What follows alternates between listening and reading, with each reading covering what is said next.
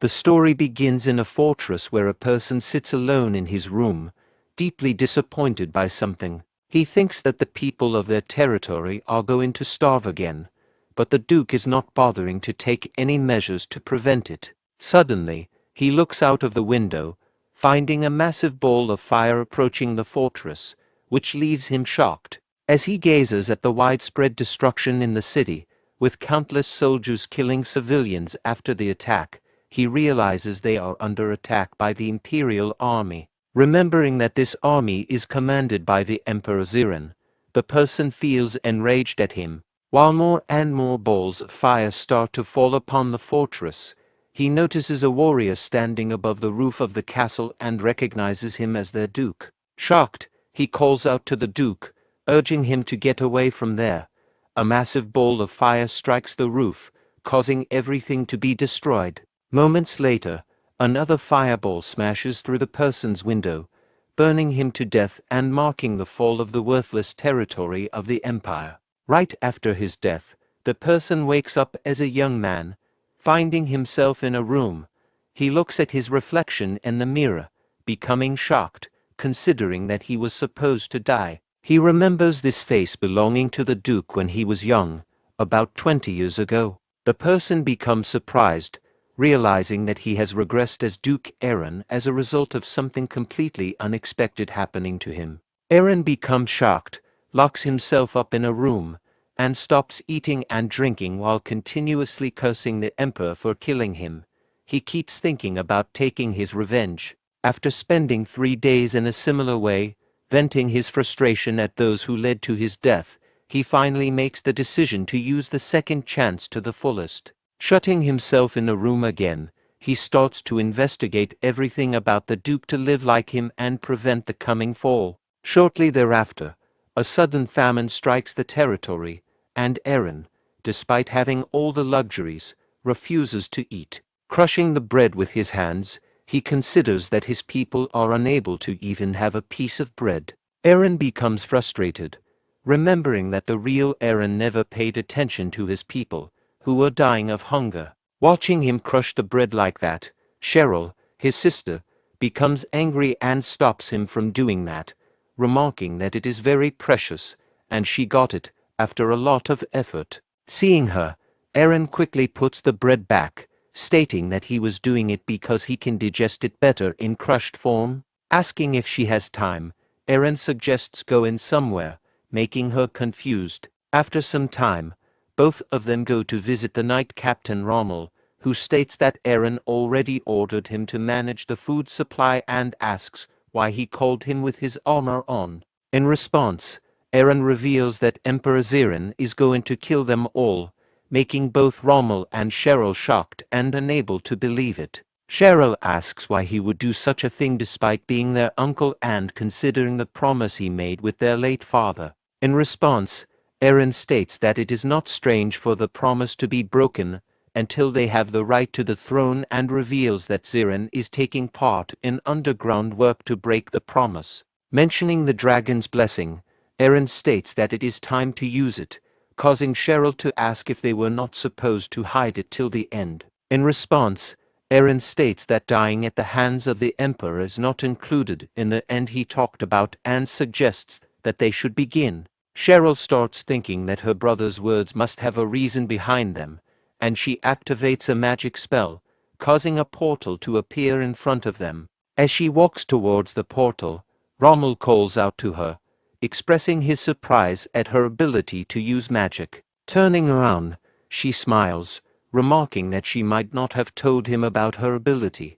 Crossing through the portal, all three of them enter a frozen land and reach the end of a cliff. Cheryl states that it might not work since she has not tried it for a long time.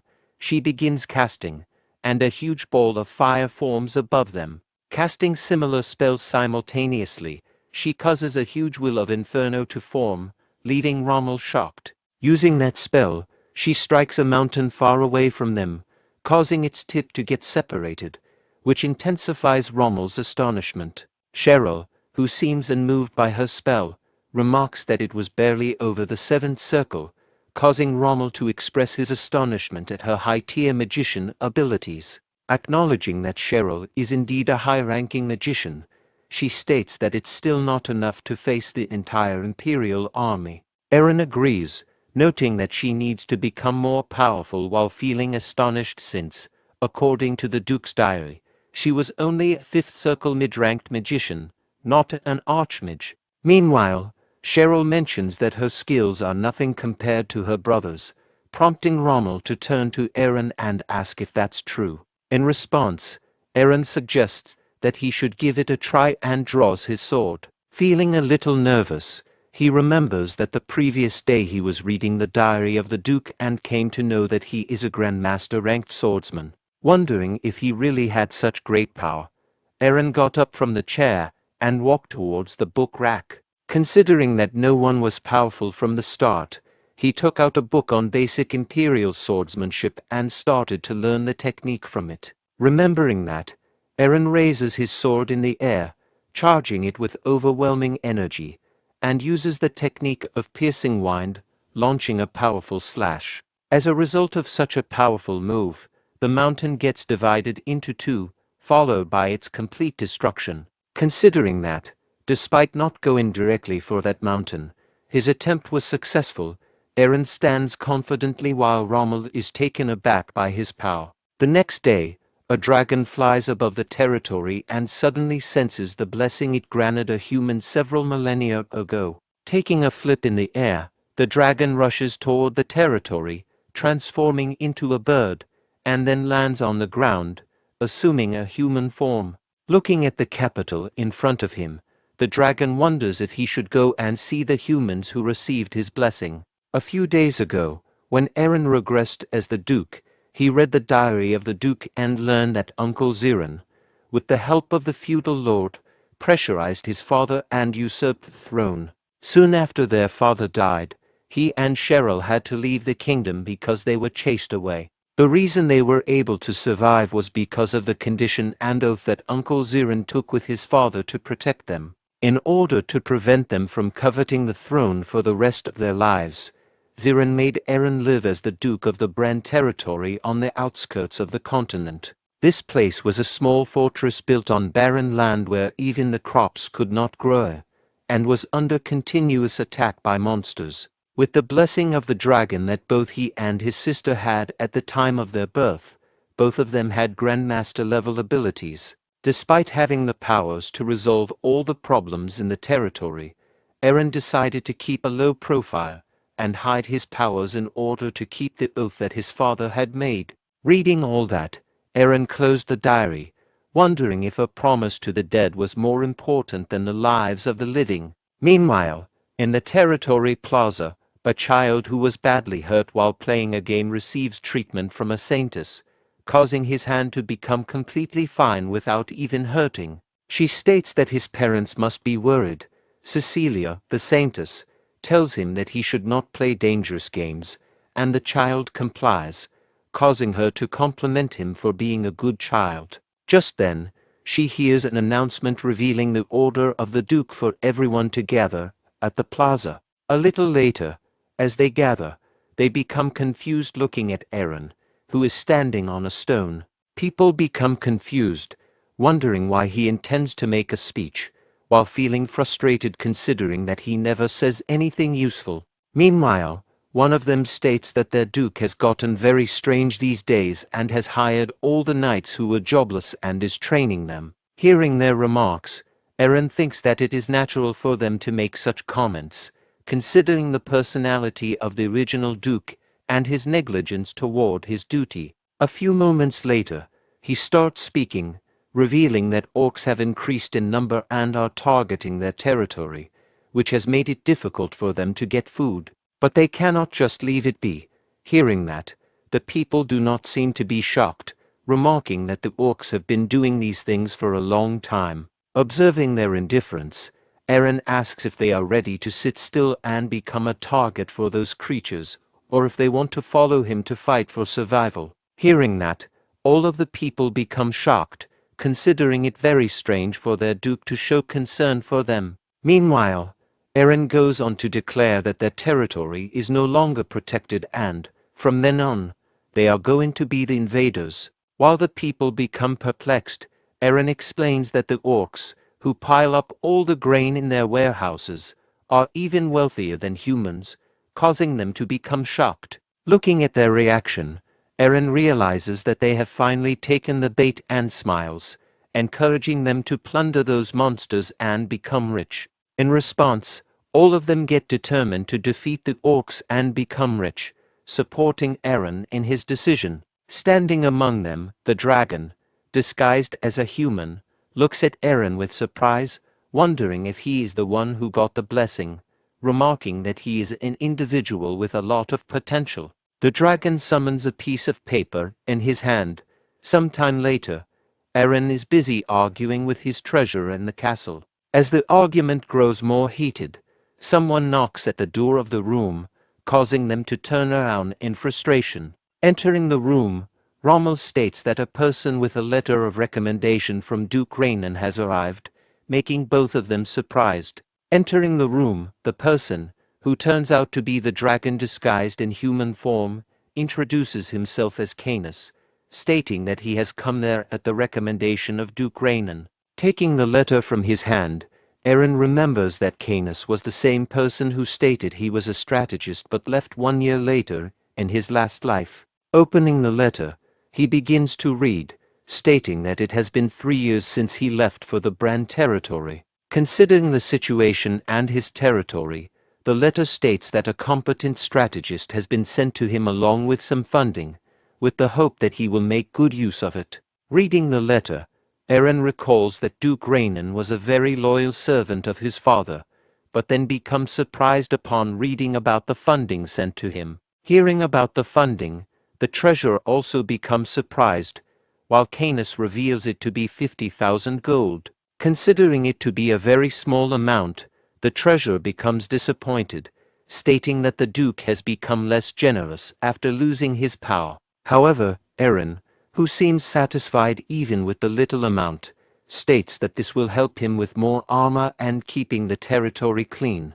Hearing that, the treasurer becomes confused. Eren explains that it is better to invest the leftover money, and if they maintain cleanliness, people will not fall sick, which will indirectly contribute to the stability of their territory. Considering it to be a little unrealistic yet good logic, Canis becomes astonished, realizing that Eren cares a lot about his people along with hygiene. However, the treasurer becomes frustrated with his plans and walks out of the room, stating that he's not going to play any part in it. After he leaves, Eren turns to Canis, considering his arrival to be perfect timing. However, he remarks that despite being sent by Duke Raynon, he cannot put him in a position of great importance right away, and Canis agrees.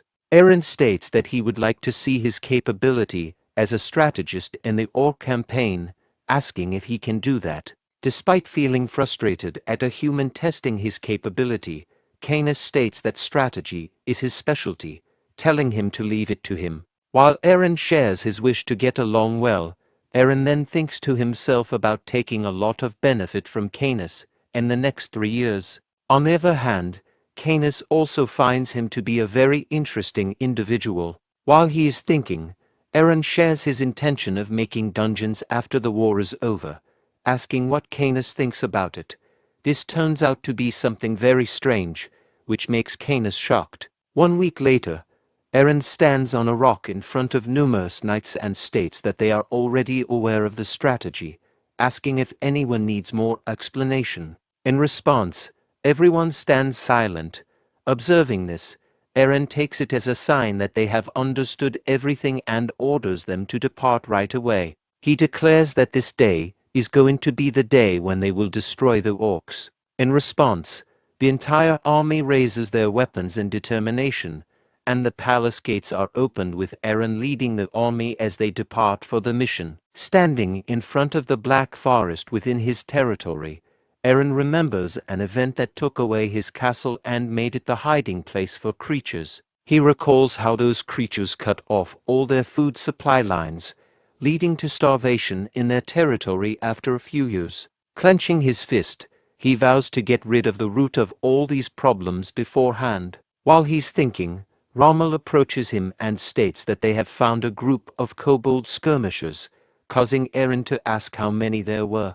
In response, Rommel reveals that there were 5 groups, each comprising 6 members. Hearing that, Eren calls out to Cheryl, who looks out of the camp and sees Eren giving her a signal, which she understands.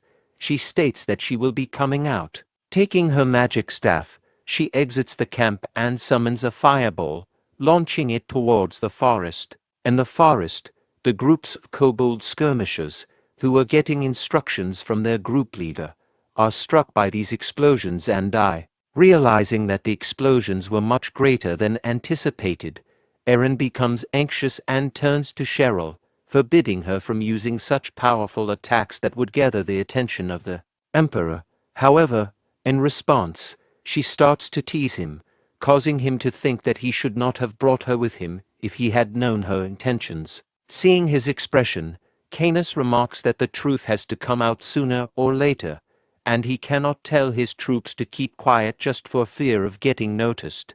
Understanding this, Eren turns to Canis and asks if he found the location.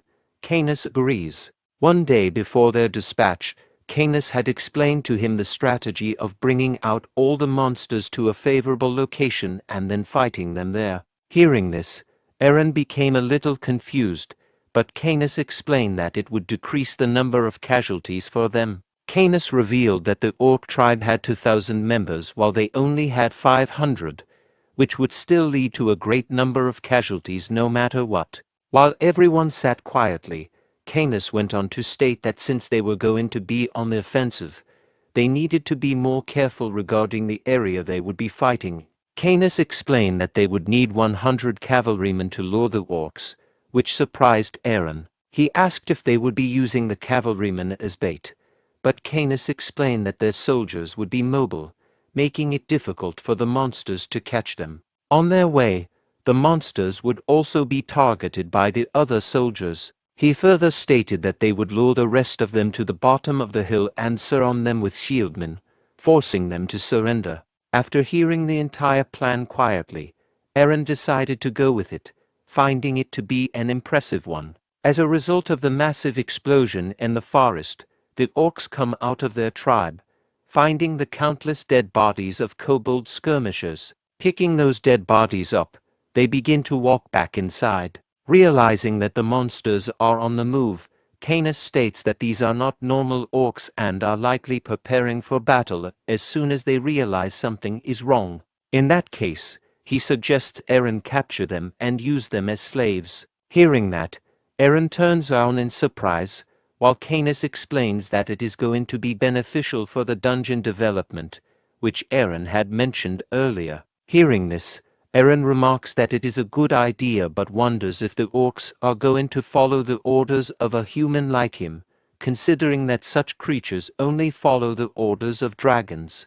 In response, Canis states that orcs are the type of creatures that follow the orders of anyone with overwhelming power, and he does not need to be a dragon for that. Stating that he will think about it later, Eren remarks that he does not want extra casualties to occur just because of his greed. To begin their plan, Eren calls out to Cheryl, instructing her to move to the woods with her troops, while Rommel is tasked with creating a formation with the shieldmen behind the hill. He then turns to Canis, telling him to stay at the top of the hill and wait, to which Canis complies. Eren, pulling out his sword, then commands the remaining troops and proceeds forward with them. Meanwhile, the leader of the orcs, Kuruk, sits on a chair, feasting on meat, when another orc approaches him, informing him of the arrival of humans. Hearing this, Kuruk, the orc chief, becomes frustrated and asks where they are. His subordinate reveals that they are in the Black Forest. Chief Kuruk, remarking that the cowardly people hiding behind the castle walls have finally come out, declares that it will be the death of all of them. Going to the top of his castle, he tells the orcs about the arrival of humans, commanding them to kill them all and raid the castle. He orders them to release the Minotaur, and they open the doors of the prison house, leading a gigantic Minotaur to emerge. Letting out a loud roar, the monster joins the army of orcs, while Kuruk encourages them to kill the humans and commands them to leave the castle with his army. Flying above the hill, Canis, having transformed into a small bird again, suddenly hears a voice and finds the entire orc army proceeding forward at great speed. Watching this, he captures the image in his magic ball, anticipating the power of humans during this war. Meanwhile, Eren also proceeds forward with his army and finds the orcs coming toward him, prompting him to command his army to get into a charge formation. Raising his sword in the air, he commands his knights to charge.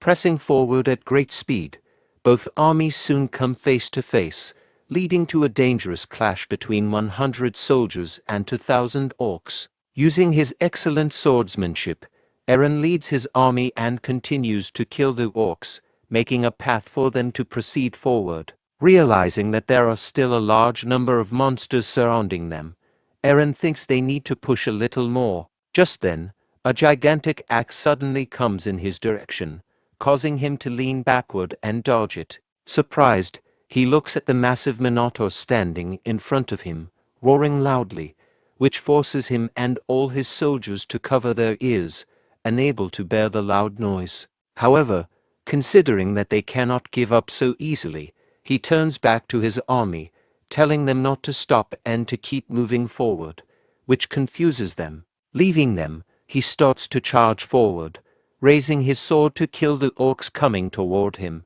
However, he remembers Canis's suggestion to use these creatures to fulfill his dungeon development motive. Considering this, he avoids killing the creatures and simply hits the orcs with his sword, knocking them down. Seeing the orcs continuously coming at him, Eren realizes that his army has angered them enough. Having fulfilled his motive, he turns back to his army, stating that the monsters are too many and instructs them to retreat.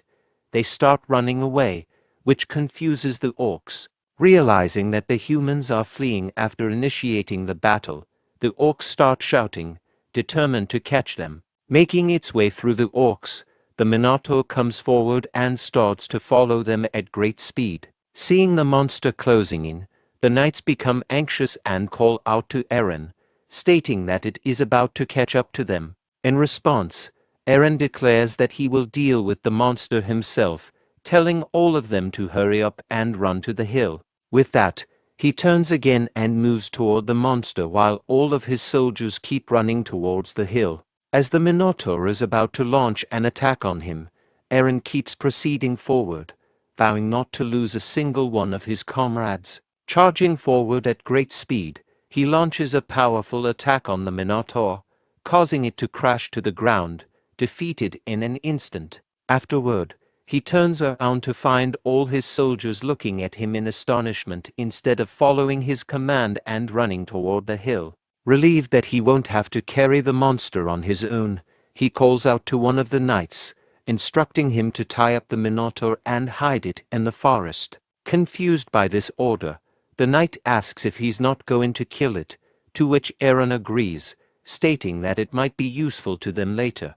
The knight complies. While they are tying up the Minotaur, one of them points in a certain direction, revealing that the orcs are coming after them again. Standing at a distance, Kuruk, who is leading the orcs, vows to defeat the humans instead of allowing them to escape the forest. Just then, the sky suddenly lightens up, causing them to look up and find countless balls of fire above their heads. These balls of fire lead to a massive explosion, killing many of the orcs. Realizing that Cheryl is shooting them recklessly instead of leaving some of them for his dungeon project, Eren has no choice but to retreat and go away. Watching him, Kuruk becomes enraged and commands the remaining monsters to catch him, vowing to avenge his fallen brother at the hands of those humans. Following the soldiers, Kuruk reaches the bottom of the hill, determined to catch them, when he suddenly collides with something and falls back. Confused, he looks up to find countless strong shields held by the knights, blocking their path, which shocks him. Appearing from behind the shields, Eren states that all the orcs have been surrounded. He presents them with a way to get out alive through a duel between two leaders, with the losing one becoming the slave of the other. In response, Kuruk states that he cannot trust humans, while feeling a little frightened at the thought of losing to them. Meanwhile, Eren declares that he will swear on his pride as a knight, telling Kuruk to do the same on his pride as an orc. However, Kuruk replies that humans do not have any pride in the first place, which enrages Eren. This causes him to forget the negotiation and call out to the soldiers holding shields. However, as the soldiers are about to crush all the orcs, Kuruk reluctantly accepts the challenge, telling Eren to remember his promise after the battle. In response, Eren walks inside the circle of shields as Kuruk suddenly rushes forward, launching an attack. However, Eren remains still, a smile on his face. As Kuruk's powerful strike lands, a cloud of dust spreads everywhere. But as the dust settles, Kuruk finds Eren standing beside him, unscathed, and becomes confused. He realizes that Eren successfully dodged the attack. Eren continues to dodge Kuruk's charging blows, realizing that the blessing of the dragon is helping him. His body moves instinctively before his brain can react. Frustrated by Eren's evasiveness, Kuruk begins cursing him, which only enrages Eren. Piercing his sword into the ground, Eren declares it's time to teach Kuruk a lesson, intending to fight bare-handed. Seeing this, Rommel is shocked, remarking that it's not wise for a swordsman to throw away his sword during a fight. But Eren reassures him, stating that he's just trying to teach the creature a lesson. Seeing Eren throw away his weapon, Kuruk does the same, deciding to confront him bare-handed. As they stand face to face, Rommel worries that Eren is at a great disadvantage without his sword. He knows that orcs are built several times stronger than a normal adult and that their nails are as tough as steel, against which Eren should be no match. As Kuruk comes towards him, Eren notices how slow his movements are. Wondering if they are really that slow, Eren effortlessly evades Kuruk's attack. When Kuruk tries to punch him, Eren wonders if he can take the hit, but easily dodges it, getting only slightly hurt. Smiling, Eren realizes that the punch didn't hurt much after all. Exhausted by his failed attempts, Kuruk stands at a distance, while Eren, astonished at how little damage he's taken, watches. The knights, seeing their lord seemingly overpowered in the battle, begin to worry about their fate if they become slaves. However, Kuruk, determined to win, declares that he will make all the humans his slaves. Suddenly, Eren disappears from Kuruk's sight, confusing him. Eren reappears right above Kuruk and slaps him hard across the face. The powerful hit sends Kuruk crashing to the ground at a distance. As Kuruk gets up, he realizes Eren is using stealth magic and angrily accuses him of cowardice. Just then, Eren appears right in front of him again, delivering another powerful slap that sends Kuruk flying backward. Seeing Kuruk about to fall on them, the knights quickly form a shield wall, causing Kuruk to strike the shields and go flying back once more. Eren catches up to him, seizes him by the head, and swings him around, draining him of all his strength before slamming him to the ground. Kuruk, now powerless, pleads for mercy. In the next moment, Eren raises both his hands and strikes Kuruk with such force that he knocks him out, successfully concluding their orc subjugation mission. Sometime later, Kuruk regains consciousness, finding himself tied to a chair in his own castle, now under human control. Eren, standing beside him, gazes at the countless orcs standing in front of the castle, surrounded by soldiers. He declares that he won't kill them. Instead, they will become slaves of the humans. As the orcs stare at him in confusion, Eren explains that they will work to provide services to the people in his territory, receiving food and hunting facilities in return. However, seeing the orcs' expressionless faces and receiving no response, Eren grows frustrated and threatens to treat them as he did their leader if they don't reply. Frightened, the orcs quickly comply. In response, Eren states that as punishment for wasting his time, and to make them reflect on their actions, they will be stripped of all the food in their storage. Sometime later, Eren returns to his territory with all the food and resources the orcs possessed, causing his people to celebrate and praise him for his victory. Turning to Rommel, Eren instructs him to gather all the orcs and take them inside the portal created by Cheryl. The portal leads to a snowy region. There, Eren wields his great sword and slashes through the mountains, causing the creatures to tremble in fear at his immense power. As they kneel before the power of a dragon, Eren instructs them to raise their heads and tells them to remember what happened to the mountain, as well as their place in the world. The next day, Kuruk returns to his castle, revealing that the other members of his tribe, having not witnessed Eren's power, are preparing to seek revenge. Eren warns him sternly that if even a single orc rebels, he will eradicate their entire species. Complying, Kuruk flees, followed by his subordinates. Canis enters, remarking on how impressive it is that Eren has truly made the orcs his slaves. Eren explains that the orcs seem to have mistaken him for a dragon, which made it easier to control them. Canis, smiling at first, then warns him that dragons never forget those who impersonate them, asking if Eren is aware of that risk. Eren calmly explains that he never claimed to be a dragon.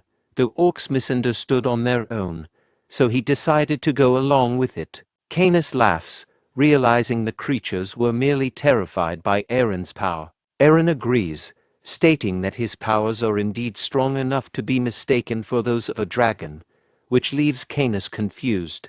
Telling him not to worry, Eren instructs Canis to share the news with the others and informs him that they will have a meeting within the next hour. Canis complies and leaves, while Eren remains on the roof, deep in thought.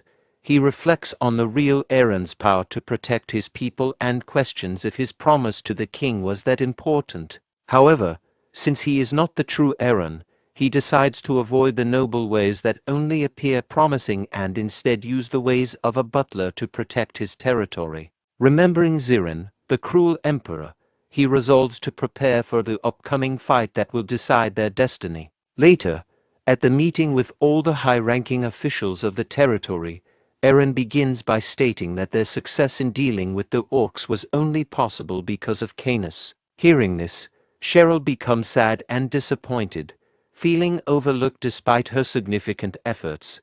Canis, however, humbly credits Eren for their ability to persuade the orcs. Frustrated by the lack of recognition, Cheryl speaks up, reminding everyone that she was the one launching the fireballs. Instead of acknowledging her contribution, Eren remarks that he didn't ask her to shoot and blames her for unnecessarily killing potential laborers. This only deepens Cheryl's frustration, leading her to tease him in response. Ignoring her, Eren shifts the focus to the main agenda, revealing that now that their usable land has increased fivefold, they must consider how to utilize it. He introduces his idea of developing dungeons on the newly acquired land, which shocks everyone present. Max, the territory's administrator, asks if Eren plans to use the dungeons as tourist attractions.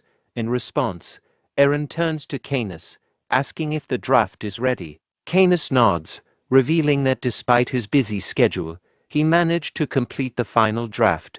He then places the blueprint for the dungeon development project on the table. As the members examine the detailed document, they are astonished by Canis's work. Aston, after reviewing the entire document, begins to clap in appreciation but points out that the profit model is missing by 2%.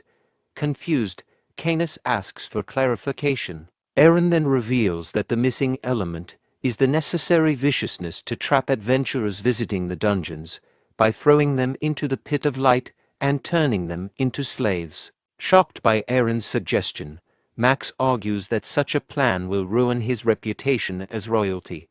Eren counters, asserting that survival takes precedence over maintaining a good image. He argues that even royals, despite their status, would face dire consequences if they couldn't secure their basic needs, such as food. He emphasizes the necessity of ensuring everyone's survival over concerns about reputation. Hearing this, Canis laughs, noting that Eren transcends conventional logic. He assures Eren that he will incorporate this method into the plan. Max, feeling disappointed and considering it madness, grows concerned about the future of their territory if such a plan continues. The next day, Aaron leaves the castle to survey the territory. After inspecting the condition, he turns to the treasurer and asks if the sanitation project is truly being implemented. The treasurer confirms, stating that he is dedicating all his efforts and even using the winter food budget to support the project, trusting that it will ultimately bring more food to the territory. Hearing that, Aaron reveals that he is not going to do anything like that, and they should have at least a little leftover budget. The treasurer asks what he means by leftover budget. They have already spent a lot on buying armor for the orc raid. However, looking at his surroundings, the treasurer states that their territory has already become much cleaner, and they will not need to spend more money on maintaining hygiene. Enraged to hear that, Aaron asserts that they need to keep their environment clean in order to avoid diseases spreading, telling him to never stop the process. Disappointed to hear that, the treasurer remarks that they are all going to die at this rate of spending, while being aware of the possibility of failing to keep up the sanitation as well as arrange food in the future. Aaron wonders if there is a solution to this problem. While he is wondering, a soldier comes to Rommel, informing him of a priest illegally performing surgery again. Hearing that, Aaron quickly turns around with surprise, looking at a huge crowd of people gathered at a distance. Walking towards the crowd, Rommel tells him that the Viven order priest must be healing people again. Hearing about the Viven orders, Aaron remembers that it is the religion that gets overshadowed by the Purse order and disappears in a few years. However, hearing about healing, he suddenly gets an idea. Meanwhile, a soldier goes near the crowd of people and declares that a person from an authorized religion healing people on this land is strictly forbidden. Hearing that, the people turn around and start to leave the place quietly. Sitting in the middle of the crowd, the priest, who turns out to be Cecilia, apologizes, saying that she was not aware of it, and starts to walk away. Calling out to her, the father of the child she was healing states that his child is going to die if she leaves like this, while other people also start protesting against this rule. Going near the soldier, the person starts to express his anger, asking if they are going to take responsibility if his son dies. Trying to calm them down, Cecilia states that they are going to return some other day and it is best for all the people to go back. However, just then, Aaron calls her out, telling her to stop, causing her to turn around in confusion. Walking towards them, Aaron states that they can continue healing, making them surprised. Remarking them to be good people helping his citizens, he says that he does not have any reason to kick them out and they can continue what they have been doing. Hearing that, all of the people start to celebrate, while Cecilia expresses her gratitude for such a decision. Aaron instructs that the rest of the priests can continue with the treatment and Cecilia should follow him, and she complies. Considering that their affiliation to a different religion does not matter to him, until they are providing treatment for free, Aaron decides to make them continue healing like this. Sometime later, in the conference room, Cecilia expresses her excitement by embracing him, making him shocked to see her doing this. Saints should not do this. With her face beaming with happiness, Cecilia asks him if he was serious about his decision to build a temple on his land. In response, Aaron states that there is no reason for him not to do that, causing the treasurer to become frustrated. Losing his patience, he states that he cannot allow it since they have no remaining budget and if they raise a temple right now, they will have no emergency funds left over. Aaron states that they also have some additional funds hidden, telling him to use those. Frustrated to hear that, the treasurer states that this was the money the previous emperor left for them to use in difficult situations. However, Aaron simply replies that the situation is also dire, leaving no choice for him but to comply. Hearing all that, Cecilia begins to express her gratitude to him, but he interrupts her, telling her to think about thanking him after hearing his complete condition. Hearing that, she becomes a little confused while Aaron gives a smile, revealing that he has a condition for building a temple on his land. Aaron states that he has a condition for building the temple and reveals it to be the condition of holy water production. He mentions having heard about the possibility of creating holy water at the temple and asks Cecilia to promise to produce it and help develop the territory. Cecilia quickly agrees to the request, promising to produce the holy water. Eren specifies that she will have to produce it free of charge and in any quantity he desires, to which she also agrees. A few weeks later, Canis rushes to Eren with news that the orcs have seemingly discovered a hidden dungeon near the fortress they inhabit. Hearing that, Eren asks what kind of dungeon it is, and Canis reveals that Kuruk has described it as a useless, abandoned dungeon. Surprised by this information, Eren inquires whether the dungeon does not appear in ancient documents or if the owner's name is not listed anywhere in the agreement. Canis mentions that they couldn't find any reference to it and that after its owner disappeared, it has become a den for various monsters.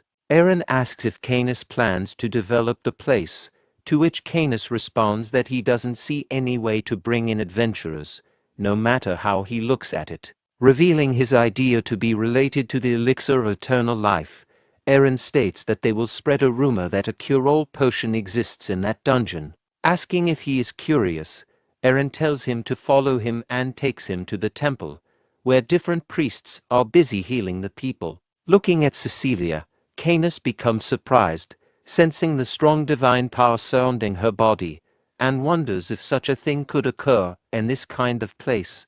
Meanwhile, Cecilia turns around, finds them standing behind her, and quickly gets up and runs towards them, feeling the intensity of the light emanating from her body getting stronger as she comes near. Canis looks at everyone acting normally and wonders if they are unable to see that power.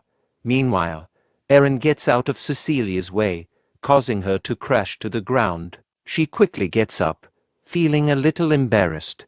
Feeling a bit awkward himself, Eren asks about how the construction is going and if there are any problems. In response, Cecilia states that they are about halfway done, causing him to ask if she can create the holy water in that case.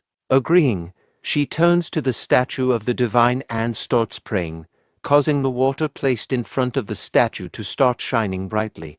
Observing this, Canis is astonished, realizing that this kind of divine power couldn't belong to a human and wonders about Cecilia's true identity. Meanwhile, Eren takes a small amount of the water and gives it to the treasurer, suggesting that it will have the best effect on him due to his old age and sensitivity. Taking the water from him, the treasurer states that a person can never be sustained by just drinking water unless it's the Empire's finest healing potion. However, as soon as he takes a sip, he starts feeling greatly refreshed and becomes as energetic as a young man, commenting that he feels 5 years younger than his age. The old man remarks that it seems to be precisely like the healing potion, astounded by its impact. Eren turns to Cecilia, who stands holding his arm and becomes startled, quickly moving away. Considering the effectiveness of the holy water to be extraordinary, Eren realizes how significant Cecilia is for their goals.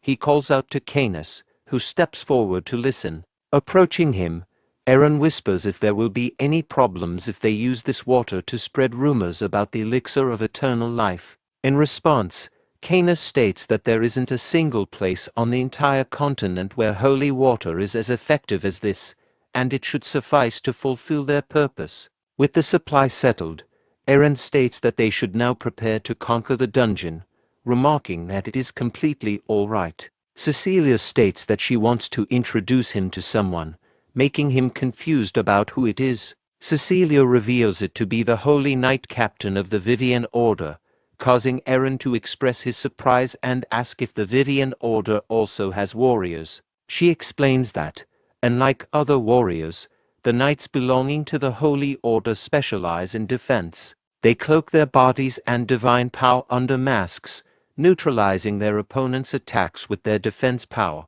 which is considered to be equivalent to an entire castle. However, she feels a little sad, stating that she is the only remaining captain in the entire order.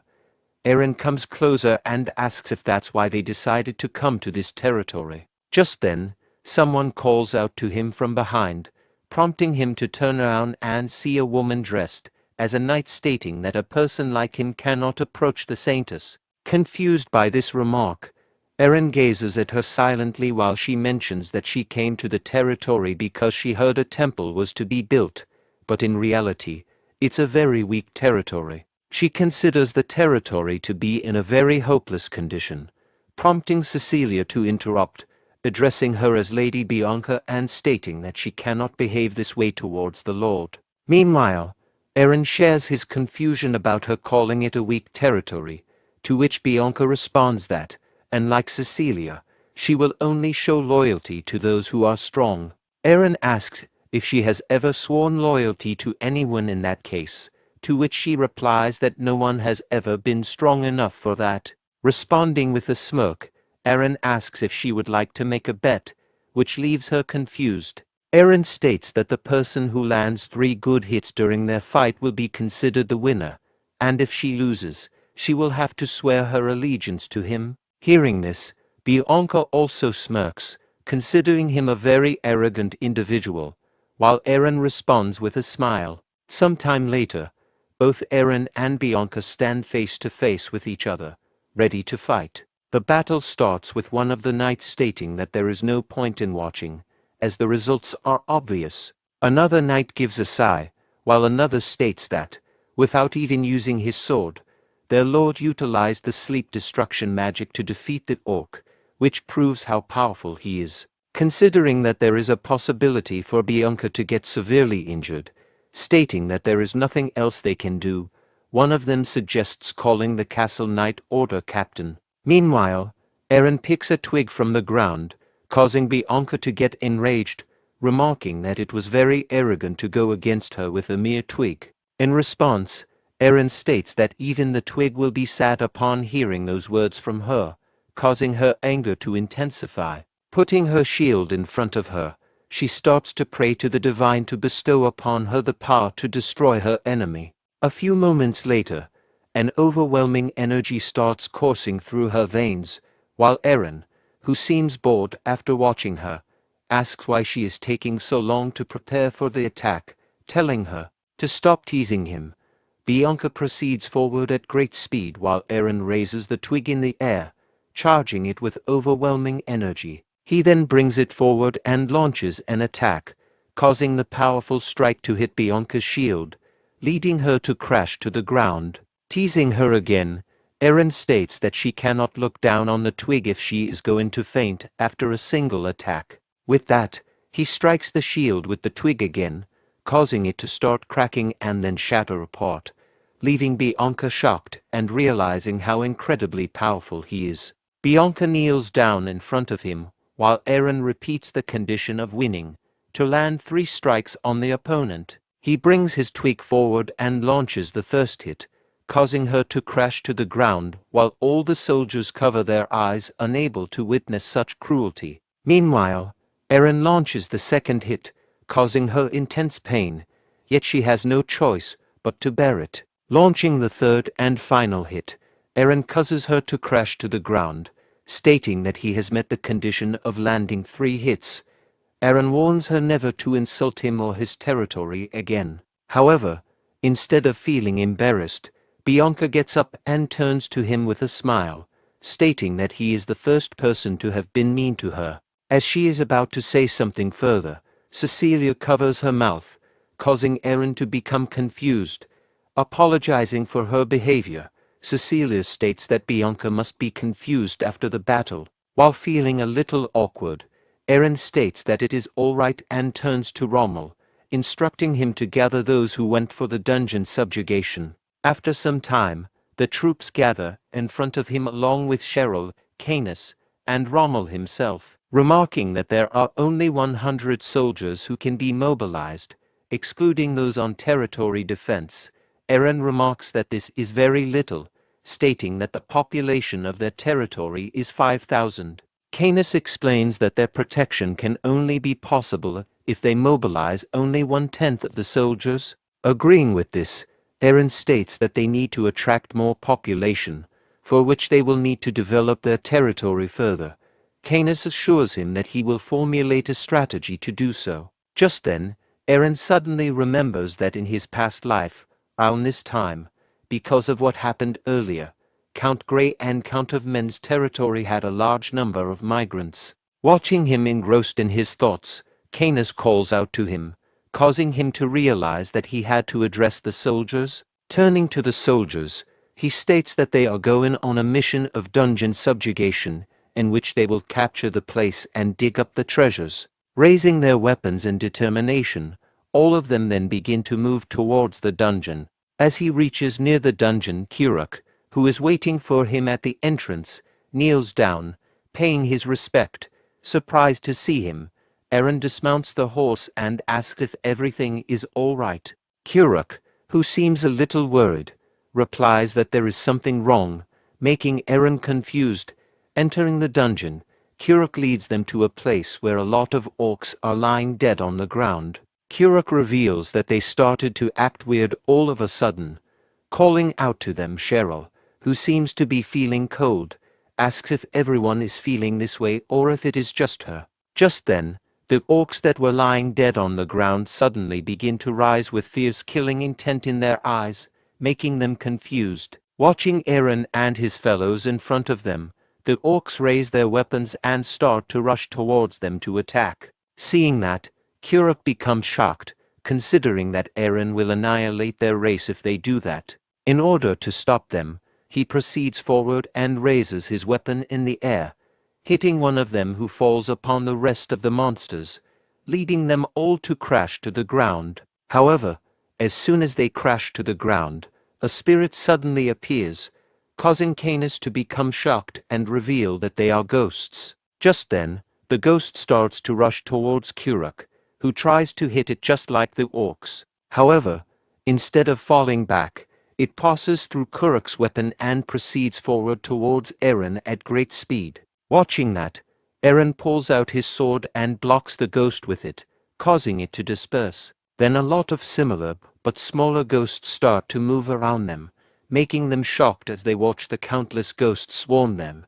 Cheryl becomes frustrated and summons a fireball with her staff. Watching this, the ghosts suddenly become startled and, instead of running away, start to rush towards Cheryl.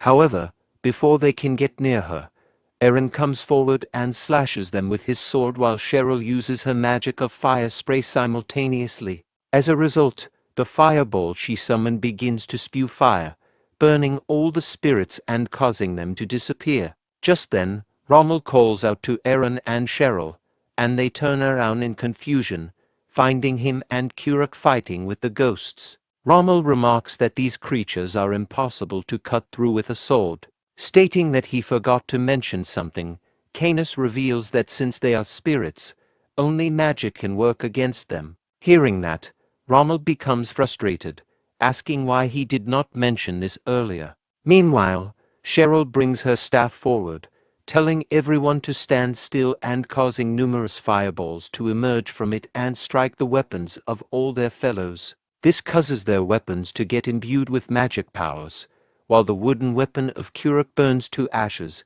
making him shocked. Proceeding forward with their strong weapons, Rommel and Eren then start to deal with the ghosts, killing them one by one while spreading great destruction in the dungeon. Realizing that the humans have started to defeat them, the ghosts combine, letting out a huge scream that causes them to cover their ears. As a result of combining, they transform into a gigantic creature that is much more powerful than the rest. Proceeding forward, the creature is about to launch an attack when Eren suddenly appears and launches a powerful slash, causing the creature to disappear instantly. Walking towards the book rack at a distance, Canis remarks that these creatures were not there to fight but were protecting something. Going through the books, Cheryl suddenly finds something and calls out to Eren, telling him to take a look. Confused, he turns to her and finds a book in her hand titled Legacy of the Ancients. She reveals that during the era of the Demon Empire, a group of people called monks practiced something in this place. Reading further, she finds it to be a guide related to mental strength training and becomes astonished, while Eren becomes confused about its meaning. Cheryl explains that, unlike magicians who normally use magic, these people introduced a completely different idea called mental strength. Hearing about the mental strength training, Eren expresses his astonishment, remarking that this is the first time he has heard of such a technique. He recalls that in his past life, this method was known to increase the capacity for storing mana within the body, even with age. Turning to Canis, Eren inquires if he has heard of anything like this before. Canis explains that if Cheryl's description is accurate, it means even normal people can acquire magical abilities through mental strength training.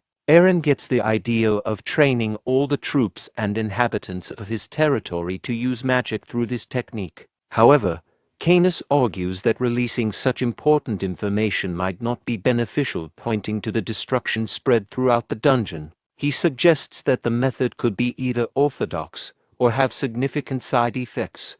Eren agrees and decides to keep this information to himself. Proceeding to the next floors of the dungeon, they continue exploring and gain valuable treasures. After completing the exploration, Eren turns to Kuruk, instructing him to take half of the treasure and leave the rest for everyone else. Canis then asks if he can take the gold. Confused, Eren asks what Canis plans to do with it. Canis explains that the dungeon's ordinary layout makes it difficult to create a sense of suspense for adventurers. Eren agrees and states that he wants additional funds to add more interesting features to the dungeon. After some time, the renovation process of the dungeon begins under Canis's supervision. After setting up the basics, Canis activates the powers of a dragon and spreads his energy throughout the dungeon. As a result, the scattered bones join together to form gigantic skeletons, and the spirits of the ghosts rise again, spreading throughout the place. To add the final touches, he adds something to the holy water in one of the compartments. After tasting it, he remarks that its taste is exquisite and that it increases lifespan by 1 year. With a smirk, he states that the only thing left is to attract customers driven mad by greed, and laughs loudly, his voice echoing throughout the entire dungeon. Some time later, a group of adventurers arrives at the gates of the Bran territory.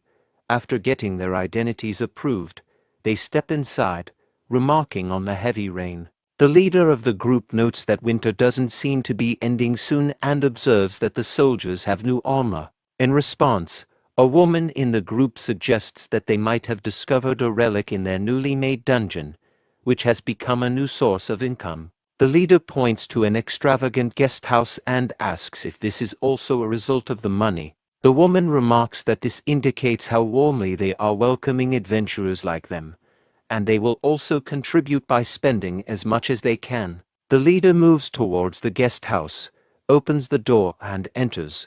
The owner of the guest house recognizes him as Gerald and welcomes him. Gerald asks if the owner recently remodeled the entire building, and the owner reveals that it is all debt and explains that a new dungeon has recently opened. He suggests that they take the opportunity to enter it before everyone else. Remarking on the owner's ambition, Gerald looks on to ensure no one is listening, then gets closer and asks if he knows anything about the dungeon. The owner states that he has only heard about the dungeon's contents but will be the first to enter it. Hearing this, Gerald gives him 1 gold coin and instructs him to prepare some food and drinks for their group. The next morning, Eren sits in his room practicing mental strength techniques from the book he found. Despite the dragon's blessing within him, he seeks a technique he can control on his own, aware of the risks involved. While he is busy cultivating the energy, someone suddenly calls out to him,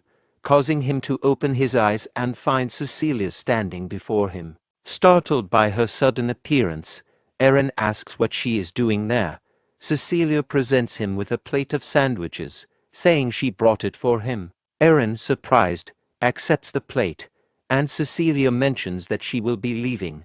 As Cecilia departs, another soldier informs Eren about the arrival of adventurers, which excites him. The next day, the adventurers head towards the dungeon, which is named the Shrine of Aten. Upon reaching the dungeon's gate, one of them reads the sign stating that entry requires a fee of 10 gold coins. The adventurers pay the gatekeepers, who then give them a document confirming their right to enter and instructions on maintaining safety until they leave. After letting them in, the gatekeepers block the entrance again, informing the remaining adventurers that they cannot enter without this proof. Gerald, one of the adventurers, protests that they've already purchased the papers, but the soldiers clarify that the fee is 10 gold coins per person, not per group. The adventurers are shocked, calling it a scam. The soldier responds that he will convey their concerns to the Lord, while noting that the elixir of eternal life within the dungeon might run out at any moment. With no other option, Gerald pays the fee for his entire group.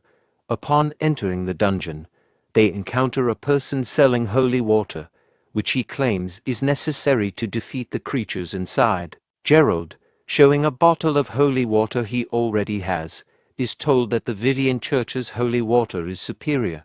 Annoyed but convinced, Gerald buys the holy water. As they proceed, they come across another board displaying a fee of 100 gold coins per person for an emergency dispatch request. The adventurers question this fee, but the seller explains that it is not unfair to pay for saving one's life with just 100 gold coins. Gerald asks what happens if they don't make a request, and the seller replies that they will not be charged. Considering the potential rewards of obtaining the elixir, the adventurers accept the conditions and enter the dungeon.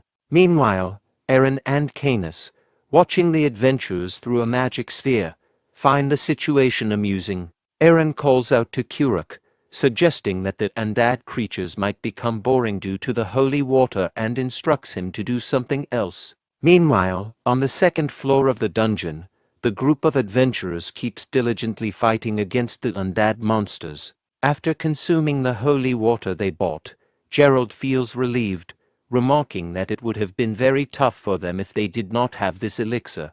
Looking at the staircase leading to the third floor, they wonder if it is the last floor, when they suddenly hear a sound and turn around, finding another ghost coming in their direction. Excited to see it, one of the adventurers remarks that it is very unoriginal and throws the bottle of holy water in its direction. However, instead of getting eliminated by the holy water, the ghost pushes the person, causing him to crash into the basement, leaving all others shocked and remarking it to be a mutant ghost. Gerald tells all of them to prepare for the battle. However, just then, countless similar creatures start to appear one after the other, causing them to realize that they have no choice but to run away. Turning on all of them, they start to descend from the stairs and reach the next floor while trembling with fear. After they leave, all the ghosts remove their masks and turn out to be Kuruk and his fellows, who start laughing at the adventurers. As the adventure party hurries down to the third floor, their leader, Gerald, pauses to glance back up at the second floor. With a sigh of relief, he wonders aloud if the mutant ghost they encountered earlier will be unable to follow them to their current location. Anna, the mage in the group, notices the darkness enveloping them, and promptly casts a light spell to illuminate the surroundings. As the light reveals their environment, Gerald's anxiety grows. He realizes they are in a labyrinth, a setting notorious for being an ideal habitat for dangerous creatures like Minotaurs. Gerald turns to the other party members who are attending to Athos, who was injured after being attacked by Kuruk from the second floor. Gerald inquires about Athos's condition, and the person checking on him shakes his head, indicating that Athos is not in a good state. Gerald decides that they should leave Athos behind for now and prioritize finding the spring of eternal life, which he believes to be less dangerous. The party then begins navigating the labyrinth on the third floor in search of the spring. As they move forward, Gerald hears a noise from behind and urgently warns his party. The party quickly turns around to see 3 spears flying towards them, but they manage to block the spears with relative ease. As the party looks around, they spot 3 orcs who have thrown the spears and are now charging toward them. Gerald urgently instructs his party to run from the orcs. In the ensuing chaos, the orcs throw more spears, injuring 2 party members who fall to the ground. Gerald quickly picks up the injured members by their arms, warning them that if they fall behind, they will die. Despite their injuries, the party continues to flee, but they soon encounter a fork in the path. Gerald is momentarily unsure of which way to go. Meanwhile, the orcs, still in pursuit, launch their spears down the left path, confirming their direction.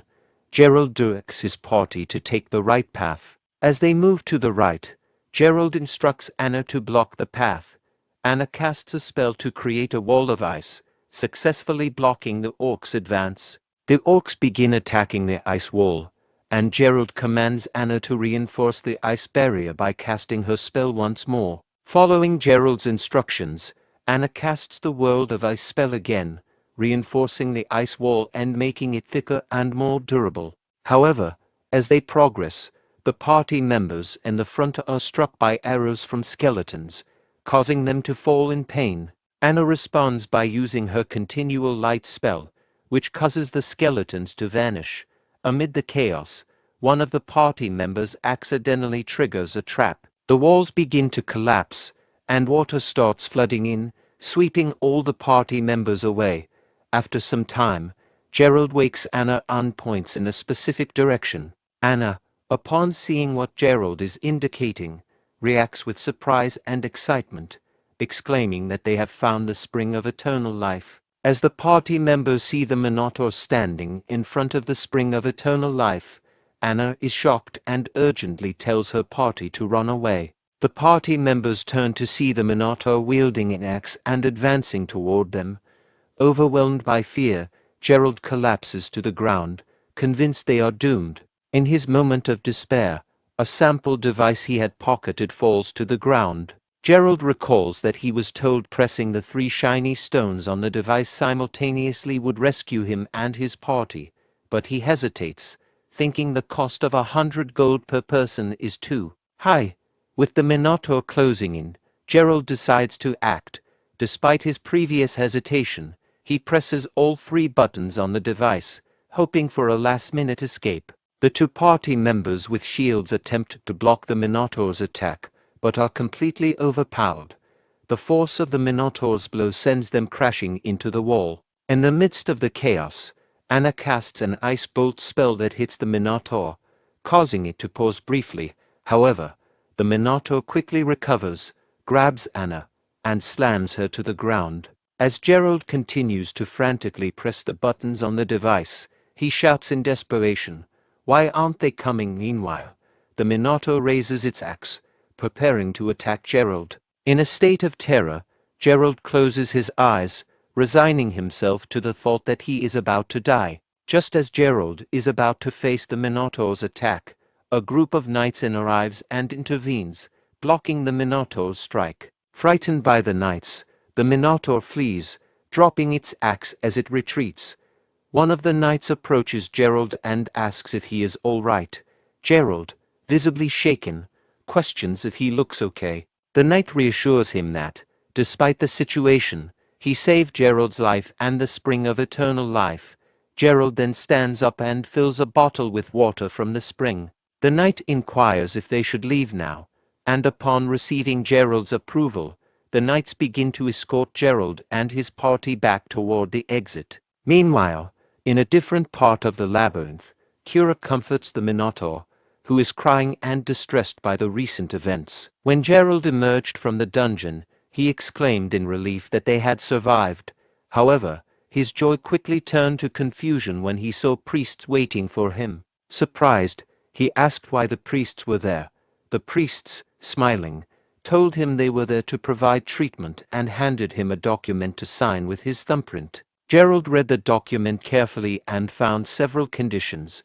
Special treatment costs 300 gold per person. Liability disclaimer: they guarantee survival, but are not responsible for any after effects of the treatment. Payment terms: if payment is not made immediately after treatment, a 50% interest rate per month will be applied to the fees. Debt consequences: if he cannot pay the debt, his body will belong to Zeron, the Lord of Bran territory, for 10 years. Gerald, calculating the financial implications, realized that with a 50% monthly interest rate on the 300 gold principal, he would need to pay an additional 150 gold per month until the debt was settled.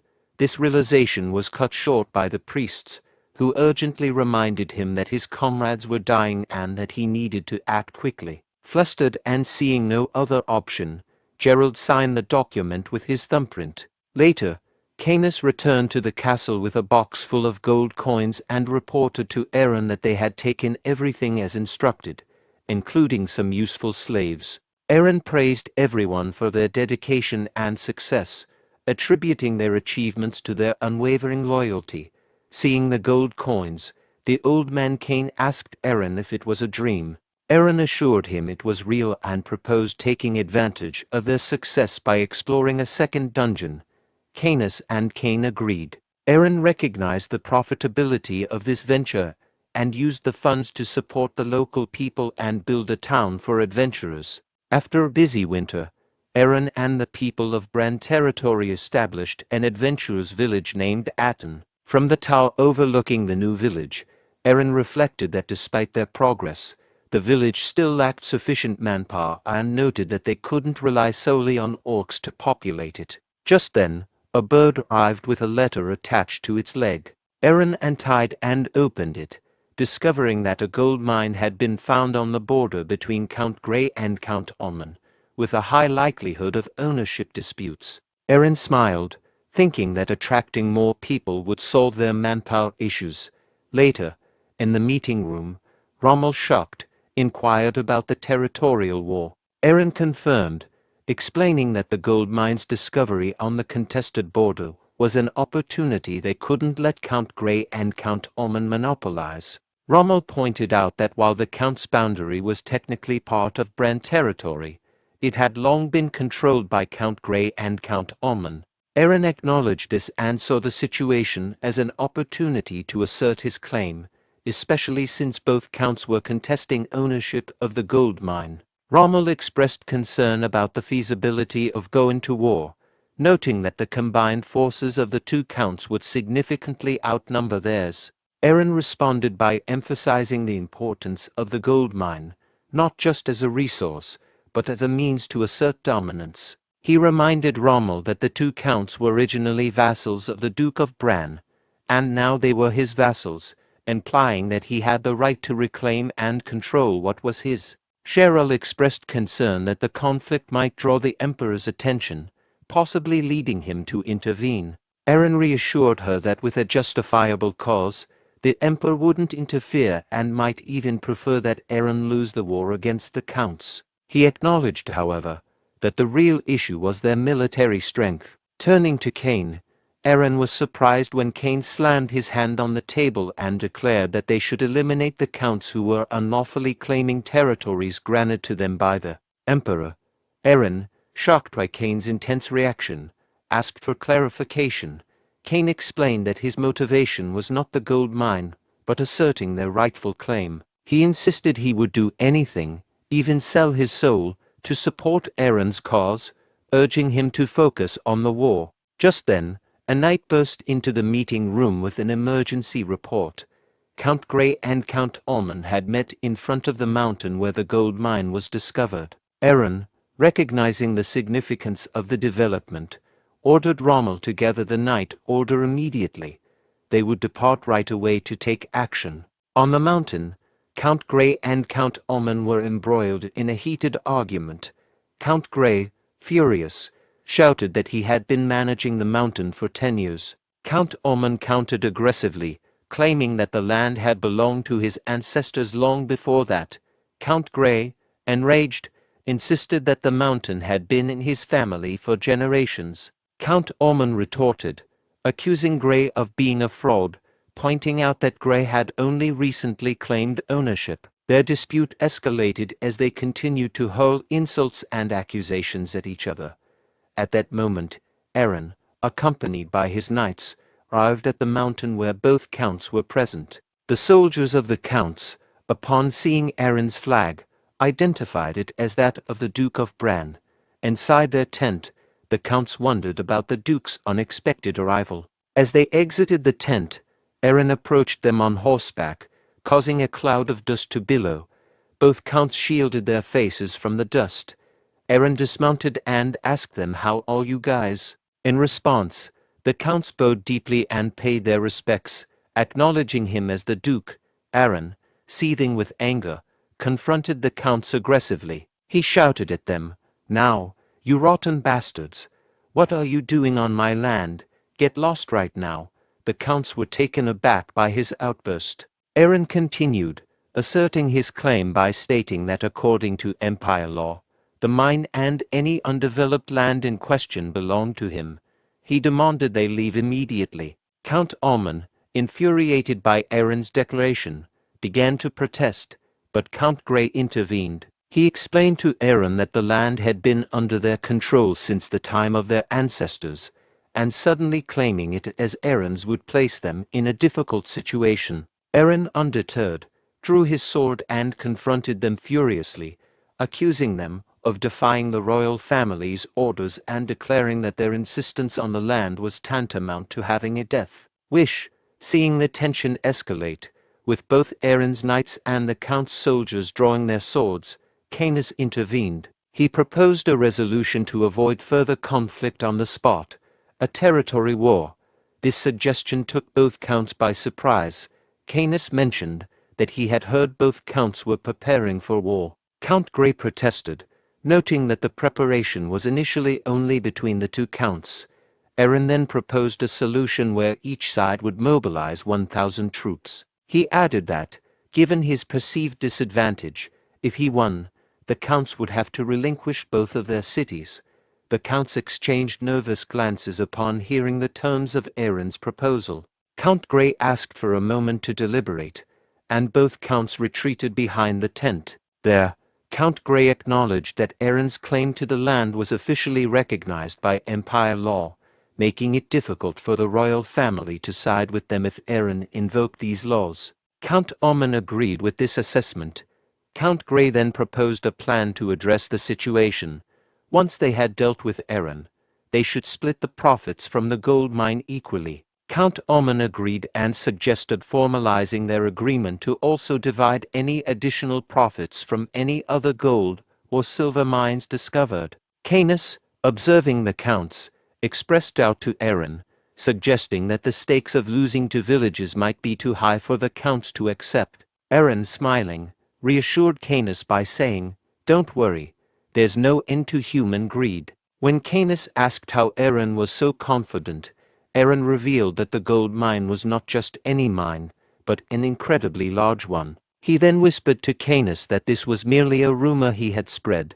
Canis, surprised, exclaimed, "No way." Aaron explained that his true goal was to secure the 2 villages, and the exaggerated claims about the gold mine were part of his strategy. A month earlier, Aaron received a letter informing him that there were no signs of conflict between Count Grey and Count Omen. Reflecting on the situation, Aaron thought to himself, "I think it was around this time. Even though I'm relying on decades-old memories, it seems the nobles have no intention of fighting. If they lack a reason, I can create one myself." Determined to stir up trouble, Aaron decided to take matters into his own hands. He wrote a letter and gave instructions to spread a specific rumor that a large gold deposit had been discovered within the mines controlled by both Count Grey and Count Omen. This would serve as the catalyst for the conflict he needed. In the present, Count Grey addressed Aaron, stating that they accepted his condition for the territorial war. However, he added that they had 2 conditions of their own. The first was that they would choose the location of the battle, which would take place where they currently were. Aaron could choose the timing of the conflict.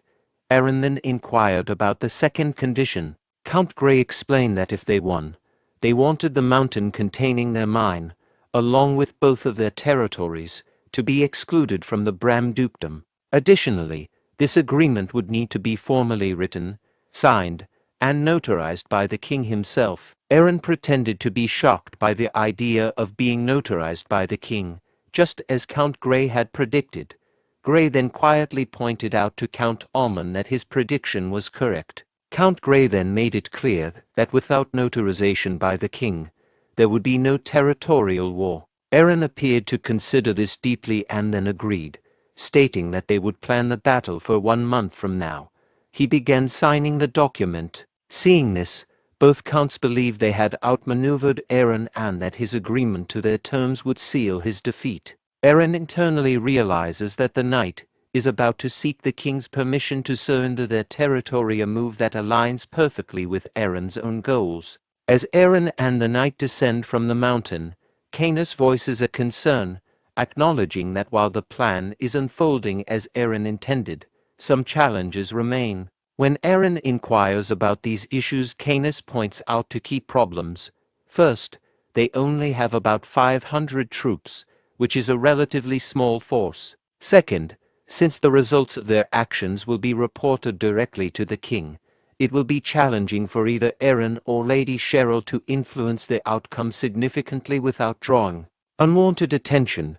Aaron acknowledges the situation, agreeing that the presence of orcs in their territory is already causing suspicion. He suggests that they might ask Lord Cain to hire mercenaries to bolster their forces. However, Canis points out another problem.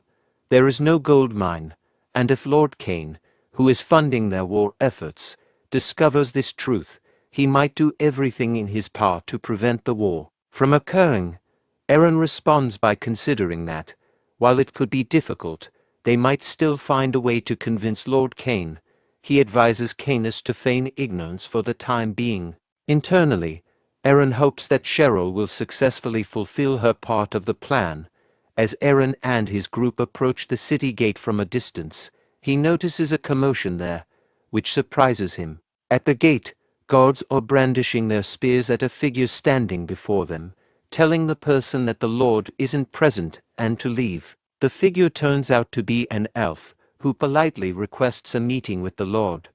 At that moment, Aaron arrives at the gate and demands to know what's happening. Recognizing him, the god addresses Aaron as my lord and acknowledges his return. The elf, hearing this, turns around and sees Aaron behind her, mounted on a horse. The elf, who introduces herself as Keisha, immediately kneels before Aaron, pleading for his help. She reveals that she is the daughter of the elf chief. Aaron questions why the elves are now seeking his assistance after having killed innocent people within his territory. He explains that the elves from the far north, living in the forests near the dragon's nest, have chosen to isolate themselves from other species, including humans, in order to create a peaceful environment for themselves. While the elves have tried to protect their peace, their militant methods have made it difficult for the people of Bran territory, including Aaron, to forgive them for their past actions. She reveals that their village was recently attacked and devastated by undead forces. Keisha offers to assist Aaron if he helps them this one time, promising that the elves will then welcome his people as friends. Aaron asks if she is proposing an alliance and reflects that he needs to address both the undead and the elves eventually. He agrees to help but indicates that an alliance alone is not sufficient. Keisha responds that they have some gold, which humans use, and are willing to provide it as part of their offer. Aaron rejects Keisha's offer of gold and demands instead that the elves become citizens of the Bran territory. Keisha is initially surprised by this request. Aaron then infers that if she has come alone, she must be in command of her people and presses her to accept his offer. Keisha responds that she lacks the authority to make such a decision. Seeing her hesitation, Aaron decides to withdraw his proposal, prompting Keisha to quickly agree to his terms. Aaron instructs her to follow him to draft a contract. In the meeting room, when Keisha mentions Death Knight, Rommel, Cain, and Max are shocked and rise from their seats in surprise. Keisha explains that the undead attacking her village were led by a Death Knight, accompanied by thousands of zombies and skeletons. Aaron suspects that the attack might have been orchestrated by demons or a high-ranked necromancer and realizes he must act quickly to save any remaining elves. He orders a gathering at the orc stronghold in 3 hours. Rommel is tasked with preparing the night order, Cecilia with organizing the priests, and Bianca with mobilizing the holy knights. Aaron and Canis will head to the orc stronghold immediately. With urgency, He rallies everyone to move swiftly to rescue the elves and secure their future citizens. Skeletons are attempting to breach the elf village, while the elves employ various spells to prevent their entry. An elf uses ice magic to create a slippery layer on the wall, causing the skeletons to slide off when they attempt to climb. In response, the Death Knight uses his magic to gather the skeletons' bones and hurl them at the wall, shattering the ice and allowing the undead to advance. As the skeletons and zombie elves begin climbing the walls, the elf chief tries to use plant magic to obstruct their progress. Despite her efforts, the magical spell proves ineffective against the relentless assault. An elf suggests to the chief that they need fire to counter the undead. The elf chief, feeling conflicted but resolute, prays for forgiveness from the spirits of the forest before giving the order to burn the attackers. Fireballs are launched, incinerating the enemies near the wall. Undeterred, the Death Knight commands a new wave of zombies to attack. As the zombies charge towards the wall, raindrops begin to fall, destroying them. The Death Knight realizes that the rain is actually holy water being dropped from gliders, providing a powerful defense against the undead. Earlier, Eren had instructed the glider squad to position themselves above the gate. As the gliders reached their target and the zombies came into range, Eren ordered the release of holy water. The soldiers followed the command, showering the attacking zombies with holy water. Next, Eren directed the knights to charge toward the elf village using the shortest route available. The knights advanced swiftly, engaging and defeating any zombies obstructing their path. Noticing the advance of the Viven Knight Order, the Death Knight casts another spell to raise additional zombies, which begin charging toward them. Bianca, the captain of the Viven Knight Order, commands her knights to position themselves behind their shields and begins a prayer. O Vivian, grant me the power to decimate our enemies. In response to her prayer, a golden ray of light descends upon the Viven Knights and envelops them. As the zombies approach and make contact with the light, they begin to vanish, unable to withstand its divine power. Meanwhile, Rommel advances toward the Death Knight, his sword infused with immense power. As Rommel's subordinate throws a bottle of holy water at the Death Knight, the distraction allows Rommel to close in. He swiftly rushes forward and slices the Death Knight in half. With the Death Knight defeated, the zombies and skeletons begin to tremble and falter.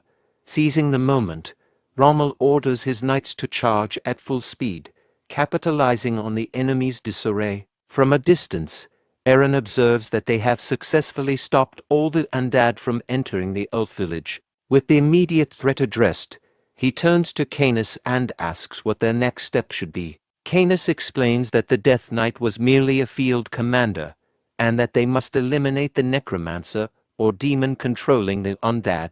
He notes that if it is a demon, Cecilia should be able to detect it. Eren turns to Cecilia, confirming her understanding. Cecilia responds that she has already located the source and indicates the direction they need to go. Eren notices dark energy emanating from the top of a distant hill, in the direction Cecilia indicated. Meanwhile, atop the hill, a flustered demon curses angrily about the destruction of her Death Knight, lamenting the difficulty of creating such a powerful puppet and expressing frustration at having to lead the army herself. As she begins casting a spell to reanimate the fallen, chanting, "Those who have fallen to the underworld, those who follow the will of death, follow my will once more," she is suddenly struck on the head and collapses. Dazed, the demon grabs her head and stands up, only to find a sword pointed at her neck, her surprise evident. Eren aggressively threatens her by pointing his sword and shouting about her interference with his future citizens. Reacting swiftly, she jumps back, prepares a spell, and marks Eren. In response, Eren skillfully uses his sword to cut through her spell, surprising her. Before she can counter, Eren stabs her, causing her to bleed. With her life at risk, Eren demands she choose between death or becoming his servant before her mana is depleted. The demon Eleanor realizes her mana is rapidly depleting and recognizes that Eren's power is extraordinary. When Eren doesn't get a response from her, He assumes she prefers death. Elena then asks for his name, and upon learning it's Eren, she introduces herself as succubus Elena. She agrees to become his subordinate. As she pledges her allegiance, a magic circle begins to glow on Eren's sword. Meanwhile, the elves, seeing the undead retreat, start celebrating their victory over them. Canis searches for the elf chief, wondering about his absence. Just then, Eren arrives with a woman on his horse and praises everyone for their efforts. Canis bows and inquires about the demon. Eren responds that he couldn't kill her as she escaped, but reassures that she won't return soon.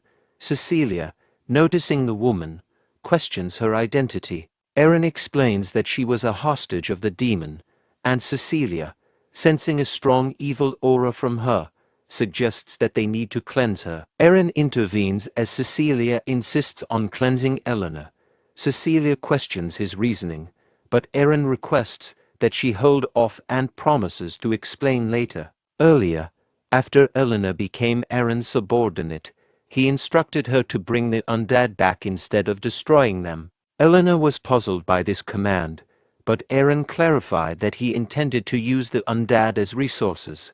Now, Eren explains this plan to Cecilia, who accepts and understands his decision. Eren thanks Cecilia and informs her that he has other matters to attend to. At this moment, the elf chief approaches Eren to express gratitude, acknowledging that they would have been defeated without his help. Eren responds that he was merely fulfilling the contract. The elf chief insists that he will also honor the contract, affirming that the elves do not lie. Eren presents the contract and implies that it should be straightforward for the elves to become his subjects. The elves are stunned upon seeing the contract. At this moment, Keisha apologizes to the chief, explaining that the situation left her no choice but to comply with Eren.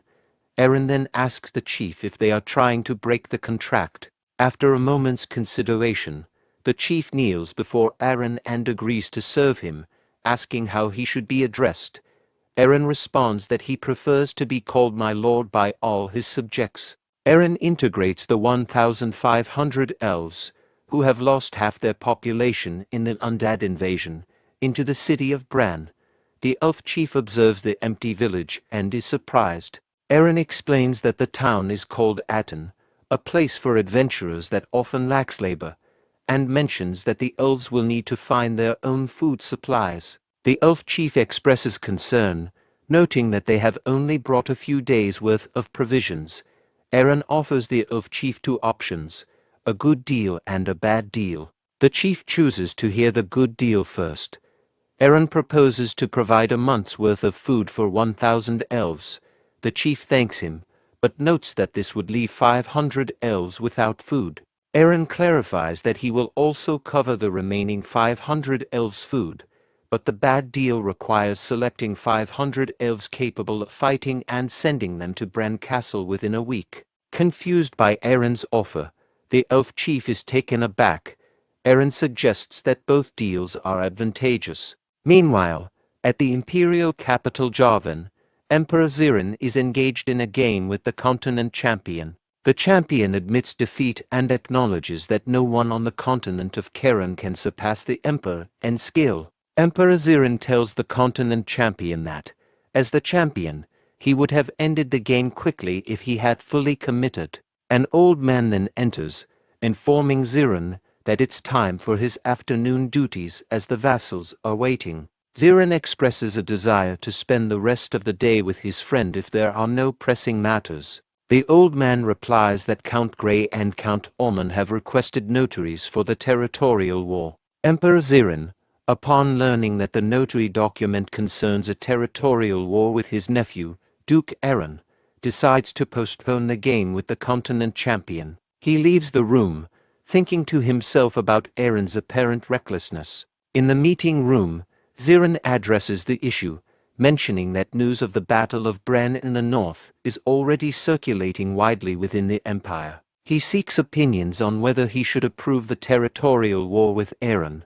Duke Gran, aligned with the Emperor, observes Zeron's thoughts and comments with a smile. He supports Duke Eren's right to assert his claim on the gold mine, arguing that the war should be approved. Duke Raynon, from the neutral faction, warns that the war is unfavorable for Eren, suggesting that if he loses, the Bran territory will be lost as well. In response, Duke Gran questions why there would be an issue with powerful figures waging war according to Imperial law and challenges Raynon's opposition to the war, implying that it conflicts with Imperial regulations.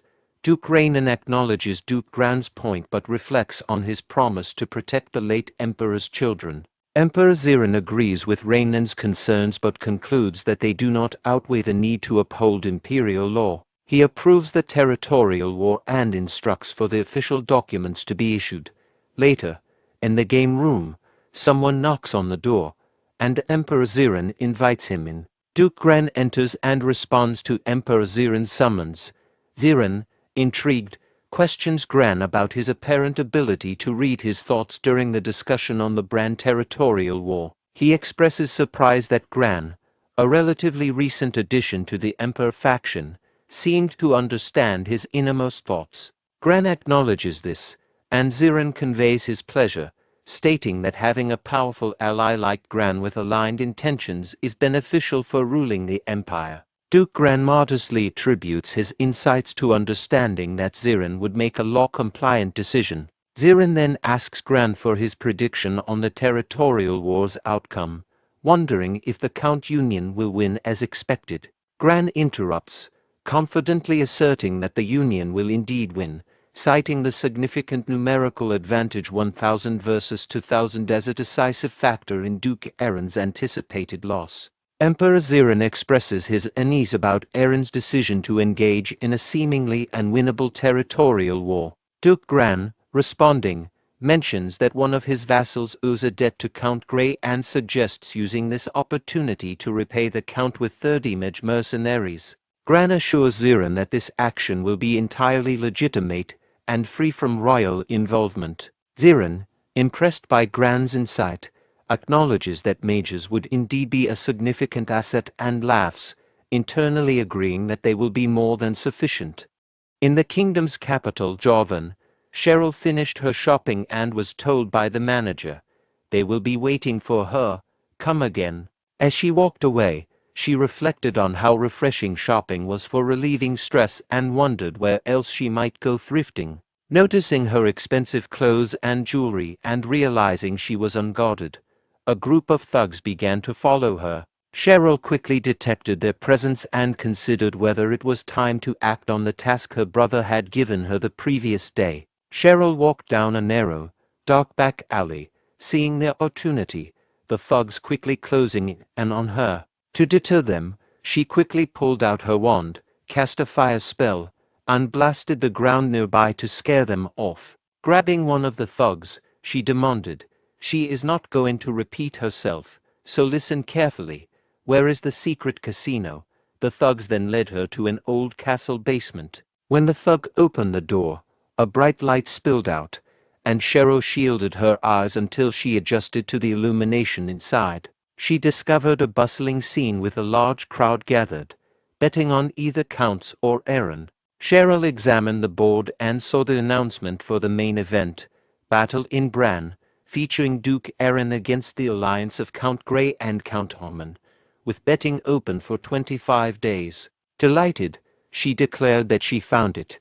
A dwarf then took the stage, introducing the casino and expressing gratitude to the visitors. His speech was abruptly interrupted by someone in the crowd shouting at him and giving him a ticket. Upon hearing the insult, the dwarf became enraged and summoned the guards, who swiftly apprehended the disruptive individual despite his protests.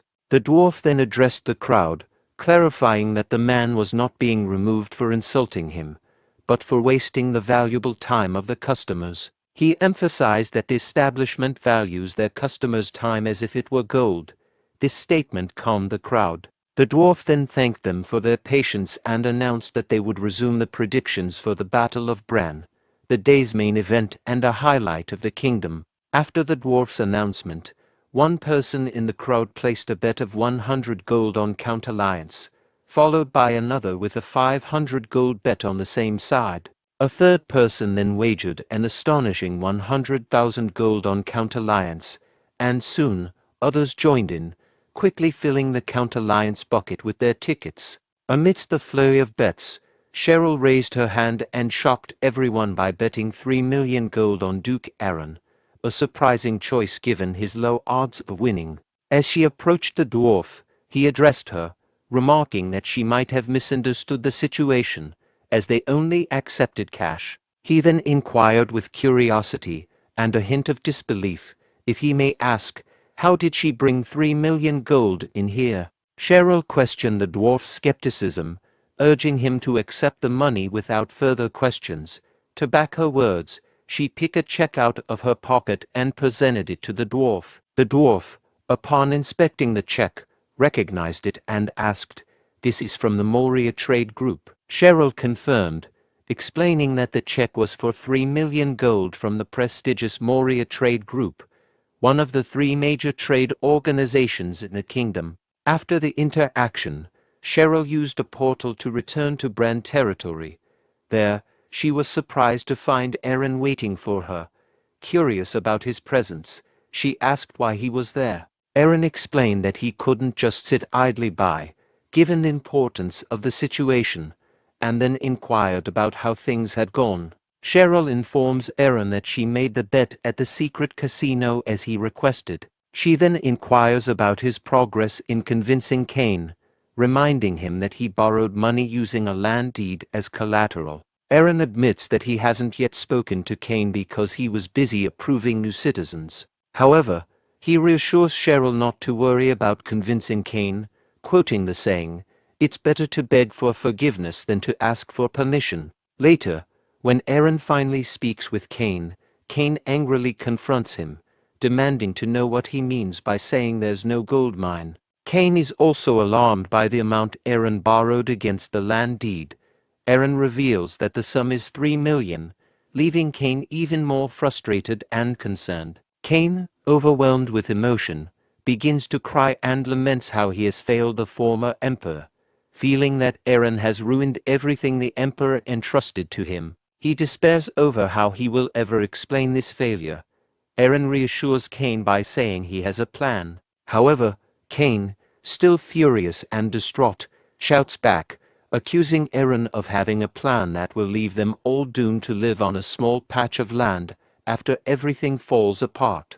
Growing irritated, Aaron abruptly stands up from his chair and, without further explanation, commands Cain to follow him, promising to show him what he has planned. Cain, now confused by Aaron's sudden assertiveness and mysterious promise, is left uncertain about what to expect. A little later, Aaron and Cain step through a portal created by Cheryl, emerging in a frozen land. Once there, Aaron demonstrates his power, which leaves Cain in shock. After showcasing his skills, Aaron confidently asks Cain if he saw it and questions why Cain can't trust his plan. Cain, still processing what he just witnessed, mutters something in a light voice that Aaron doesn't catch.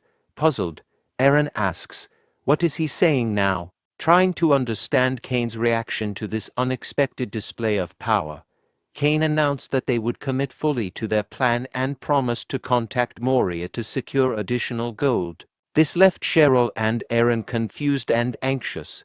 A few days later, guards allowed a carriage into Bran City. The head of Moria, Grim Moria, emerged from the carriage and surveyed his surroundings, contemplating whether this would soon be his new territory. Grim Moria, known as Blood Coin and a fallen aristocrat, is the owner of the Moria trade group, which amassed wealth through generations of land projects. About 30 years ago, Aaron's late father, the Emperor, enacted the Land Trade Prohibition Act, leading to Duke Moria's purging for his fierce opposition. To recover his family's fortunes, Moria engaged in an illegal private loan business in Javan, targeting small business owners and earning a reputation for brutality. Despite his controversial methods, he became the owner of the Moria Trade Group, one of the top 3 trade groups on the continent. Upon arriving in Bran City, Grim Moria surveyed the area and wondered if it would soon become his territory.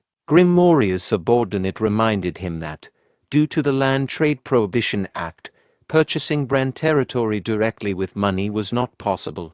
However, if Duke Aaron failed to repay his debts, Moria could take over his territory instead. The subordinate saw this as a perfect opportunity for revenge against the late emperor, who had purged Duke Moria. Grim Moria agreed, eager to show Duke Aaron the power and fear of blood coin money. Later, when they met Aaron, Grim Moria and his subordinate both kneeled and offered their respects, with Grim Moria formally addressing Aaron as the Duke. Aaron greeted Grim Moria with a smile, asking if his journey to the north had been comfortable. Grim Moria replied if there are clients who borrow his money, he did even go to the Black Continent, not to mention the north. Of course, the same goes for when he is collecting interest and the principal borrowed. As they exchanged a glance, Aaron thought about another person who wished for his failure, while Grim Moria wondered if Aaron would still be smiling after experiencing a loss in the territory war. During their meeting, Cain asked Moria if he understood why he had been summoned.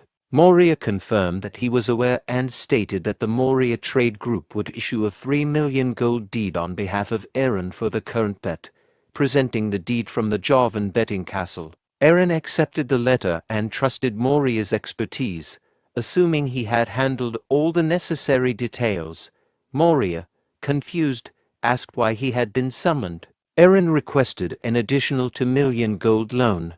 Moria expressed concern about lending the money if it involved hiring mercenaries, as this might affect his relationships with other clients. Aaron clarified that he would not use mercenaries but only the soldiers of Bran territory for the war. When Moria asked what the money would be used for, Aaron explained it was for investment purposes, planning to invest in the territory's development in advance, anticipating that winning the territorial battle would eventually bring in more money. Moria thought to himself that even if Aaron lost the territory battle, Moria would still benefit by acquiring the territory, and thus he would not lose out. He was puzzled by Aaron's apparent confidence in victory. Grim Moria agreed to lend the money if Aaron provided a contract for investing in the territory. Aaron, smiling, agreed to draw up the contract. However, Cain, visibly angry, objected, warning that if Aaron lost the war, he would be burdened with debt. As the treasurer and chief butler, Cain could not approve such a contract. Aaron interrupted and stated that they just need to win. Grim Moria, thinking this was a chance to gain lordship and financially entrap Aaron, was frustrated by the situation. He wondered if there was anything he could do to make it work. Then he had an idea and offered an interest-free loan. Both Cain and Aaron were surprised by this proposal. Grim Moria clarified that he would lend the money without charging interest, alleviating some of the financial burden. He also revealed that he had bet on Aaron's victory, hinting at his support. As they were leaving, Grim Moria's subordinate questioned whether he had genuinely placed a bet on Duke Aaron's victory. Grim Moria told his subordinate that he never intended to bet on their victory. It was just a lie to get them to borrow his money. His subordinate smiled, admiring Grim Moria's quick thinking and resourcefulness, and commented on his adeptness as the owner of the Moria Trade Group. Grim Moria then speculated that Aaron and Cain likely believed he was supporting their side. Both of them laughed at this. Observing them from the window, Aaron asked the old man about the conversation, and Cain inquired for clarification. Aaron complimented Cain on his perfect acting, noting the impressive combination of an indefinite loan with 0 interest. Cain, slightly blushing, attributed the skill to his use of experience rather than acting. 20 days before the territory war, Rommel organized the elves into formation and commanded them to fire their arrows. However, the arrows fell short of their target. Observing this, Aaron criticized their weak performance, pointing out that they would be easily overwhelmed by a cavalry charge before even firing effectively. He then turned to Cain and asked if he had failed to pay for their food.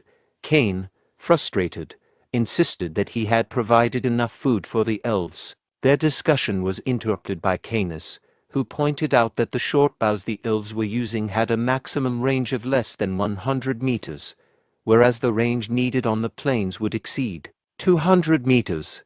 Aaron noted that an ambush would be challenging on the open plain and expressed concern about taking the lead from a distance, especially with the whole empire watching. He was uneasy about getting directly involved. Canis suggested that while he hoped Aaron wouldn't need to intervene, they might need to consider deploying Cheryl depending on the situation. He emphasized that battles involve unpredictable variables and managing these in advance would help them achieve a balanced 1,000 to 1,000 battle as planned. Aaron asked Canis how they could control the variables in the situation. Canis responded that they couldn't leave the issue unresolved, since they were uncertain whether the arrows would reach their targets. To address this, he planned to improve the bows to manage the distance variable. However, he added that they needed materials and skilled weapons craftsmen who could produce the enhanced bows quickly. Aaron expressed concern about the time constraint, asking if it was possible to assemble the necessary craftsmen and materials within less than 3 weeks. Canis assured him that he could get everything needed within 3 days. When Aaron questioned whether 3 days would be sufficient, Canis confirmed it would be, but added that the craftsmen would not be human. This puzzled Aaron, while Canis was considering a particular dwarf who would be ideal for the task. That night Canis, in his dragon form, flew to the northernmost region of the Bran territory, where his nest was situated. Upon his arrival, he was greeted by a group of dwarves. One of the dwarves approached Canis, bowed, and presented him with an ornament. The dwarf said, "Welcome back, master.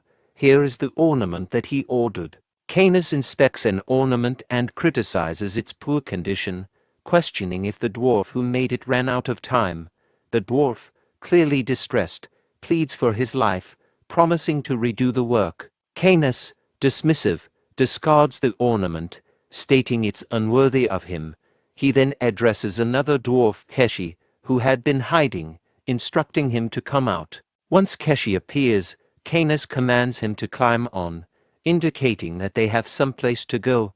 Keshi, initially shocked, follows Canis's orders and climbs onto his back. Within 10 minutes, they reach the Bran territory Minotaur labyrinth. In his dragon form, Canis unleashes a fiery attack, killing hundreds of Minotaurs instantly. After the slaughter, Canis informs Keshi that the materials they need are ready.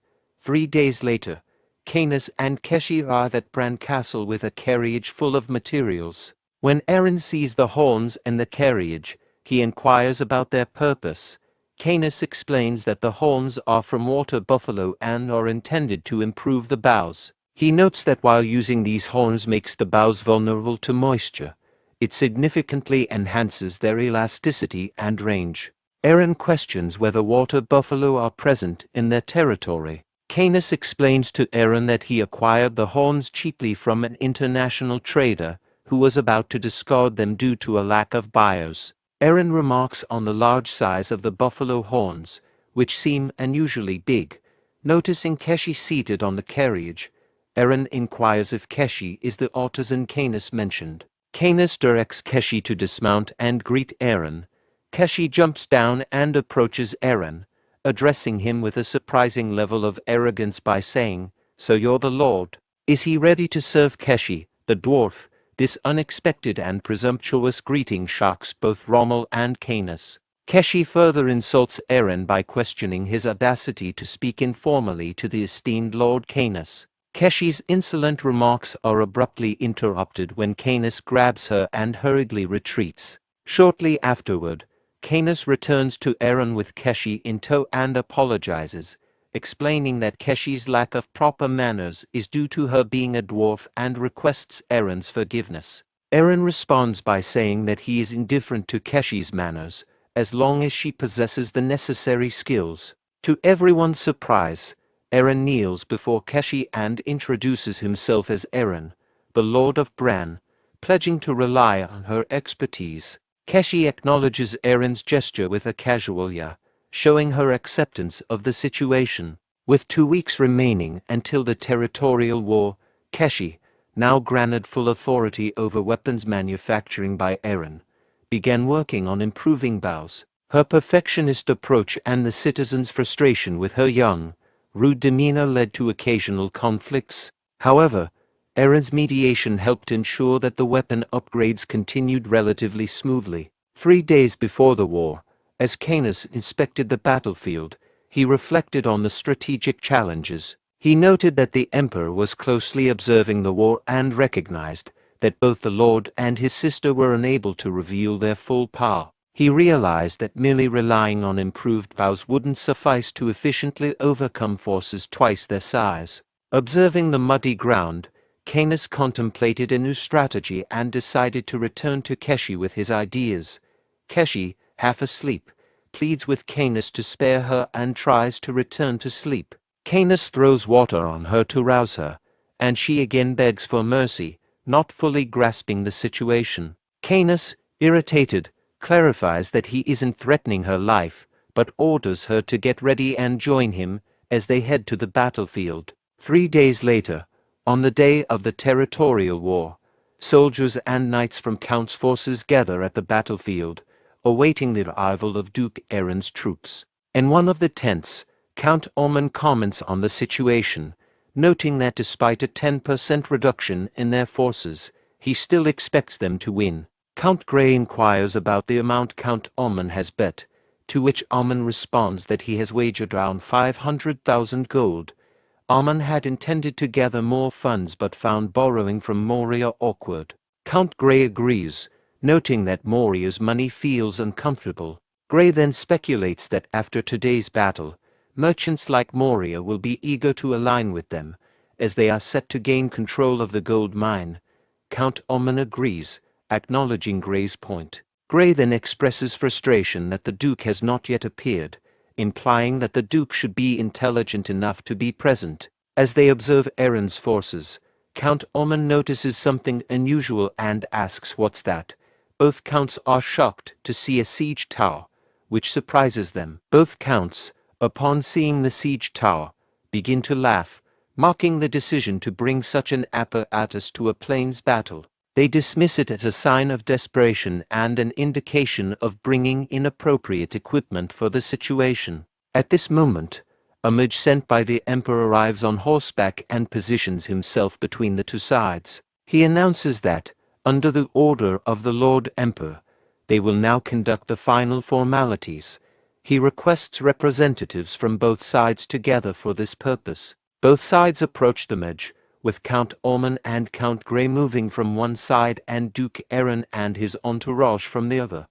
Upon arrival, they dismount from their horses. Count Ormond sarcastically remarks to Duke Eren, commenting on his appearance and praising his effort for bringing what he calls trash to the battlefield. Duke Eren responds sharply, thanking Ormond for his concern but retorting that he does not look worse than Ammon's own fat gluttonous face. Count Ammon's anger is provoked by Duke Eren's retort. The mage steps in to clarify the battle terms once more. He states that if Duke Eren wins, he will gain control of 2 villages from the Count Union and the gold mine will be recognized as his. Conversely, if the Union wins, Duke Eren will lose jurisdiction over the 2 territories, and the counts will retain the gold mine. The mage asks if there are any concerns regarding these terms. When no objections are raised, he instructs the representatives to return to their respective sides and prepare for the battle's commencement. As the representatives mounted their horses and prepared to return to their sides, Duke Eren suddenly turned down and told them to watch your head, while pointing upwards. The counts, puzzled, covered their heads, and sure of Eren's intent. The mage then cast a spell, signaling the start of the territorial war between Duke Eren's 1,000 troops and the Count Union's 2,000 forces. Upon returning to his side, Duke Eren informed Rommel that the commissioner was actually a spy for the Emperor. He also mentioned that neither he nor Cheryl would be participating in the fight and instructed Rommel to follow the plan. Rommel acknowledged his instructions. Rommel ordered the archers to raise your bows, and the elves complied by drawing their bows and shooting arrows. However, the arrows fell short, barely reaching the center of the battlefield. Count Omen, observing this, laughed and mocked Duke Aaron, commenting on the ineffectiveness of the arrows and expressing frustration with what he perceived as Aaron's antics. Omen then offered the cavalry captain 5,000 gold to end the battle before his tea cooled, with an additional 5,000 gold as a bonus if the task was completed promptly. The cavalry captain agreed, assuring Omen that they would finish the battle before his tea was cold. He then instructed his knights to drop their shields and complete the task as quickly as possible. Upon hearing the captain's orders, all the cavalry knights discarded their shields. The cavalry captain rallied his troops, urging them to pummel those bastards and leading them in a charge. As the enemy cavalry advanced towards them, Rommel prepared to respond. He instructed the archers to ready angled fire. The elves then discarded their old bows, equipped their newly made bows, and prepared their arrows. Once the enemy was within range, Rommel commanded the elves to fire. The new bows significantly extended the range of the arrows, allowing them to hit the advancing cavalry. Realizing they were in a trap, the cavalry captain ordered his troops to run into the arrow fire. He then instructed them to run horizontally and spread out to the sides to minimize casualties. In response, Rommel ordered the siege tower to be readied. The soldiers on the siege tower prepared for action. When the enemy was within range, Rommel gave the command to fire. A net with large, heavy spears was launched from the siege tower, effectively trapping and isolating the cavalry within it. Inside the net, the trapped enemy cavalry struggled to free themselves, with some trying to cut through the metal with their swords. They exchanged frustrated comments about the metal being too tough.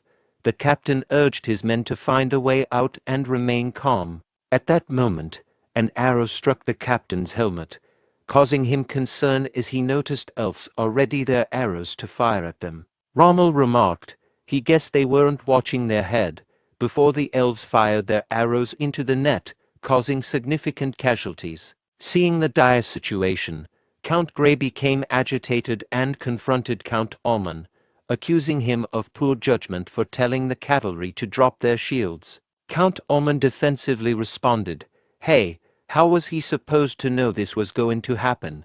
Count Grey ordered infantry to rescue the trapped cavalry. Rommel responded by directing his forces to attack the enemy infantry, aiming to prevent them from aiding the cavalry.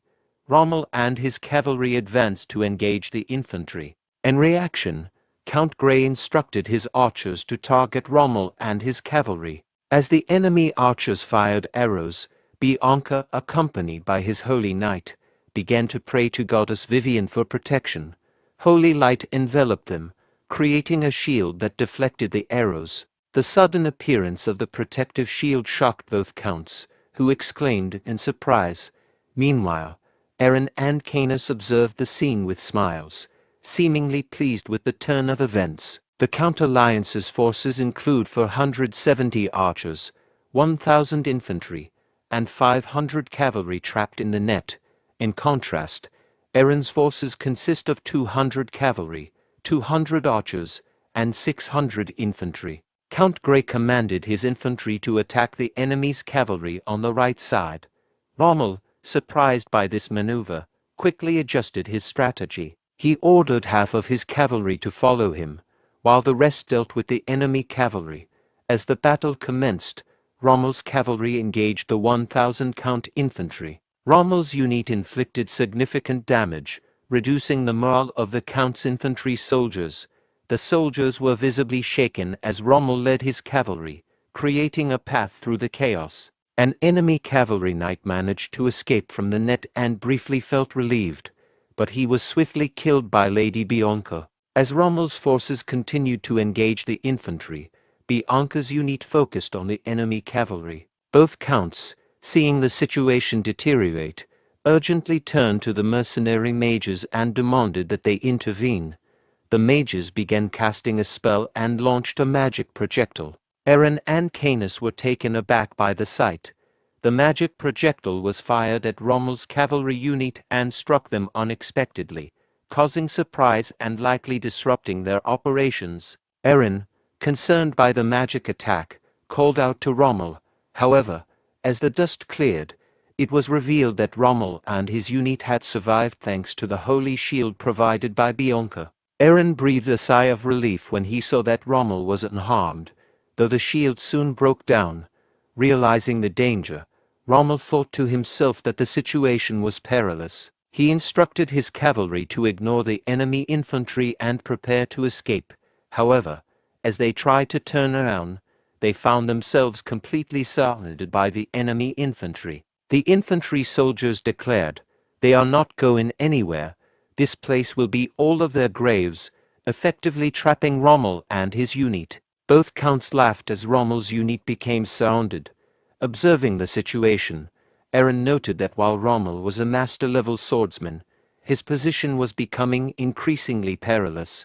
He ordered his infantry to charge and save the Knight Order captain and the cavalry. As the infantry charged to aid Rommel, Eren turned to Canis and said he planned to personally rescue Rommel. He asked Canis to handle the mages in his absence. Canis warned that the Emperor's spy was present, but Eren insisted that Rommel's safety was the priority. He assured Canis that he would address the spy himself and instructed Canis not to worry excessively. As Eren moved away, he called out for his sister. Meanwhile, Canis directed the archers to deploy the catapult. They removed it from the siege towers, positioned it, and loaded rocks onto it. Canis then ordered them to fire. The catapult launched the rocks, which struck and killed many enemy cavalrymen trapped in the net, reducing their number from 500 to 253. The attack further decreased the count to 197 cavalrymen. Seeing the impact, Count Grey instructed the mercenary mages to break the rocks. The mages responded by casting magic projectiles at the rock, shattering it into pieces. Seeing the effectiveness of the catapult attack, Count Grey laughed and mocked the effort as insignificant compared to magic. He then instructed the mages to target the catapult itself rather than the projectiles it was launching. One of the mages acknowledged that hitting the catapult was possible but would take some time. Count Grey agreed, deciding to prepare for a large-scale attack. Canis, observing the scene, reflected on the situation. He noted that the enemy had twice the number of troops and mages, and he was surprised by the complexity of the situation compared to his initial expectations. He wondered about the whereabouts and actions of the Lord, concerned about the evolving battle dynamics.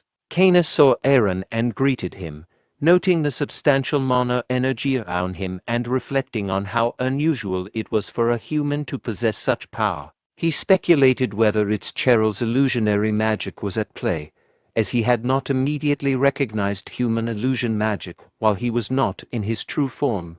Canis then observed Eren emerging from the forest, dressed differently and wielding a dagger, and thought to himself that Eren seemed to be continually revealing new tricks. As Eren moved closer to the soldiers, he considered the need for caution despite the spy being at a distance. He began searching for an item and soon found a helmet. Putting it on, he thought to himself, "Here he comes, hang in there a little longer," as he prepared to assist Rommel in the battle. Canis commanded his soldiers to prepare the catapults, and they began loading them with rocks. While they were doing this, enemy mages launched a magic attack, destroying one of the catapults. In response, Canis ordered the soldiers to fire the remaining catapults at maximum range, aiming for the mages. The soldiers obeyed and launched the rocks. As the rocks flew through the air, Canis remarked, "Now this is what you call watch your head." Noticing that the rocks were about to fall short of their target, Canis cast a spell called Feather on the rocks, accelerating their speed and guiding them directly toward the enemy mages. A spy mage from the Emperor, witnessing Canis's spell, was surprised and thought, "Flight magic." When the rocks approached, Counts, shocked by the unexpected range, quickly ordered the mages to block the incoming projectiles. The mages responded by launching magic attacks to break the rocks. However, Canis cast protection magic on the rocks, shielding them from the mages' spells. As the magical attacks hit the rocks, smoke formed, but the rocks emerged unscathed and continued their descent. The mages attempted to dodge, but some were struck by the rocks. Witnessing the aftermath, Count Omen, confused, asked, "What's happening?" An injured mage on the ground pointed towards the sky in response. Both counts quickly turned to the sky, and Count Grey exclaimed, "They're coming again." To think that Eren also had a mage.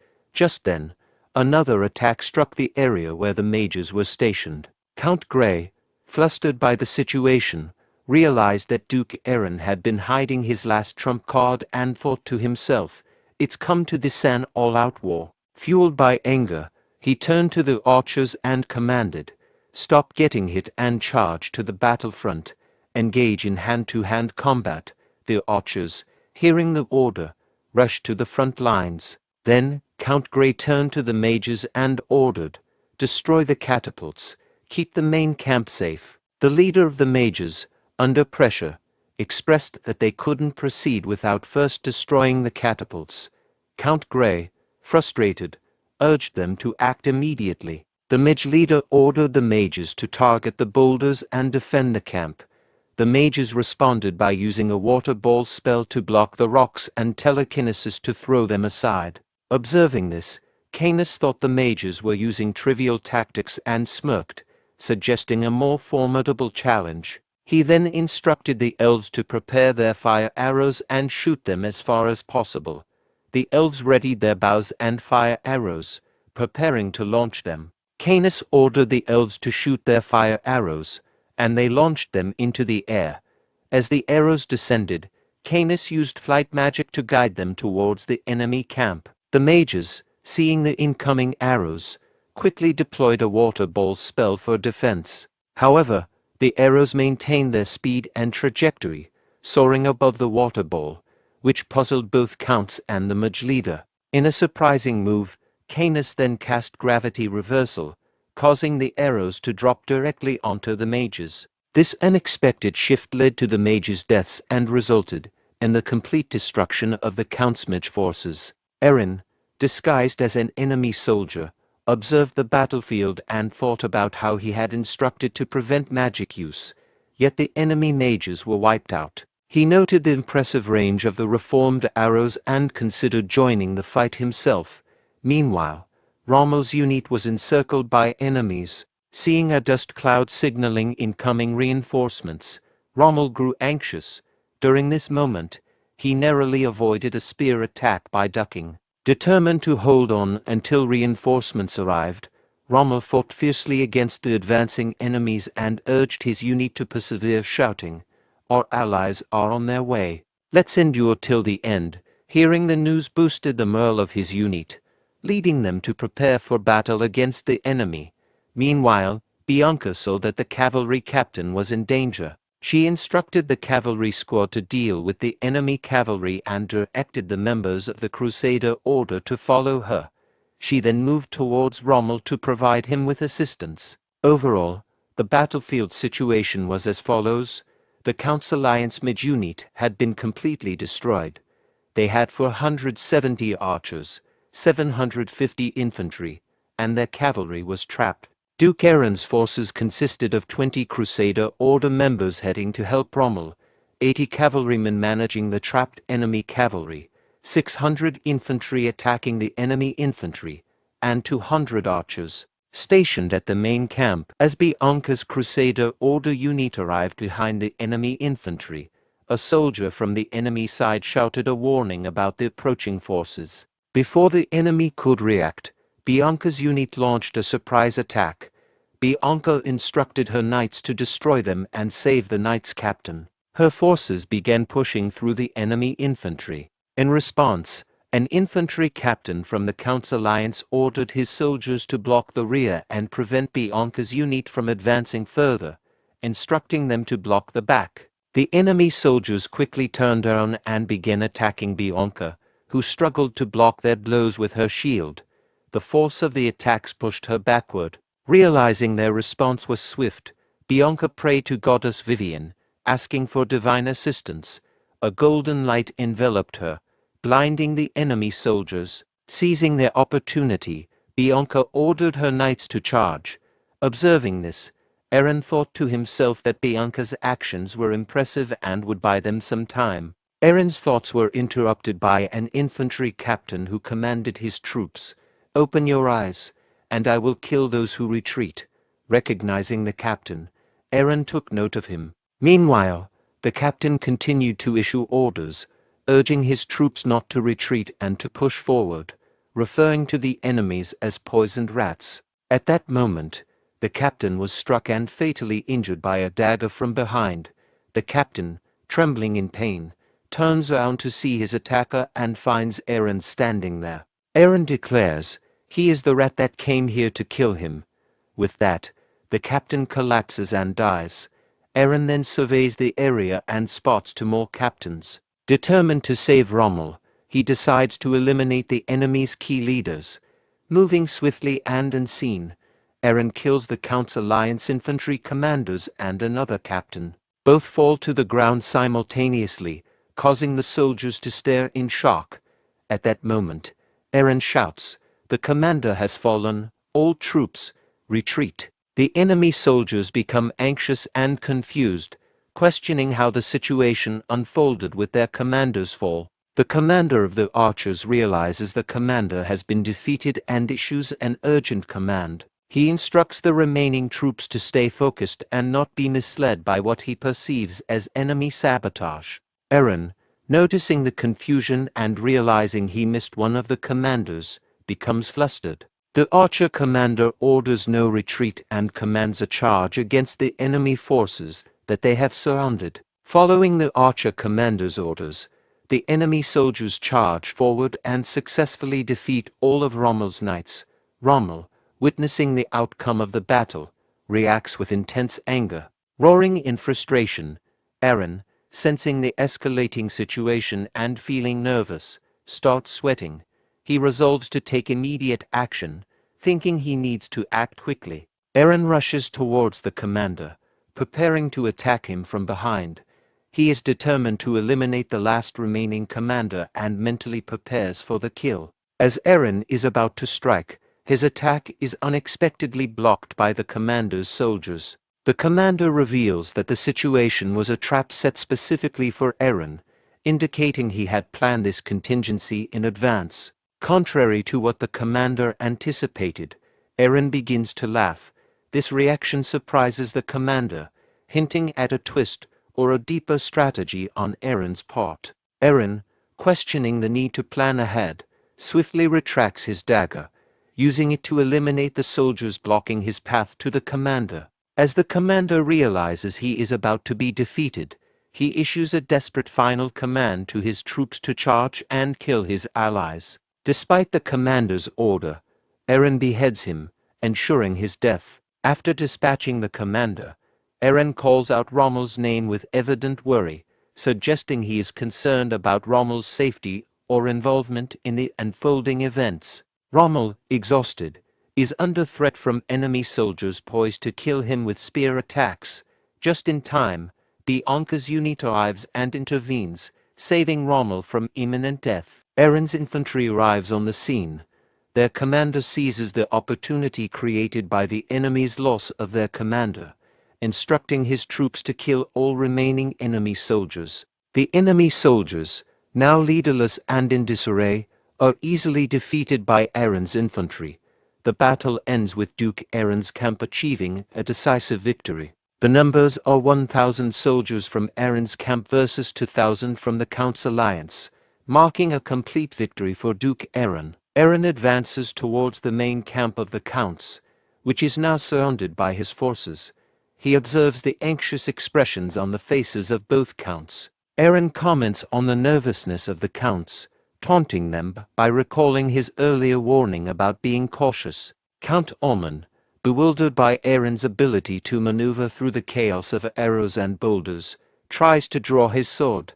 He demands to know what kind of sorcery Aaron is using. Before Count Ormond can act further, Aaron's knights quickly position their swords at Ammon's neck, instilling fear and causing him to tremble. Aaron, drawing his sword, confronts Count Ormond, indignantly rejecting the suggestion that his success is due to sorcery. He accuses Ormond, a mere count's vassal, of insulting him and declares his intention to kill Ormond to restore the proper hierarchical order of the territory. As Eren attempts to strike Count Almon, a mage sent by the Emperor intervenes, grabbing Eren's hand and urging him to reconsider. The mage questions the value of killing a vassal, suggesting it may not be beneficial. Eren, furious, demands the mage release him, emphasizing that being insulted, as a member of the royal family, is equivalent to insulting the emperor himself. In response to the threat, Count Almon kneels before Eren and pleads for his life,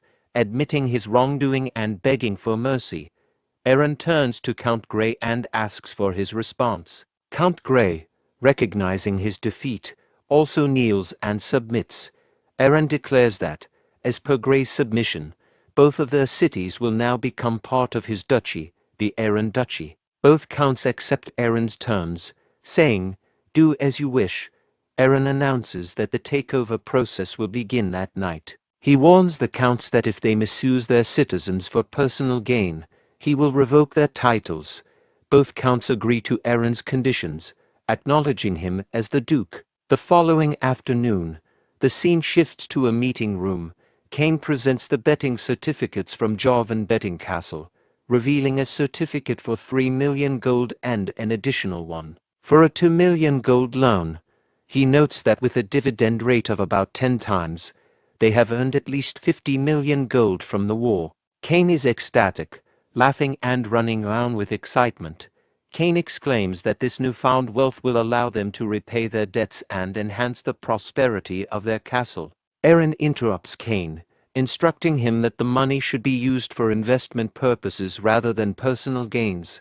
Cain is taken aback and angry, questioning Eren's decision. He struggles to believe that Eren is suggesting using the money for investment rather than immediate financial relief and improvement. Eren explains that while the funds from the war are significant, the primary objective was to gain manpower and expand their territory. With the acquisition of 2 cities from each of the defeated territories and an additional city from clearing the orcs and the Black Forest, their territory, Bran, has effectively doubled in size. Eren emphasizes the importance of using the funds to stabilize and secure the newly acquired territories first. He plans to use the money for this purpose before gradually pursuing further expansion. Eren declares his intention to become known as the loser of the North, a statement that shocks everyone present at the meeting.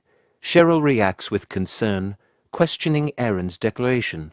She fears that branding themselves as the loser of the North would expose their power and potentially make them a target. Eren elaborates on his reasoning behind his plan. He explains that, following the war, both the Emperor and the feudal lords loyal to him will closely monitor their actions. Eren argues that if they attempt to conceal their power, the Emperor might destroy them before they can fully strengthen themselves.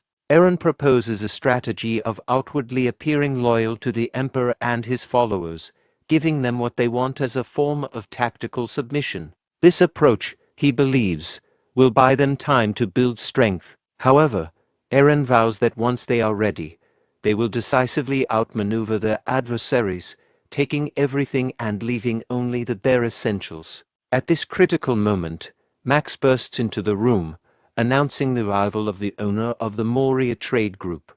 Eren concludes the meeting, instructing everyone except Cain to continue with their duties. Grim Moria enters the meeting room and presents a certificate, demanding repayment of 5 million gold, as stipulated by the terms of their contract due to Eren's victory in the war. Eren turns to Cain and asks if they have the funds available for repayment. Cain reveals that they are currently so financially strained that they do not even have enough money for basic necessities, let alone the 5 million gold required. Grim Moria insists on the repayment, emphasizing the contractual obligation of the Eren Duchy to pay the specified amount. Cain approaches Grim Moria and examines the contract. He points out a clause in the contract that specifies the repayment will be interest-free indefinitely. Grim Moria is taken aback and confused by this clause. He questions the validity of the claim. Cain aggressively accuses Grim Moria of threatening Eren, citing the contract's terms. He emphasizes that the contract specifies no interest and questions Grim Moria's attempt to demand repayment. Cain turns to Aaron and asks how he dealt with such matters when he was in the capital, suggesting that Aaron should address the situation similarly. Aaron brandishes his sword, pointing it at Grim Moria's neck. He suggests that, under normal circumstances, Grim Moria would face death for his sin of misspeaking. However, he offers an alternative way for Grim Moria to save himself. Grim Moria, confused and apprehensive, asks about this alternative way. Aaron drives his sword into the table in front of Grim Moria, demanding that Grim Moria swear an oath. He refers to Grim Moria as Blood Coin and instructs him to swear upon the sword. Grim Moria asks for clarification, indicating his concern and confusion over the oath he's being asked to take. Aaron demands that Grim Moria swear to become one of his retainers and dedicate his life to the Bran territory, effectively binding him to Aaron's service and loyalty. A boat carrying a letter arrives at the location of Crown Prince Philip on the Western continent. Philip empties the letter and reads it, discovering that Aaron has won the territory war. As Philip reads the letter, 3 soldiers attempt to attack him. Philip swiftly turns and dispatches them with a single thrust of his sword. After dealing with the attackers, Philip places the flag of the Empire. He reflects on the situation, thinking about returning to the Empire and anticipating that future events will become increasingly interesting. Emperor Zerone confronts Crown Prince Philip in the meeting room, questioning his decision to return from his task of conquering the Western continent upon learning of Aaron's victory. The Emperor is perplexed by Philip's apparent concern over Aaron, a distant royal family member. During the conversation, Emperor Zerone is playing a game of chess and removes one of Philip's pieces, tossing it to him. He emphasizes his point by noting Philip's strong reaction to Aaron's success. Philip, while picking up and breaking the chess piece with his magic power, downplays the significance of Aaron's victory. He claims to be merely slightly interested, though his internal thoughts reveal a deeper personal interest, particularly in relation to the throne he is destined to ascend. Philip reflects privately on his ambition and how Aaron's success might impact his own future and prospects for the throne. Aaron is rapidly reviewing and authorizing a large volume of documents, demonstrating his efficiency and thoroughness in handling administrative duties. Canis, observing Aaron, notes how skilled and efficient he has become, likening his expertise to that of a seasoned butler who has managed documents for a long time. While working, Aaron reflects on his current speed compared to his past life as a butler. He considers that he used to handle documents even faster back then and contemplates how much more he could have managed previously. Rommel bursts into the room, shouting "My lord," and disturbing Aaron's concentration. Aaron, taken aback by Rommel's forceful entry, angrily reminds him to knock before entering. Rommel informs Aaron about protests occurring in the territories of Count Grey and Count Ormond.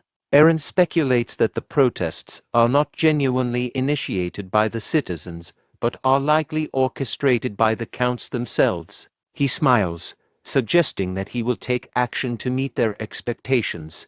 A knight storms into Count Ammon's room, holding an important document. Count Ormond, currently in the middle of a meal, questions the urgency of the knight's intrusion. The knight reveals that the document is a declaration of war, indicating a significant and immediate escalation in the conflict. Count Ormond, astonished by the knight's announcement of a declaration of war, reacts angrily and incredulously, questioning the validity of the declaration. In the meeting room, Cain is surprised and asks Aaron for the reason behind the declaration of war. Aaron explains that the declaration is based on charges of treason. He accuses Count Ormond of orchestrating a protest by disguising his soldiers as civilians and breaking his oath by not surrendering his territory after losing the battle. Rommel expresses concern that the declaration of war might be premature and reckless, given that the Count's regular forces are significantly larger than Aaron's. Aaron admits that the declaration was indeed reckless, showing an awareness of the risks involved in his decision. Cheryl asks Aaron why he declared war despite the risks. Eren explains that the declaration aligns with what the Emperor would expect and is grounded in truth. This revelation shocks everyone present. Cheryl is stunned and questions if Eren has already received the Emperor's approval for the territory transfer. Eren confirms that he did receive the Emperor's approval, noting that the Emperor believed he was simply reveling in his victory. Canis praises Eren's forward-thinking strategy and offers to provide a battle strategy. Eren declines Canis's offer, suggesting that he has other plans. Canis is surprised and asks Eren why he declined his offer to provide a battle strategy if it's not needed.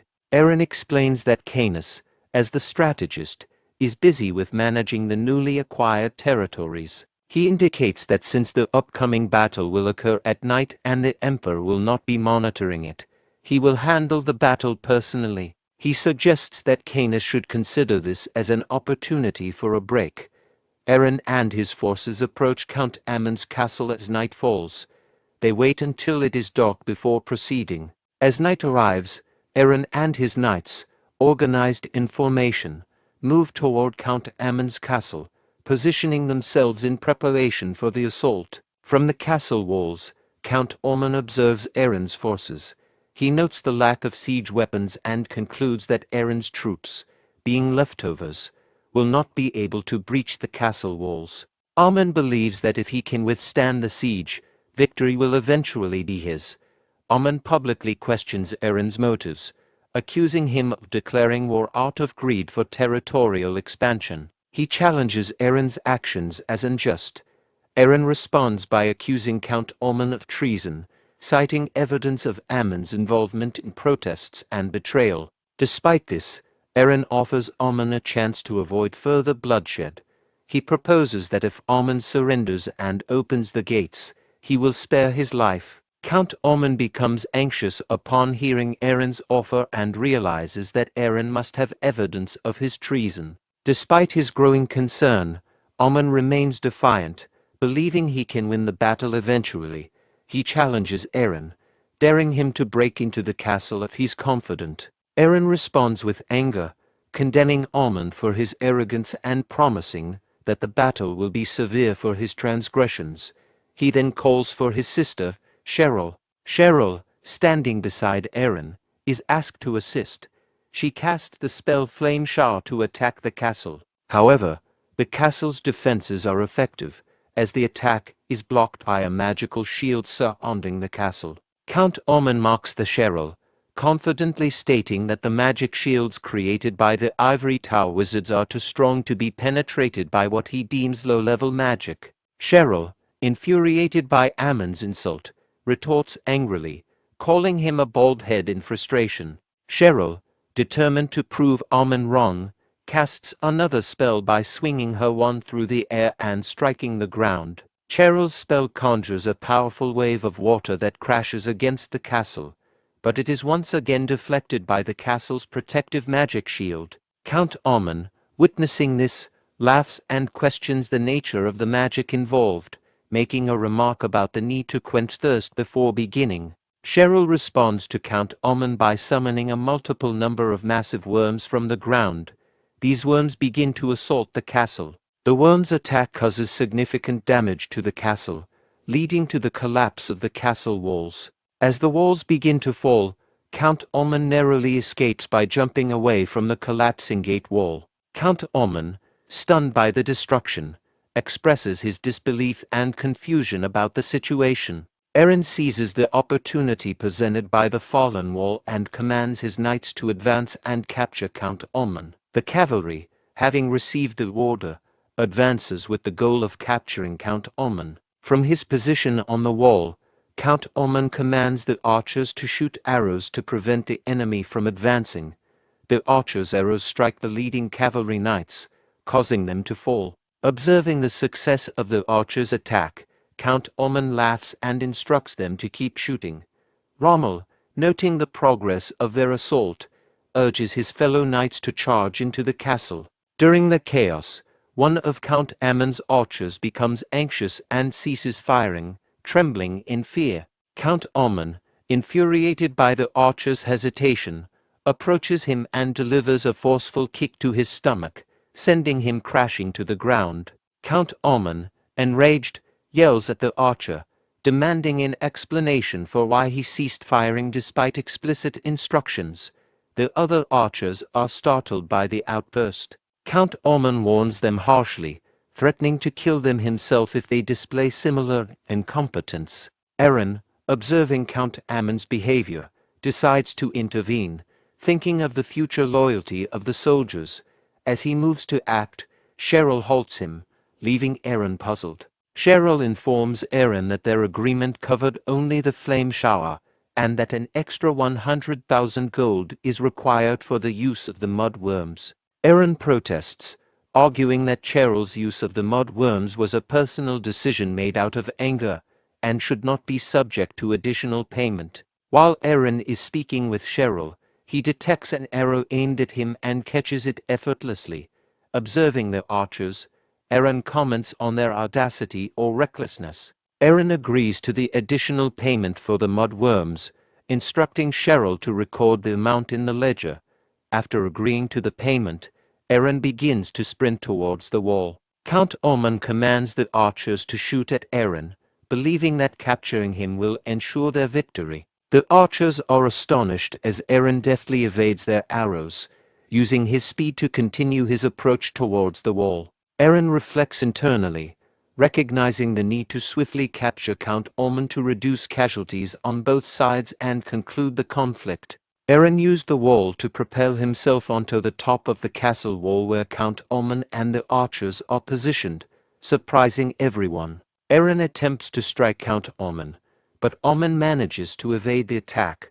Noting Eren's furious expression, Count Ormond becomes visibly nervous and instructs the archers to engage Eren. The archers charge at Eren to impede him, but Eren swiftly defeats them with ease. Observing the chaos, Count Ormond flees the scene, eliminating his own archers who obstruct his escape. Eren, infuriated by Count Ammon's disregard for his own men, reflects on Ammon's inability to safeguard his troops and his callous attitude towards their lives. Count Ormond forces his way toward the stairs, eliminating anyone who obstructs him, while reflecting on Eren's unexpected strength. Eren unexpectedly appears in front of Ormond, blocking his access to the stairs. Eren offers Ormond a chance to surrender, promising that his family and soldiers will be spared if he complies. Ormond inquires about his own fate under Eren's terms. Eren coldly informs Ormond that he will be killed regardless of his surrender.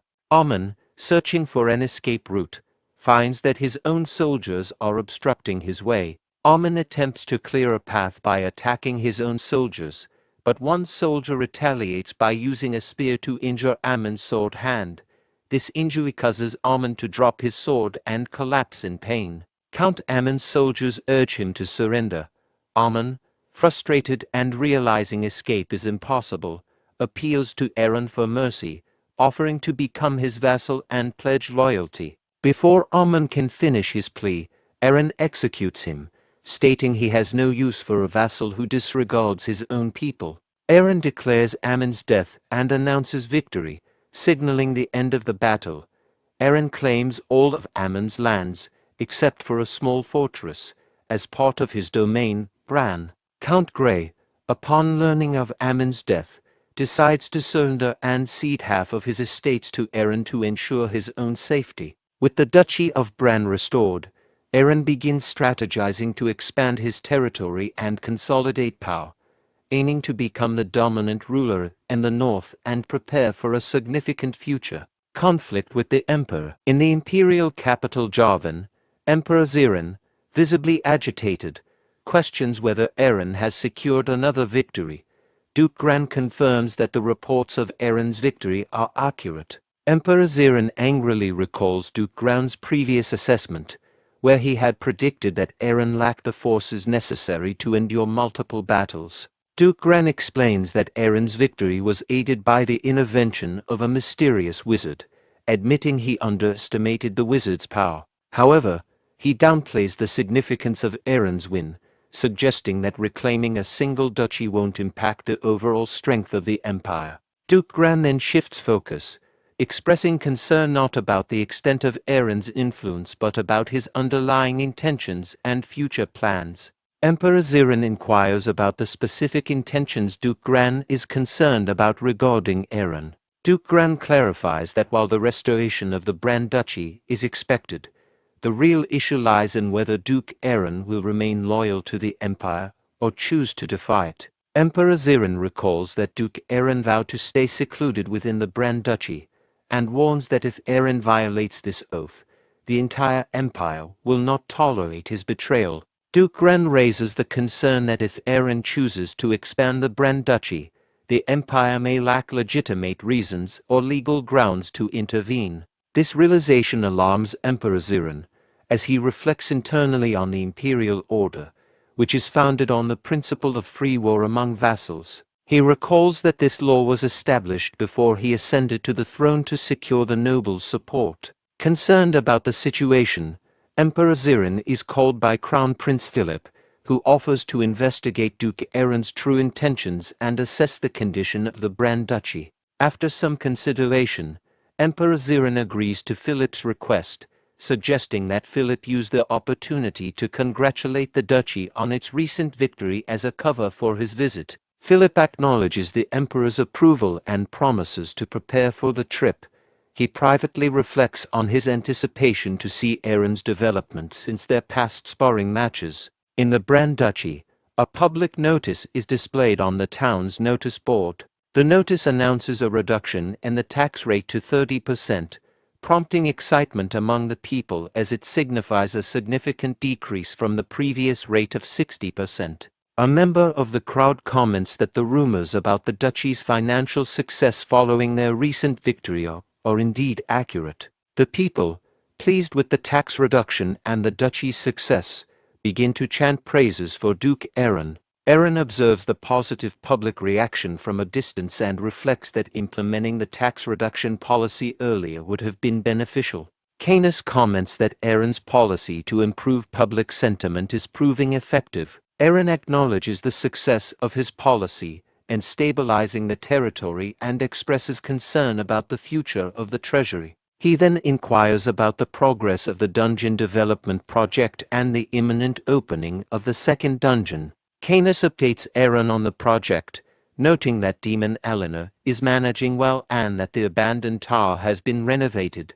He also confirms that the Dark Knights are stationed on the top floor. Aaron agrees with Canis's assessment of Demon Eleanor's management, but is surprised to learn that Canis is aware of her true nature as a demon.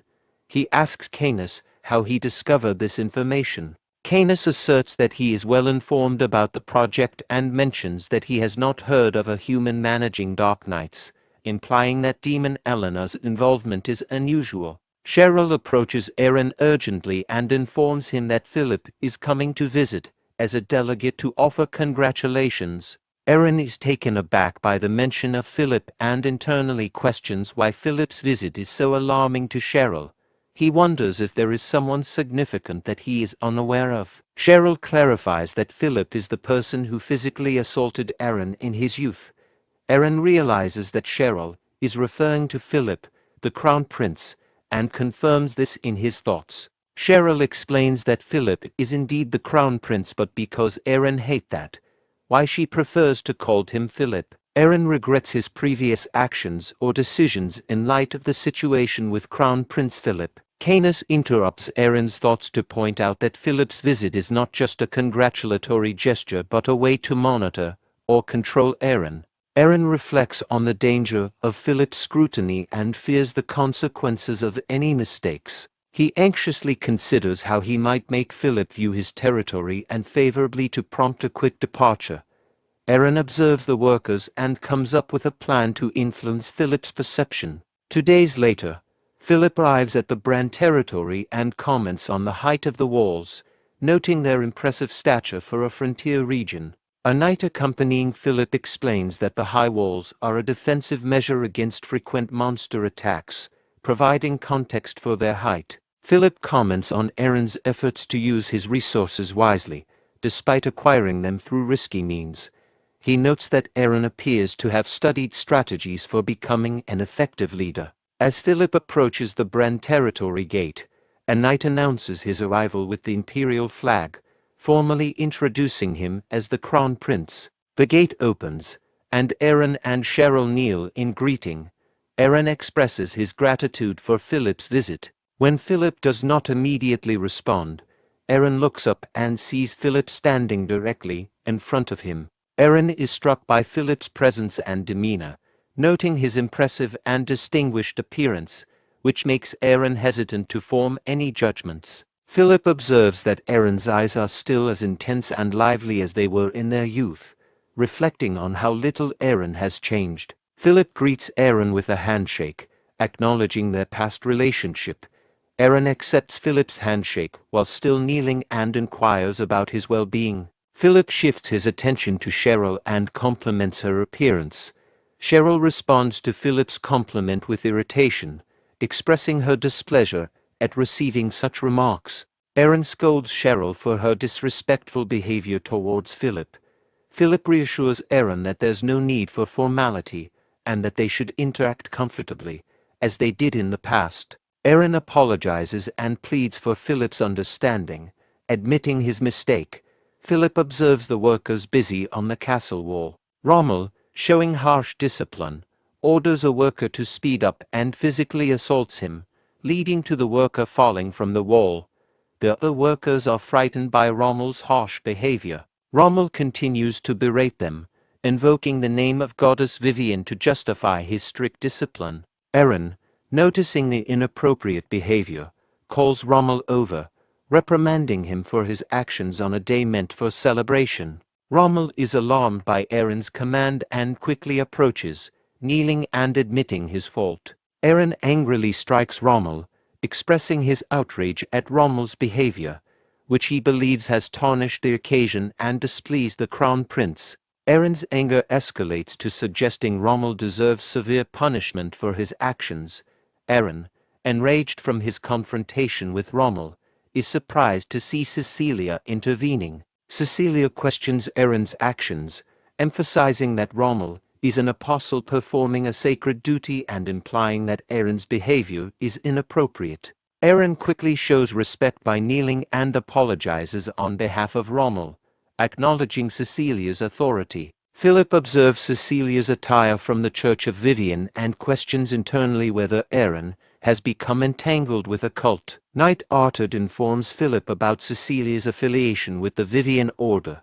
Philip acknowledges knowing Cecilia's identity but inquires about the reason for the stigma associated with her. Artard explains that during the religious conflict with Paris, the deaths of Empire citizens were blamed on factors other than religion or opposition, leading to the perception of heresy. Philip reflects on how the actions of one religion led to negative repercussions for the empire and concludes that their downfall was a result of their own mistakes. Aaron apologizes to Philip, explaining that the disturbance caused by the workers is not typical behavior and attributing it to his own oversight. Philip reassures Aaron that such incidents are understandable and suggests moving inside the castle to discuss recent developments. Aaron, feeling anxious, explains that he must perform his duty to escort Philip, but also needs to attend to a prayer session.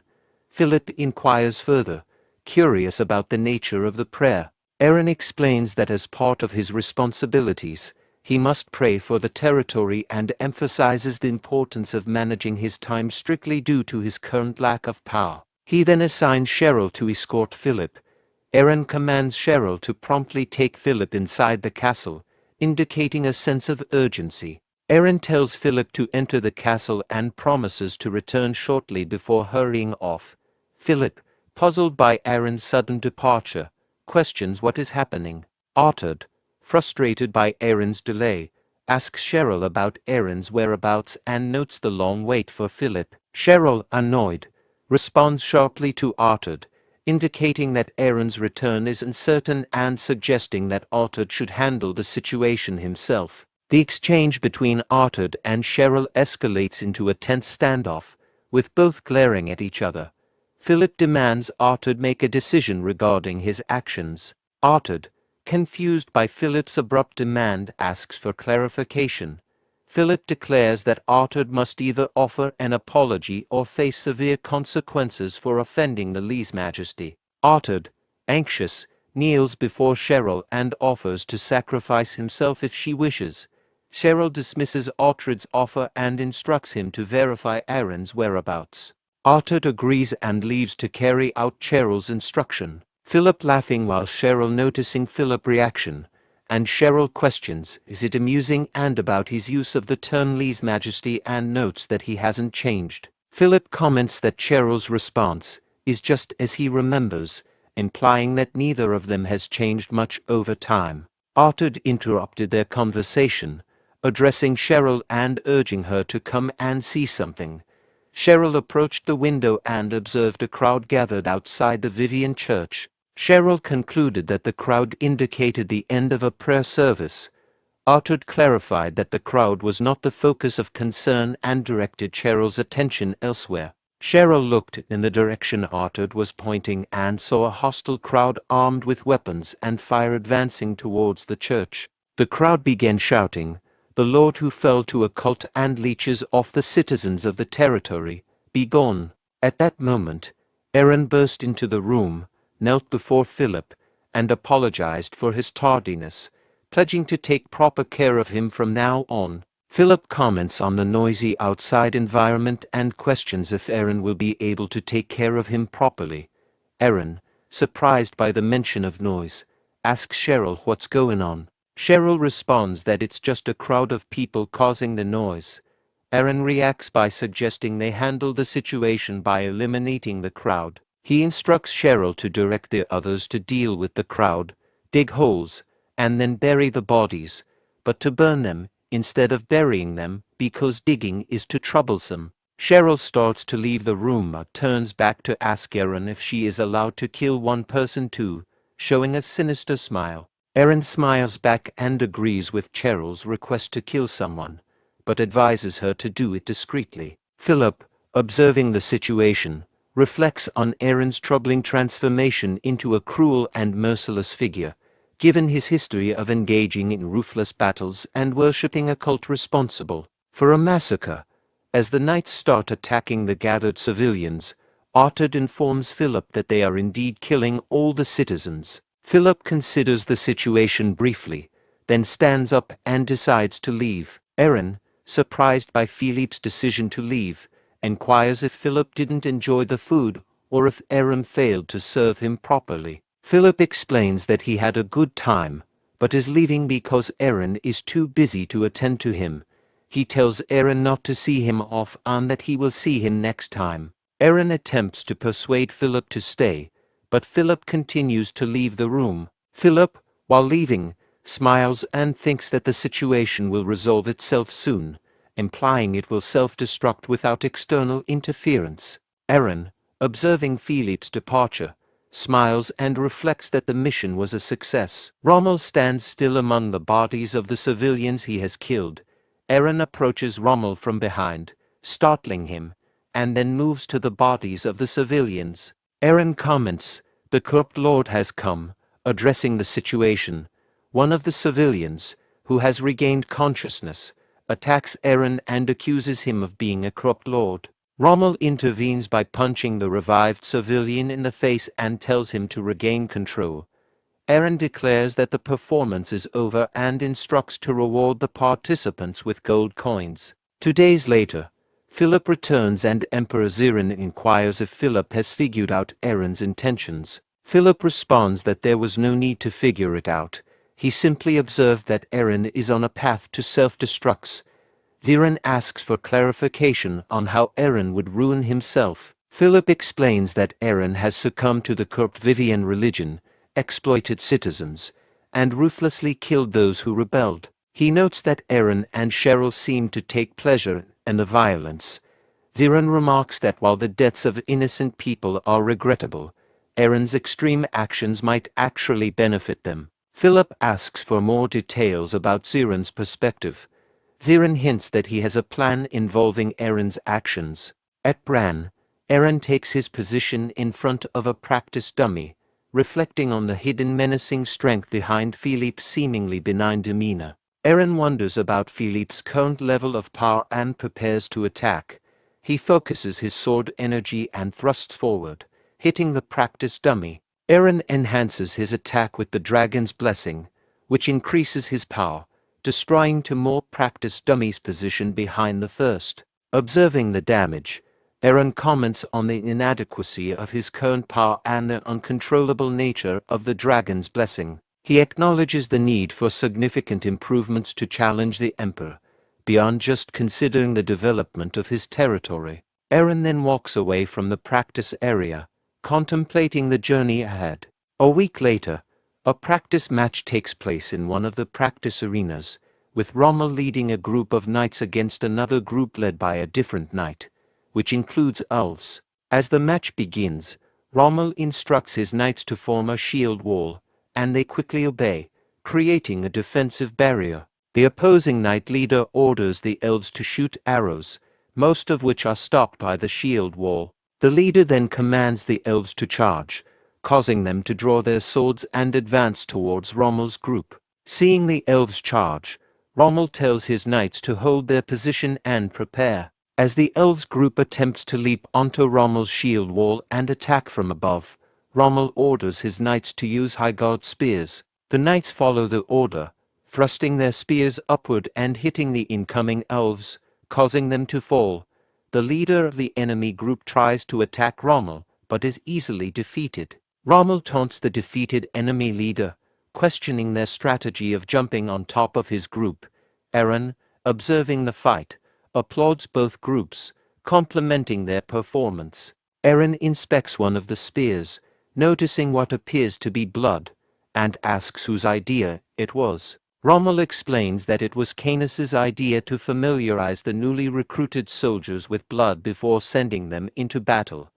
Eren agrees that this approach will be beneficial. A person on horseback approaches Eren, shouting that something significant has occurred. The person dismounts and kneels before Eren, informing him that the holy nation of Perse has established an army. Eren responds that the holy nation's army would be insufficient for waging war against the Empire, implying it wouldn't be a major threat. The person reveals that Perse is actually targeting their territory, which shocks both Eren and Rommel. In the meeting room, the territory administrator, Max, reports that their forces number 10,000 troops, while the enemy has 20,000, including the Perse Church's holy knights. Eren asks why the holy nation of Perse is declaring war and why the Empire isn't intervening, considering it's an invasion by a foreign power. Max explains that Perse is using heresy subjugation as their justification for the war and that the Empire is not involved due to its diplomatic ties with Perse. Cecilia, upon hearing this, begins to tremble with worry. Canis suggests that the holy nation's actions might be influenced by a bribe from the Empire. Eren asks Canis to clarify his statement about the situation. Canis explains that the timing of the invasion is suspiciously perfect, noting it occurred shortly after the Crown Prince's visit to the territory. Eren admits responsibility, saying he was focused on deceiving the Crown Prince and failed to anticipate such a crisis.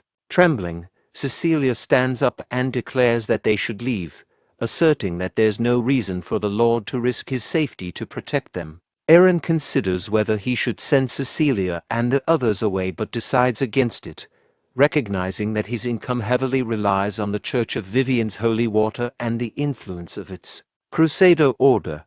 Eren then calls out to Cecilia. Cecilia responds, acknowledging Eren. Eren admits the situation is his mistake and instructs Cecilia not to blame herself or insist on leaving. Cecilia blushes and responds to Eren's reassurance. Eren stands up and instructs Canis to follow him as they go to confirm the Empire's stance on the war declaration. In Duke Eren's study room, Eren begins the process of communication. Canis casts a spell and channels his mana into a crystal ball, establishing a communication link with Crown Prince Philip Crystal Ball. Eren uses the crystal ball to address Philip, questioning why he has accepted the Holy Nation's declaration of war and asserting that the Bran Duchy is clearly part of the Empire's territory. Philip explains that both he and the Emperor opposed the war, but the decision was made by the feudal lords, who are all aligned with the Church of Perse. Aaron requests support by asking Philip to send soldiers, emphasizing that without aid, they are doomed. He appeals to their shared royal bloodline and asks for help out of old loyalty. Philip, enraged, responds that they are not doomed. Instead, they should expel the Church of Viven if they wish to avoid disaster. The communication connection is abruptly cut off. Philip reflects with shame, feeling embarrassed for considering Aaron a rival. Meanwhile, Aaron informs Canis of Philip's response. Canis confirms that the Empire's official position is to remain not involved in the conflict. Aaron deduces that the Empire's strategy is to use the Holy Nation to attack him, and he expresses his resolve to counter them, noting that they have underestimated him and he knows the Pope's weakness. Canis asks about the weakness Aaron mentioned. Aaron dismisses Canis's concern, indicating that the weakness is his last resort, and tells Canis not to worry about it. Aaron then requests Canis to hire a painter, as he needs to draft a response to the Holy Nation's declaration of war. A letter arrives in the Holy Nation of Perse's capital city, Regal. Archbishop Abel, seeing the painting on the letter, becomes furious, criticizing Duke Aaron for using the Holy Nation's declaration of war as a provocation. Another priest suggests that Aaron has lost his mind due to heresy influence, impairing his judgment. Archbishop Abel asserts that regardless of the Empire's involvement, the territory was already slated for purification. He insists that, given the territory's perceived wickedness, they cannot delay further and orders an immediate report to His Holiness and mobilization of the Crusader order to advance on the territory. Pope Ignace of the Holy Nation of Perse immediately orders a large-scale purification of the Bran territory. The purification force assembled includes 500 knights from the Crusader order and about 20,000 soldiers from other orders, totaling around one-fifth of Perse's military strength. In the meeting room at Bran Castle, Canis begins to explain the war strategy.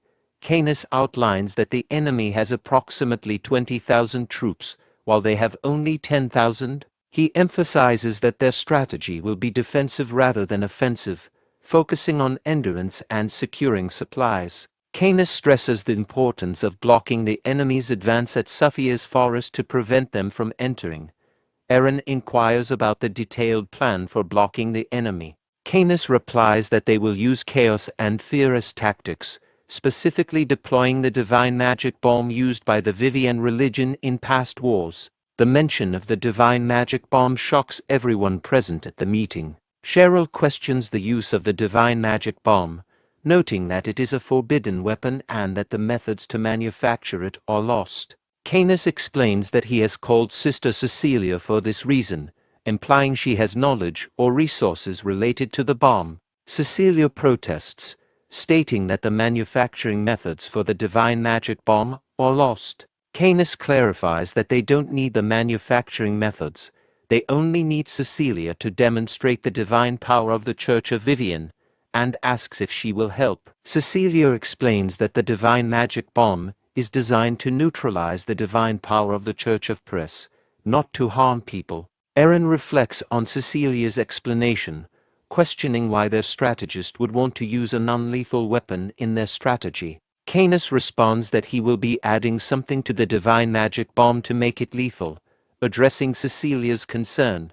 Cecilia is confused by the plan involving the divine magic bomb. Canis explains that it will actually be Cheryl who will handle the task, and he provides her with a document. Cheryl questions why she is assigned this task and begins reading the document, becoming shocked by its contents. 5 days later, at the Black Forest, an elf on watch duty spots the advancing Holy Nation of Perse army.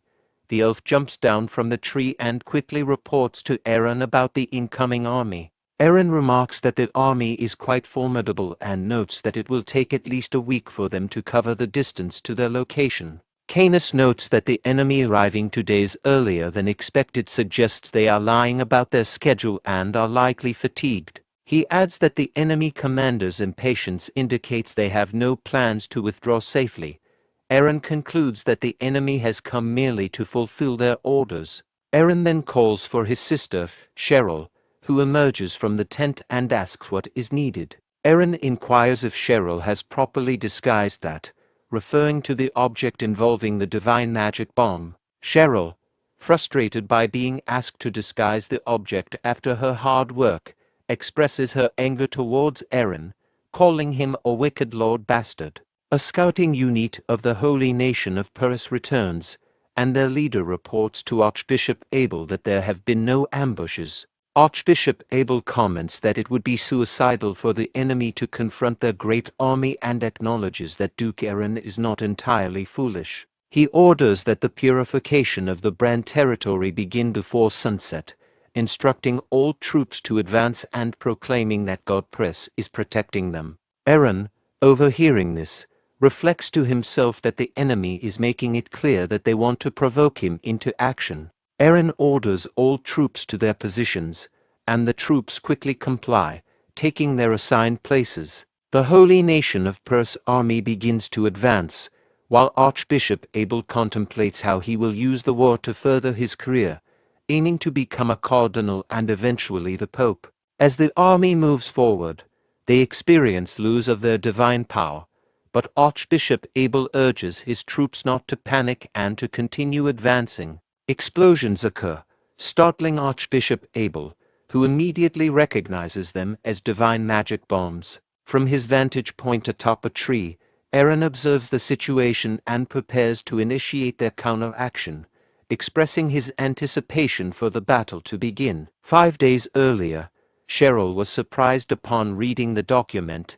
Canis explained that it detailed the manufacturing method for magic landmines, which are lethal compared to the divine magic bomb. The strategy involves first using divine power to evoke the traumatic memories of the divine magic bomb from the religious war, and then deploying the explosive magic landmines to cause further chaos and destruction. In the present, priests of the Holy Nation of Paris are shouting for help, panicked by the appearance of the divine magic bombs. A frontline knight rushes to inform Archbishop Abel about the divine magic bombs, but accidentally steps on a magic landmine, resulting in an instant explosion that kills him. Witnessing the explosion, Archbishop Abel starts to sweat heavily, realizing that the divine magic bombs should not be lethal and deducing that this is a new type of weapon. Abel concludes that the enemy is using this new weapon to create chaos and then eliminate them. In frustration, Archbishop Abel curses Eren and orders his army not to panic, instructing them to continue their advance. Eren interrupts Archbishop Abel, declaring that he will pass judgment on them in the name of goddess Viven, insulting the Holy Nation. Archbishop Abel, infuriated, responds by shouting at Eren for insulting Sir Paris. Abel prepares and launches an attack at Eren, who easily dodges it. Eren, initially confused by Abel's actions, notices that Abel is smiling. The attack on Eren was a diversion. The real threat is a massive fist descending from above, which Eren narrowly avoids by jumping down from the tree. Archbishop Abel begins laughing, seemingly unfazed by the chaos and the deaths of his soldiers. Eren, observing Abel's reaction, thinks to himself that Abel's laughter is inappropriate and decides to take further action. Eren commands the knight order to charge and eliminate Abel, calling him a cultist. The knights who had been hiding start to advance towards Archbishop Abel. Angered by being called a cultist, Abel shouts back, indignantly defending his position as a disciple of Sir Paris, and declaring his intention to purify Eren and his forces. Before Abel can rush into battle, one of his knights intervenes, advising him to retreat instead. Archbishop Abel, enraged by the knight's suggestion to retreat, attacks him with his wand, accusing him of abandoning the fight against those who insulted Sir Paris. The knight, after being struck, seizes the archbishop's wand and insists that if ordered, he will lead the crusader order to fight until the end. However, he warns that if they fail, all Parisians on the expedition will be killed by the cultists. The knight pleads with Abel to order a retreat for the safety of his men. Flustered by the situation, Archbishop Abel reluctantly commands all soldiers to retreat and instructs the Crusader Order to prepare a divine shield, as divine power can still be utilized. Soldiers begin blowing whistles to signal their retreat. As the enemy retreats, Rommel's cavalry unit arrives and, seeing the retreat, becomes angry and starts to chase them. Eren stops Rommel, surprising him, and explains that the earlier command to attack was a strategy to facilitate chasing the retreating enemy. Eren warns that reckless pursuit might lead to stepping on landmines, so he will pursue the enemy himself while instructing the Night Order to go out in the forest and block the enemy's escape route. As the Night Order departs to block the enemy's escape route, Eren reflects on the situation, apologizing to Rommel and acknowledging that most of the landmines have already exploded, revealing something he didn't want the soldiers to see.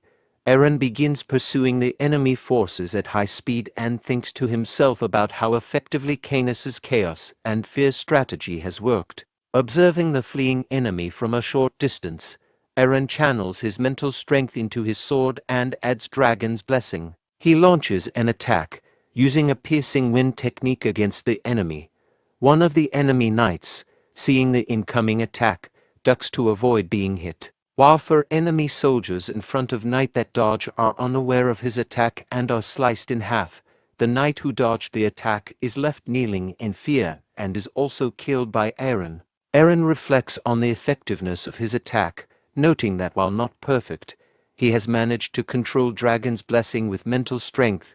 Realizing that what he needed was real combat experience, he continues to pursue the retreating enemy army. Observing Eren through the crystal ball, Canis notes to himself that Eren seems to have grown stronger. When Eren sliced through the iceberg and unintentionally released the vast power within him, it became clear that he had yet to fully comprehend and control the force. The Dragon's Blessing, an immense and overwhelming energy residing in his body, required extensive training and discipline. Eren faced numerous battles with monsters and participated in a territorial war. During these conflicts, he deliberately limited himself, using only the fraction of power he could manage to keep under control. His focus was on suppressing the Dragon's Blessing, rather than unleashing its full potential, due to the risk of losing control. However, after his encounter with Philip, Eren had an important realization.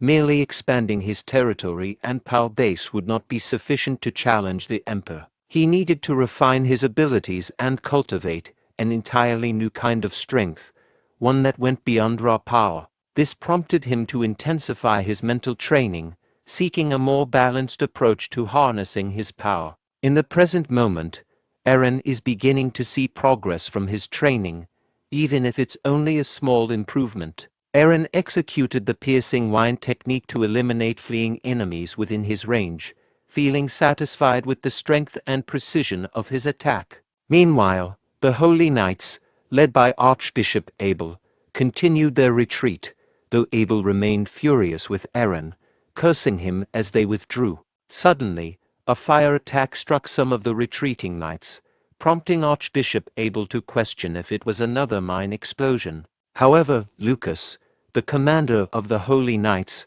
pointed to the sky, revealing that the fireballs were coming from above. In response, Archbishop Abel summoned his immense power to manifest several giant fists to block the incoming fireballs, proudly smiling and as he believed he had successfully neutralized the threat. However, after the fireball spell, Cheryl used another magic spell, unleashed an even more powerful attack known as Flame Shower, directing it toward the retreating knights. Lucas was visibly shocked by the intensity of the attack, but Archbishop Abel, confident in his abilities, he assured him he could handle the magic and urged him to continue retreating without worry. As Archbishop Abel was preparing to handle the magical onslaught, he was taken by surprise when Rommel and his cavalry suddenly arrived on the scene. Without hesitation, Rommel charged at Abel with his sword, aiming to strike him down.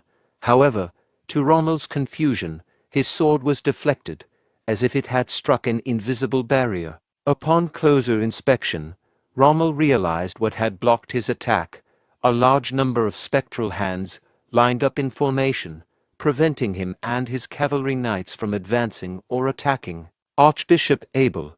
The protective spell had been cast by Lucas, the commander of the Holy Knights. Lucas, aware of the danger they were in, called out to the Holy Knights and Archbishop Abel, urging them to retreat, and he assured them of divine protection and advised them to escape quickly. Taking Lucas's advice to heart, Archbishop Abel and the Holy Knights immediately began their retreat, using the opportunity provided by the Lucas to make their escape without further confrontation. Seeing the Holy Knights and Archbishop Abel retreating, Rommel ordered his knights them to pursue those leaving the canyon. However, Aaron, who had just arrived, intervened and warned Rommel that the enemy is probably gathered outside the canyon.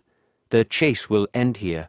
Aaron reflected on the situation, realizing that the divine protection of Purus, the god of protection, was likely at play. He noted how a single holy knight, Lucas, had managed to halt their advance with the divine barrier, which rendered Cheryl's magic ineffective and deflected their attacks. Recognizing the formidable nature of the divine barrier, Aaron decided to act. He drew on his sword aura and directed it towards Lucas's barrier, aiming to test and potentially breach the powerful defense.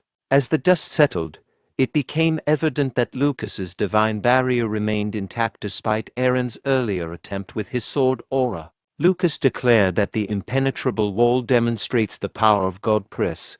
Aaron, frustrated by the failure of his sword aura, considered alternative approaches. He questioned whether this could penetrate the wall if the sword aura couldn't.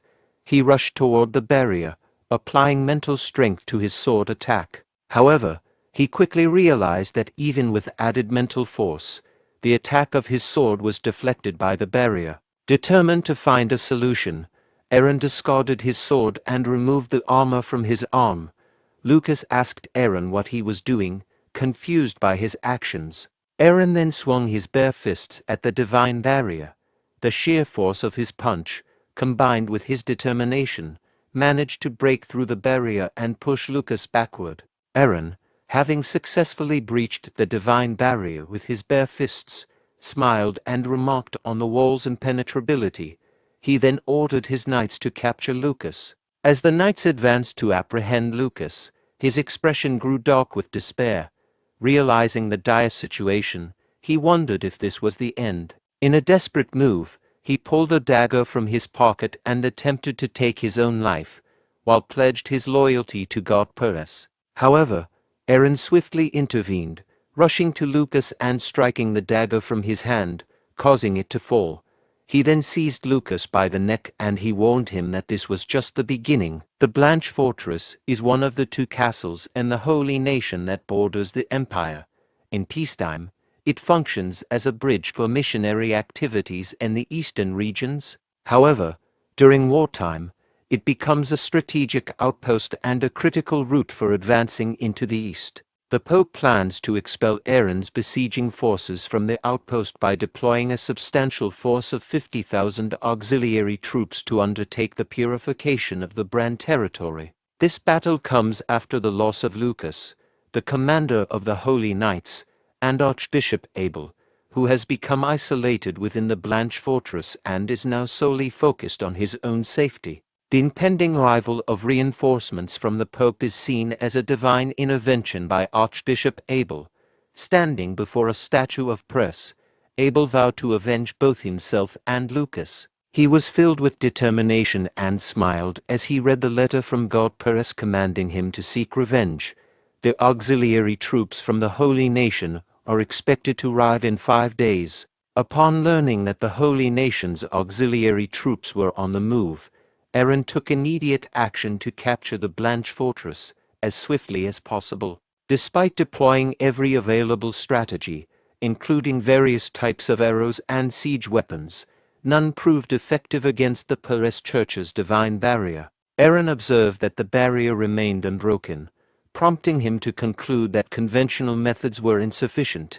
He noted that even sword auras failed to penetrate the defense. In the midst of his frustration, Canis remarked on the situation, acknowledging the formidable power of Press's divine authority, specifically referring to it as Press's hand. Eren noted the ineffectiveness of their current siege methods, stating that the arrows were being deflected and the boulders, the only projectiles that could penetrate, were being intercepted. He then inquired about the divine magic bomb, asking if Cecilia had provided any updates. Canis responded that Cecilia had reported they lacked the necessary manufacturing methods to create the magic bomb. Even if they could produce it, completing the bomb before the enemy reinforcements arrived would be impossible. Eren then asked about Cheryl's status. Canis explained that Cheryl was currently resting to recover the mana she had expended during the previous battle and in making magic landmines. He estimated that she would need 3 to 4 days to fully recuperate. Eren expressed concern about their dire situation, realizing they couldn't rely on divine magic bombs or Cheryl's magic in the immediate future. He wondered if there was any way to bypass the divine barrier. Canis stating that, aside from waiting for Cheryl to recover, they had no other options. He hoped Cheryl's powerful magic would eventually be able to destroy Press's hands. With the Holy Nation's auxiliary troops arriving in 4 days, Eren, left with no alternative but to depend on Cheryl, continued leading repeated but ineffective attacks, resulting in a fruitless war of attrition. That night, Canis commented on the strength of Press's hands, noting that it was more formidable than anticipated. He expressed doubt about relying solely on Cheryl's recovery. Eren, puzzled, asked Canis to elaborate. Canis noting that even if she miraculously recovered, there was no guarantee her magic would be effective against Press's hands. He proposed an alternative plan, predicting the enemy's reinforcements' marching route. Canis pointed to 2 locations on the map and explained that the enemy would either mobilize all their troops to eliminate Eren's forces or bypass Blanche Fortress to advance directly into Bran territory. The challenge, however, was the distribution of food and the large number of enemy troops. If they took a detour to avoid confronting the enemy directly, their own rear would become vulnerable to threats. Consequently, Canis believed the enemy would use their full strength to force Eren's forces out. Eren asked Canis for the alternative plan if they couldn't capture the Blanche Fortress in time. Canis suggested a rapid retreat into the Supia forest and preparing for a siege on Bran Castle. Eren was taken aback by the idea of a siege, realizing the gravity of the situation. He thought that if the main castle was targeted, all his efforts would be in vain and the damages could be catastrophic. He worried that not only would overthrowing the Emperor become impossible, but he might also fail to protect the citizens of the territory. Overwhelmed by the thought of failing to protect the people, Eren began to tremble, questioning how he would be any different from Duke Eren, whom he presumably despised for similar failures. This realization deeply troubled him.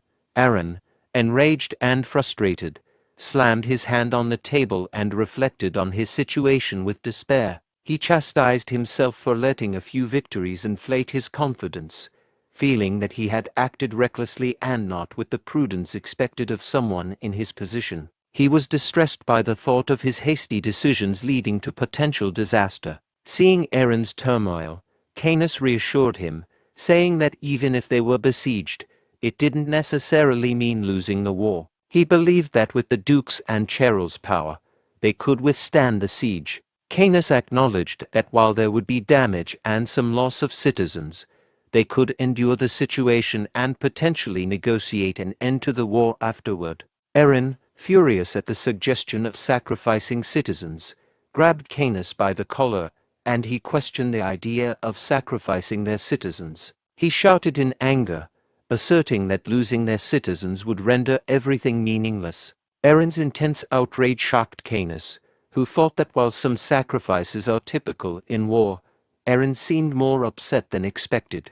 Rommel then intervened, advising Eren to channel his anger towards the Holy Nation rather than directing it at his own subordinates.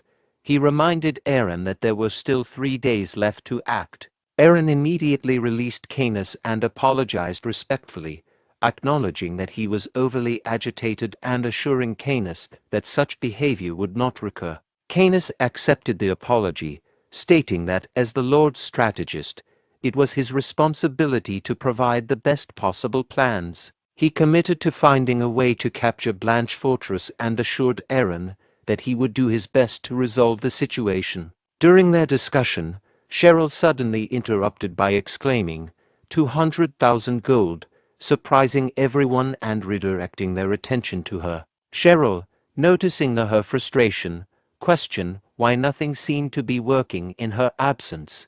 She asked if they had considered using blizzards or similar techniques.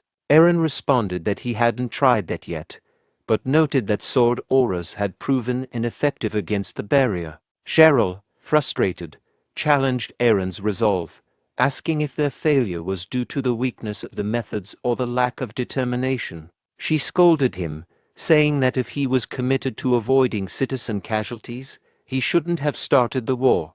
If he had decided to fight, he should have used all available means to succeed. Aaron was taken aback by Cheryl's criticism, reflecting on whether he had truly done his best. As Cheryl began to walk away, Rommel inquired about the 200,000 gold she mentioned. Cheryl explained that it was the amount she would receive for destroying the divine barrier, indicating her readiness to tackle the challenge and her value in resolving the situation. Frustrated and reflecting on Cheryl's words, Aaron acknowledged that they needed to use any means necessary to secure victory.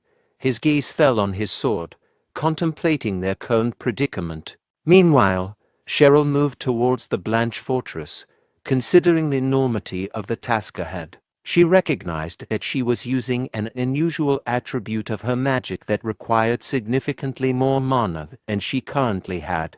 Despite her uncertainty about whether she could achieve the destruction in her present condition, she believed this was the only way to destroy the fortress in one decisive strike. As Cheryl began casting her spell, and she summoned a water spirit, seeing the spirit she thought to herself that the energy still felt insufficient. Feeling increasingly nervous, she realized she might need 1 or 2 more days of rest to fully recharge. However, she was reluctant to admit her limitations after having been so confident and boastful about her capabilities. Cheryl's contemplation was interrupted when Aaron placed a hand on her shoulder and asked what she was thinking about. Cheryl, brushing off his concern, replied she wasn't thinking about anything and then instructed him to have his soldiers on standby. She emphasized that the real action would begin after she destroyed the fortress, reminding Aaron about her 200,000 gold reward. Aaron, smiling, agreed to the 200,000 gold and turned to Rommel, ordering him to get the soldiers on standby.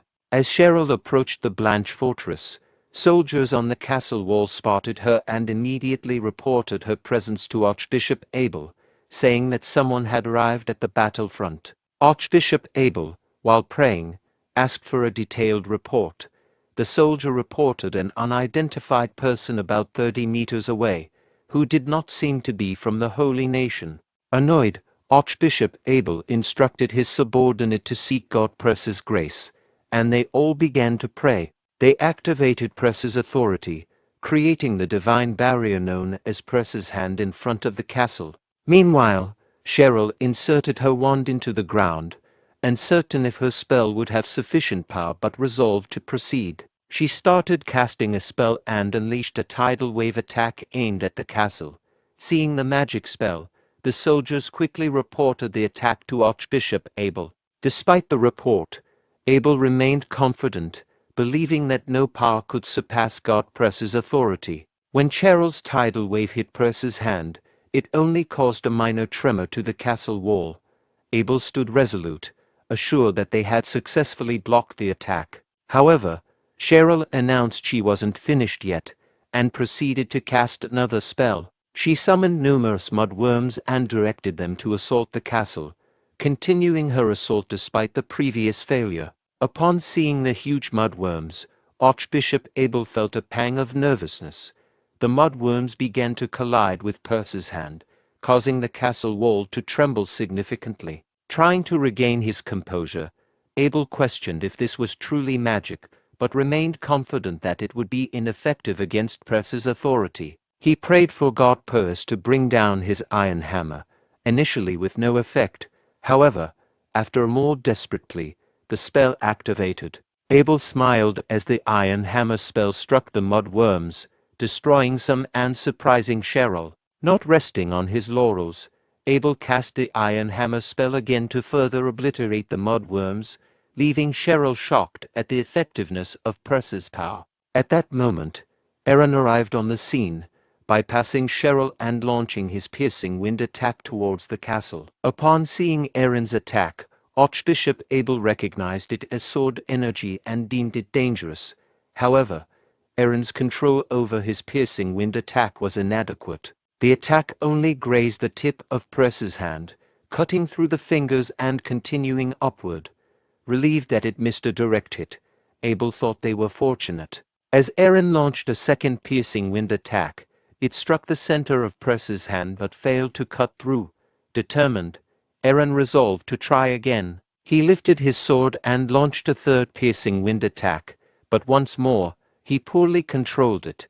The attack veered off course and moved towards the sky instead of hitting Press's hand. Shocked and frustrated by his repeated failures, Aaron collapsed to the ground. Seeing Aaron from the castle wall, Archbishop Abel smiled condescendingly, thinking it audacious for a mere human to believe he could overcome God Press's hands. From a distance, Canis observed the conflict and reflected on the blessings he had provided to the humans. He realized that these blessings might not be sufficient to surpass divine power. Considering the gravity of the situation, he contemplated stepping into the forbidden domain to aid Aaron. Canis recalled that, long ago, when humans worshipped dragons, the gods were displeased with this shift in worship. The gods felt that dragons were excessively interfering in human lives and prohibited such practices. When their commands were ignored, they delivered divine punishment, an act that was later referred to as the forbidden domain among dragons. At dawn, while Archbishop Abel was sleeping in the castle, a bat controlled by Canis watched over him. Canis used his power to induce a nightmare for the sleeping archbishop. In the nightmare, Abel saw Lucas severely injured. Shocked, Abel asked Lucas if he was okay. Lucas, raising his sword, pleaded for rescue and then swung his weapon at Abel, aiming to decapitate him. The nightmare abruptly ended, and Abel awoke, disoriented, and immediately checked his surroundings. Confused, he questioned why Lucas was asking for help when he was certain Lucas had died. Archbishop Abel began praying, asking God Press to comfort Lucas's soul and grant him the power to save Lucas if the dream was real. From the perspective of his controlled bat, Canis observed Abel's distress and thought that if they couldn't break through from the outside, he would need to undermine them from within. Canis then felt a chilling sensation, suspecting it was a sign of divine retribution from the forbidden domain. He looked to the sky, resigning himself to the belief that he would soon face God's punishment. The next afternoon, 2 days before the arrival of reinforcements, Abel stood on the castle wall, contemplating the revelation that Lucas was still alive. Archbishop Abel was interrupted by a soldier reporting that the enemy seemed to be retreating. Abel questioned whether the retreat was real. At that moment, Aaron approached the castle, which surprised Abel. Aaron stopped and sent a pigeon carrying a letter through Press's hand. The pigeon landed on Abel's hand, and Abel retrieved and read the letter. The letter promised that while they will retreat today, Aaron will eventually destroy the cult entirely. To prove his words are true, he will execute a cultist in their grasp to demonstrate his resolve. Fuming with anger after reading the letter, Abel cursed Aaron, referring to him as a cultist bastard. Archbishop Abel noticed 3 catapults in the distance and observed that Lucas and several knights were tied to the stones of the catapults. He realized that his nightmare had not been a dream. Meanwhile Lucas, bound and facing the catapults, shouted at Canis and the soldiers, condemning them and claiming that God Purse would judge them. Canis instructed a soldier to prepare and cut the rope of the catapult. However, Lucas yelled for them to stop. Abel, growing anxious, understood that this was the execution Aaron had mentioned in the letter. As the soldier raised his axe to cut the rope, Lucas pleaded with Archbishop Abel to save him. Meanwhile, Canis ordered the soldiers to fire the catapults. He cut the rope, and the stones, along with Lucas and the other holy knights tied to them, were launched towards the castle. Canis, observing the scene with a smile, thought to himself that this kind of spectacle was only possible while in human form. He found the situation enjoyable and was determined to continue despite the impending divine punishment. As the catapults were fired, Aaron, Cheryl, and Rommel prepared to launch their attack, ready to act when the opportunity. During early morning mission planning, Canis instructed them to follow his directives precisely without raising objections due to the limited time available. He asked if everyone was ready, and they responded with serious attention, indicating their readiness to comply with his plans. After giving his initial instructions, Canis began to explain the mission details them. At the same time, as the catapult stones were nearing the castle, Cheryl remembered Canis's earlier order to summon fire spirits once the catapults were in use. Recognizing that the moment had arrived, she cast the spell to summon a fire spirit and directed it towards the ongoing stones. The fire spirit concealed itself behind the rock, remaining unnoticed by the enemy. As the stone carrying Lucas approached Perez's hand, Archbishop Abel panicked, fearing that a direct hit would fulfill his nightmare. He quickly ordered his subordinates to deactivate the divine barrier, Perez's hand, and to stop their prayers. With the divine barrier removed, the stone and the concealed fire spirit moved unhindered into the castle, reaching their targets without obstruction. Cheryl activated the fire spirit, causing it to expand its enormous hands, that first destroyed the stone it had been hiding behind. The spirit then began attacking the castle wall, leaving Archbishop Abel shocked by the unexpected assault. Meanwhile, Aaron remembered Canis's instruction from their earlier meeting to charge into the castle without hesitation once the initial attack began. Acting on this, Aaron quickly discarded his heavy armor and sword and sped towards the castle on his horse. Archbishop Abel, observing the situation and realizing that the castle walls were in imminent danger of destruction, urgently instructed his subordinates to resume their prayers. Their goal was to invoke the hand of Pres, he believed to provide protection to the castle walls. Additionally, he sent a subordinate to check on Lucas's condition. At the same time, Cheryl took action by summoning the spirit of Inferno and directing it toward the castle wall.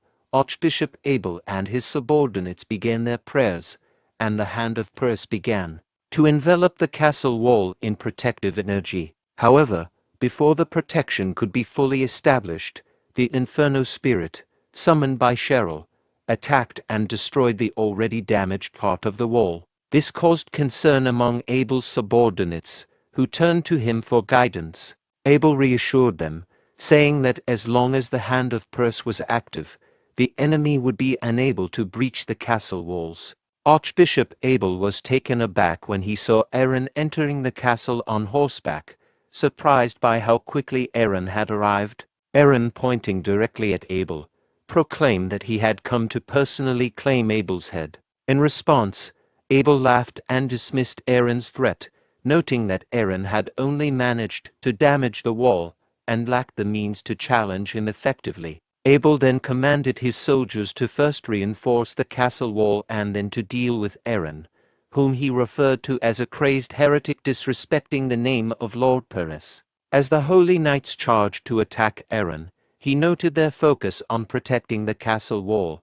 He moved toward the knight guarding the damaged wall. When the knight raised his shield to block Aaron's punch, the force of the strike sent him crashing into the wall, leaving him unconscious. Aaron then took the knight's shield and positioned himself in front of the destroyed section of the wall, declaring his intent to prevent anyone from approaching it. He turned to Rommel, asking for confirmation on the difficulty of breaching the wall, to which Rommel agreed. Following Rommel, other soldiers from Aaron's forces entered the castle through the gap in the wall. Archbishop Abel, witnessing this turn of events, was left in shock, while Aaron smiled triumphantly at the unfolding situation. Archbishop Abel commanded the Holy Knights to purify the heretics and eliminate all enemies in the name of their god. On the opposing side, Aaron rallied his soldiers, urging them to fight back and secure the castle. Both armies charged at each other, with the Holy Knights shouting, "Purify the heretics!" Meanwhile, Rommel, the commander of Aaron's forces, ordered, "Take their enemy weapons and fight back." In the heat of battle, as Aaron's vice commander rushed into the fray against the advancing Holy Knights, Rommel suddenly grabbed him from behind. Pulling him close, he sought reassurance by asking if he could trust him. The vice commander gave an uncertain confirmation. Rommel then handed him his own wooden shield, leaving the vice commander puzzled. Without warning, Rommel hurled him toward the Holy Knights, startling the vice commander. As he hurtled toward them, he instinctively shielded himself with both wooden shields. Upon impact, he collided with the knights, sending a few flying backward from the force. As the other knights rushed in, ready to strike with their maces, the vice commander, still disoriented from his crash landing, quickly shielded himself and blocked their first blow. He shouted in frustration about being told to trust while preparing for what was coming next. However, the Holy Knights raised their maces again, and this time the shields shattered under their powerful strikes. The vice commander's face darkened as he prepared to face the deadly blow, thinking he was about to die without any defense. At that critical moment, Rommel arrived and swung his wooden stick, managing to deflect 2 of the knights' maces. However, when he tried to deflect the third mace strike, Rommel's stick broke, and the mace continued its deadly path toward the vice commander. In terror, he shielded his head and exclaimed that he wasn't married yet. Just then, a wooden stick struck the attacking knight, knocking him off balance and sending him to the ground. The vice commander turned and saw Lady Bianca standing there, having thrown the stick to save him. Blushing, he stammered his gratitude to Bianca for saving his life. His speech was interrupted when Rommel shouted for him to get down and urgently pushed him out of his position.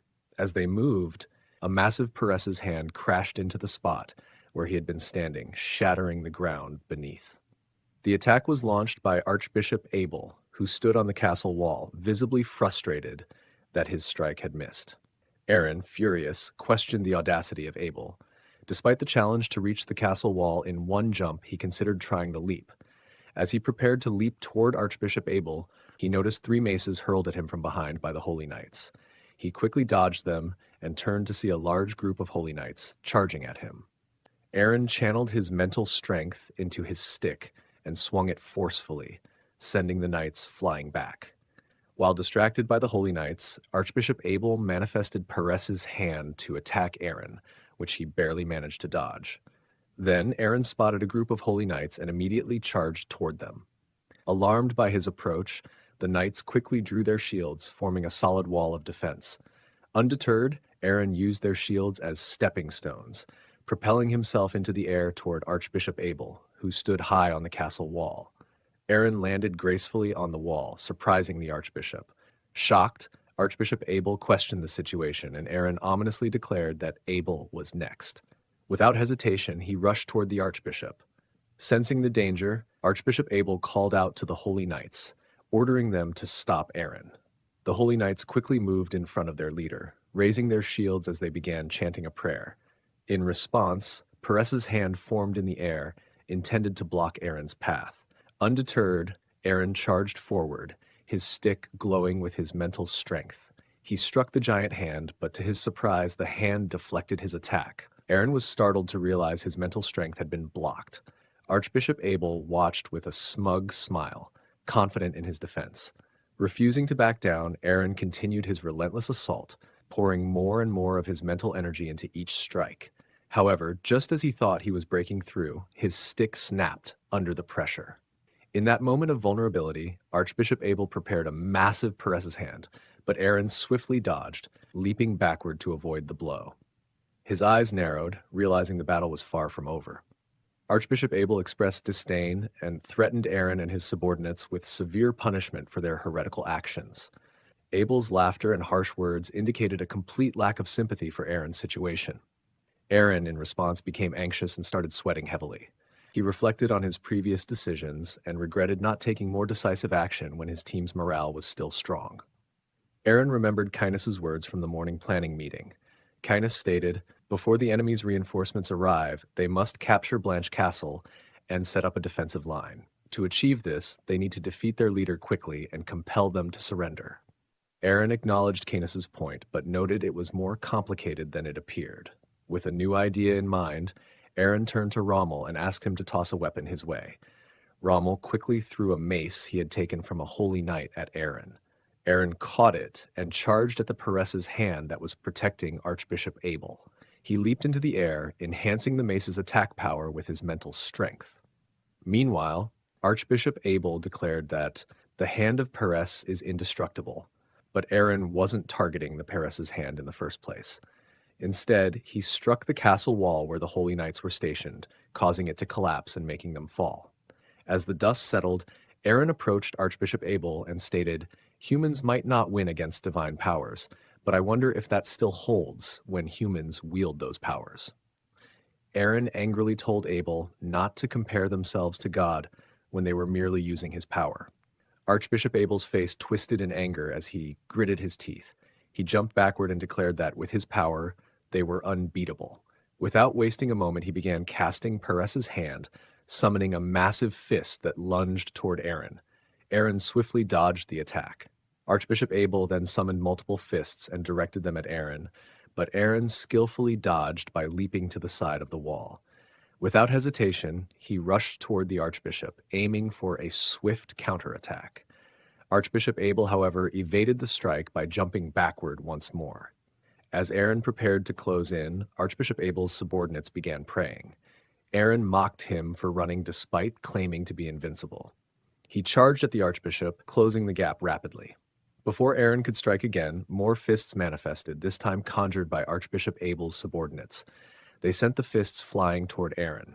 With his exceptional speed, Aaron dodged most of the attacks, but one fist managed to land a blow. Archbishop Abel smiled smugly, believing the hit had incapacitated Aaron. But in the next instant, his expression turned to shock.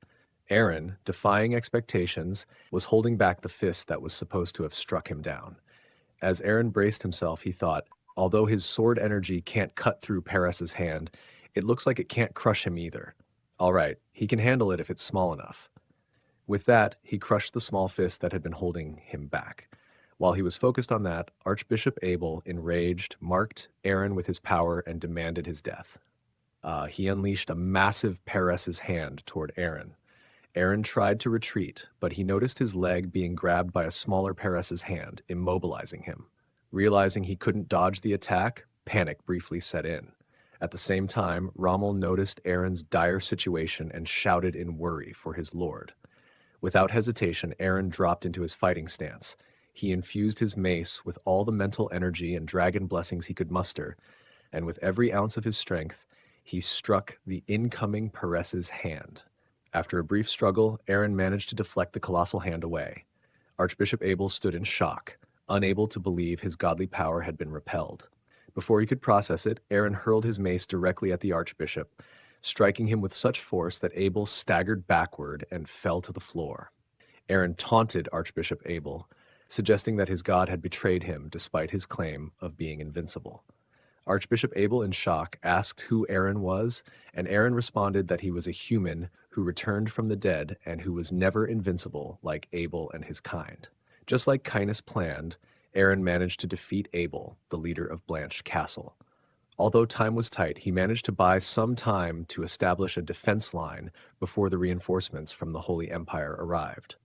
During dinner, Aaron asked Kynus if their plan was to stay in Blanche Castle after successfully taking it, while the enemy mobilized a portion of their 50,000 troops into the territory of Bran.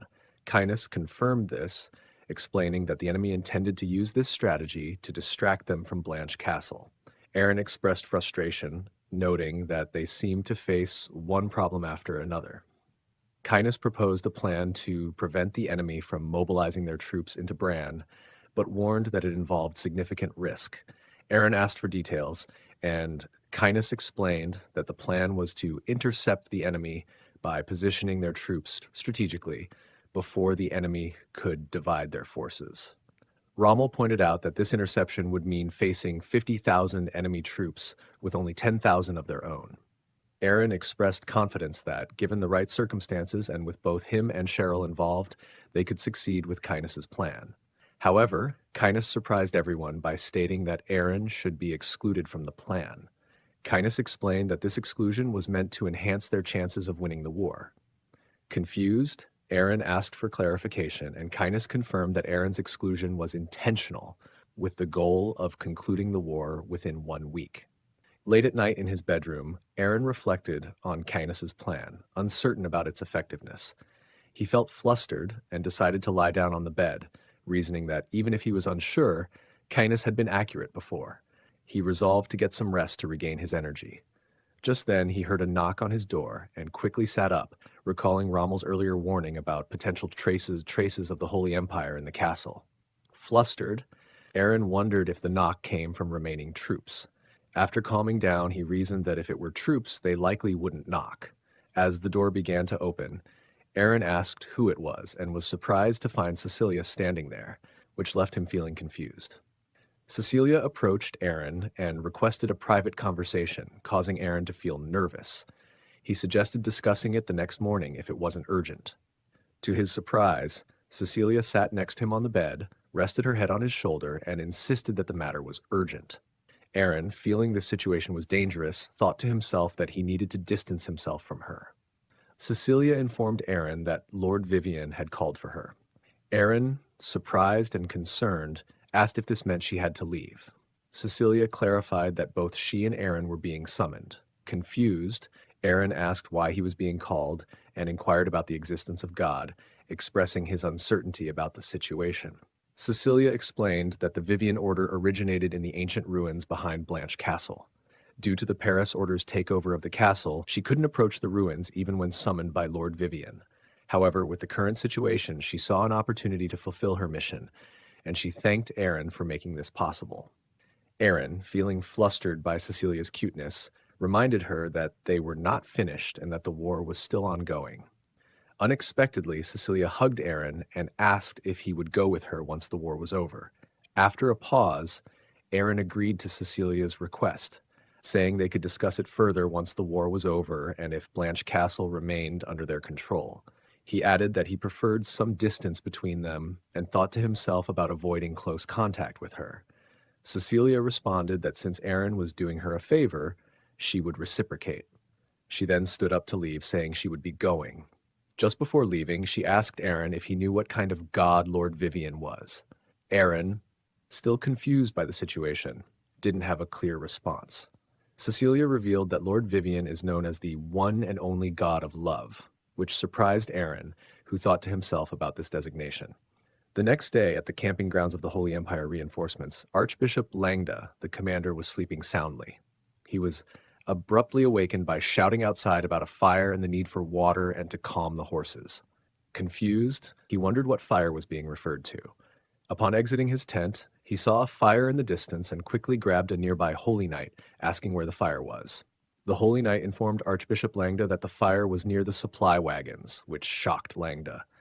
Meanwhile, a fire spirit was climbing on top of the supply wagons and spreading fire. A Holy Knight arrived with a bucket of water and threw it at the fire spirit, shouting, "Begone, demon!" The fire spirit jumped back to avoid the water, but it was hit on the arm, causing its flames to dim. A fire spirit, enraged, attacked a Holy Knight, transforming him into flames and burning him to death. The fire spirit also destroyed all the supply wagons. Archbishop Langda arrived, noticing the burning wagons, and realized the rations had been lost. Just then, a watchguard warned of a sneak attack, prompting Langda to see Rommel and Lady Bianca leading a cavalry assault on their camp. After a period of chaos and fighting with the disorganized Holy Knights, Rommel spotted the approaching cavalry. The cavalry captain of the Holy Knights identified them as the Crusader Order and commanded his knights to ensure none of Rommel's forces escaped. In response, Rommel ordered a retreat for his own men.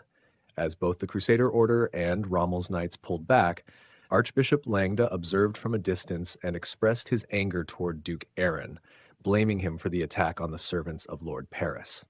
Kynas, observing the situation through his magic crystal ball, reflected on the nature of war. He noted that while strategy and counter-strategies are important, people are crucial to fighting wars. With the enemy's food supplies destroyed, he predicted that their strength would wane. He concluded that if they could endure for one more week, their chances of success would improve significantly. In this battle, both Canis and Archbishop Langda made critical errors. Canis believed that destroying the enemy's food supplies would weaken them, but instead it ignited their faith in their god, which fueled their determination and allowed them to overlook their immediate need for food. Consequently, they advanced against Aaron's troops sooner than expected. Archbishop Langda, on the other hand, relied heavily on his numerical advantage and employed a strategy of pushing forward with brute force. This approach backfired as he faced unexpected and troubling news, revealing that his overconfidence in his numbers had failed to account for other strategic factors. Archbishop Langda was shocked to learn from a holy knight that the enemy had captured Aventra Castle and cut off all their supply routes. Confused, Langda inquired how this could have happened if he believed all enemy troops were at Blanche Castle. The knight revealed that Duke Aaron was the one who had taken over Aventra Castle. Before the Holy Nation's reinforcements arrived at Blanche Castle, Canis divided his forces into two squads, the Interceptor Squad and the Special Operations Squad. The Interceptor Squad was tasked with delaying the reinforcements, while the Special Operations Squad aimed to seize Aventra Castle, a key supply source. Though the Special Operations Squad, led by Aaron, successfully captured Aventra Castle and cut off the enemy's food supplies, the Interceptor Squad struggled and suffered significant losses in their effort to slow the enemy's advance. Despite their best efforts, the Interceptor Squad managed to delay the Holy Nation soldiers for a few days. Faced with these setbacks and the ongoing shortage of supplies, Archbishop Langda decided to continue the assault on Blanche Castle, while urgently requesting additional supplies from the Holy Nation. However, Canis intercepted these emergency supplies. With his troops in dire condition and facing inevitable defeat, Archbishop Langda was left with no viable options. He ultimately chose to surrender Blanche Castle in exchange for food. Upon receiving the news at the Imperial capital, Jarvan, Duke Gran, hurried to Emperor Zerone's chambers, addressing him with urgency. Emperor Zerone, annoyed by the interruption during his personal time, was informed by Duke Gran that Duke Aaron had captured both Blanche Castle and Aventra Castle. Zeron, enraged by the failure to defend these key locations despite having ample troops, demanded to know if there was more to the report. Duke Gran revealed that the Pope had requested the Emperor's intervention to mediate the dispute. The Pope, unable to surrender to the heretics and seeking to end the conflict, asked Emperor Zerone to step in and halt the war. This request for mediation shocked Emperor Zerone. Emperor Zerone, infuriated by the unexpected turn of events and the failure to manage Duke Aaron, expressed his frustration at the situation. He felt betrayed and angered by the defeat and the Pope's request for mediation. Meanwhile, Duke Aaron was equally enraged upon learning of the Emperor's involvement in mediating the conflict. He slammed the table in frustration. Canis, recognizing the severity of their situation and the significant losses they had incurred, advised Aaron that it would be prudent to engage in negotiations rather than continuing the war. He emphasized the risks of antagonizing the Emperor and suggested they focus on making the negotiations as favorable as possible. Aaron, initially unwilling to calm down, eventually considered Canis's advice and began thinking of strategies to benefit from the forthcoming negotiations. A week later, at the conference hall of Aventra Castle, Duke Aaron and Pope Ignace met to discuss the terms of the mediation. Pope Ignace, reflecting on the situation, considered how he would feel if the Emperor intervened in a war they were already winning. Despite his frustration, Ignace recognized that having the Emperor mediate was preferable to outright surrender, as it preserved the pride of the Paris Order and acknowledged that the Emperor had originally sanctioned the war. During the negotiation, Pope Ignace informed Duke Aaron that Lord Paris had decided to show him mercy. Aaron questioned the nature of this mercy. Ignace explained that Lord Paris had instructed him to halt the war with Aaron. He indicated that continuing the conflict would have inevitably led to the complete destruction of the Bran territory. Aaron, observing Pope Ignace's attempt to act tough now that a fight was no longer imminent, thought to himself that he had his own plans. He asked Canis if he had ever seen the Pope on the battlefield, to which Canis responded that he had not. Archbishop Langda, who was standing behind Pope Ignace, interjected, rebuking Aaron for showing disrespect to the Pope, who who he claimed was akin to a king. Aaron retorted by pointing out Langda's audacity in speaking after having begged them for food. Although Langda was enraged by Aaron's comment, he chose not to respond, acknowledging that Aaron's statement was, in fact, accurate. Aaron addressed Pope Ignace with contempt, accusing him of misunderstanding the battlefield situation and misleadingly speaking of mercy. He made it clear that Duke Aaron and his forces were the ones who had shown mercy to the starving enemies, not the Paris order. Aaron demanded that Ignace stop playing games and pay close attention to their requests if he wanted the return of the prisoners of war. Pope Ignace, amused by Aaron's bluntness, acknowledged his reputation for militancy and agreed to listen to the requests. Aaron then demanded the capital of the Holy Nation, Regal, located in the central continent. Pope Ignace, visibly nervous and sweating, questioned in his mind whether Aaron was insane for making such a bold demand. Aaron, unfazed, taunted the Pope, asking if something was wrong. At that moment, Emperor Zerone arrived at Aventra Castle with his knights. Pope Ignace, standing up in a mix of anger and disbelief, confronted Aaron, accusing him of being disrespectful. Aaron, in response, ordered Cainus to either put all prisoners to work in slave camps or sell them to slave traders.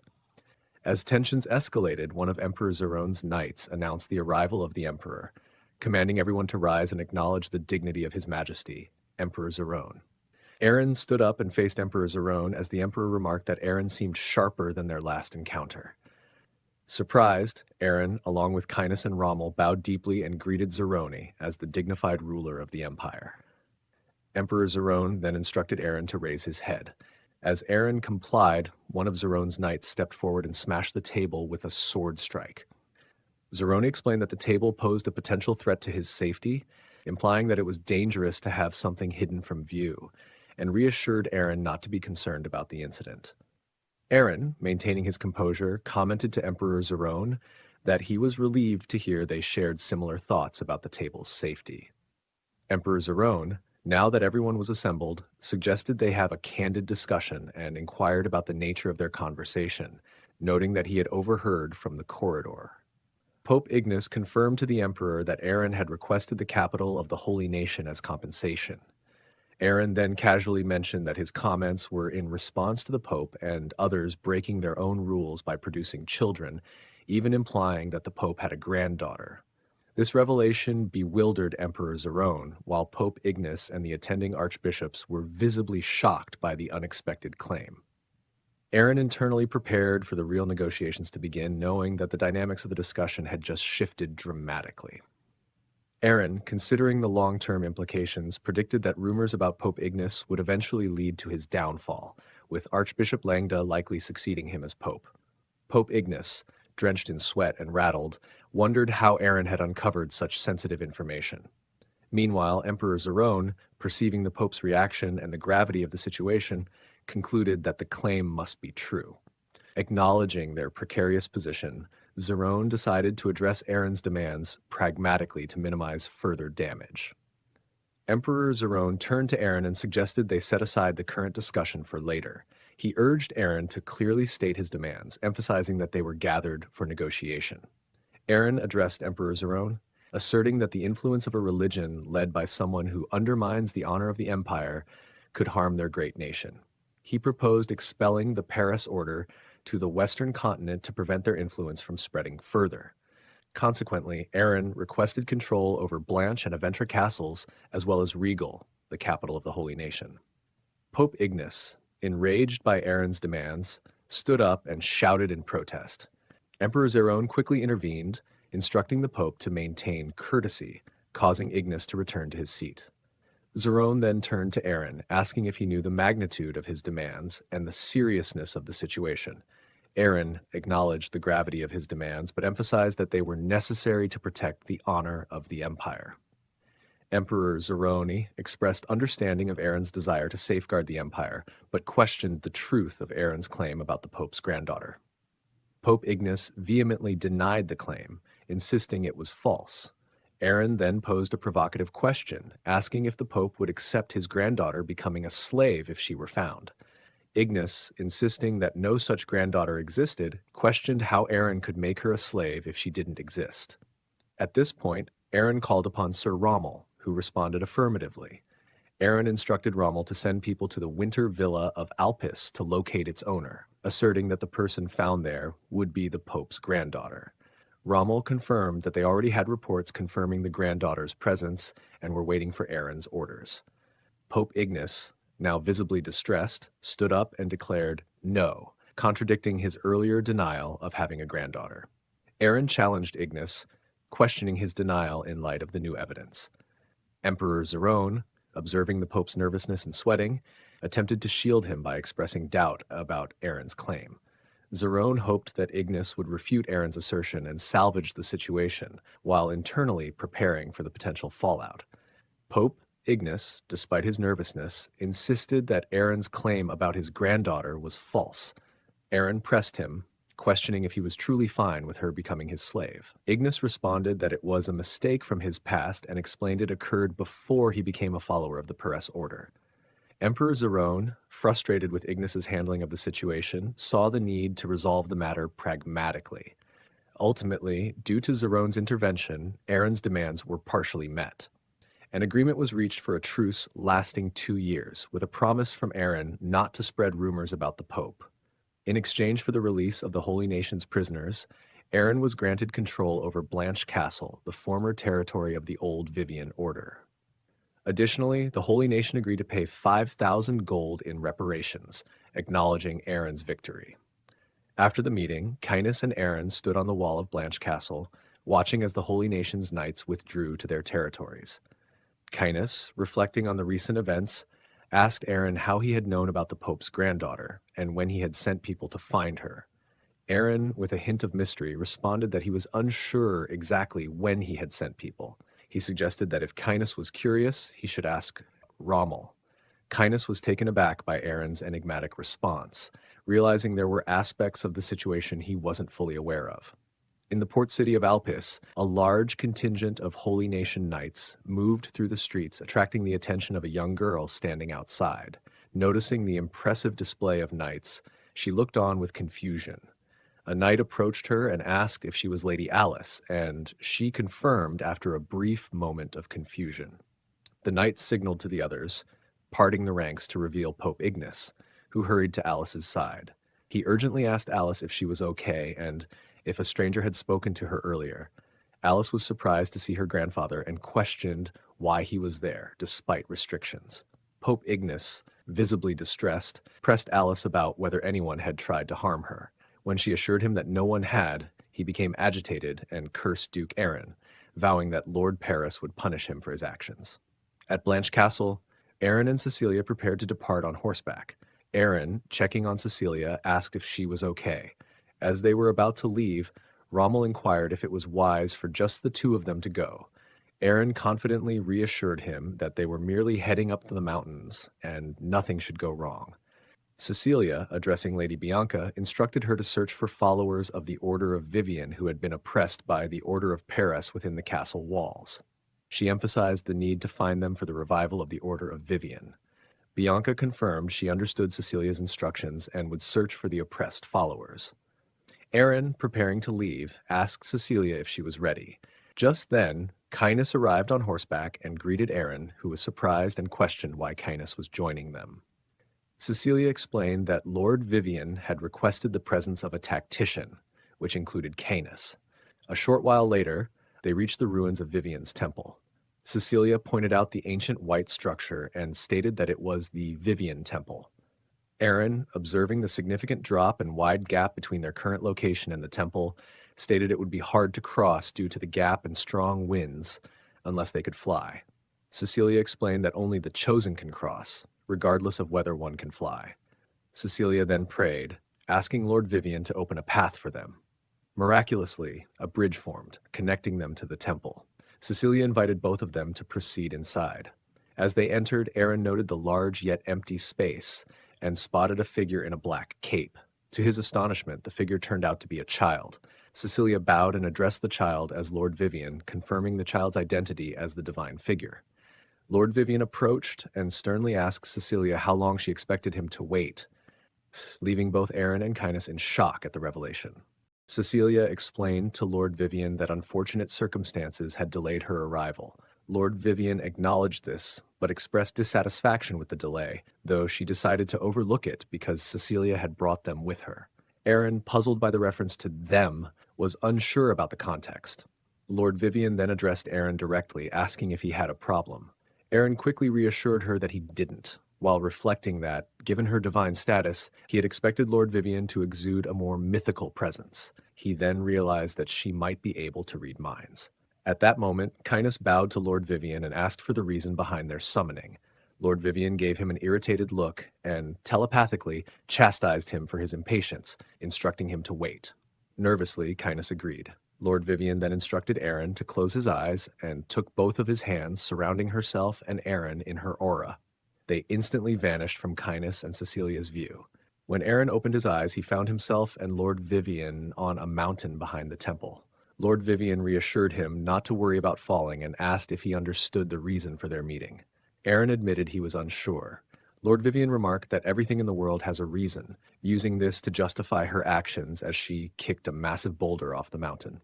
Aaron, alarmed, watched as the boulder rolled toward the temple where Cainus and Cecilia were. The boulder crashed into the temple, destroying it and sending dust into the air. Aaron, anxious and worried for Cainus and Cecilia, questioned Lord Viven's morality, asking if it was appropriate for a god to play with people's lives. Lord Viven denied any wrongdoing, instead pointing to the boulder, which had inexplicably reappeared in the spot where the boulder had been. Aaron, surprised, tried to see what was happening at the temple below. Lord Viven assured Aaron that the temple was intact and that Cainus and Cecilia were safe, explaining that the boulder was meant to be a metaphor. The boulder represented a threat, Zeron, and the temple symbolized the Bran territory. Aaron was taken aback, realizing that Gayle was a name he used in his past life before his regression. He began to question the significance of his rebirth as Duke Aaron and the role Lord Viven played in it. Lord Viven told Aaron that everything has a reason, including why she saved him and that he has a destiny to fulfill. When Aaron asked for clarification about this destiny, Lord Viven encouraged him to live his life fully to understand it. Frustrated, Aaron questioned the purpose of being given information he couldn't grasp and inquired about the whereabouts of Duke Aaron. Lord Viven, after a moment of silence, told Aaron that he would eventually meet Duke Aaron on his journey, though he wouldn't appear as Aaron remembered. Confused, Aaron asked for clarification. Lord Viven then abruptly shoved Aaron off the mountain, leaving him plummeting and screaming in shock. Aaron soon lay unconscious on the ground, where Cecilia and Cainus frantically tried to wake him up. He eventually awoke with a start, and Cecilia, anxious, asked if he was okay. Aaron, disoriented, questioned his location and why they were in front of the temple. He then urgently asked about Lord Viven's whereabouts. Cecilia explained that they hadn't met Lord Viven, suggesting it wasn't the right time for such a meeting. Aaron, bewildered, insisted that they had entered the temple and encountered someone who looked like Cecilia. Cecilia reassured him that they had been at the front of the temple the entire time. Shocked and confused, Aaron tried to make sense of the situation. Cecilia, acknowledging Lord Viven's refusal to meet them, suggested they hope for another opportunity in the future. The group then mounted their horses and began to return. Cainus, feeling anxious, wondered if the inability of humans to remember things was related to their nature. He remembered Lord Viven's earlier warning that he would be punished for his deep involvement in the human world. He would lose the ability to cast magic while in his human form, with severe pain as the consequence for defying this rule. Cainus regretted coming for mere entertainment and now feared for his life, questioning how he would handle the unfolding events. Meanwhile, in the Imperial capital of Jarvan, a group of beggars sat along the roadside. One of the beggars with a bandaged head pleaded for help, asking for any money for his starving family. Another beggar wearing a black cape requested leftover bread instead of money. The third beggar remained silent, focused on Duke Renon's departing carriage. Inside the carriage, Duke Renon reflected on Duke Aaron's recent victory over the Holy Nation and the consequent territorial expansion. He also considered the implications for Duke Aaron, suggesting the Emperor might turn his attention to him. Suddenly, the carriage came to a halt, causing Duke Renon to fall. He looked out and demanded to know what was happening. The coachman, unable to hear him clearly, yelled at someone blocking the way. When Duke Renon repeated his question, the coachman explained that the beggar claimed to be Duke Aaron.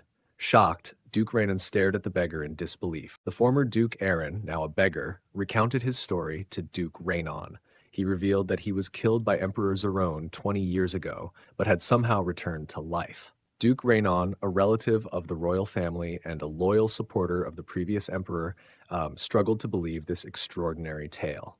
The beggar explained that he sought out Raynon because he might trust him, given their shared history. To further prove his identity, the beggar removed his cape to show his changed appearance from when he was Duke Aaron.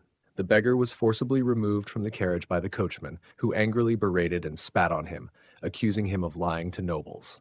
Despite this harsh treatment, the beggar continued to plead his case to Duke Raynon, insisting he was telling the truth. Duke Raynon, after a moment of consideration, decided to return to his state and left the beggar behind.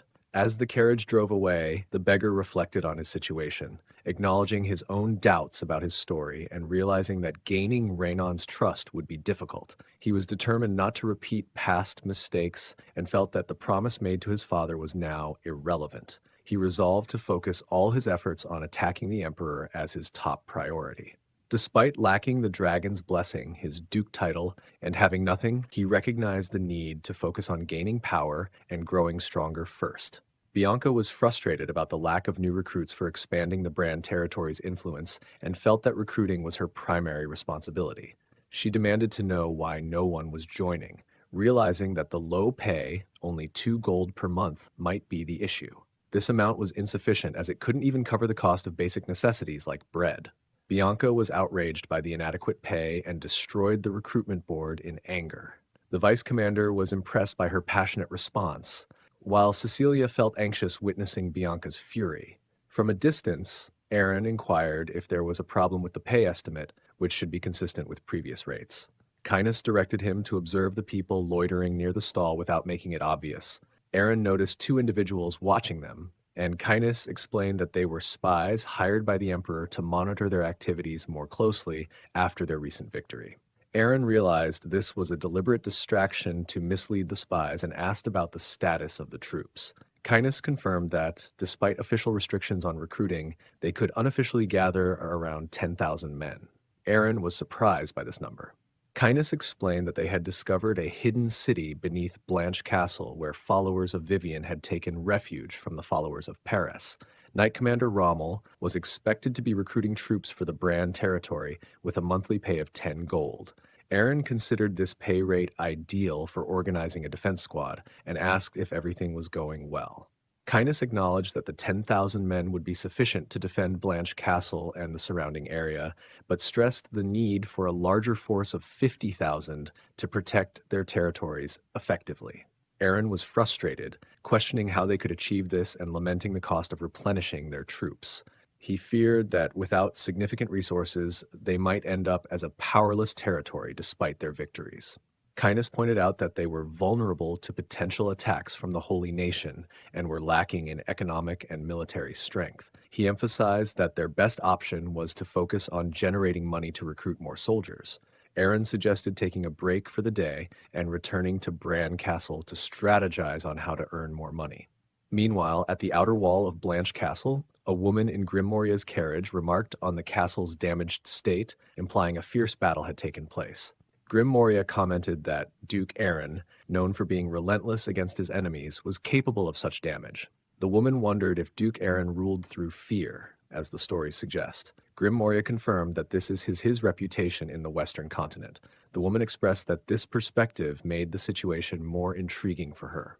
In the conference room at Blanche Castle, the woman and Grim Moria joined Aaron and Kynes. The woman didn't introduce herself and stated that she was there to see the ruler of the North. Aaron questioned this title, and she responded by highlighting his achievements and conquests from the Holy Nation, implying that he deserved such a title. Annoyed, Aaron told her to get to the point. She began to talk about merchants seeking profit, but was interrupted when Aaron drew his sword and pointed it at her, threatening her to stop wasting his time with her irrelevant talk. Grim Moria gave Aaron a thumbs up, thinking that using the rumors about Aaron to their advantage could be beneficial during negotiations. Aaron then demanded to know the purpose of their visit and insisted on revealing the woman's identity. She removed her mask and introduced herself as Princess Luvia of the Samad Kingdom, an island nation between the central and western continents.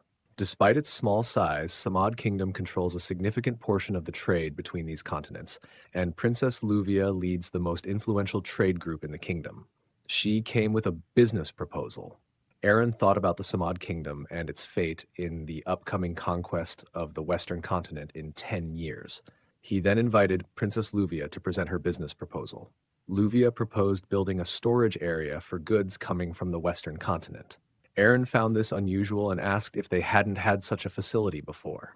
Luvia explained that while the castle was under the control of the Holy Nation, they had been unable to secure approval to build a storage area because the Holy Nation viewed them as heretics.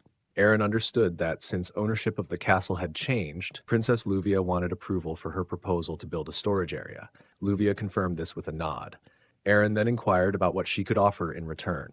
Luvia promised that with more trade goods passing through the area, they would have the opportunity to collect more taxes. Aaron's demeanor shifted to seriousness, and he indicated he needed to rest, instructing Canis to see the guests out.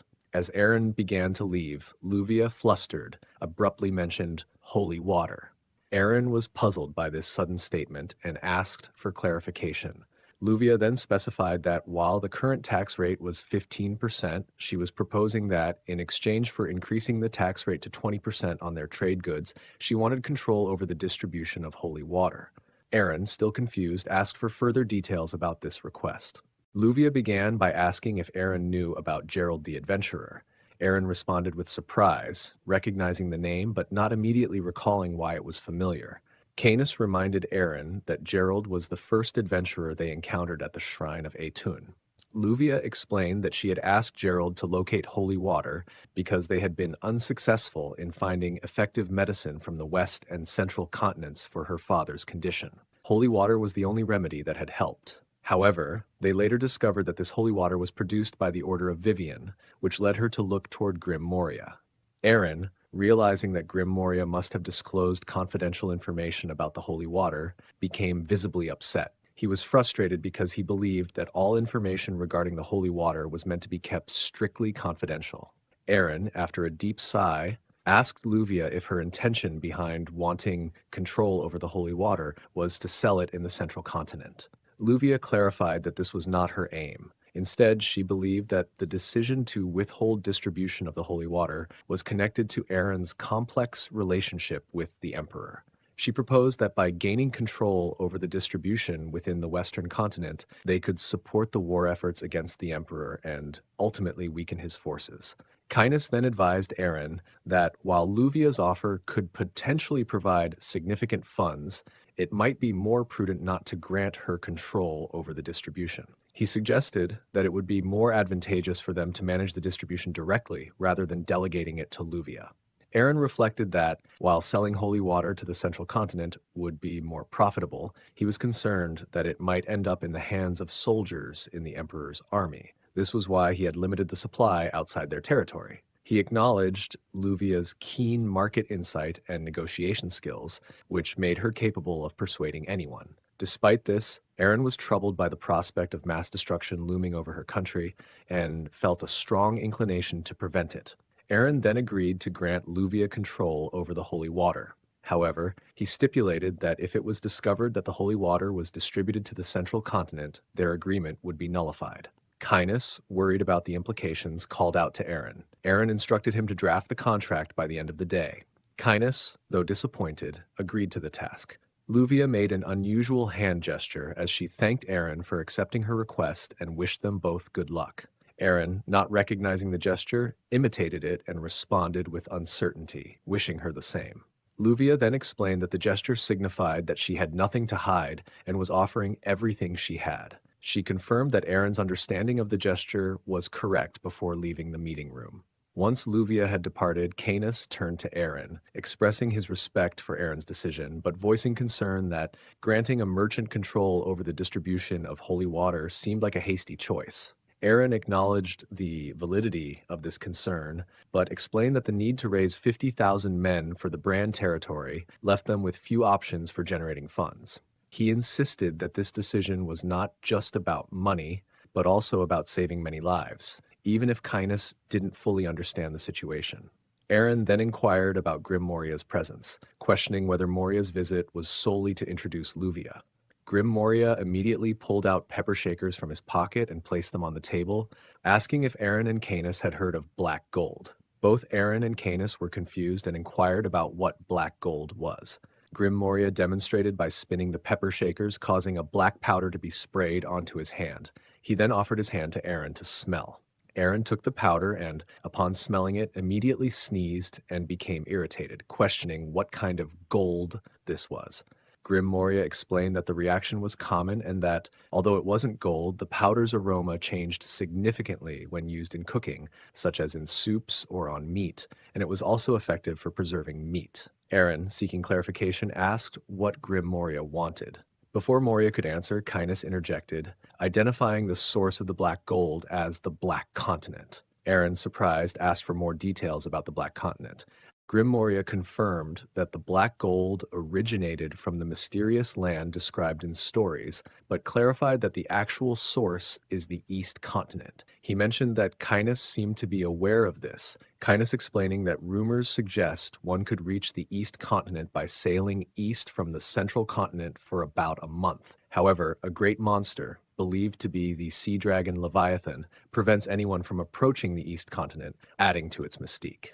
Aaron inquired about how Grim Moria obtained the black gold. Moria explained that he acquired it from the black market in the Rumian kingdom. According to stories, the black gold was retrieved from an abandoned boat off the shores of Rumian. Moria admitted that the condition of the goods was poor.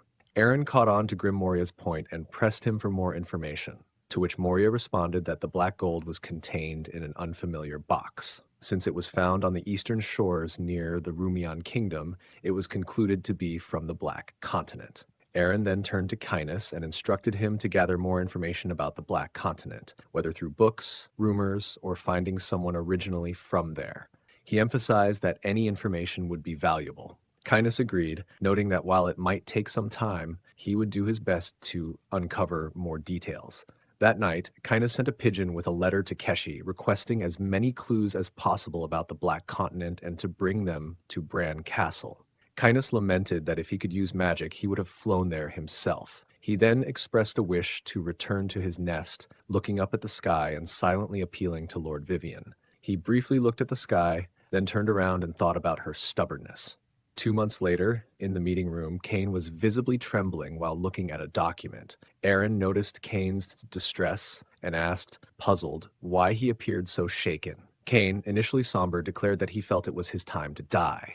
Aaron was further confused by this statement. However, Cain then leaped up with joy, exclaiming that they had made millions from the holy water, which was more money than he had ever seen before. Aaron inquired about how this amount differed from the funds he had received after the war. Cain, in frustration, emphasized that the funds from the holy water were a monthly profit, not a one-time sum. He stressed the significance of a consistent revenue stream and how it was crucial for financial stability. Aaron asked if the recent financial gains from the holy water would be sufficient to gather more troops. Cain responded sharply, pointing out the substantial expenses involved in paving the roads to Blanche Castle and questioning the need for additional troops when they had already assembled 10,000 soldiers recently. Aaron explained that the expenditures were for ensuring the security of the new road. Cain countered that attempting to gather more troops at this time would compromise their ability to maintain the territory. Disappointed, Aaron decided to take on a patrol of the land himself. After inspecting the road for a while, he turned to Canis, who was following behind, and asked if the current condition of the road was satisfactory. Canis praised the progress made, acknowledging that Cain had indeed been the right choice for the job. Aaron then asked Canis whether it was feasible to raise 50,000 men. After a brief pause, Canis explained that, given their current situation, such an endeavor would cause a significant economic strain on their territory. Aaron, realizing that Cain was not exaggerating, conceded that the concerns were valid. However, Canis noted that while it might be challenging, it was not entirely impossible. Canis then presented a book titled The Mystery of Blackland, which surprised Aaron. Canis continued by outlining a plan to build an army under the control of the Bran territory, but based on a different continent. In Aaron's office, he contemplated the idea of establishing a vassal state on a different continent, particularly the mysterious Black Continent. Given the significant funds required for their territory, he saw this as a prime opportunity. However, he was concerned about whether the potential value justified leaving their current territory and embarking on such a journey, fearing it could be a complete waste. As he began reading the book Kindness had given him, he encountered a preface from the author, who described being labeled as crazy or insane by others. The author recounted how, during the 10 years he was missing, even his own family considered him mad due to his obsession with the Black Continent. Despite the rejection and skepticism from those around him, he persisted in sharing his findings and chose to document his experiences for future readers who might seek the truth. Aaron pondered the author's claim about the truth as he continued reading. The author recounted spending 10 years as a slave on the Black Continent, where he encountered valuable items, spices, and unique jewels not found on the central continent. He noted the absence of common magicians and suggested that an armed force of 10,000 men from the central continent could easily conquer the Black Continent. The author dismissed the old belief in a flat world with an edge, stating that overcoming this misconception would allow one to reach the Black Continent. He warned, however, about a dangerous sea monster that had prevented him from proving the Black Continent's existence. Aaron, troubled by the mention of a sea monster but determined not to miss this opportunity, resolved to take action. He placed pepper shakers on the table, indicating that he had made up his mind to proceed with the plan. Aaron ordered a meal and sprinkled the black gold onto it. As he ate, he felt a growing sense of unease, but dismissed it, wondering about the worst-case scenario. To his surprise, the taste was astonishingly good, which shocked him.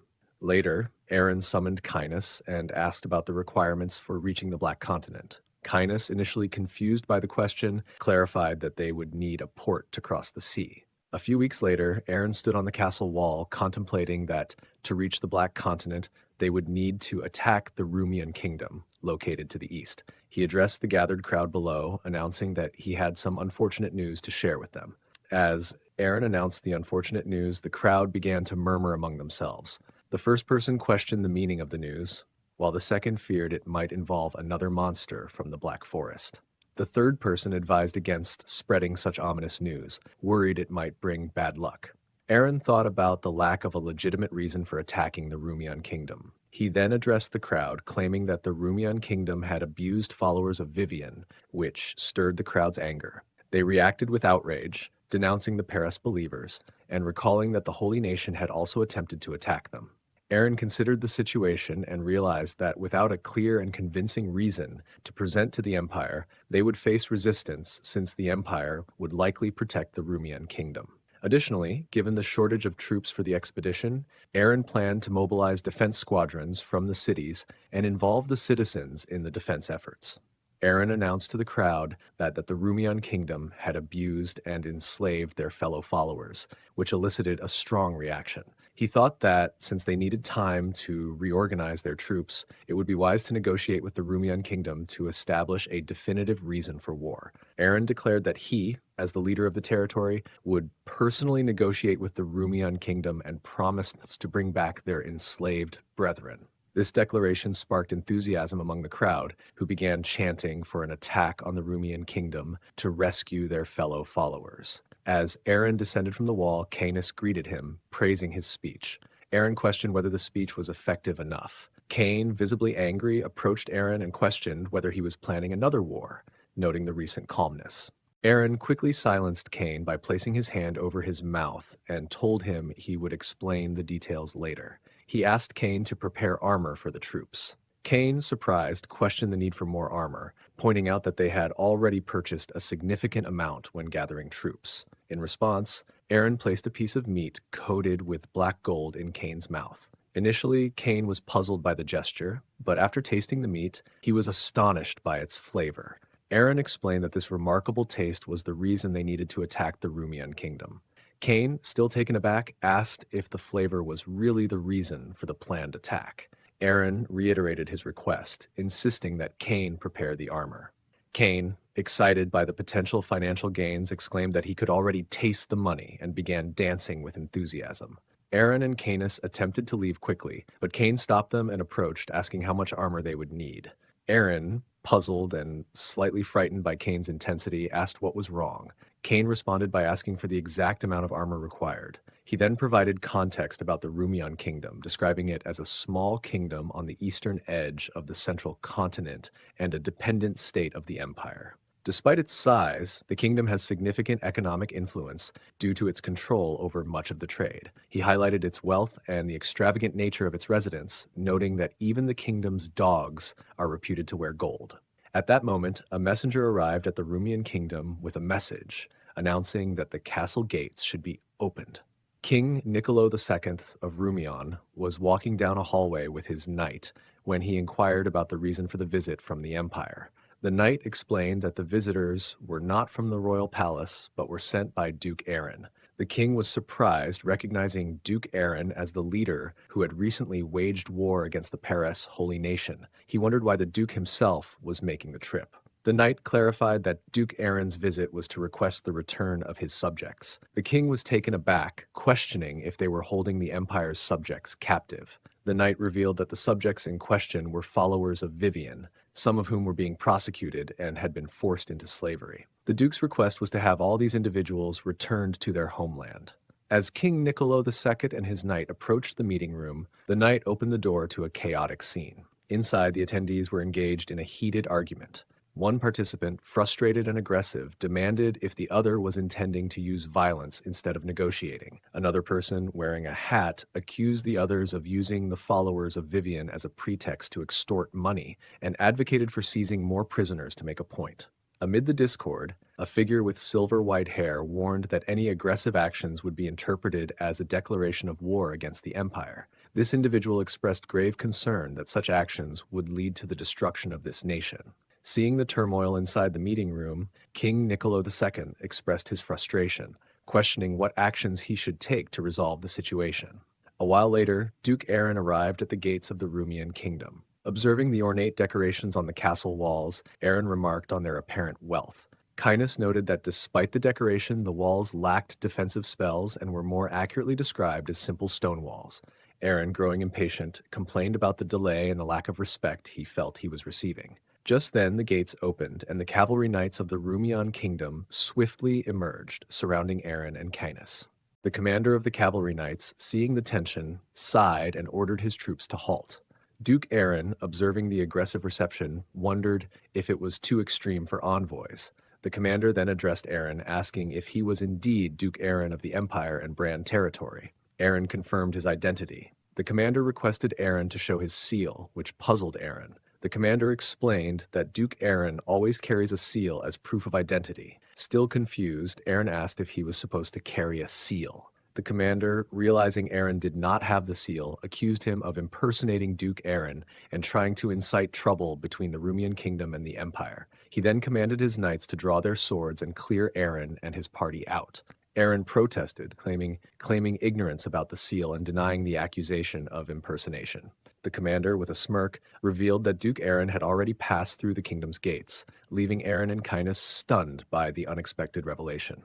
Soon after, Duke Aaron and Cainus found themselves locked in a prison cell by a knight. Aaron, frustrated and desperate, repeatedly asserted his true identity, demanding to be released. The knight, unconcerned, told Aaron to relax, suggesting that he would have plenty of time to enjoy his role as an imposter before being put to work as a slave. Aaron, shocked by the mention of slavery, could hardly believe what he was hearing.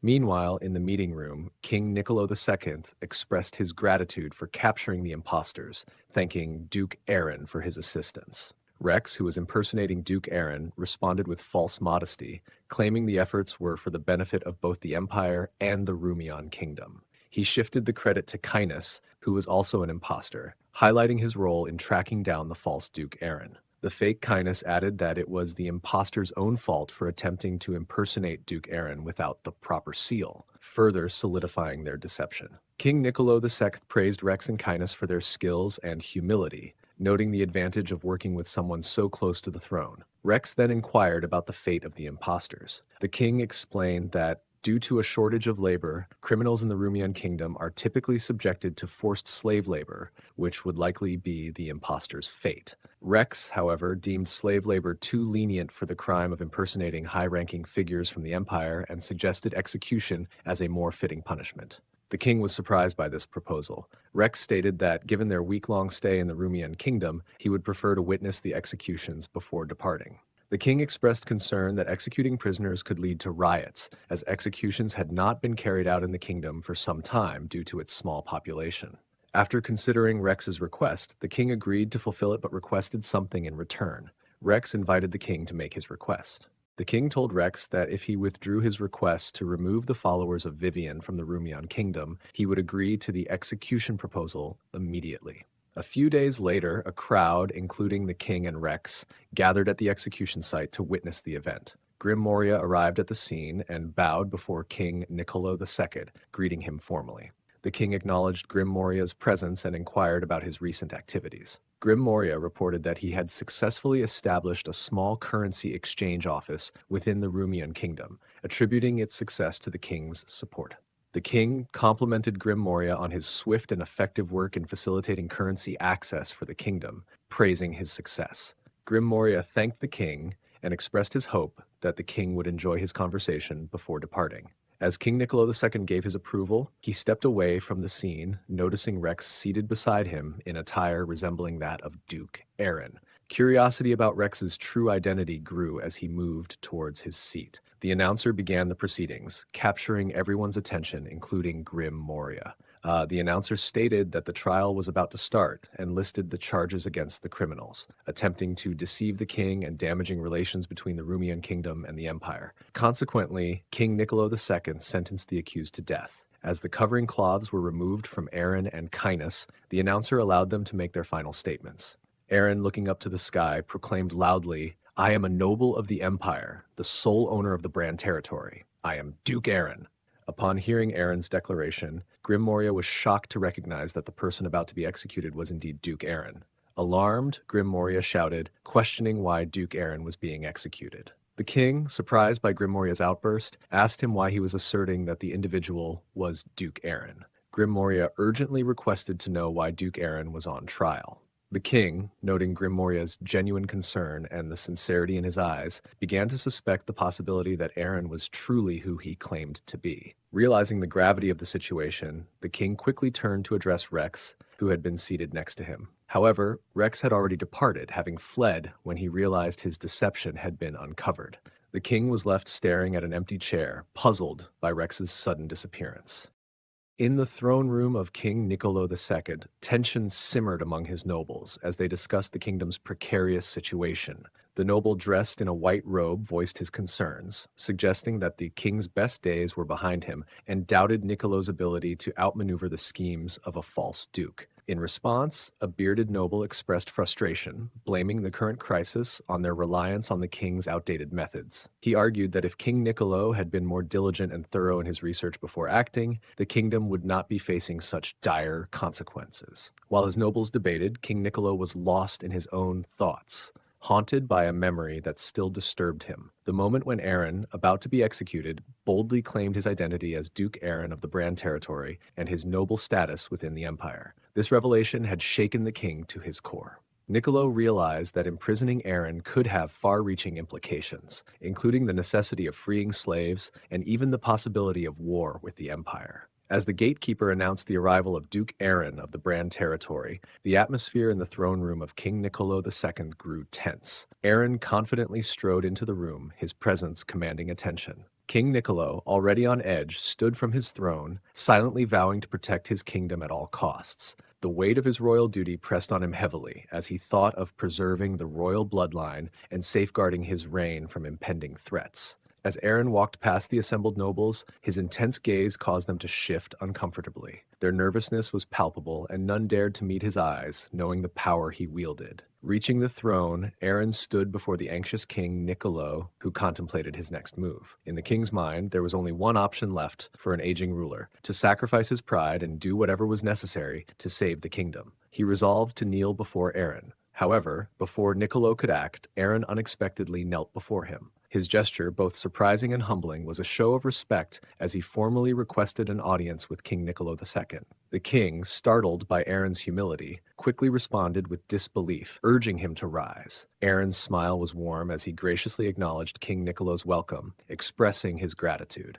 His calm demeanor contrasted with the tension in the room. King Niccolo, emotional and grateful, expressed his appreciation for being forgiven despite his past actions, acknowledging Aaron's compassion, as the stories said. Aaron reassured the king, stating he held no resentment and would be content if he accomplished his mission and returned safely. His cryptic words left the king puzzled, prompting him to seek clarification. Aaron's response was clear and determined. He declared his intention to reclaim both the followers of Viven and his people from Bran. He also hinted that the king had likely already received information regarding this plan. Hearing this, King Niccolo began to tremble, his resolve weakening as he sank back into his throne. The gravity of Aaron's demand was clear, and it shook him to his core. The nobles behind Aaron, unable to contain their anger, erupted in outrage. They demanded to know why Aaron intended to remove the followers of the Order of Viven, accusing him of unjustly targeting legitimate citizens of their kingdom. They argued that, despite his status as an empire noble, his actions were unacceptable and crossed the line.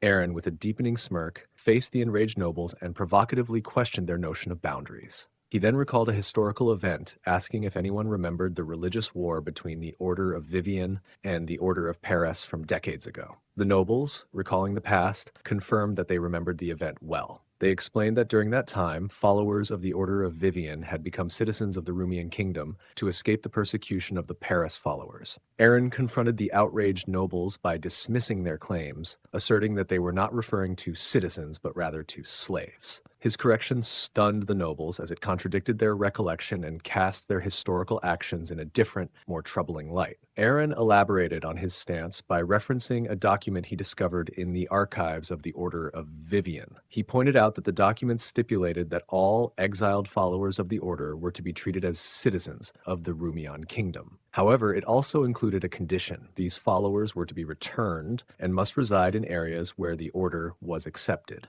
Aaron then highlighted the crucial detail. The document bore the signature of King Niccolo II, implicating him directly in the agreement. Aaron declared that the only territory suitable for the followers of the Order of Viven was the Bran territory. His assertion was met with a furious reaction from the nobles, who argued that the document he presented was outdated and insufficient for the demands he was making. They pointed out that the followers had integrated into their kingdom, established families, and some were even registered as private property. They were outraged at the idea of relinquishing what they considered their assets and property. Aaron asked King Niccolo what his decision would be. Niccolo, seeking a possible compromise, inquired if there was any room for negotiation. Aaron anticipated that the king might attempt to use his wealth or other resources to alter the terms, but he was not interested in such negotiations. He made it clear that his offer was final, emphasizing his unwillingness to delay while the followers remained enslaved. King Niccolo, recognizing the gravity of the situation, requested 1 week to address the issue. He explained that the people of the kingdom, himself included, needed time to come to terms with the proposal. During this period, Niccolo sought to involve an envoy from the empire to mediate and potentially halt Aaron's demands. However, as negotiations with the envoy proceeded, rumors began circulating that Aaron intended to take 10,000 slaves from the Rumian kingdom. These rumors incited unrest among the populace, leading to a rebellion against the crown. In the town square, a rebellious crowd shouted at Duke Aaron, demanding that he leave. They insisted they would not relinquish their slaves, calling for him to stay away from their property and disparagingly referring to him and his followers as dogs of the empire. In the midst of the turmoil, a man was aggressively beating a child while shouting accusations of heresy. The child, desperately holding onto the man's leg and begging for forgiveness, was met with harsh rejection. The man furiously demanded that the child remove their hands and, continuing his assault, prepared to strike the child again. Amidst the uproar, Aaron intervened by striking the man who was attacking the child. He then proceeded to the center of the square, where he climbed onto a water fountain. From this prominent position, he addressed the crowd and announced to them that he, Duke Aaron, was present and ready to address them. The crowd, initially focused on their anger against Aaron, shifted their attention to him, murmuring among themselves. Aaron declared to the crowd that he was there to liberate the followers of the Order of Viven and end their enslavement. His statement only fueled the crowd's anger, who responded by insisting that slaves were their property and demanding his departure. Amidst the chaos, Rex threw a stone at Aaron, knocking him unconscious. The enraged mob then attacked Aaron, trampling him in a violent frenzy, driven by their anger and fear of losing their slaves. In the Imperial capital of Jarvan, Emperor Zerone was puzzled when an envoy from the Rumian kingdom arrived with a box of gold coins. The emperor questioned why the envoy was there, since the regular tributes had already been made. The envoy requested the emperor's intervention to stop Duke Aaron, fearing that his actions might destroy their kingdom. Emperor Zerone, taken aback, turned to Renovating, who was observing closely. His anger flared as he mentioned an incident where a noble from the empire had nearly been executed in Rumian. The envoy, clearly distressed, clarified that this was a misunderstanding and that Duke Aaron was receiving appropriate treatment. Emperor Zerone, rising from his throne, expressed his frustration with the envoy's request. He questioned why he should overlook their kingdom's past actions just because the Duke was now receiving appropriate treatment. Zerone picked up a gold coin from the tribute box and criticized the envoy's logic, expressing his disbelief at the request. Trembling, the envoy tried to plead for help, but the emperor interrupted, angrily questioning why they should receive help when they aren't part of the empire. Zerone then offered the coin to the envoy, explaining that if the coin lands on the seal side when flipped, it would mean the empire would intervene. If the number side appears, the Rumian kingdom would have to resolve the issue on its own. The neutral faction members were taken aback by Emperor Zerone's response. The envoy, bewildered, asked if the fate of the Rumian kingdom would be decided by a coin flip. Zerone retorted that he would address the issue with the same level of absurdity as the envoy's request. The envoy was left stunned, and Zerone reiterated by handing the coin to the envoy, stating that the kingdom's fate was now in his hands. Later, in a meeting room, Emperor Zerone, Duke Gran, and Crown Prince Philip convened. Duke Gran inquired whether Zerone would have actually intervened if the coin had landed on the seal side. Emperor Zerone clarified that the coin flip outcome would not have changed his decision. He would not interfere with the Rumian kingdom's issues due to his commitment to the honor of the throne. Duke Gran questioned this stance, and Zerone explained that, despite his personal differences with Duke Aaron, Aaron was still a noble of the empire. Intervening too deeply in noble affairs could undermine the empire's authority and weaken its image. Duke Gran mentioned Zerone's involvement in the war against the Holy Nation, to which Zerone responded that although the Order of Paris is not the official religion of the empire, it is widely followed by the people. If the Holy Nation were destroyed, the public might blame the empire and use Duke Aaron's situation as a pretext. Zerone argued that Aaron's actions were justified since he was wronged by the Rumian king and was only seeking the return of his people, not raising an army. Thus, Zerone saw no reason to intervene. Duke Gran, impressed by Emperor Zerone's strategic insight, reflected on how Zerone seemed naturally suited to be emperor, skillfully using even minor incidents for political gain. Zerone, reminiscing about the earlier encounter with the envoy, laughed at the envoy's reaction, which also amused Duke Gran. At that moment, an old man knocked and entered the room. Zerone immediately asked for the purpose of his visit. The old man reported that Duke Aaron had been attacked in the streets of the Rumian kingdom and had been kidnapped. The shocking news left everyone in the meeting room stunned. Meanwhile, King Niccolo's butler informed him of Duke Aaron's attack and disappearance. King Niccolo, trembling with fear, speculated about the motives behind these events. He questioned whether it was a scheme by nobles or if it could be Duke Aaron's own plan to use the situation as a pretext for an attack on his kingdom. King Niccolo, overwhelmed by the realization of Duke Aaron's possible scheme, collapsed to the ground. His son, the prince, saw this as an opportunity to claim the throne. He quickly helped his father up, pleading with him not to abandon him. As King Niccolo regained consciousness, he issued a final command to his son, insisting that the kingdom's slaves must be protected at all costs. Shortly after, King Niccolo died in the prince's arms. The prince, relieved that his father was no longer a burden, pretended to mourn to maintain appearances with the nobles. Meanwhile, Duke Aaron, who was waiting in a chair, expressed his frustration with the inactivity and asked Rex when he could resume his activities. Rex informed him that he could leave whenever he wished, making Aaron's eyes light up with excitement. Rex informed Aaron that while he could leave any time, it would result in getting beaten up again. This comment caused Aaron to lose his enthusiasm, leading him to accept that he was stuck in this place. He then inquired about when Rex would return to Castle Bran, mentioning the need to meet with Rommel. Rex expressed his reluctance to see Rommel, criticizing him for assigning tasks like gathering information and causing conflicts, while also dictating how Rex should perform his duties. Aaron acknowledged Rex's grievances and apologized, noting that Rex was the only one capable of handling the current task effectively. Rex responded by suggesting that if Aaron recognized his skills, he should avoid giving him pointless tasks and consider increasing his pay.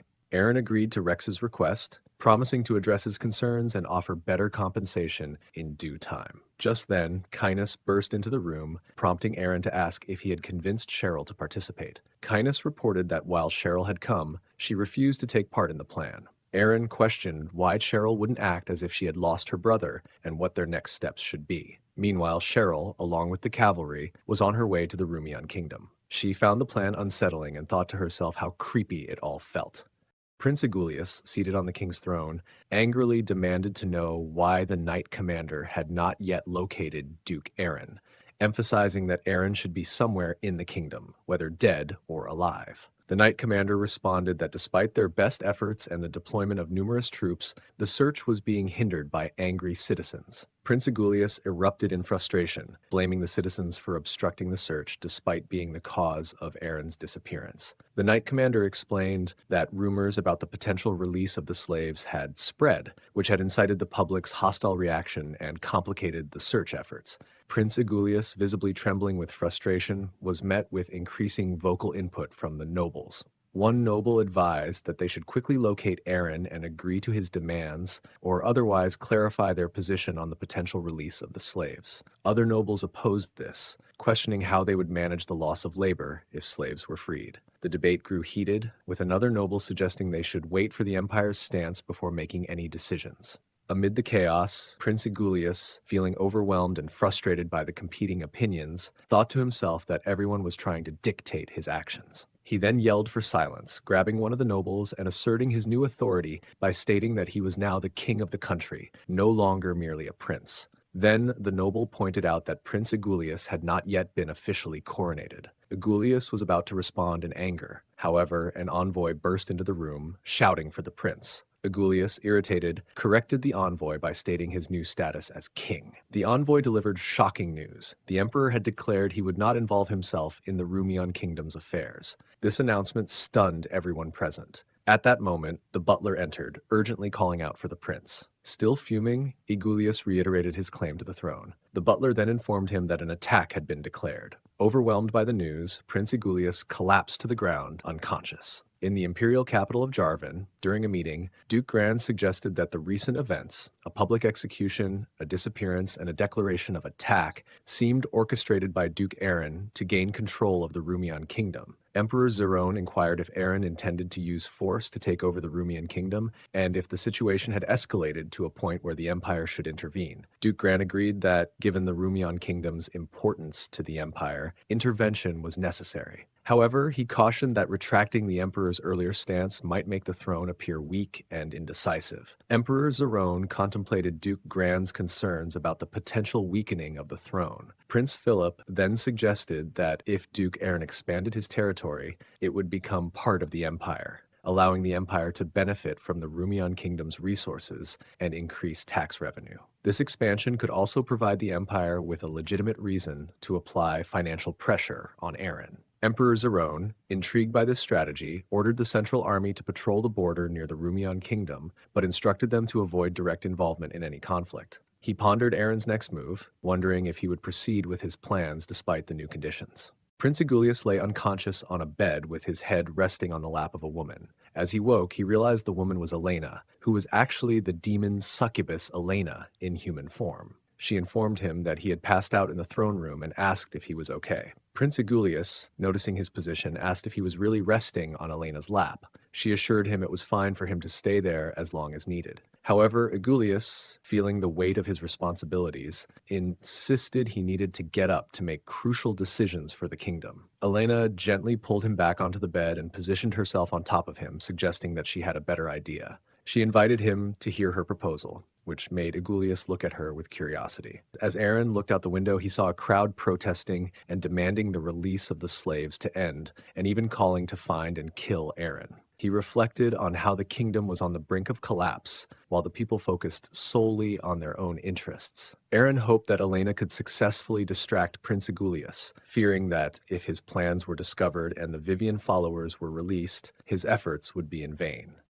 The Emperor might not recognize his control over the Rumian kingdom. Feeling overwhelmed, Aaron struggled with the complexity of the situation. At that moment, Rex entered the room and threw a bag at Aaron, striking him in the face. Aaron, startled and irritated, demanded to know what Rex was doing. Rex told Aaron that since he seemed bored, it was time for him to leave. Meanwhile, Cheryl arrived at the Rumian kingdom's gate with the cavalry. Rommel instructed her to cry, as that was the advice from the tactician. Cheryl was uncertain about how to do this effectively, and questioned Rommel about it. He suggested considering how she would feel if the Lord were to die, although he admitted he didn't know the answer either. Cheryl, doubting the need to cry since the Lord was so powerful, wondered if she could just return to casting spells instead. Rommel insisted she stop questioning and proceed with the plan. Cheryl protested, saying she couldn't cry over something she couldn't even imagine. As she approached the castle gate, she announced herself as Duke Aaron's sister and demanded the return of her brother. The guards were confused and silent. Rommel, flustered by Cheryl's performance, thought she was not following instructions correctly. Embarrassed, Cheryl cursed Aaron for putting her in this position. She then started crying and shouted angrily at the guards, threatening them if they didn't return her brother.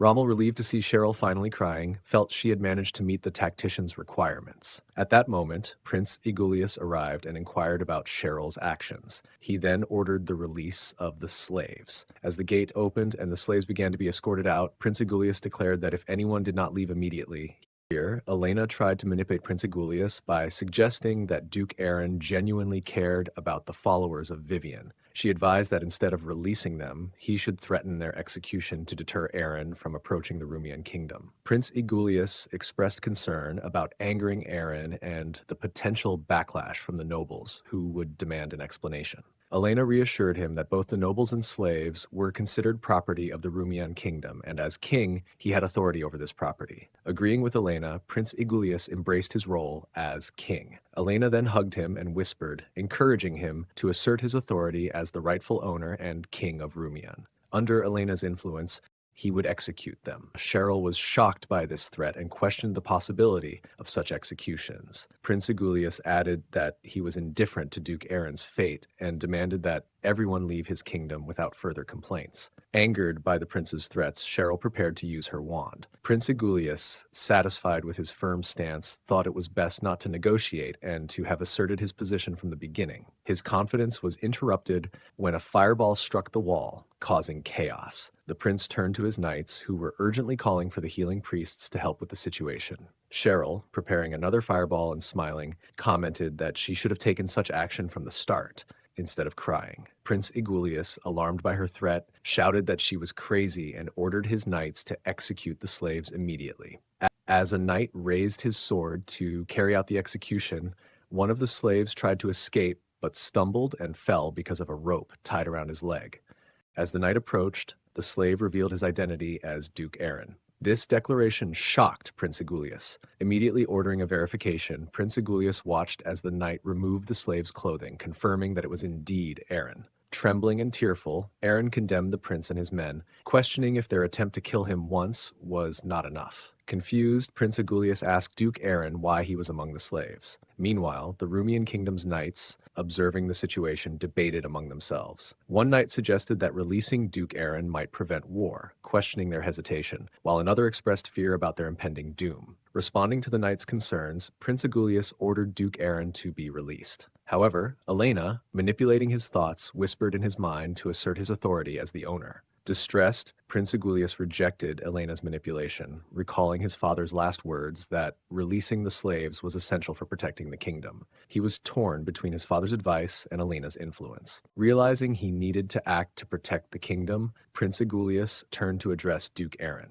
Masked figures on horseback suddenly arrived and attacked Aaron. One of the attackers used a rope to ensnare Aaron, slamming him to the ground. Both Cheryl and Prince Igulius were alarmed by the attack and quickly ordered their knights to rescue Aaron. The masked group, having captured Aaron, was led away by their leader, who instructed not to let Aaron escape. Igulius, fearing the consequences if Aaron were killed, told the knight commander to deploy all troops to intercept the attackers. The knight commander acknowledged the order and prepared to act.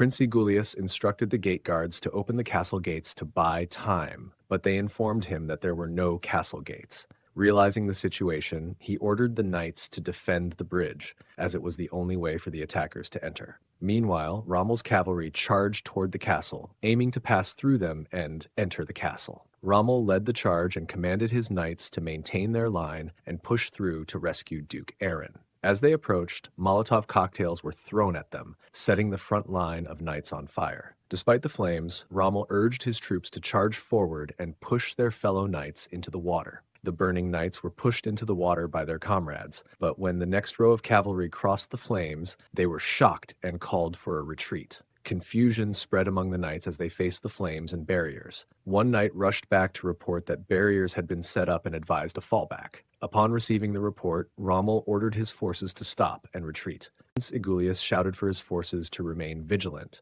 emphasizing that they should not relax until Duke Aaron was found and the castle was protected. Meanwhile, Cheryl, having summoned a fire spirit, intensified her assault on the castle wall by casting a boost spell to enhance the flames. The fire spirit's intensified flames attacked the wall with greater force, causing it to crack. As the castle wall began to show significant damage, Prince Egulius realized that it might not hold much longer and that surrender might be the only option before their forces were completely overwhelmed. He ordered his knights to descend from the wall. Despite their attempts to escape, the wall started to collapse, causing them to fall. Prince Egulius, still on top of the gate wall, grabbed a white flag to signal surrender. However, as he waved the flag, the wall beneath him gave way, causing him to fall. As the dust settled from the collapsing wall, a knight struggled to free himself from the rubble. Prince Egulius, trapped under the debris, grabbed the knight's leg and urged him to find Aaron, release the slaves, and inform the nobles of his last wishes. Trembling with fear, the knight managed to free himself from the prince's grasp and fled, leaving Egulius's pleas behind. Resigned to his fate, Prince Egulius repeated his request to relay his message to the nobles. At that moment, another figure approached, whom Egulius mistook for his father. He apologized for his failures and begged for forgiveness before he died. However, the figure was actually Duke Aaron. Aaron reflected on the unfolding events, an execution and surprise attack that aligned with their plan to control the Rumian kingdom. Despite this, he questioned the morality of killing for his goals, considering how it mirrored the emperor's actions. Canis approached Aaron and reassured him that there was no need for remorse. He argued that the people would prefer living under Aaron's control in the Bran territory, rather than under Prince Egulius's rule. When Aaron questioned how they could be sure of this, Canis emphasized the need to focus on making it a reality to ensure that the day's events did not undermine their resolve. Aaron, absorbed in thought, contemplated Canis's words. Canis warned that lacking the will to follow through would render their efforts futile and lead to unnecessary bloodshed. Aaron questioned the concept of will and continued to think deeply. Canis interrupted, noting that they didn't have much time. He suggested capturing and assembling the remaining nobles under the guise of searching for Aaron before the Imperial troops arrived, and advised Aaron to go missing once again. With a sudden idea, Aaron turned to Canis and said he had a request before he left. As Rommel and his knights arrived at the inner castle gate, Cheryl questioned him about why they were not searching for the remaining nobles. At that moment, the cloth covering the cage on the bridge where the slaves were held was removed, and the slaves cried out for help, claiming they had been forced there by the nobles. As Rommel approached the cage to free the slaves, an arrow landed near his feet. A noble on the castle wall, flanked by archers, threatened that if Rommel and his knights advanced, they would not only kill the slaves on the bridge, but also burn the remaining slaves inside the castle walls alive. The slaves in the cage begged Rommel not to approach, expressing concern for their loved ones inside the castle. In response to the noble's threat, Rommel asked what the noble wanted. The noble demanded that Rommel and his troops return and ignore the events surrounding Aaron's disappearance, stating it was not their concern. Cheryl, angered by the noble's response, considered using her magic to save the prisoners. She believed that despite potential casualties, she could rescue the majority of the 3,000 prisoners. As she prepared to cast her spell, Canis intervened, urging her to call off the attack. He emphasized that their goal was to bring the Rumian kingdom under their control and that they needed to avoid unnecessary casualties. In the exchange, Cheryl was incensed when Canis relayed Duke Aaron's orders to her. She felt overwhelmed, as Aaron's demands seemed contradictory and unreasonable, especially after his earlier request for her to mourn her brother. Cheryl expressed her frustration by refusing to comply and storming off. Kynus, reflecting on Aaron's earlier instructions, recalled Aaron's concern about the Rumian subjects' opposition to his leadership. Aaron feared that an attempt to seize control by force would provoke unpredictable and possibly severe reactions from them. Kynus had responded by suggesting that these issues could be addressed later, similar to how they had managed similar challenges during the conflict with the Holy Nation. Aaron discussed the situation with Kynus, emphasizing the differences between their current challenge and the past conflict. He explained that previously, they were dealing with their own people and a stronghold that supported their cause, so there was no significant issue. However, the situation with the Rumian kingdom was more complex because the land rightfully belonged to its subjects, and they were now considered intruders. Aaron initially thought about using force to secure the land before their planned move to the Black Continent, but realized that stabilizing the region first was crucial since they would use it as an outpost. Kynus agreed with Aaron's assessment and offered his assistance. Aaron then requested that Kynus take care of Cheryl, indicating that she would be a key part of the solution. Later that night, outside the inner castle gate, Aaron's knights confronted civilian protesters who were vocally opposing their presence. The protesters demanded that the intruders leave, asserting that Duke Aaron's absence was not their concern, and declaring that the land, along with the slaves, belonged to them. As Aaron arrived on the scene, he carried a large rock, which drew murmurs of confusion and surprise from his knights, who were puzzled by his appearance and the rock he brought. The protesters, who were hostile towards the intruding forces, turned their attention to Aaron as he dramatically slammed the rock onto the ground, causing a startled reaction from everyone present. Aaron then stood on the rock and addressed the protesters, announcing his presence and acknowledging their claim that he and his forces were trespassing on their land. He declared that their intention was to liberate the followers of the Order of Viven. The protesters reacted with anger, demanding that Aaron and his forces leave immediately and expressing their disdain for his presence. In response, Aaron calmly offered 300 gold coins. This unexpected offer silenced the protesters and left them confused. Aaron continued his speech by offering 300 gold coins for the freedom of each follower of the Order of Viven among the slaves held by the protesters. He asked those who had such slaves to raise their hands. The protesters exchanged nervous glances, but eventually one man with a Viven child as a slave raised his hand. Aaron promptly threw him a bag of gold coins, leaving the man astonished by the sum. After freeing the first slave, Aaron declared that the child was now a subject of the Bran territory and asked if anyone else wished to be rewarded. The crowd hesitated at first, but some began to raise their hands, indicating they also had followers of Viven among their slaves. One protester pointed to a cage where his slaves were kept. Seizing the moment, Aaron redirected the crowd's anger by claiming that he did not control their property. Instead, it was the nobles inside the castle who were actually in control. He questioned whether it was he who was trying to take control or the nobles who had seized their property and isolated themselves in the castle. By doing this, Aaron effectively shifted the crowd's hostility away from himself and toward the Rumian kingdom's nobles. The agreement to trade slaves for 300 gold each led to a shift in public anger from Aaron, who had trespassed, to the nobles who took the slaves from the citizens. The people protested vigorously, demanding the release of their slaves and calling the nobles to account. In response to the growing unrest, the nobles became nervous.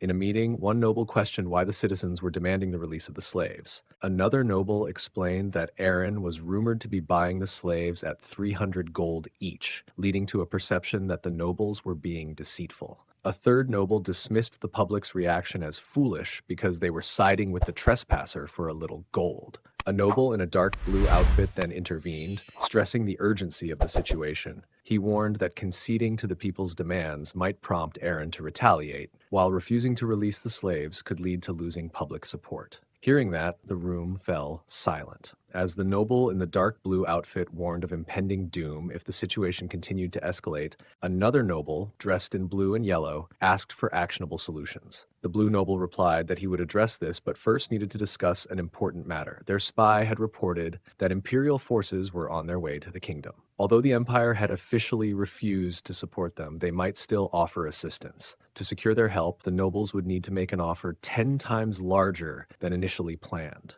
Meanwhile, in a noble's bedroom, Arthur lay on the bed contemplating his situation. He marveled at the luxury of the room and imagined sharing it with his beloved. Despite his feelings, he doubted whether such a dream was feasible, given his status as a mere centurion compared to his beloved's greater strength. Arthur, considering his position and abilities, looked at the wig and outfit he used to impersonate Cainus and had a realization. He decided to focus on becoming a strategist instead of relying on physical strength. He thought that by becoming smarter, he could still achieve success and wealth without risking his life in battle. Meanwhile, in a storage room, Cainus, Aaron, Cheryl, and Rex discussed their plans. Cainus expressed concern that offering 300 gold per slave might negatively impact the economy. Aaron asked Rex to provide more details. Rex reported that out of 10,000 slaves, about 80% were owned by nobles and 20% by common citizens, meaning they might need around 60,000 gold, which he considered manageable. Cheryl raised a concern about the remaining 8,000 slaves not covered by the gold offer. Aaron replied that they would need to force the remaining owners to surrender their slaves, but he was unsure whether this would involve violence.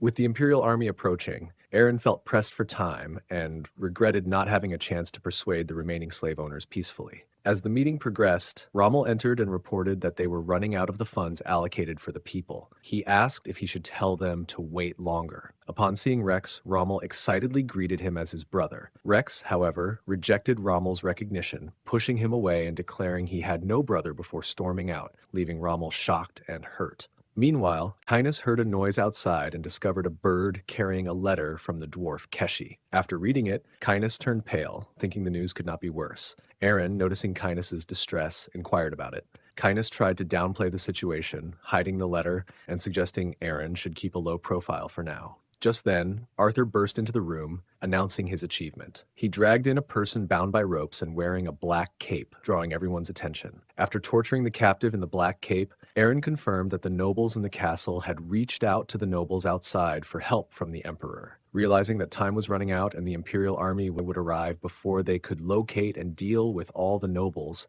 Aaron contemplated drastic measures but dismissed them as impractical. An idea came to Aaron, and he began to laugh, unsettling everyone in the room. He instructed Rommel to organize the troops to prevent anyone from leaving the castle. Rommel complied. Aaron then directed Cheryl to inform the nobles inside that they could negotiate, but with a demand. They must pay 300 million gold to end the conflict and quell the riots. Cheryl was taken aback by an exorbitant amount, doubting they would agree to such terms. Aaron, however, was pleased with Cheryl's reaction, indicating that she was beginning to understand his strategic approach. Cheryl, frustrated by Aaron's demand, protested the possibility of having to act again. Aaron assured her that this time she only needed to inform the nobles they had 2 days to decide on the 300 million gold offer. Arthur saw an opportunity to prove himself as a strategist and asked if he could accompany Cheryl to manage the details and any difficult tasks. His request surprised both Aaron and Cheryl. Meanwhile, Cainus, riding towards his nest, reflected on a letter from the dwarf Keshi, which reported that humans had trespassed into the nest. Cainus cursed his situation, lamenting the timing of his magic being sealed, which prevented him from transforming into his true form.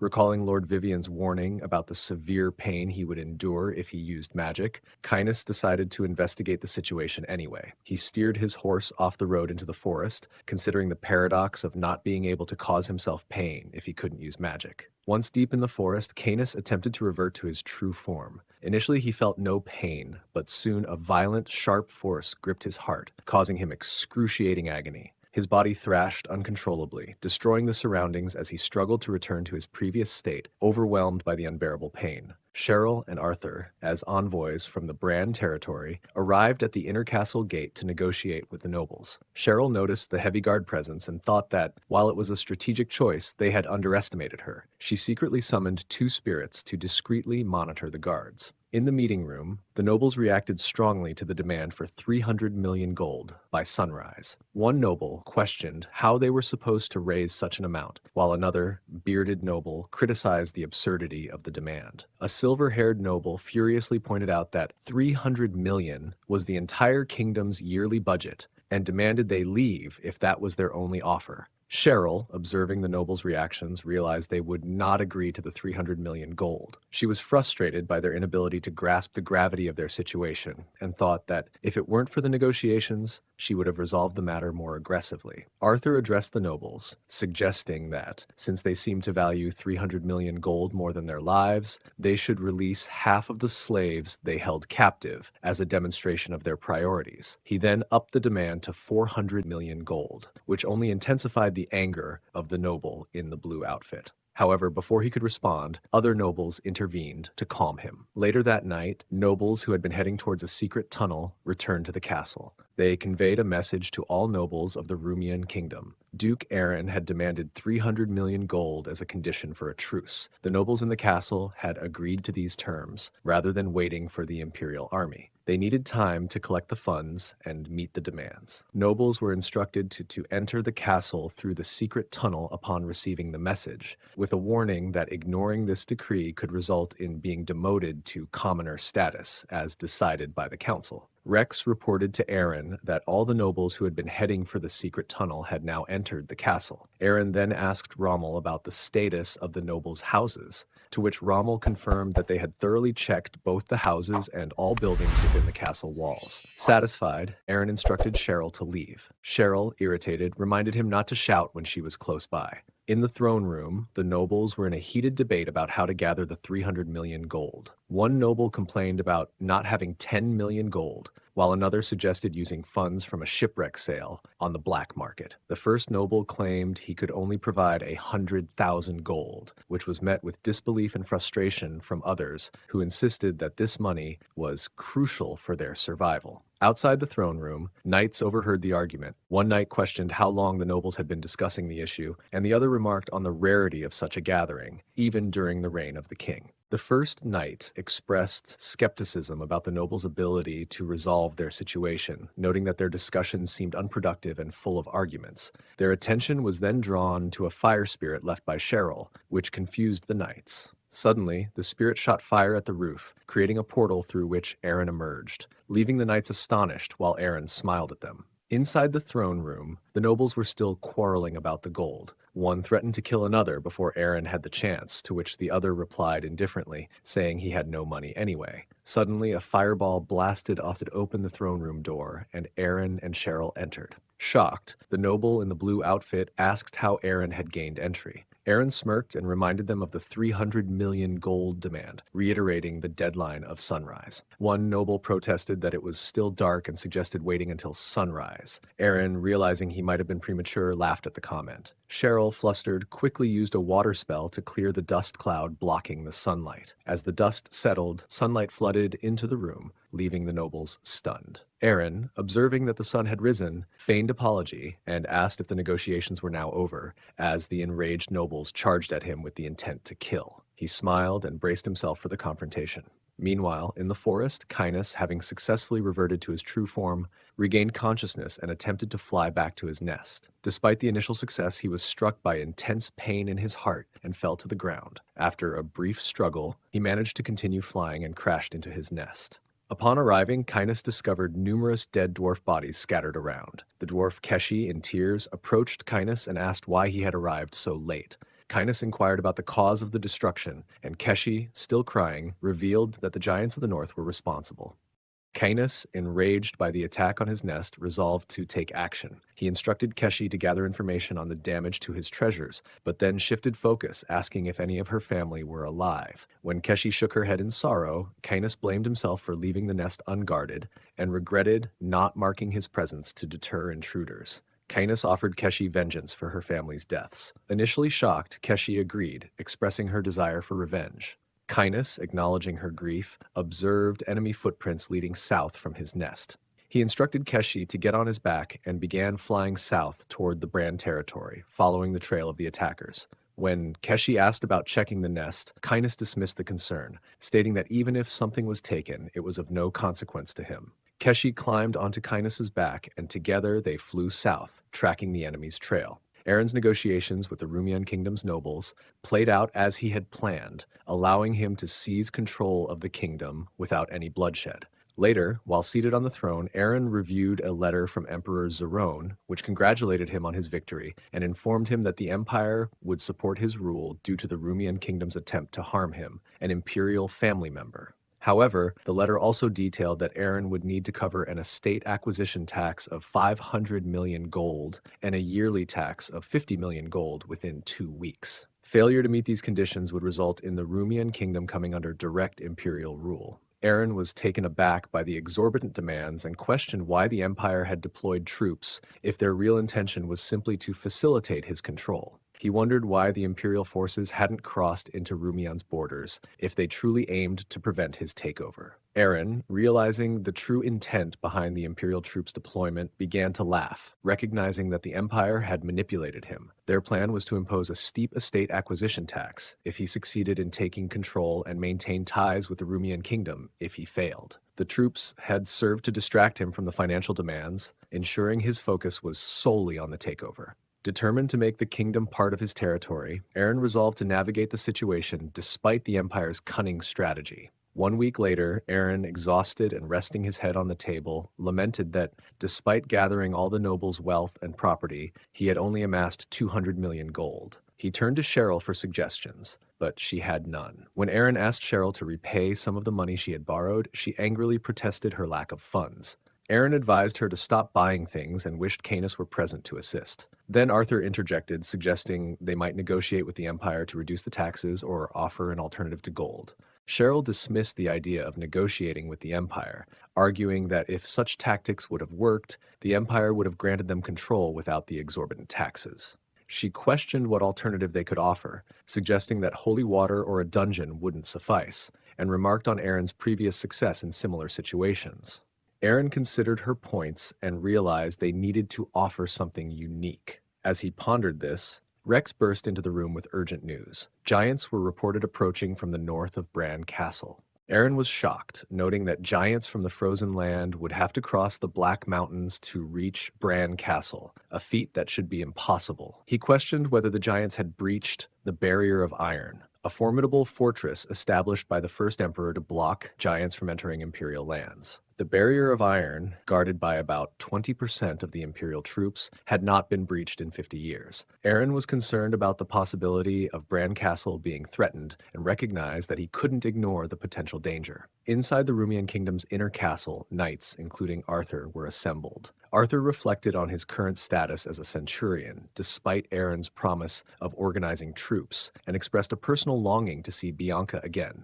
Rex then called the assembly to attention, announcing Aaron's arrival. As Aaron entered, everyone saluted him. Aaron bypassed formalities and stated that, due to the lack of a proper police force in the Bran territory, he planned to establish one. He introduced the new chief of police for this organization.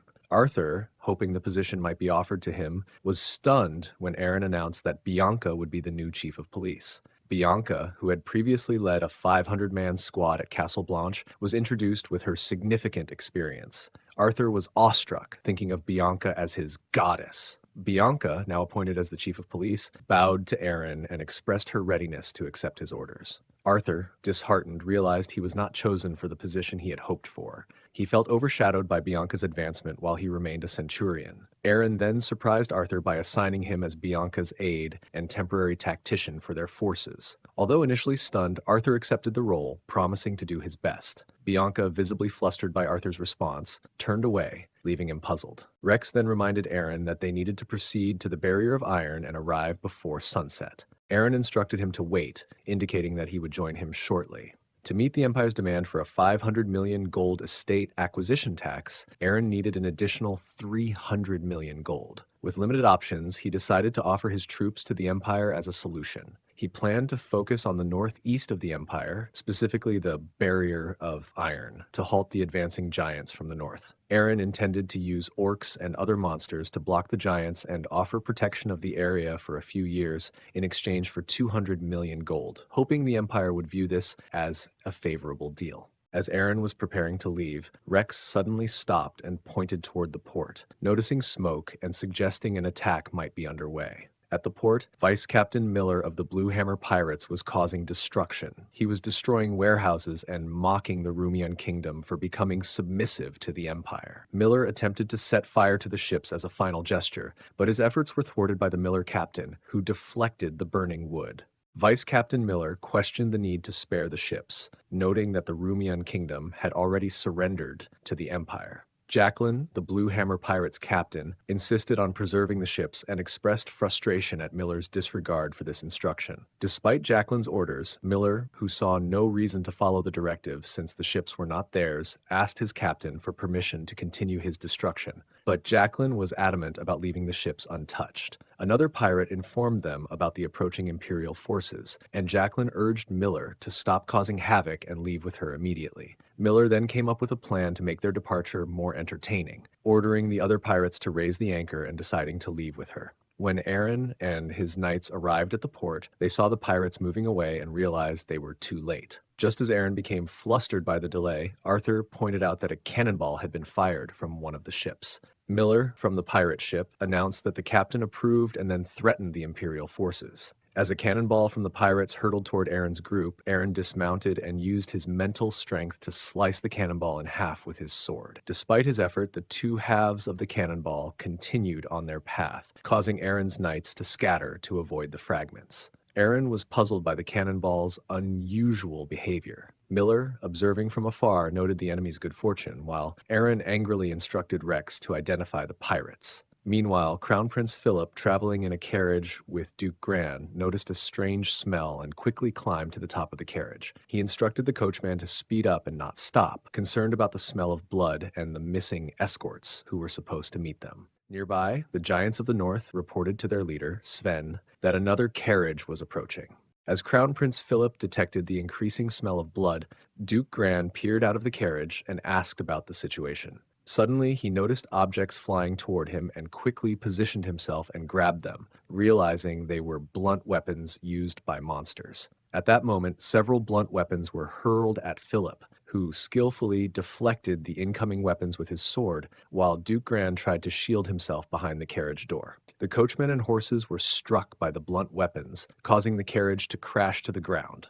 As the carriage tumbled, Sven, a giant of the north, and his subordinate approached with pleased expressions. Sven noted that they got another one, indicating their successful ambush. Philip, crouching behind the wreckage of the carriage, recognized the attackers as the giants from the north due to their enormous size and the blunt weapons they wielded. He wondered how these giants managed to breach the barrier of iron, which had always been impenetrable. As Sven prepared to attack, Philip sensed a surge of bloodlust and quickly rolled away to avoid the strike. He regained his footing and glared at Sven. Sven, slightly startled by Philip's agility, chuckled and remarked, "That scared me." He and his subordinates laughed, with Sven adding, "I thought it was a rat. It was so small." Philip then observed the escort knights lying on the ground behind Sven, realizing they had already been eliminated. His attention shifted to Duke Gran, who was injured and lying in the wrecked carriage. In this intense confrontation, Sven, enraged, addressing Philip with hostility and demanding why he would dare to look away from him. Sven charges at Philip. Philip skillfully dodged the initial attack, leaving Sven perplexed as he had never been so easily evaded before. Sven swung his axe again, but Philip nimbly jumped back, taunting Sven by disparaging his heritage and implying that the North's giants, descendants of the warrior god Munin, were underwhelming. Sven, with a serious tone, was outraged at being mocked and at the disrespect shown towards a descendant of Munin, vowing to bring divine retribution upon the offender.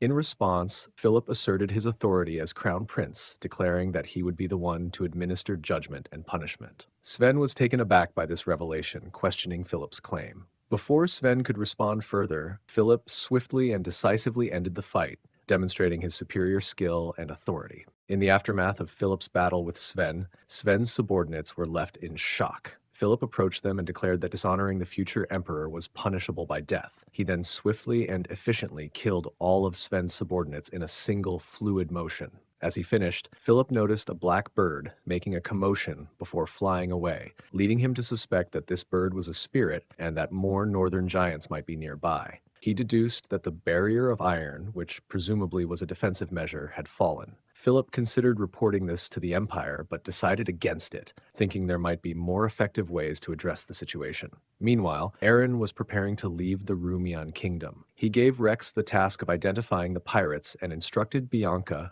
to focus on port defenses. Both Rex and Bianca acknowledged their responsibilities. Arthur proposed that the situation with the pirates could be turned into an advantage for the Bran territory. He suggested that, since the territory lacked the funds to mobilize troops, they should use the pirate threat as a bargaining chip. By offering to send their own forces to address the pirate problem, they could potentially convince the Empire to lower their tax expenses. Aaron, initially confused, asked for further explanation, which Arthur provided. Aaron's reaction to Arthur's suggestion is initially serious, causing Arthur to feel uneasy. Arthur quickly tries to dismiss the concern, telling Aaron not to worry about it. Aaron, recognizing Arthur's astuteness, commends him for his cleverness and promises that if the plan succeeds, he will reward Arthur generously. He then gives a command for his knights to proceed to the barrier of iron, signaling their departure. As Aaron and his entourage set off, Arthur and Bianca say their goodbyes. Arthur is internally excited about the potential to get closer to his goddess, while Bianca feels overwhelmed by the competition to gain the Duke's favor. Bianca then notices Aaron returning with his knights, and upon closer inspection, she sees that Crown Prince Philip is among them. Meanwhile, in the forest, Sven's brother, who has been engaged in killing goblins, spots a bird and realizes it is the same one that belonged to Sven. Consumed by rage upon learning of his brother's death, he throws aside the dead goblin and demands to know who is responsible for his brother's murder, vowing to find and punish the culprit. In the orc castle, a tense scene unfolds as Chief Harold's son sharpens his axe in front of the open castle gates, his posture commanding as he prepares for the impending journey. Behind him, captives sit in a metal cage, their faces a mix of fear and defiance. The atmosphere is thick with anticipation and dread. As Chief Harold's son focuses on his task, one of his subordinates approaches, bowing respectfully before speaking. He mentions that if they travel south, they will find a village populated by Imperials. Although they are not entirely sure, there are indications that an elves may also reside there. This revelation piques Haroldson's interest. He abruptly stops sharpening his axe and stands up, eager to pursue the opportunity. His commanding presence demands attention, and he orders his subordinate to lead him there. The moment is interrupted by one of the captives shouting from the cage, calling the giants monsters and demanding freedom. This provocation incites anger in Haroldson's subordinate, who rushes over to the cage, striking the bars with his axe and threatening violence. However, before he can escalate the situation, Chief Harold's son intervenes, grabbing the subordinate by the shoulder and slamming him to the ground. His fierce glare sends a clear message. Now is not the time for distractions. Recognizing the gravity of the chief's anger, the subordinate quickly complies, assuring Harold's son that he will lead the way. With a renewed sense of purpose, Chief Harold's son declares, "The warm land is waiting. Let's go," rallying his subordinates to follow him into the unknown. The warm land, a fertile land filled with life. At least that's how the giants of the north view the continent of Karen. A young Harold's son vowed to take control of this land one day.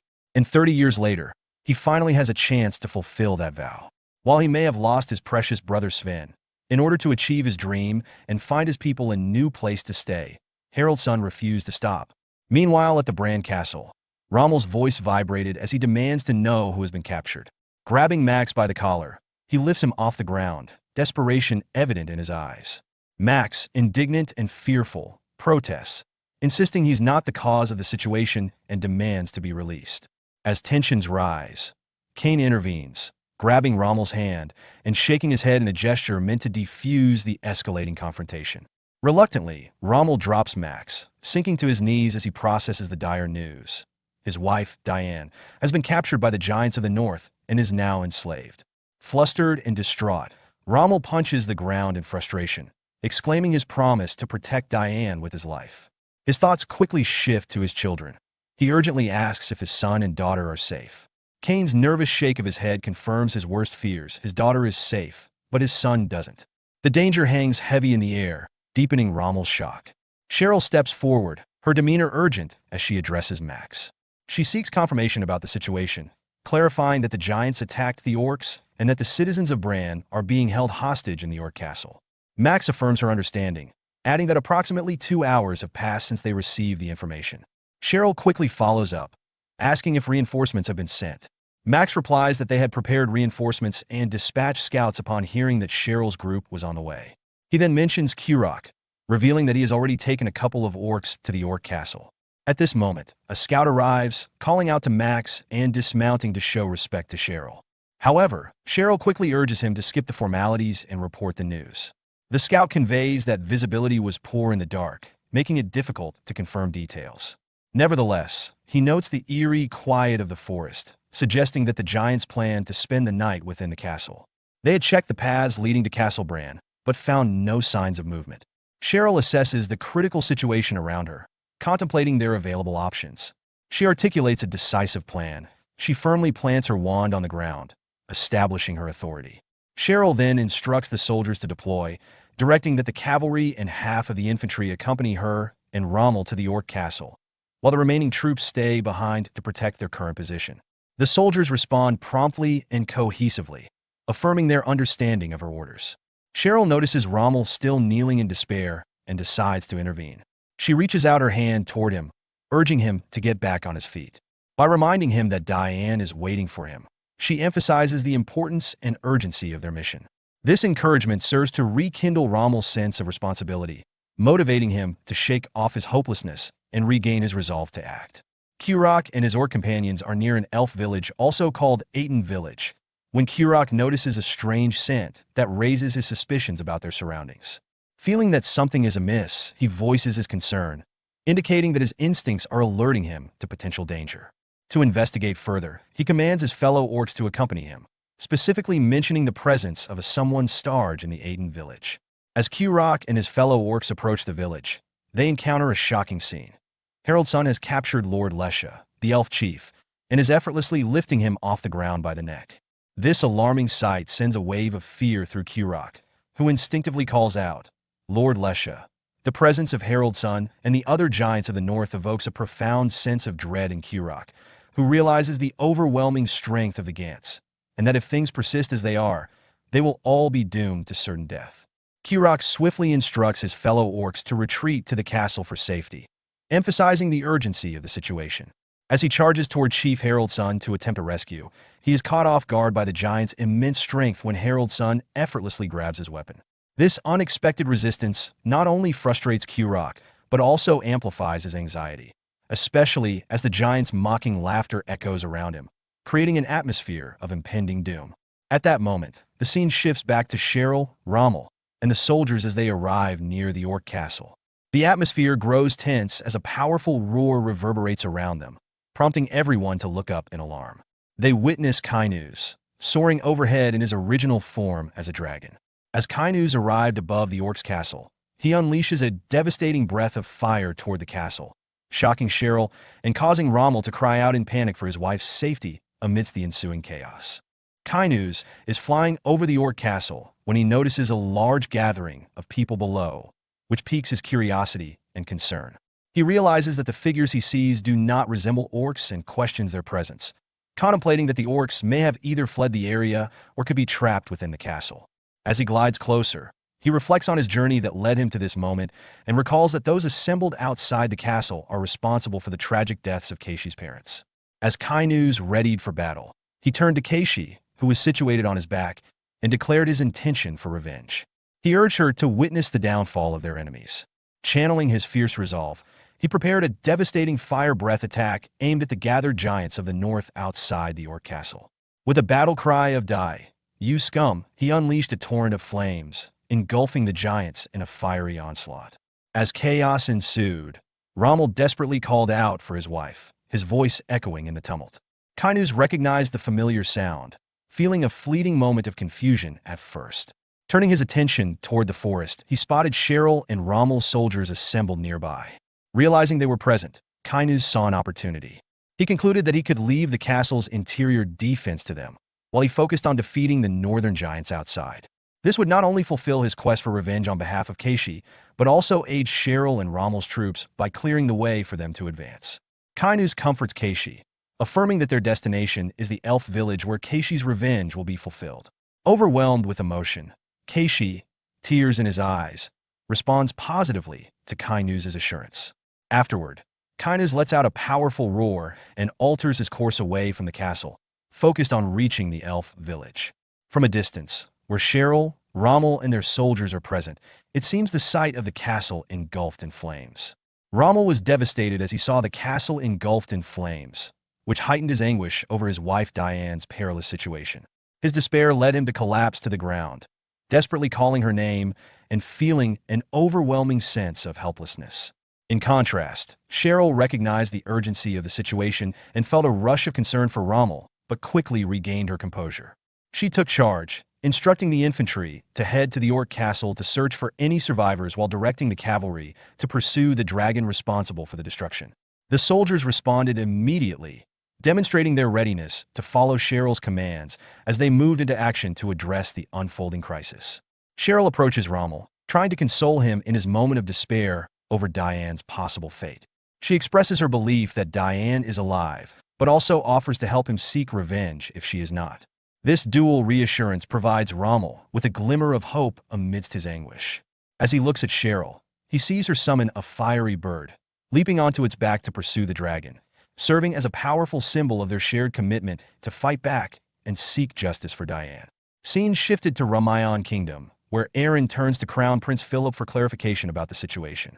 Philip informs him that he wants Aaron to step into the position of commander of the Northeast, tasked with managing the iron barrier that is critical to their defense.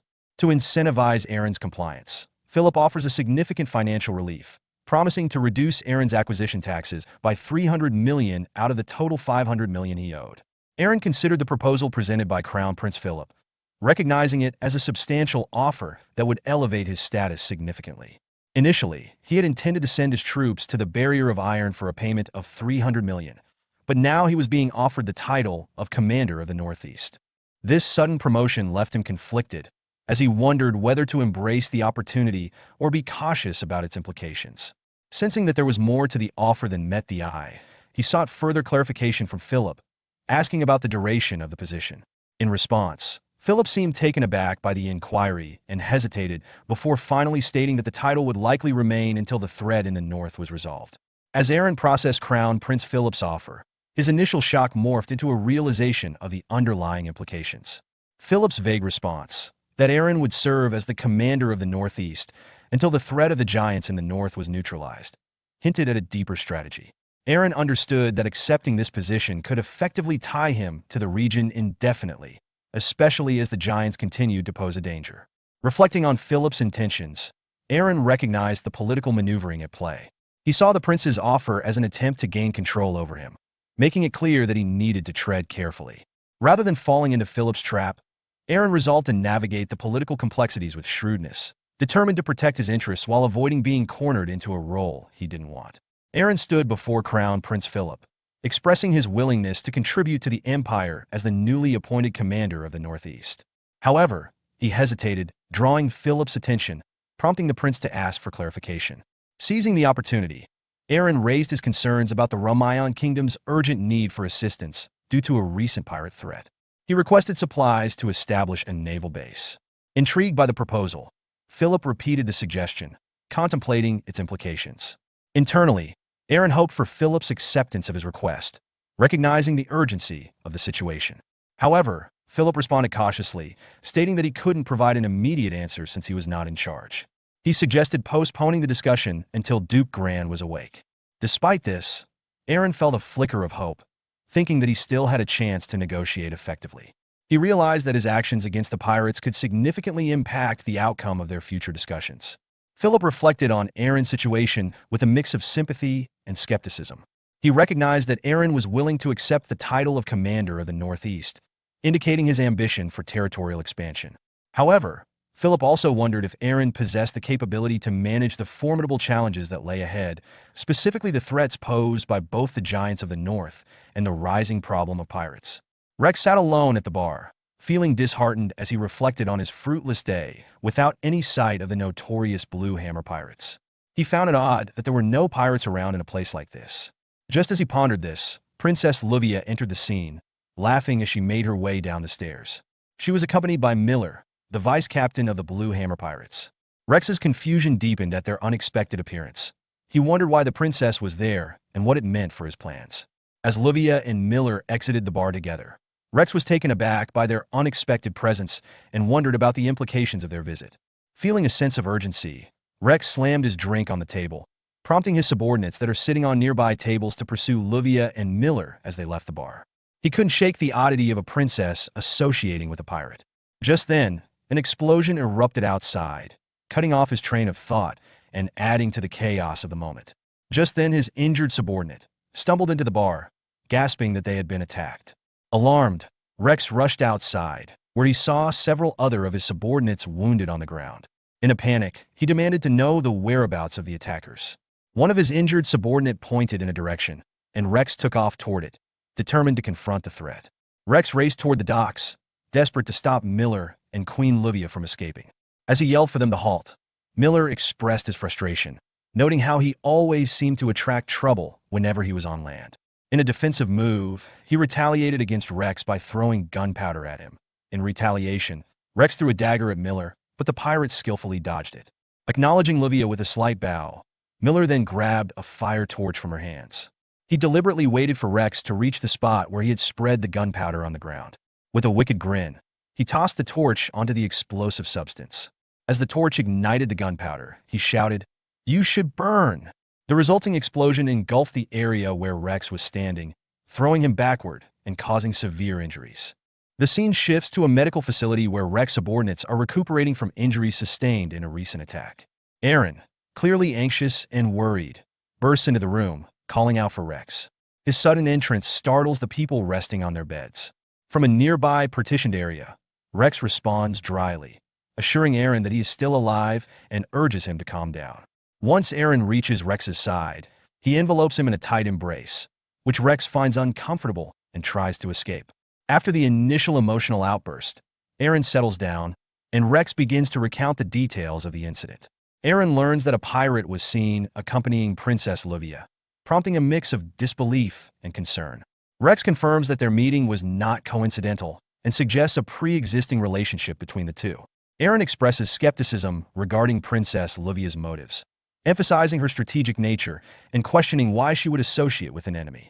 Rex counters this by pointing out that if they had ulterior motives, they wouldn't have spared the injured and allowed Rex's men to survive the attack, crediting Livia for their escape.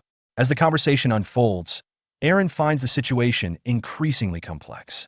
Rex, wanting to shift the focus, tosses Aaron a letter with urgent implications. He advises Aaron to read it discreetly, mindful of their surroundings, as other people are present. The letter reveals alarming news.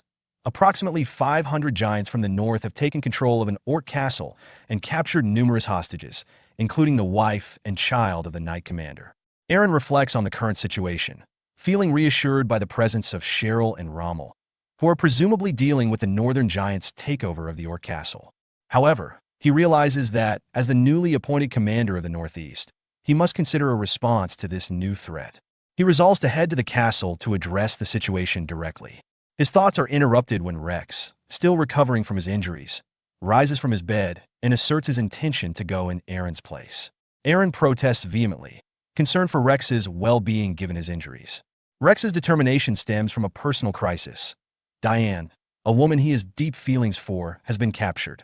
Aaron recalls Diane, a beauty known to have received marriage proposals from most men in the Bran territory. Rex was one of those individuals, but due to the fact that she had feelings for his brother, Rommel, he had no choice but to hide his feelings and stay away. Rex decided to let go of his feelings for Diane. He thought he could congratulate the marriage between Diane and his brother Rommel as a friend. When he found out that he couldn't suppress the feelings he still had for her, he decided to take extreme measures. As a means to prevent hurting Diane's feelings, he decided to leave the Bran territory. After that, Rex spent years traveling between territories, dedicating his life as a spy for the Bran territory, hoping to keep his feelings at bay. Understanding Rex's motivations, Aaron reluctantly agrees to let him go, but not without a warning to be cautious. Rex expresses gratitude for Aaron's support before he prepares to leave. Just before departing, Rex suggests that Aaron should simplify matters by asking Princess Livia directly about the pirates. Shortly after, Aaron summons Princess Livia to discuss the situation regarding the pirates. When he inquires about their involvement, Livia reveals that the pirates are her customers. Confused, Aaron asks her to clarify what she means. Livia explains that the Blue Hammer pirates are involved in selling stolen goods from the Western continent. Aaron expresses his surprise at Princess Livia's involvement with stolen goods. Livia defends her position, explaining that her influence extends to the Eastern continent and that the Blue Hammer pirates provide access to goods that are otherwise scarce on the Western continent. Recognizing Livia's established relationship with the pirates, Aaron sees an opportunity to negotiate with them and asks Livia to facilitate this meeting. In a typical display of her shrewdness, Livia agrees to help, but only under the condition that her trade group be allowed to use the port city of Retta freely. Aaron acknowledges this demand, recognizing Livia's consistent business-minded nature and drawing a comparison to Old Man Kane. Meanwhile, somewhere else, Kane, sensing he is being discussed, ponders the mention of his name, creating a light comedic interlude amid the negotiations. Once they finalize the agreement, the scene transitions to a port where Aaron waits for the pirates to arrive. He reflects on the negotiation terms, which stipulate that only the Baron, Aaron, is to come alone, suggesting a potential power play or a test of trust from the Blue Hammer pirates. His internal musings reveal his concerns about whether they plan to intimidate him with numbers or if they doubt his integrity enough to expect betrayal. As Aaron stands at the port, he sees a ship approaching, signaling the pirates' arrival. Captain Jacqueline stands at the forefront of the ship, and as it approaches, she introduces herself. She immediately demands clarity about Aaron's loyalty to the Empire, a question that shocks him into silence. This unexpected inquiry puts Aaron on the defensive, raising the stakes for the negotiations before they even begin. As tension escalates, Captain Jacqueline of the Blue Hammer Pirates reacts to Aaron's identity and allegiance with a smile, indicating a sense of disdain for the Empire. She orders her crew to turn the ship around, but Aaron interjects, demanding they pause their retreat. Jacqueline, however, firmly asserts that the Blue Hammer pirates do not negotiate with those who serve the Empire. To illustrate her point, she commands her crew to fire a cannon at him, launching a metal ball directly toward Aaron. In response, Aaron curses the pirates, vowing not to let their aggression go unpunished. He draws his sword, which glows with a greenish mana. With a swift motion, he strikes the incoming metal ball, shattering it into a myriad of tiny fragments. This unexpected display of skill catches Jacqueline off guard, revealing Aaron's formidable abilities. Despite the setback, Vice Captain Miller calls for another round of cannon fire, urging them to destroy that Empire scum. In the face of this renewed attack, Aaron prepares a counteroffensive move called Piercing Wind, gathering his energy in his sword and launch it at the pirate ship. Jacqueline, recognizing the sword energy emanating from attack, realizes the potential danger and yells for her crew to brace for impact. Aaron's attack strikes the pirate ship with immense force, resulting in a large explosion of energy that rocks the vessel and highlights the destructive power of his abilities. Meanwhile, the Crown Prince Philip observes the confrontation from a distance. Noticing Aaron's technique, he recognizes it as a basic Imperial sword skill, Piercing Wind, and comments on it with a smile, finding the display of power and skill intriguing. Rex arrives at the Bran territory, his focus immediately drawn to the distant orc castle, where he fears for the safety of the hostages. He realizes the urgency of the situation. Time is of the essence, and he must act quickly. With a sense of determination, he spurs his horse toward the castle, driven by thoughts of Diane and a promise to rescue her, emphasizing his deep concern for her well-being and the urgency of the situation. Simultaneously, in the Aiden village, Harold's son, the chief of giants, has successfully captured all the elves, solidifying his control over the village. As he surveys his surroundings, he hears the distinctive sound of wings flapping above and glances up, initially dismissing it as a dragon merely passing through. However, he quickly shifts to a more cautious mindset and warns his subordinates to take cover, recognizing the potential threat a dragon poses. Kainuz, the dragon, is indeed hovering above Aiden village, assessing the chaos below. He reflects on the situation, noting that the northern giants have taken control of the village and expressing concern for the elven hostages. Kainuz contemplates the consequences of using his fire breath to attack the giants, knowing that he could unintentionally harm the captives. He wrestles with his limitations, particularly the curse of Viven, which currently prevents him from using magic effectively, and acknowledges that he can't let this obstacle define him or his honor as a dragon. In a moment of resolve, Kainuz decides to use a powerful ability known as Dragon Fear, which unleashes a terrifying roar that disrupts the cognitive abilities of all creatures, except for fellow dragons. This ability will incapacitate the giants and any other foes, providing a strategic advantage without directly harming the hostages. As he focuses on this attack, Kainuz thinks of Keishi, a personal motivation tied to his actions. However, the activation of the curse of Viven suddenly causes Kainuz immense pain, forcing a scream from him. Keishi, riding on Kainuz's back, expresses concern for his master.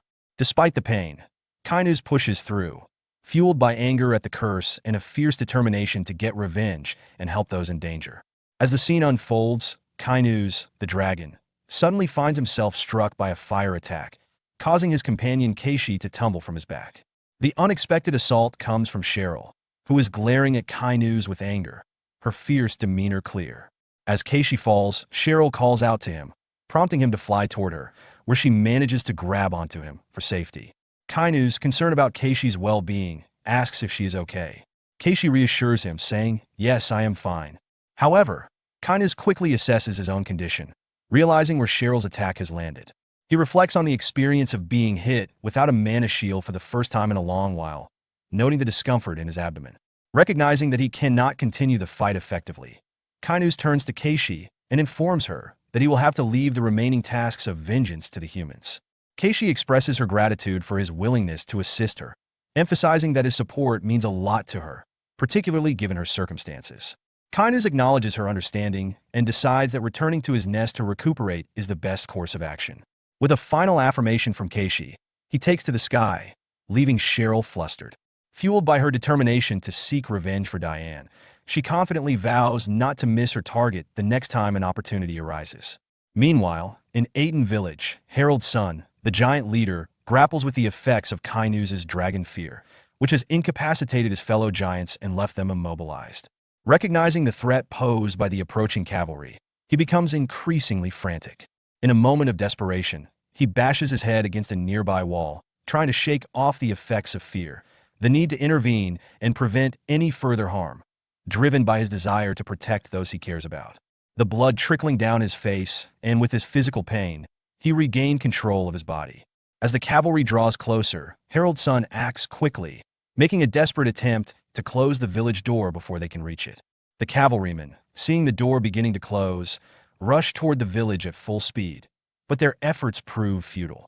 Harold's son manages to shut the door just in time, successfully blocking their entrance and further solidifying his hold over the village.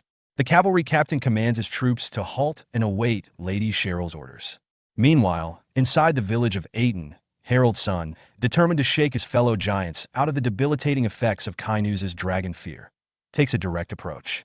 He begins to slap 3 giants one after another, striking them on the face to snap them back to their senses. Each giant falls to the ground, momentarily disoriented, before finally turning their attention to Harold's son, who urgently informs them of the impending danger, asks them to free their brothers. His commanding presence spurs the 3 giants into action, and they swiftly move to free their fellow giants from the grip of fear. A short time later, Cheryl bursts into the village by blasting open the door with a fireball attack, expecting to find the giants in front of gate. Instead, she is met with confusion upon discovering that giants have mysteriously vanished, leaving behind the hostages they had captured. This unexpected development raises her concern. In her moment of uncertainty, a cavalry scout approaches Cheryl with critical information. They receive reports that the majority of the enemy is in the vicinity. Cheryl, realizing her limitations in detection magic, something she had avoided learning due to its sensitivity, understands that they will have to conduct a thorough search for the giants instead. Taking charge, Cheryl instructs her soldiers, spread out and look for them. Stay in groups of 4. As a group of 4 soldiers begins searching through a back alley, Harold's son observes them from the rooftop of a nearby house. This vantage point allows him to plan his attack. Seizing the opportunity, he leaps down to block their escape route, taking the first soldier by surprise and killing him instantly. The suddenness of his assault creates chaos as he begins to unleash his fury on the remaining soldiers, wielding his axe with deadly precision. As Aiden village is engulfed in turmoil as soldiers scream and enemy alerts echo through the air. Cheryl, aware that her troops are in grave danger, feels the weight of command pressing down on her. Until this moment, she had primarily used her magic as a strategic advantage, but now, confronted with an urgent and life-threatening crisis, she recognizes her lack of experience in leadership roles. As she contemplates her next steps, memories of her brother and Rommel come to mind, prompting her to consider what they would do in her situation. Just then, an infantry captain interrupts her thoughts, urgently informing her that their troops are being slaughtered. Cheryl, though trembling with fear, acknowledges the grim reality and resolves to act. She orders the troops to advance and provide backup, instructing them to search the village for their comrades. With the soldiers rushing to the source of the screams, the infantry captain expresses concern for her safety, suggesting that some escorts should remain with her. However, Cheryl insists on their departure, affirming her capability to handle any threats with her magic. As the soldiers leave, she wrestles with doubt, questioning whether her decision was the right one. Ultimately, she resolves to focus on saving her troops, feeling confident in her ability to defend against enemies in the area. Unbeknownst to her, Harold's son, the chief of the giants, observes from the rooftops, noting Cheryl's solitary position. He perceives her decision as foolish. Harold's son swiftly jumps down from the rooftop, making his way towards Cheryl with alarming speed. Cheryl, caught off guard by his approach, realizes too late the vast physical superiority that giants hold over humans, especially one of Haroldson's stature and prowess. Alarmed by his rapid advance, she instinctively casts a fire projectile in his direction, but he dodges it effortlessly, showcasing his extraordinary agility. In a desperate attempt to regain control of the situation, Cheryl unleashes a fireball attack at close range, causing a significant explosion that she believes has struck him. To her astonishment, Harold's son evades this attack as well, further escalating her panic. As he closes in, she conjures a fiery bird to distract him and create distance. But Harold's son counters by leaping into the air and skillfully smashing the fiery bird with his dual axe. With little time to react, Harold's son seizes Cheryl by the leg and slams her into the ground with tremendous force, shattering the ground beneath her. As she lies there, trembling in pain, Harold's son taunts her, questioning whether her decision to face the danger alone stemmed from a lack of experience or a prideful reliance on her magical abilities.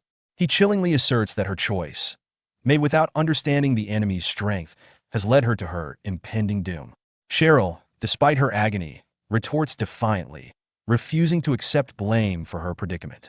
She insists that her potential death is not a result of her decisions, but rather the consequence of intruders like Harold's son.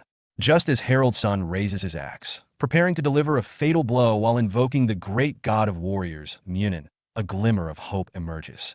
A sword suddenly blocks the axe mid-swing, pushing Harold's son back with great force. The unexpected savior is Rommel, who has arrived just in time to rescue Cheryl from certain death. Cheryl questions Rommel about his whereabouts and the status of his wife, Diane. Rommel expresses a sense of resignation, acknowledging that searching for Diane might be futile. Instead, he emphasizes the importance of having faith in her survival and shifting his focus to leading the troops of the Bran territory as the cavalry commander. After making this determination, he dismounts his horse, urging Cheryl to rest while he takes charge of the situation. Harold's son, the giant, casually cracked his neck while taunting Rommel, asking if he planned to face him. But before Rommel could react, Harold's son abruptly disappeared from view, showcasing his immense speed and power, leaving Rommel in a state of shock and uncertainty. Then reappears above Rommel, ready to strike him with his axe. Rommel, reacting with greater footwork, dodges the vertical strike. He then assumes a fighting stance, enveloping himself in mana, which surprises Cheryl, who watches from the sidelines. Rommel attacks with his sword, but Harold's son easily leaps back, mocking Rommel's speed and skill. However, Rommel's swing manages to graze Haroldson's shoulder, drawing blood, a wound the giant only realizes after it has occurred. In a sharp retort, Rommel warns Harold's son that confidence is a double-edged sword when you don't know your enemy, provoking Harold's son further. Cheryl seizes the moment to aid Rommel by summoning a spirit that strikes Harold's son, causing him to crash to the ground. This unexpected turn invigorates Cheryl, and she taunts Harold's son, questioning his intelligence in the situation. Struggling to recover, Harold's son realizes that his injured shoulder limits his ability to fight back against both Rommel and Cheryl. In a desperate bid, he whistles for a black bird, signaling a retreat. As the bird takes flight, it prompts other giants in battle with Cheryl's soldiers to withdraw as well. Before leaving, Harold's son threatens Rommel and Cheryl, vowing to sacrifice them to Imminent. He quickly fled, clutching his injured shoulder as he ran. After an intense battle, Rommel reunites with his wife Diane and their child. Overcome with relief, he embraces her, asking if she was hurt during the chaos. Diane reassures him she is unharmed but hesitates, prompting Rommel to ask what's troubling her. She reveals something that shocks him. She saw Rex after the dragon attack. Rommel is confused, as he believes Rex should be in the Rumayon kingdom. Diane explains that, in the midst of the smoke and fire, Rex appeared and killed a giant that had nearly taken their lives.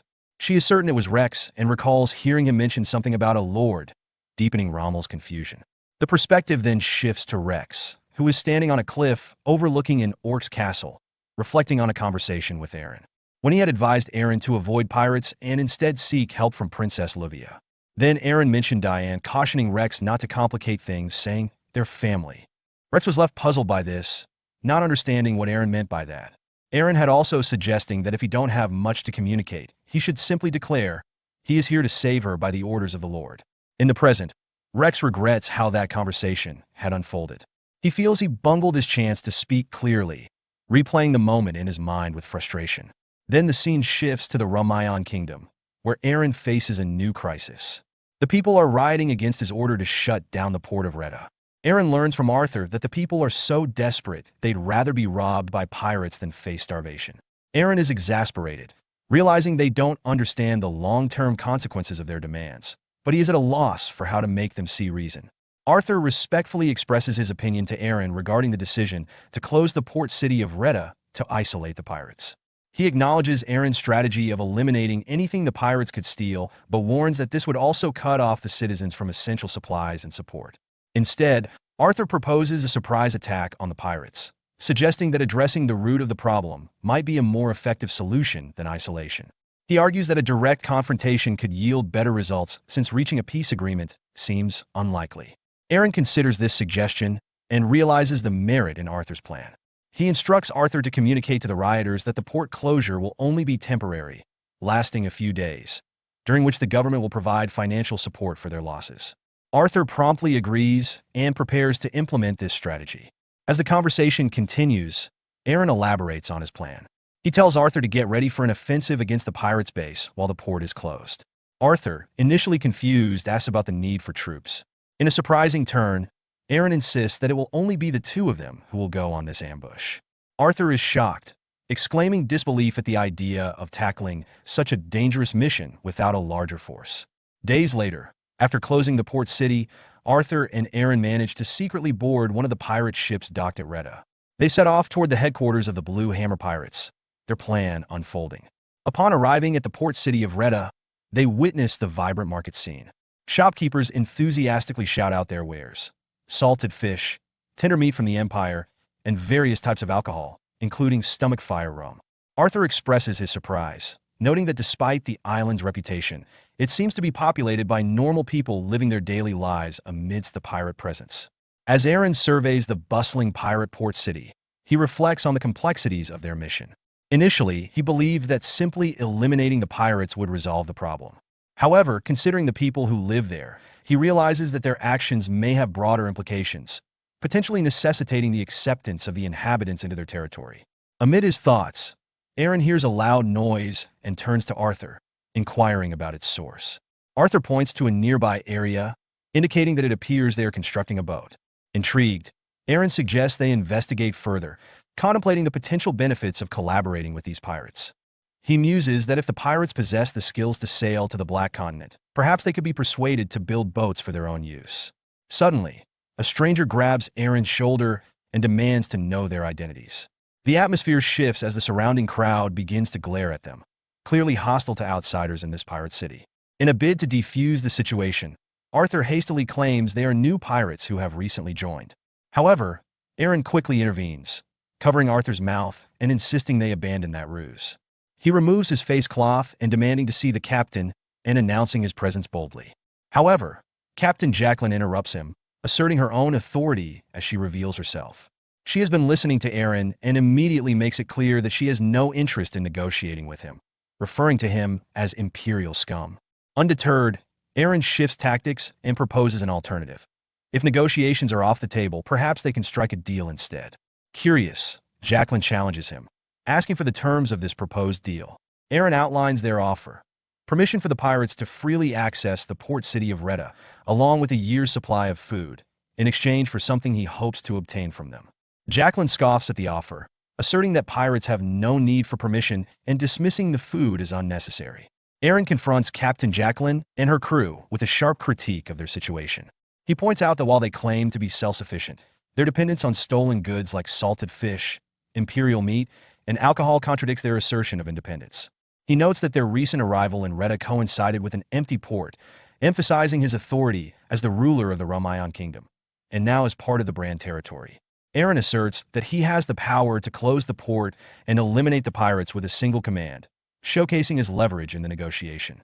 The tension escalates when Vice Captain Miller, unable to contain his anger at Aaron's threats, lunges at him with a short sword. Aaron effortlessly dodges the attack and counters, striking Miller's hand and forcing him to drop the weapon. The other pirates are taken aback by Aaron's skill and shocked by his boldness in the face of aggression. Miller, furious, insults Aaron, calling him Imperial trash, and retaliates by throwing gunpowder at him, preparing to ignite it with a fire torch while threatening to kill him. Just as the situation seems poised to explode into violence, Captain Jacqueline intervenes. She throws a bucket of water at Miller, extinguishing the torch and admonishing him for his reckless behavior, reminding him that they could all be in danger if he acted thoughtlessly. After quelling the immediate threat, Jacqueline turns back to Aaron, her demeanor shifting to one of cautious negotiation. She asks him what he truly wants from them. Aaron seizes the opportunity and straightforwardly demands that they attack the Ramayan kingdom. This bold request shocks both Vice Captain Miller and Captain Jacqueline, as well as Arthur. The scene shifts to the throne room of the Ramayan kingdom, where Crown Prince Philip sits on the throne, flanked by Duke Gran and Aaron. Crown Prince Philip introduced Duke Gran to Aaron, emphasizing that Gran was appointed by the Emperor to manage the negotiation discussions. Philip advised Aaron to focus his requests on Gran, hinting that he would be more receptive than himself. He also warned Aaron not to bore him during the exchange. Aware of Duke Gran's injury, he thinks that those who are injured often lack patience. Aaron recognized that he needed to take charge of the conversation and navigate it strategically to achieve his objectives. Aaron begins by acknowledging his reputation, stating he would prefer to be direct with his requests. However, Duke Gran interrupts him, expressing gratitude for the holy water Aaron sent, which expedited his healing. This unexpected acknowledgement strikes Aaron with a pang of guilt. He had sent the holy water primarily to facilitate Gran's departure from the territory, and now he feels a sense of sympathy for him. Once the formalities of gratitude are complete, Duke Gran suggests they officially commence negotiations. His calm demeanor surprises Aaron, who had anticipated a more contentious atmosphere. Nevertheless, the negotiations quickly devolve into heated exchanges as both parties assert their demands. Aaron asserts that he requires 200 million gold out of a total of 500 million upfront, with the remaining 300 million to be paid upon completing his service as the commander of the Northeast. Duke Gran counters by pointing out the risks to the Bran territory if the Iron Barrier were to collapse, emphasizing that as its leader, Aaron should continue in his command until the northern threats are neutralized. In response, Aaron raises the stakes, insisting that if the Bran territory is to bear these dangers, they will need support from the Empire to maintain the Iron Barrier and must also establish a naval base in the port city of Retta. Duke Gran argues that while the Iron Barrier is under the Empire's jurisdiction and they will continue to support it, the issue of the pirates falls under the territory lord's responsibility. Aaron, frustrated, retorts that Retta is part of the Empire, questioning why they would remain passive while pirates threaten the Empire's citizens. Duke Gran clarifies that the Empire's involvement isn't necessary in this case, asserting that the damages caused by the pirates are not significant enough to warrant the establishment of a naval base. Aaron's frustration grows as he challenges Duke Gran's dismissal of the situation, arguing that the suggestion for a naval base is a preventative measure against future pirate attacks. Internally, he worries about the pirates' delayed actions, recognizing that he needs to buy more time to strategize.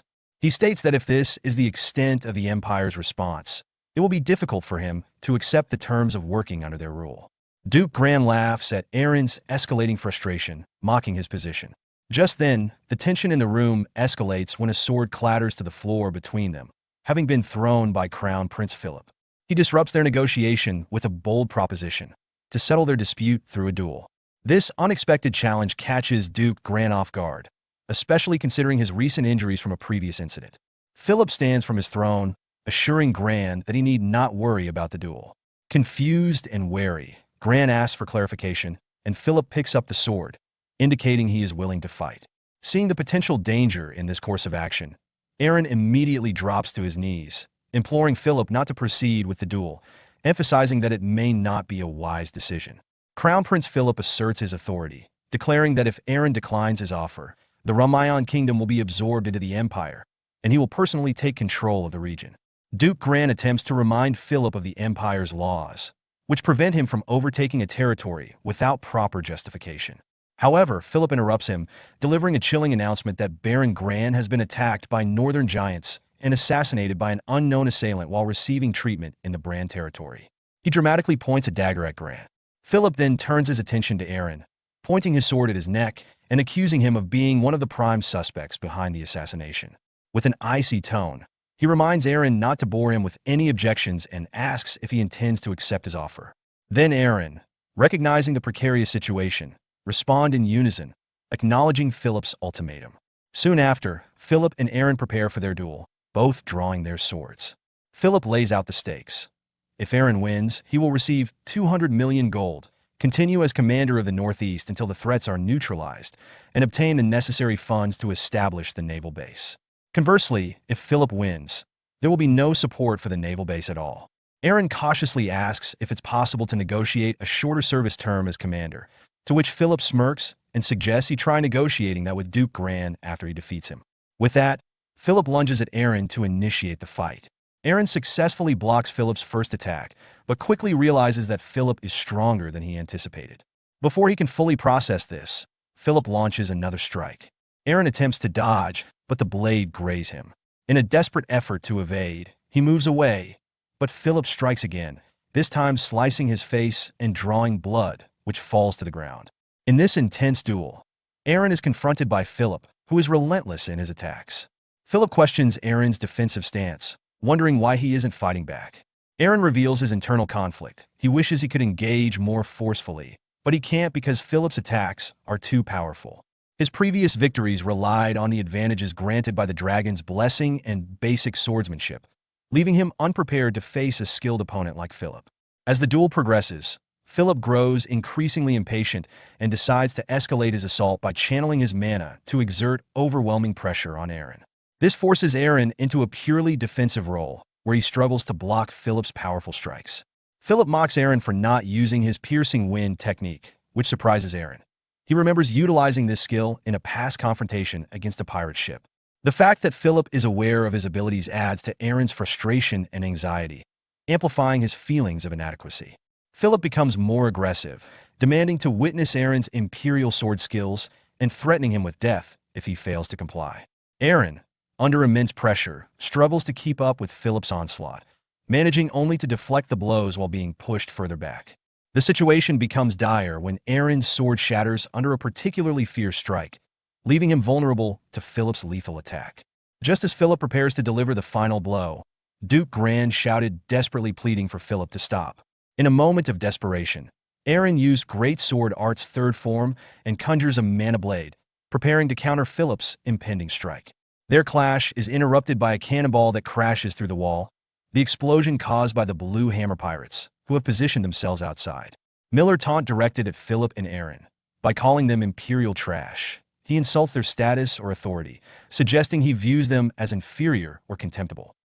Miller continues to sneering that the gunfire was revenge for the destruction of their ship. Crown Prince Philip stood distracted by the ongoing chaos with the pirates, giving Aaron a brief opening. Aaron, seizing the moment, rushed toward him with his broken sword in hand.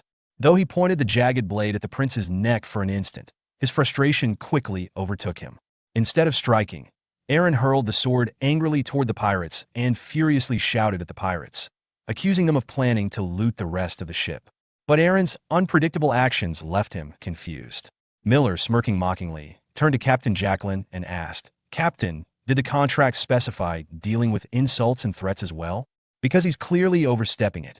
Jacqueline, however, was too focused to respond. She peered through her scope, her hands trembling as her gaze fixed on Crown Prince Philip. A look of deep frustration and bitterness crossed her face, but she gave no immediate explanation. Miller, undeterred, prepared to fire another cannon, a wicked smile playing across his lips. Before he could do that, Jacqueline stopped him and stepped away from him, commanding they will deal with this later. Though Miller was reluctant, he signaled the pirates to retreat. As they pulled back, Jacqueline remained visibly unsettled. Her thoughts raced, bitterness brewing as she reflected. That prince was her family's enemy. As the pirates retreated, Crown Prince Philip stood by a shattered wall, watching them in silence. Aaron approached him, bowing deeply and admitting his defeat. "Your Highness," Aaron said solemnly, "I've lost the duel and will accept whatever decision you make regarding the annexation of Bran territory into the Ramayan kingdom." Philip raised an eyebrow in surprise, glancing toward Duke Gran, who subtly approved. Turning back to Aaron, Philip said, "The kingdom will appoint you, Duke Aaron, as commander of the northeastern region until the northern threat is neutralized." Aaron, frustrated, clenched his fists, cursing inwardly. He regretted agreeing to the duel, realizing that his hidden strength had been exposed, giving Philip the upper hand in the negotiations. Philip then added, "Additionally, I will authorize the construction of a naval base." Aaron was left shocked by Philip's decision to make naval base, and Philip explained that he had lost the duel and that the pirate threat was more severe than he had initially thought. Philip privately reflected that since Aaron had shown him what he needed to see, he could at least grant him this concession. As Philip departed with his knights and carriages, he sat in one of the carriages, experimenting with the aura blade Aaron had shown during their duel. After several attempts, he finally succeeded in materializing an aura blade, laughing in satisfaction as he muttered, "So that's how it's done." A week later, the Bran territory was officially absorbed into the Ramayan kingdom. Aaron traveled to Island Arden to deliver the promised supplies to the Blue Hammer pirates and to negotiate an alliance. However, when Aaron handed over a sack of supplies, Captain Jacqueline angrily flung it onto ground with unexpected force.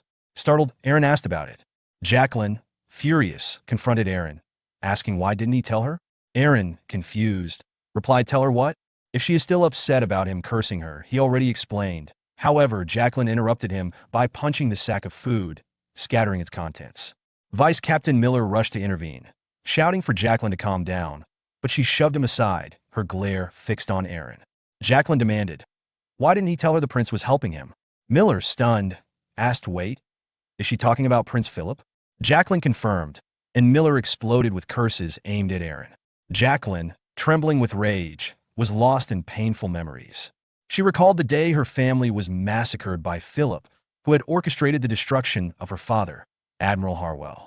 Her father had been framed for treason to cover up the failures of arrogant dukes during a failed naval campaign, and Philip, then newly of age, had led the charge against her family, labeling them traitors.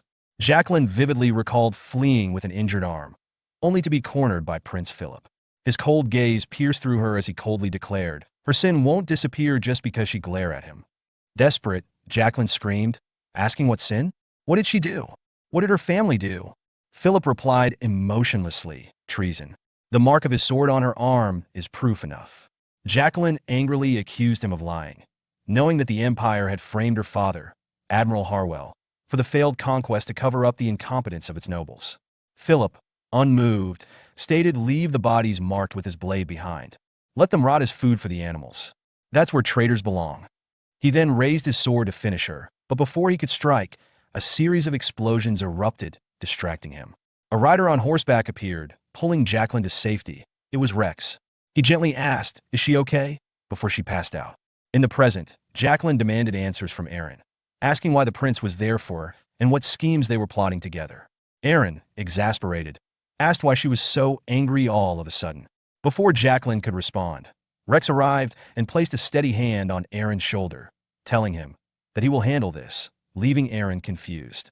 Rex then turned to Jacqueline with a warm smile and greeted her. "It's been a long time, Captain." Jacqueline, confused and unable to recognize him, asked who is he? Rex chuckled, covering his mouth and chin, and remarked that it had been a long time. Tilting his head with a smirk, he added, "Let's see if this jogs her memory." When Jacqueline expresses not recognizing him, Rex's smirk fades into realization. She truly doesn't remember him. Behind Jacqueline, Miller suddenly freezes, his eyes widening as he remembers Rex. This triggers a flashback to an earlier time when Rex had saved Jacqueline's life. In the past, Jacqueline had been gravely injured and unconscious. Rex, a mercenary, had carried her to Miller, who was clearly panicked by her condition. Miller had urgently called for Jacqueline to wake up, relieved when she showed signs of life. Rex, indifferent to the situation, pointedly reminded Miller of a debt. He had saved Jacqueline's life, and in exchange, Miller still owed him. Miller, unsure of how to repay, hesitated. Rex, unfazed, continued to pressure him, implying that he would demand his payment with interest in the future. He then showed Miller a pair of goggles as a reminder of the debt, making it clear that he would return for what he was owed, no matter the time or place. Miller, grateful and overwhelmed by Rex's actions, promised to repay him fully, offering whatever Rex might desire. Rex, with a smirk, seemed intrigued by the idea of Miller's promise. Miller, serious and desperate, swore to Rex that he would give him anything, pledging his life to fulfill the debt. This promise was made in the past, but the memory resurfaced in the present, making Miller break into a nervous sweat when Rex flashed the same goggles and reminded him of his oath. Miller, overwhelmed, pleaded on his knees, asking Rex to take whatever he wanted, but to leave the captain out of it. Rex, with a dramatic sigh, agreed, but demanded a pen, parchment, and scissors. Miller, trembling, hesitated and asked why Rex needed the scissors. Rex pointed to his own partially shaved chin, grinning mischievously, implying he would take something personal from Miller in return for the debt being settled. True to his word, Rex proceeded to cut off Miller's beard, easing the tension between the two sides, but also exacting a lighthearted, albeit embarrassing, price. The evening ended with the pirates celebrating around a campfire, dancing and laughing. Jacqueline, smiling for the first time in a while, watched the festivities from a distance. Aaron, noticing her, approached and sat beside her. Aaron asked Jacqueline what her plan was now, to which she replied uncertainly, saying she was open to whatever the future held, but speculating that the enemies of the Crown Prince and Aaron's family might be preparing for revenge. Aaron, intrigued by the mention of revenge, asked if she wanted his help with that. Jacqueline, confused, asked for clarification, and Aaron proposed a deal. He would assist her in seeking revenge, and in return, she would help him with something in the future. Jacqueline hesitated, feeling she had already received much help and had little to offer in return. However, Aaron smirked and assured her they could help each other in ways she might not expect, even referencing her ships. After a brief moment of contemplation, Jacqueline agreed with a chuckle, accepting whatever the deal might entail. A month later, with a peace agreement now secured, Aaron led his forces to the Iron Wall, a fortress held by the Northern Giants. After a few days of the horde of skeletons are fighting, the Northern Giants both engaged in a fierce battle. Despite their overwhelming strength, the Giants were struggling to fend off an unrelenting assault from an army of skeletons. Giant Chief Harold's son, observing the chaos, became frustrated by the delayed arrival of Aaron's forces, which he had hoped would help turn the tide. He struck the fortress wall in anger and cursed their tardiness. As he scanned the battlefield, his eyes fixed on the necromancer leading the skeleton horde, none other than Elena, a demon succubus, flanked by Cheryl and Rommel. Harold's son knew that if he could take her down, the battle would be won. His thoughts were interrupted when a subordinate giant urgently approached him, informing him that the giants could not hold out much longer and that abandoning the castle was necessary. Harold's son, enraged, grabbed the giant by the collar and lifted him off the ground, fiercely refusing to give up the castle he had fought for over 30 years. The subordinate, trembling, argued that surrendering meant losing the battle, but dying meant losing everything. Harold's son, however, was resolute in his belief that losing the castle would be as good as death, his grip tightening as he growled in defiance, unwilling to accept defeat. Before the argument between Harold's son and his subordinate could escalate further, the skeletons suddenly began to withdraw from the fortress, leaving Harold's son momentarily confused and distracted. His anger faded as he tried to understand the shift in the battle. From beyond the battlefield, Aaron's voice rang out, announcing that the giants' defeat was inevitable. He introduced himself as Aaron of Bran territory and offered Harold's son a chance to surrender to avoid unnecessary bloodshed, promising to spare his life. Harold's son, infuriated by the suggestion, demanded that Aaron show himself, dismissing his words as meaningless coming from someone who hid in the shadows. In response, Aaron stepped forward, holding a torch, and boldly declared, "I am Duke Aaron of Bran territory." And he does not hide. The two locked eyes, the tension between them thick and palpable, as the entire battlefield seemed to hold its breath in anticipation of what would happen next. A few days earlier, Aaron convened a meeting to discuss the current situation. Rommel reported that 500 northern giants were occupying the Iron Wall, and although some had been lost during the capture of the old stronghold, their forces had never been large to begin with. Aaron was surprised, questioning how Harold's son had crossed the Iron Wall with only 1,000 men, wondering if it was even feasible. Cheryl explained that it might be possible, as the northern giants were exceptionally strong, with raw power and speed far beyond human capabilities, even without magic or weapons. Rommel agreed, noting that if not for the giant's carelessness, neither he nor Cheryl would have survived their previous encounters. Aaron realized that with just 1,000 men, the giants had seized the stronghold, and now, even with 500, they had successfully overwhelmed both Cheryl and Rommel while guarding the Iron Wall. As he pondered strategies to counter the giants and retake the Iron Stronghold, Cheryl pointed out that the stronghold was crucial to dealing with the northern threat. Even if magic were used to destroy it, the structure could recover over time but would remain unusable for a while. Getting an idea, Aaron then instructed Rommel to bring Elena, halting the undead dungeon development project for the time being. His strategy was to use large-scale undead monsters to pressure the smaller number of northern giants defending the castle. This approach would help preserve the Iron Stronghold, keeping it intact for future use. With this initial tactic proving successful, Aaron's focus shifted toward neutralizing the northern giants and negotiating a lasting solution with them. In the present, Harold's son emerged from the Iron Stronghold, twin axes gleaming as he charged at Aaron with a fierce double-axe strike. Aaron quickly blocked the attack with his sword, the clash of their weapons ringing out across the battlefield. From a distance, Cheryl and Rommel watched in shock, recognizing Harold's son as the giant who had almost killed them during their earlier encounters.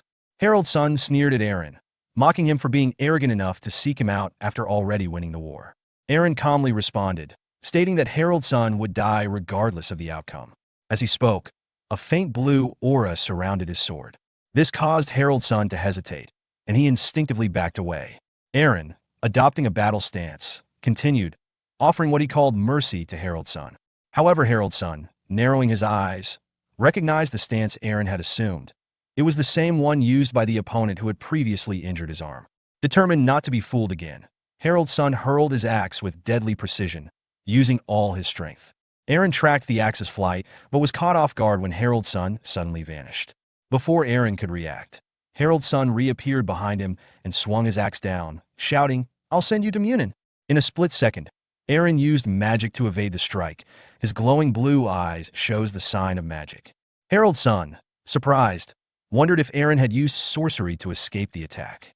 However, Harold's son growled, "He is still too slow," and attacked again, landing a blow on Aaron's armor, forcing him to retreat.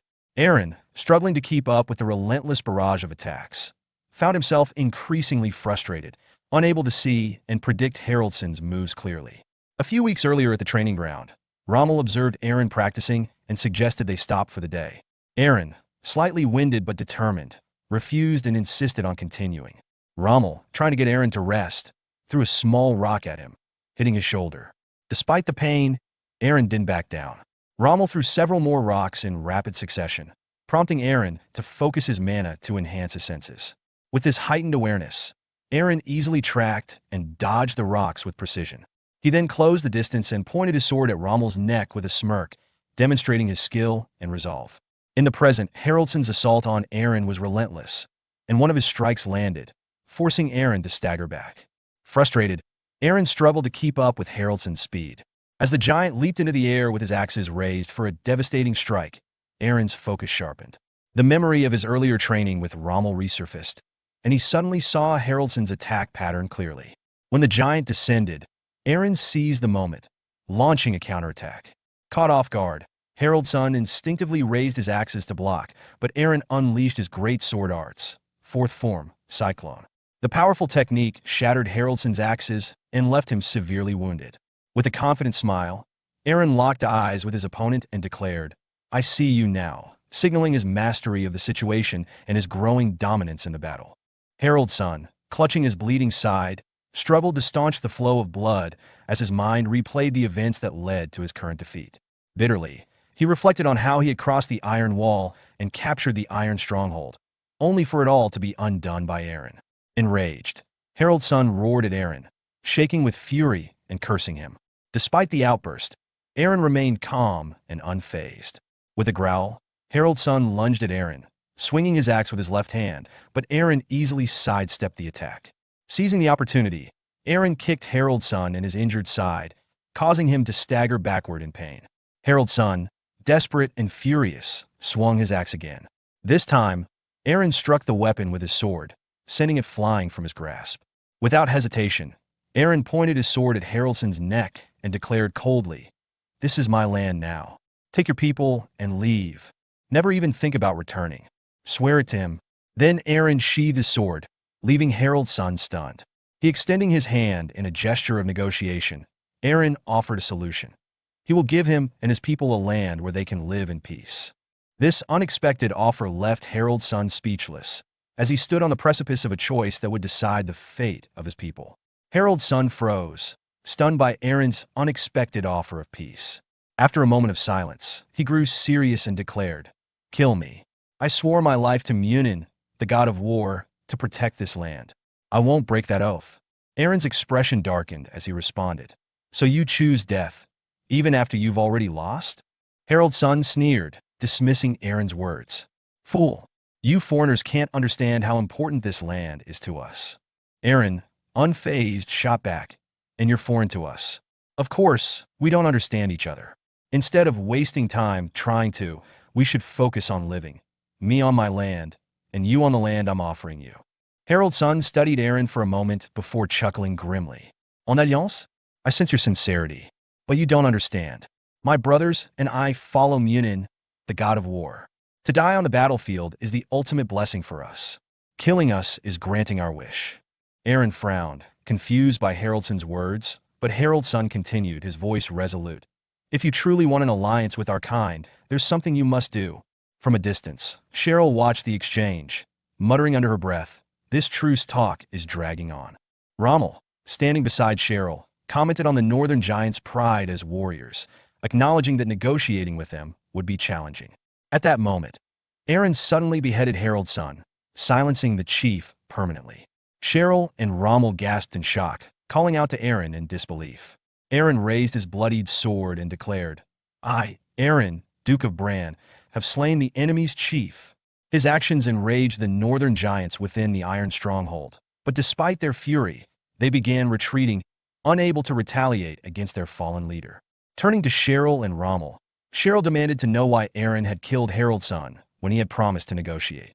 Aaron, his demeanor subdued, avoided her gaze and simply replied, "Let's go." "Go where?" Cheryl asked, confused. Aaron pointed into the distance and said, "To deal with the real threat." Soon after, Cheryl created a portal at a cliff Aaron had marked on the map. The three emerged through the portal on horseback, the cold air biting at their skin. Aaron's mind replayed Haraldsson's final words. "If you truly want an alliance with our kind, there's a mountain covered in northern lights." Looking up at the sky, Aaron whispered, "Aurora Borealis." Before he could continue, Cheryl called his attention to a small village below the mountain. As Aaron, Cheryl, and Rommel approached the village, Cheryl asked if they were about to meet Haraldsson's cousin. Aaron nodded, recalling that Haraldsson had mentioned his cousin, Eric the dwarf, as someone they needed to talk to. Rommel scanned the area warily, questioning if it was safe. Aaron recalled another warning from Haraldsson. "That blind crow already knows you're coming. Bring a gift of goodwill." Soon, they encountered Eric. The dwarf eyed them suspiciously and stated that if they sought an alliance, they first needed to prove their goodwill. Aaron pointed to the bags on their horses, but Eric wasn't impressed. After a brief hesitation, Aaron retrieved a bottle of holy water, offering it as a gift. He explained this will extend your lifespan. Eric recognition and acknowledged the gift with a nod. He said this is what he saw in his dream, and he accepting it. In return, Eric offered a prophecy of Imminent. Aaron, confused, asked about it. Eric began to recite. "The body blessed by the dragon's gift. A ruler who has walked with a dragon. A stranger who opposes the dragon. An existence that lights the path ahead." As Eric spoke, Aaron's vision was overwhelmed with a dazzling array of stars, their light shimmering in the dark sky. Cheryl, noticing Aaron's distracted state, called out, tapping his shoulder, and asked what's wrong with him. The conversation had ended, and Eric was heading out. Aaron, in a confused state, asked if Eric had sprinkled stars in the sky. Cheryl, frustrated by Aaron's question, scolded him for his fanciful thinking, reminding him that it was simply a starry night and that Eric couldn't have literally scattered stars across the sky. Before his expedition to the Black Continent, Aaron formed an alliance with the northern giant, Eric, to eliminate remaining external threats. As he traveled across the kingdom, preparing for the final mission, he met with Cain. During their handshake, Cain squeezed Aaron's hand painfully, prompting Aaron to pull back, complaining of the pain. Cain, visibly upset, criticized Aaron for giving rations and holy water to the barbarians, questioning how Aaron could have made such a promise. Aaron calmly explained that, should they face an unknown attack while on the Black Continent, the situation would worsen if they ignored potential threats. Cain, frustrated, slammed his hand and scratched his head, still clearly troubled. Aaron asked if his actions had been hasty, to which Cain reluctantly admitted that, although Aaron had made a sound decision, the kingdom's dire situation was exacerbated by their support of the barbarians. Cain expressed concern that this would lead to more suffering for their people, especially since the production of holy water had been cut in half. Aaron, confused, inquired about the reduction in production, and Cain explained that it was due to a lack of holy power, mentioning Cecilia in passing. Aaron immediately moved away to meet Cecilia, saying they would continue their discussion later. As Aaron left, Cain muttered wistfully, wishing Kainus were present to help with the situation. Cecilia journeyed up a freezing mountain toward the old temple of the goddess Viven, using her diminishing holy power to combat the cold. As she climbed, she realized her prayers were not being answered and decided to take more drastic action. Upon reaching the temple, she dismounted her horse and knelt before the sacred structure, praying for guidance from Lady Viven. After some time, when Cecilia opened her eyes, she was deeply troubled to find that the holy power still did not respond. Her heart sank as she faced the realization that even in the presence of the temple, her prayers were unanswered. Just then, a powerful gust of wind struck her, throwing her toward a cliff's edge. The wind then lifted her into the air, leaving her suspended and terrified. Believing that she would fall to her death, she closed her eyes and called out to the goddess in desperation. At that moment, Kainus appeared in his dragon form, catching her midair. He gently landed on the mountainside and set her down. Trembling with gratitude, Cecilia thanked him for saving her. Kainus, however, seemed distracted, thinking to himself about how even Viven hadn't responded to Cecilia's prayers, reflecting on her laziness. As Cecilia stood up without kneeling, Kainus, surprised, remarked on her boldness, teasing her for not showing proper reverence. Cecilia met Kainus's gaze firmly and explained that, though it was her first time encountering a dragon up close, she was Lady Vivian Sanus and would kneel to no one but her goddess. Kainus chuckled, calling her an oddity for still defending a god who didn't respond to her prayers. His irritation grew as he wondered why Viven had made mana unusable. Cecilia interrupted his thoughts, stepping closer and calmly saying she could sense Vivian's presence. She pointed to a spot behind the temple and then pressed her hand against Kainus' chest, claiming the goddess's presence was there as well. Kainus, taken aback, asked what she was doing, but Cecilia explained that a chain of light was blocking the mana. When Kainus asked if she could break it, Cecilia regretfully shook her head, stating it was impossible in its current state.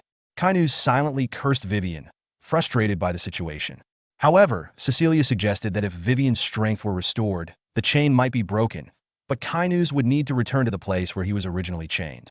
Kainus fell silent, reflecting on when he was in his human form the chain was placed on his heart. Finally, he spoke, trusting Cecilia to keep a secret. Surprised, Cecilia asked how he knew her name, but Kainus didn't answer. Instead, he unleashed a powerful roar, creating a whirlwind of mana and dust. Once the dust cleared, Kainus lying on the ground before her in his human form. Cecilia hesitated, then asked why is he here, and at this place? In the capital of the empire, Zaben, a secret gathering took place in the underground canals, with masked individuals lining up to enter a concealed chamber one at a time. Cheryl, part of the crowd, stood with her hood drawn low over her face, observing her surroundings. She felt uneasy, questioning if this was truly the home of the sage, as the large number of people made it seem suspiciously obvious.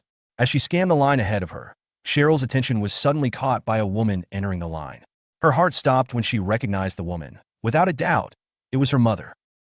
Isabel, disguised under a hood, patiently waited in a line to meet a sage renowned for his ability to foresee the future. When her turn arrived, she entered a dimly lit room where the sage sat with a glowing magical crystal ball in front of him. A guard pushed her closer to the sage, and though she hesitated, she eventually sat down. The sage asked what she wished to know, and Isabel firmly replied that she wanted to know the future of her children. The sage explained that knowing the future required a steep price, prompting Isabel to place a heavy bag of coins on the table without hesitation. He warned her that the present continuously shaped the future, making it a fragile subject to reveal. Still, she insisted, saying she would wait as long as necessary. When asked for her children's names, she replied, Aaron Karen and Cheryl Karen. At that moment, the sage froze in shock, and his silence unsettled her. She asked if something was wrong, but he avoided answering directly. Instead, he requested her to remove her hood and place her hand on the crystal ball. Reluctantly, Isabel revealed her face. The sage immediately recognized her. It was Isabel, the mother of Aaron and Cheryl, who was presumed to be dead.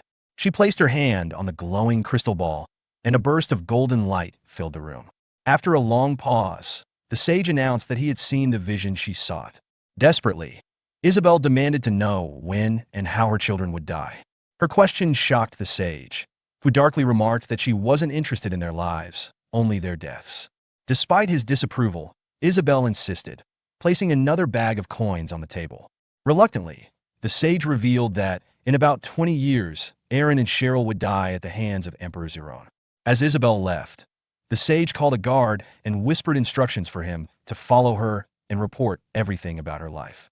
Once she was gone, the sage removed his own hood, revealing himself to be Gayle, a philosopher of the Zaban Empire, and the soul that inhabited Aaron's body. Gayle was shocked, questioning how Isabel was alive since he believed she had died before his father was dethroned. Gayle's backstory revealed that, after being rejected by Duke Rhinon in his quest for revenge, he had started from nothing. Using his knowledge of the future, he gained fame as a fortune teller. His predictions earned him the titles the Sage of the Future and the Philosopher of Zaban, eventually leading Isabel to seek him out. Yet, her reason for wanting to know the exact moment of her children's deaths puzzled him.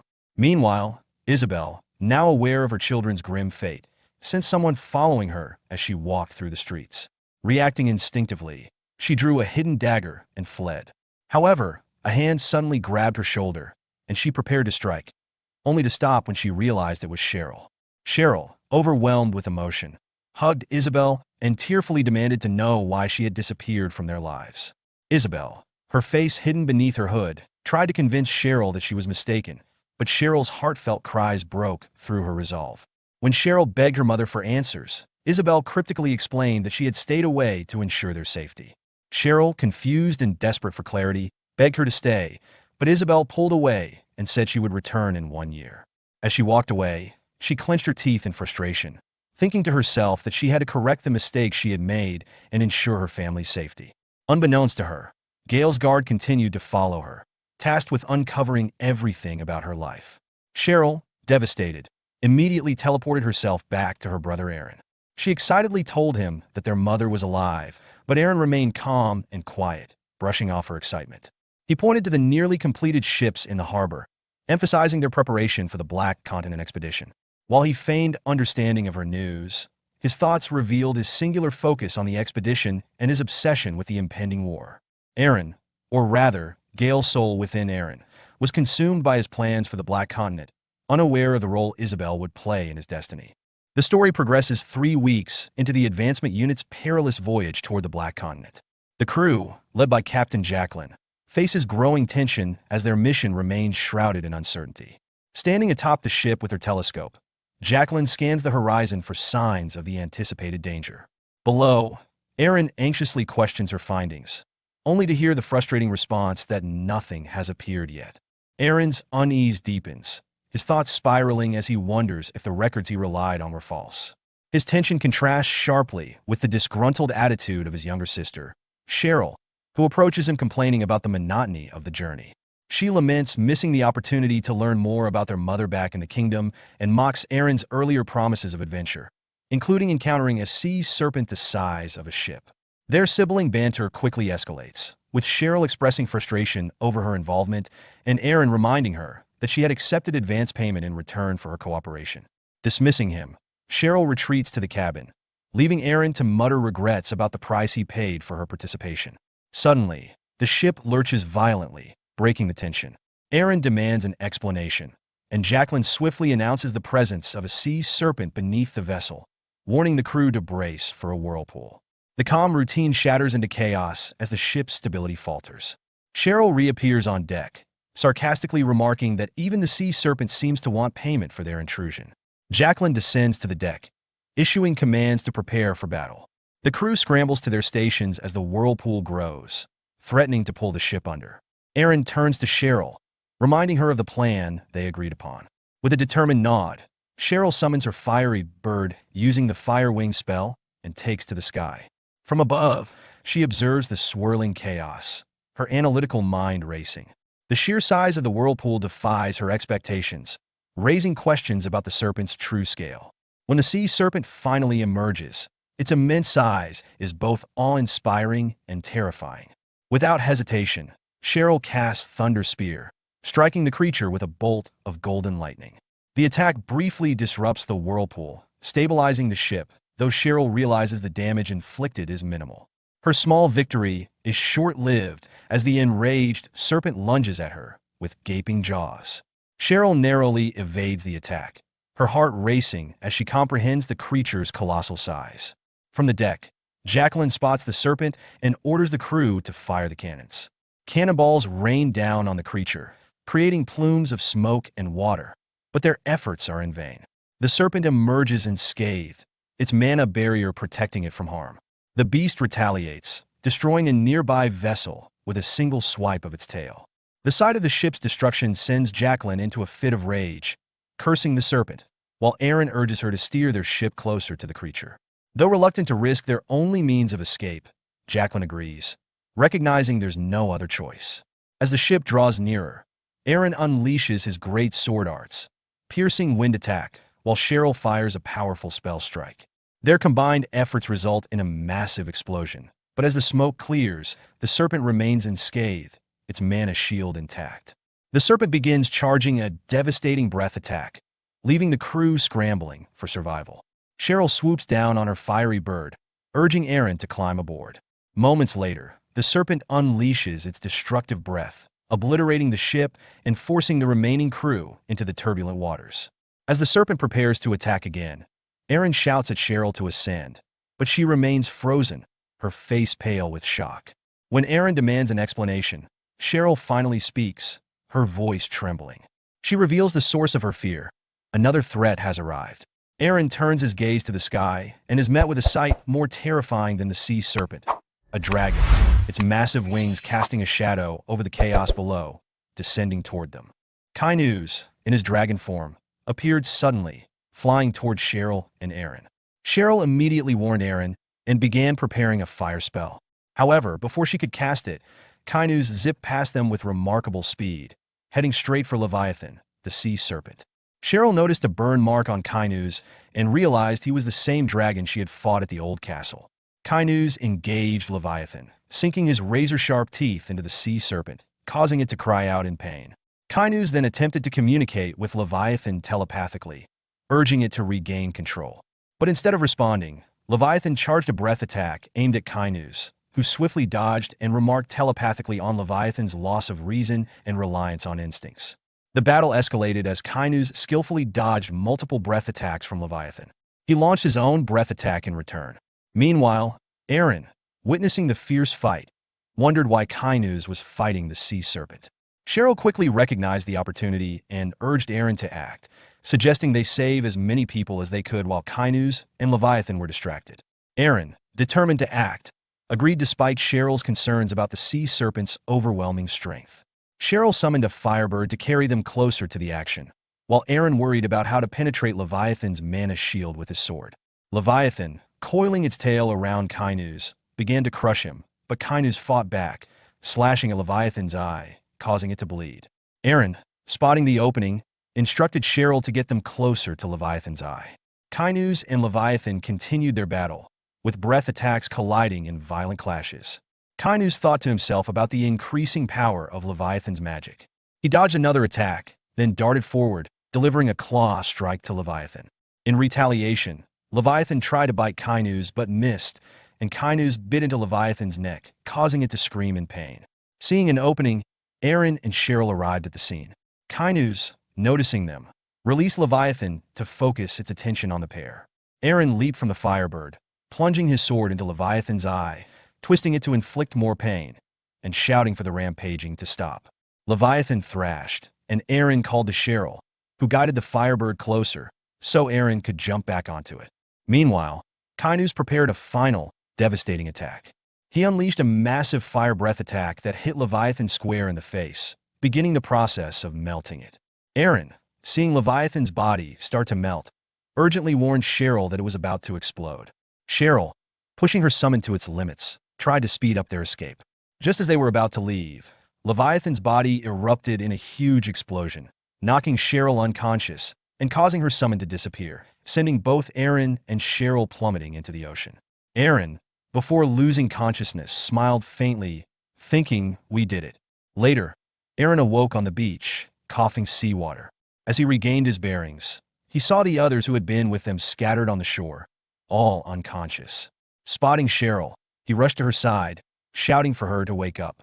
She stirred at his voice, and Aaron, relieved, thanked the heavens. Cheryl, groggy, asked him to let go of her.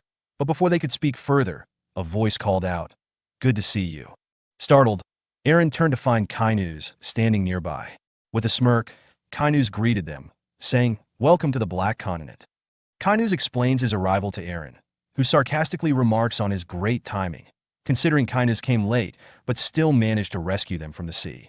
After briefly contemplating how challenging it must have been to search for them, Aaron focuses on the fact that they survived thanks to Kainuz. He asks if Kainuz knows anything about the land they're on, to which Kainuz reveals that most of the continent is covered by forests and mines, but there is a castle deep within. Aaron, puzzled, wonders if a castle implies a king, but records suggest there isn't one. This makes Aaron reconsider the ease of their mission, suspecting that tribes could be under a king's rule, complicating their conquest. He decides to have his team scout the area and gives the order to split into groups of 3. One group consists of Cheryl, Miller, and Captain Jacqueline. While scouting, Cheryl grumbles about having to work in the woods while the Lord gets to visit the castle, and she demands a break. Miller, amused, comments on her temper, while Jacqueline, irritated, reminds Cheryl that she lost a ship and should be more understanding. As the conversation escalates, Cheryl and Jacqueline argue about the complexities of setting up a portal, with Cheryl expressing doubts about its feasibility in such an unstable magical environment. Suddenly, Cheryl senses someone behind them. She casts a binding spell to restrain the person, revealing an old man. The old man, who had been casting a spell, announces that the prophecy has come true, which surprises the group. Cheryl decides to hear him out. The old man claims that the prophecy foretells a liberator who will free the slaves of the continent. Meanwhile, he becomes distracted by a butterfly, rolling around like a child when it escapes. Cheryl, unsure whether to trust him, approaches and asks about the prophecy in more detail. The old man describes a warrior with a special sword, the relic of the ruins, who will defeat the master of the continent. He insists they must find the ancient ruins, as the Slayer resides there. The group is skeptical, with Cheryl dismissing him as just a crazy guy. Despite her doubts, Captain Jacqueline suggests they continue their mission. In a nearby castle, a woman watches Kainuz, Aaron, and Rex through a magic crystal ball. She chuckles, intrigued by Kainuz's fearlessness, and notices the dragon's blessing on Aaron. The woman orders her subordinate, Logan, to invite them to the castle. As Logan bows and disappears, she mutters to herself, "I'll grant you all the honor of becoming my slave."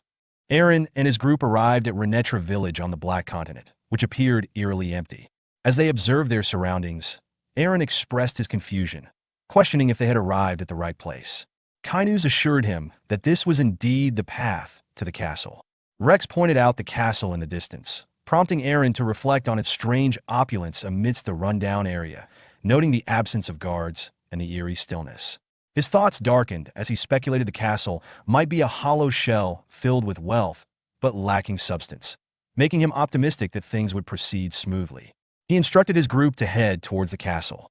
Suddenly, they heard the sound of footsteps and saw people passing by, appearing to be miners hauling strange rocks and carrying pickaxes. Aaron asked Rex where the miners were taking their load, but when Rex tried to inquire, the miners ignored him, and when he grabbed one, the person immediately pulled away. Kainuz noticed the lack of communication and sensed something familiar about the miners' energy, which intrigued him. At that moment, Logan, a figure they had not seen before, appeared and introduced himself as the butler of the mansion castle, explaining that his master, the ruler of the Black Continent, had invited them. As they followed Logan towards the castle, Aaron observed the miners and speculated that they were being controlled through some form of magic.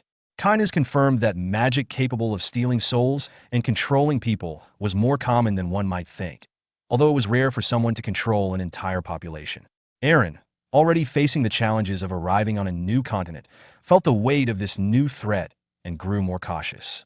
Kainu's warned him that the ruler of the Isthmus, who governed the Black Continent, was a formidable opponent. Upon reaching the castle gates, Logan opened them and led them inside. Kainu's was struck by a thought. If his intuition was correct, the ruler of the Black Continent might be his older sister. This suspicion proved true when they entered the throne room, and Kainu's sister, the ruler, sat upon the throne. She addressed Aaron cryptically, calling him a being who has borrowed wings and stepped foot on this land. Aaron, confused and unsure of the formality, responded by identifying himself as Aaron, the lord of Bran territory, and opted to skip the formal greetings.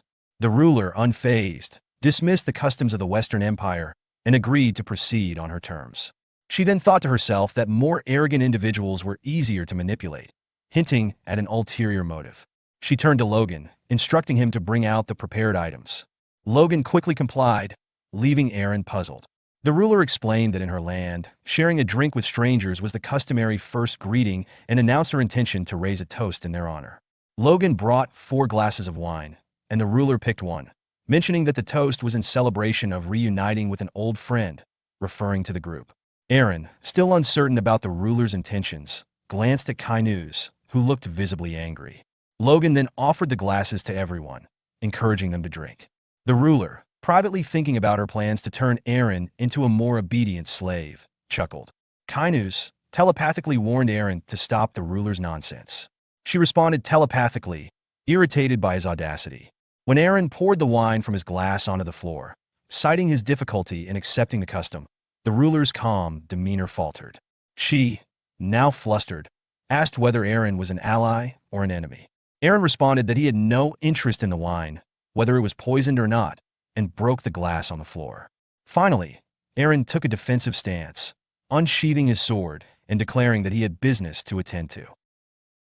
In the heart of the Black Continent, within the throne room draped in ancient shadows and burning torchlight, stood Crumilla, the supreme ruler of the land and sister to the dragon Kainu's. Her presence exuded dominance, wrapped in regal beauty and dread power. When Aaron dared to point his sword at her, her eyes narrowed in cold fury. Without a word, she clenched the delicate glass goblet in her hand until it shattered in her grip, crimson wine spilling like blood across her fingers. "You're arrogant, and stupid beyond belief," she said, her voice low and venomous, laced with restrained wrath. Then, without warning, she let out a chilling laugh that echoed through the grand hall, unsettling everyone present. Aaron, momentarily unsure of what he had triggered, stood firm, but confusion flickered across his face. Crumilla's eyes began to glow with a deep, eerie violet light. A sinister grin slowly stretched across her lips as she whispered darkly, "I will make you regret everything you've done." With that, she unleashed her aura, a monumental wave of pressure that slammed into the room like a storm. Everyone present felt its crushing weight. Her servant, Logan, collapsed instantly, unconscious. Rex dropped to his knees, gasping for air, while Aaron trembled violently, barely staying on his feet under the suffocating pressure. Grinding his teeth in frustration, Aaron struggled to remain upright and thought, "This woman, she's not just some powerful witch. This isn't the pressure of a monster. It's something far more terrifying." Crumilla's voice cut through the air like a blade. "Have you finally realized?" Aaron tried to move, but each step felt like dragging chains through a tidal wave. "Damn it. We still have so much to do." Then, before his eyes, Crumilla's body began to shift, her form expanding, contorting. A horrified gasp escaped Aaron's lips as the transformation completed and she emerged in her true form, a colossal, 5-headed dragon, her scales glistening like obsidian, her presence filling the chamber with primal fear. Without hesitation, she lunged at Aaron with the full intent to kill. But before her devastating strike could land, a massive figure stepped forward, Kainu's, who had been standing silently beside Aaron. In an instant, he too transformed into his dragon form and intercepted the attack. The clash sent shockwaves through the chamber, and Kainu's retaliated with a powerful counterattack that launched Crumilla into the stone wall behind her. Recovering swiftly, Crumilla snarled, "How dare you side with the humans?" One of her heads inhaled, glowing with intense heat before unleashing a torrent of fire. Kainu's evaded the blast with fluid speed and darted behind her to strike. But just before his attack could land, she sneered, "Foolish creature!"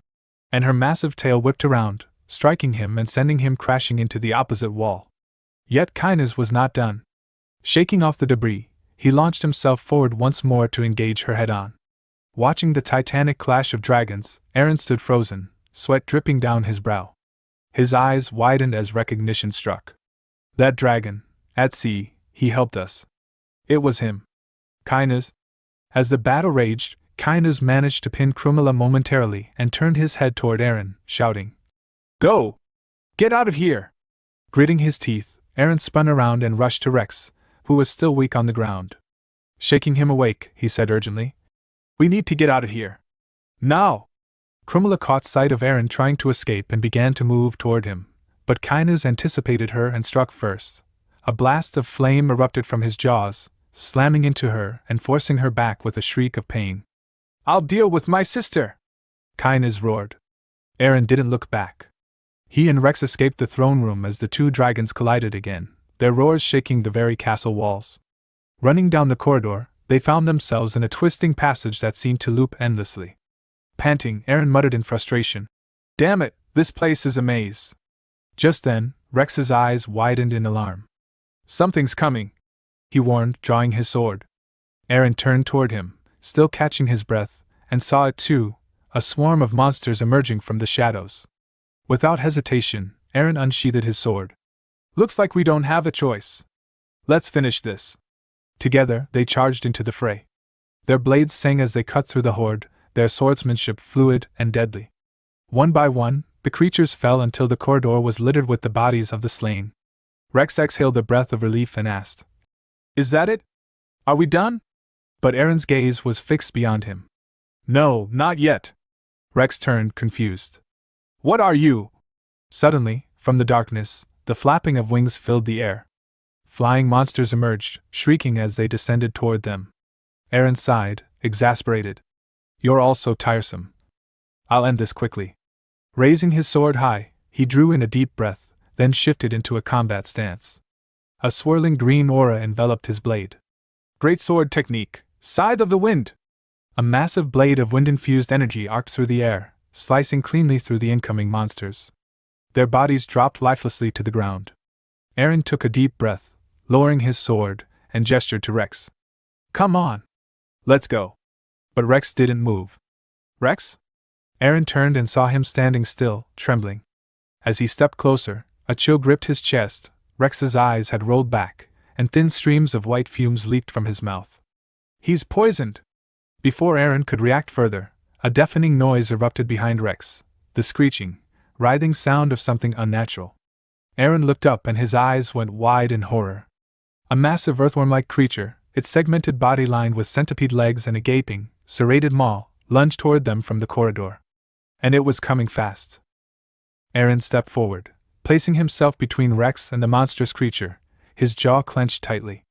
His fingers tightened around the hilt of his sword as his thoughts surged with urgency. "Damn it! If I want to save Rex, I need to break through this thing fast."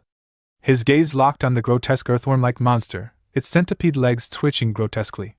Aaron assessed its bulk with a tense breath. "It's heavy, but manageable." Planting his feet firmly, he shifted into a combat stance. "I'll send you back to the abyss where you belong." Focusing his mind, he channeled his mental strength into the blade, then layered it with the radiant force of the dragon's blessing. Wind began to swirl around him as he invoked one of his advanced sword techniques, Piercing Gale. With a roar, Aaron dashed forward like a streak of light. In a single, fluid motion, he slashed through the monster's body, cutting it cleanly in two. Its massive form quivered and collapsed with a sickening thud. Aaron exhaled sharply, turning to Rex. "Wake up! We have to move!" He knelt beside him, lifting his arm to support him. But just as he helped Rex to his feet, an eerie sound rose from behind, a squelching, bubbling noise. Aaron froze, turning his head slowly toward the bisected corpse. His eyes widened in disbelief as the severed worm began to writhe, its tissues pulsating. In mere seconds, the two halves rejoined, and the creature stood whole again, only this time, it had grown larger. His chest tightened. It regenerated? And it's getting stronger? The worm lunged again, mouth agape and legs flailing. Cursing under his breath, Aaron planted his feet, sword raised. "You damn freak!" he growled, swinging with all his might. The blade cleaved through the worm once more, spraying dark ichor. But to his horror, the creature's body began healing again, faster this time. What the hell is this thing? The worm surged toward him again with terrifying speed. Back in the throne room, the ground trembled as Kynus was hurled into a stone wall by Crumula. Before he could rise, her massive dragon form pounced on him, reverting to her humanoid self mid-leap and driving a brutal kick into his side. Doing your own thing again? Did you really think you could stop me, you little shit? She spat, her voice laced with fury. Blood spilled from Kynus's mouth as he coughed, grimacing in pain. It's for Danui. Crumula's eyes narrowed with rage, and she lunged forward, sinking her fangs into his neck. You think I'll fall for that sentimental crap?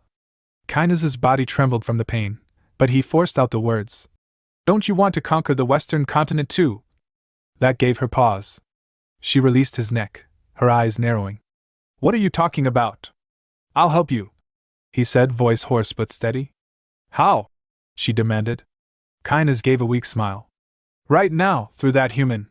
He holds the right of succession. His claim to the throne grows stronger every day. Once he returns from this place, war will erupt. And in that chaos, you can seize control of the West. I'll make Eren yours to use, for your plans, sister. Crumula blinked, momentarily intrigued, then burst into laughter. Still as arrogant as ever, brother, she said, slamming him to the ground and summoning magical chains that bound him. Why would I ever believe you? Sister, stop this. Let me go, Kynus pleaded. She stepped back, reverting into her human form. Her expression darkened as she looked down at him. Clever, cunning Kynus. You've lied to me again and again, always slipping through my grasp. But now, at last I have you. Raising her hand, she snapped her fingers, drawing back the dark energy that empowered Eren and Rex. I'll let them go, just as you asked, she said coldly. But watch as he suffers, completely broken and twisted by my hand. Be tormented by it, forever. Meanwhile, Eren's blade danced through the air as he battled the never-ending horde of monsters. He cursed under his breath, frustration mounting. Why the hell won't they stay dead? Each time he cut one down, it simply regenerated or was replaced by another. But then, the monsters began to vanish. All except one, the giant earthworm. Eren narrowed his eyes. That one, it's the source. The creature began retreating, slithering back into the shadows. I'm not letting you escape, Eren muttered, stepping forward and raising his sword. But just as he moved to strike, a hand seized his shoulder. Duke! Get a hold of yourself! Rex shouted, his voice cutting through the haze. Eren turned, startled. How are you awake? You were poisoned! Rex looked him in the eye, his tone urgent. There's nothing here! Eren stared at him, confused. What do you mean? That thing is right there! He spun around, but the corridor was now empty. No worm. No monsters. Just cold stone and silence. I don't believe it, he whispered. This was all an illusion. As reality returned to him, the oppressive presence faded. Was it Kynus who dispelled it? Eren turned to Rex. Let's get out of here. Now. Rex nodded immediately. Without hesitation, the two of them dashed down the corridor, leaving the cursed throne room behind. As they ran, Eren's thoughts drifted to Kynus. I don't know if you defeated that monster, but I'll trust your words for now. But if you don't come back alive, I swear I'll come for you myself. As Cheryl, Miller, and Captain Jacqueline pressed onward through the dense forest, the daylight slowly faded into twilight and then into the deep shadows of night. Their search had been long and exhausting, but finally, Cheryl halted and raised her hands, beginning to weave the intricate gestures of a teleportation spell. A shimmering portal crackled to life before them. Peering carefully through the swirling vortex, Cheryl's brow furrowed. The landscape on the other side was unfamiliar, twisted, alien. Where is this place? She wondered, a flicker of unease crossing her mind. Miller leaned closer, scrutinizing the view. Aside from this, it doesn't look like the place I was aiming for. Cheryl bit her lip, considering. Could the magic be unstable?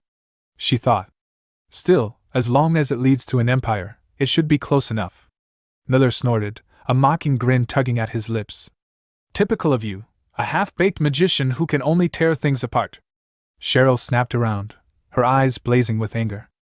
I'm good at destroying things. And you? You're just old and wheezing. Miller's face reddened, his own temper flaring in response. Captain Jacqueline stepped between them, raising a hand. Enough. Just drop it already. Cheryl huffed, crossing her arms. You wouldn't understand the depths of magic anyway. Common folk like you wouldn't. She glanced back at the portal, her voice hardening. The gateway's open. Go tell my brother. I'm going through. Before Miller could protest, she stepped forward and vanished into the swirling portal. Hey! That's no way to speak to an elder. Where are you running off to? Hey! Miller barked after her, frustration spilling from his voice. Jacqueline gripped Miller's arm firmly. Be patient. As the portal shimmered and Cheryl disappeared, Jacqueline sighed, rubbing Miller's shoulder to calm him. Come on, instead of wasting energy on pointless arguments, let's focus on our mission. Miller grumbled but nodded, and the two turned away from the portal. I could really use a beer after all this, Miller muttered. Jacqueline cracked a rare smile. When we get back, we'll have a big one. Miller's lips twitched in a chuckle. That sounds good. But behind them, shadows of a strange pink hue began to shift silently in the dark forest. Watching from within the portal, Cheryl caught sight of the shadows and frowned. Oh? What's this, a ghost? She mused, stepping back from the portal's edge. Doesn't concern me. They'll manage without me. With that, she turned her attention elsewhere, determination in her eyes. I've done my part. Now it's time to dig into Mother's affairs. The scene shifted deep beneath the Imperial capital of Jabin, in the dim, echoing underground waterways. A crowd had gathered, lined up before a heavy stone door, all waiting for a meeting with the revered sage. The tension was thick in the stale air. Suddenly, the sage's guard swung the door open and called out sharply. The wise man will not be seeing anyone today. Everyone must leave. Outrage erupted instantly. Voices shouted back in protest. No! How dare you do this after we've waited half a day? This is unacceptable. Even those who've waited deserve an audience. The guard's tone hardened. It is the will of the sage. Leave now. If you defy this, you will never see him again. Reluctantly, the crowd began to disperse, murmuring complaints but powerless to change the order. Once the last person was gone and the door sealed shut, the guard approached the sage. Have all the visitors left? The sage asked. Yes, my lord, the guard replied. How much have you learned about that woman? The sage pressed. The guard shook his head. We could find no fixed residence. No one of interest to question. She belongs nowhere, a wanderer without a permanent home. The sage frowned, troubled by the vagueness. The guard continued. After some time of inactivity, she suddenly appeared at the Enon temple. Isabel arrived at the temple alone, stepping cautiously through the quiet halls. Please, it has to be here, she whispered, eyes scanning the room. Moments later, she spotted a faint glow in the distance and hurried toward it. Approaching carefully, she whispered, Finally, I found it. As she reached out, an invisible shield flickered into existence around the object. She exhaled. As expected, it's sealed. No way to get it without. Her voice grew resolute. I must use that power too. Placing her hand on the shimmering barrier, she began to chant, invoking the name of Abrak, the master god of the lower deity Enon. In the name of Abrak, release the seal! The shield shattered like glass. She grasped the relic and tossed it lightly into the air. Area grab! A brilliant light radiated from it, and the air around swirled with powerful winds. Then, in an instant, the relic vanished. A small, triumphant smile curved her lips. With this in hand, the next step can begin. She turned and left swiftly. Behind her, the guard who had been following silently blinked in disbelief. What was that? Things disappearing into thin air, magic? Teleportation? He hurried to report the event to the sage. Back in the chamber, the guard explained everything. That woman made the relic disappear. It was Enon's, yes? The sage asked. Yes, and she spoke the name Abrak. The guard confirmed. The sage's eyes widened. Abrak, long before the fair's religion gained its current might. One of the ancient gods revered before the modern faith took hold. Stealing another faith's relic using divine power, could my mother truly have had divine power herself? And why take the relic of Enon, the once mighty god now fallen? What is she trying to accomplish? Where is this woman now? The sage demanded. She's at an inn near the capital, resting for a time.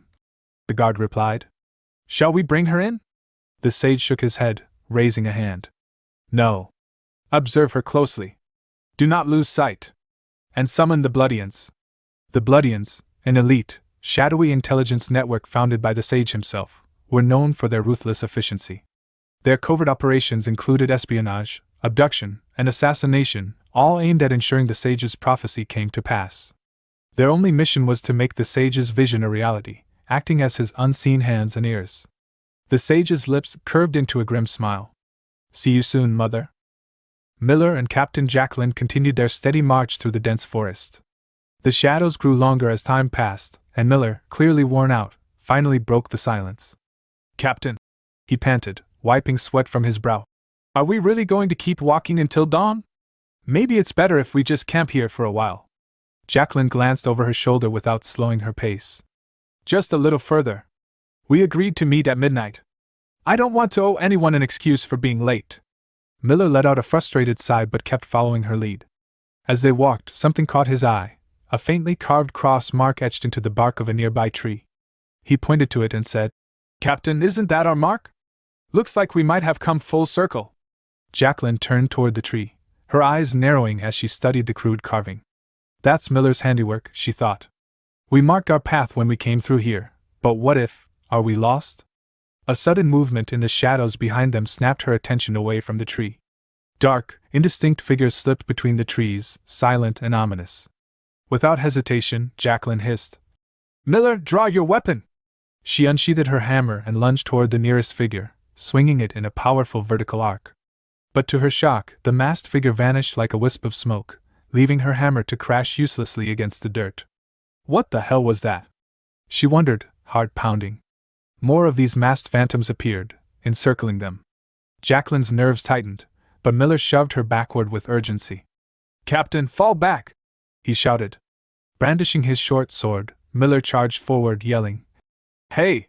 You monsters! Think you can scare me?" His blade passed through one of the figures as if it were air. His attacks did no damage. His sword simply sliced through emptiness. "Looks like my sword's useless here," Miller muttered, frustration mounting. "Fine. Then I'll just use my navigation bomb." He slid a hand into his pocket, fingers closing around the familiar shape of his fire bomb. But then Jacqueline's eyes caught the phantoms. Each one held their empty hands out, palms open and calm. "They're not attacking," she thought, narrowing her eyes. "Are they trying to get us to follow them?" Miller raised his arm, ready to hurl the bomb, but Jacqueline grabbed his wrist firmly. "They don't mean to hurt us," she said with certainty. Miller blinked in confusion and looked to her for explanation. Without hesitation, Jacqueline stepped forward toward the ghostly figures. "Why have you appeared to us?" she demanded. "What is your purpose?" One of the ghosts spoke with a voice like a distant whisper. "We are those who once lived here. We have something to show you." Jacqueline's curiosity sharpened. "Is this place from long ago?" The ghost nodded. "Before the dragon claimed dominion here, this was the Black Continent." Then it beckoned them to follow. After a while, Miller and Jacqueline found themselves led to an ancient village of Renetra. The streets were alive with celebration. Loud laughter and music filled the air. Lanterns hung from buildings, casting warm glows over crowds of people feasting and dancing. Jacqueline studied the scene, thinking, a festival in progress? Miller's eyes gleamed with amazement. "I never knew a place like this existed in the Black Continent. If I could rest here for even one night, I'd have no regrets." Jacqueline frowned and replied sharply, "Don't get distracted. According to the ghost, this isn't the present. This is the Black Continent of the past, just an illusion." She turned to Miller. "Stay close."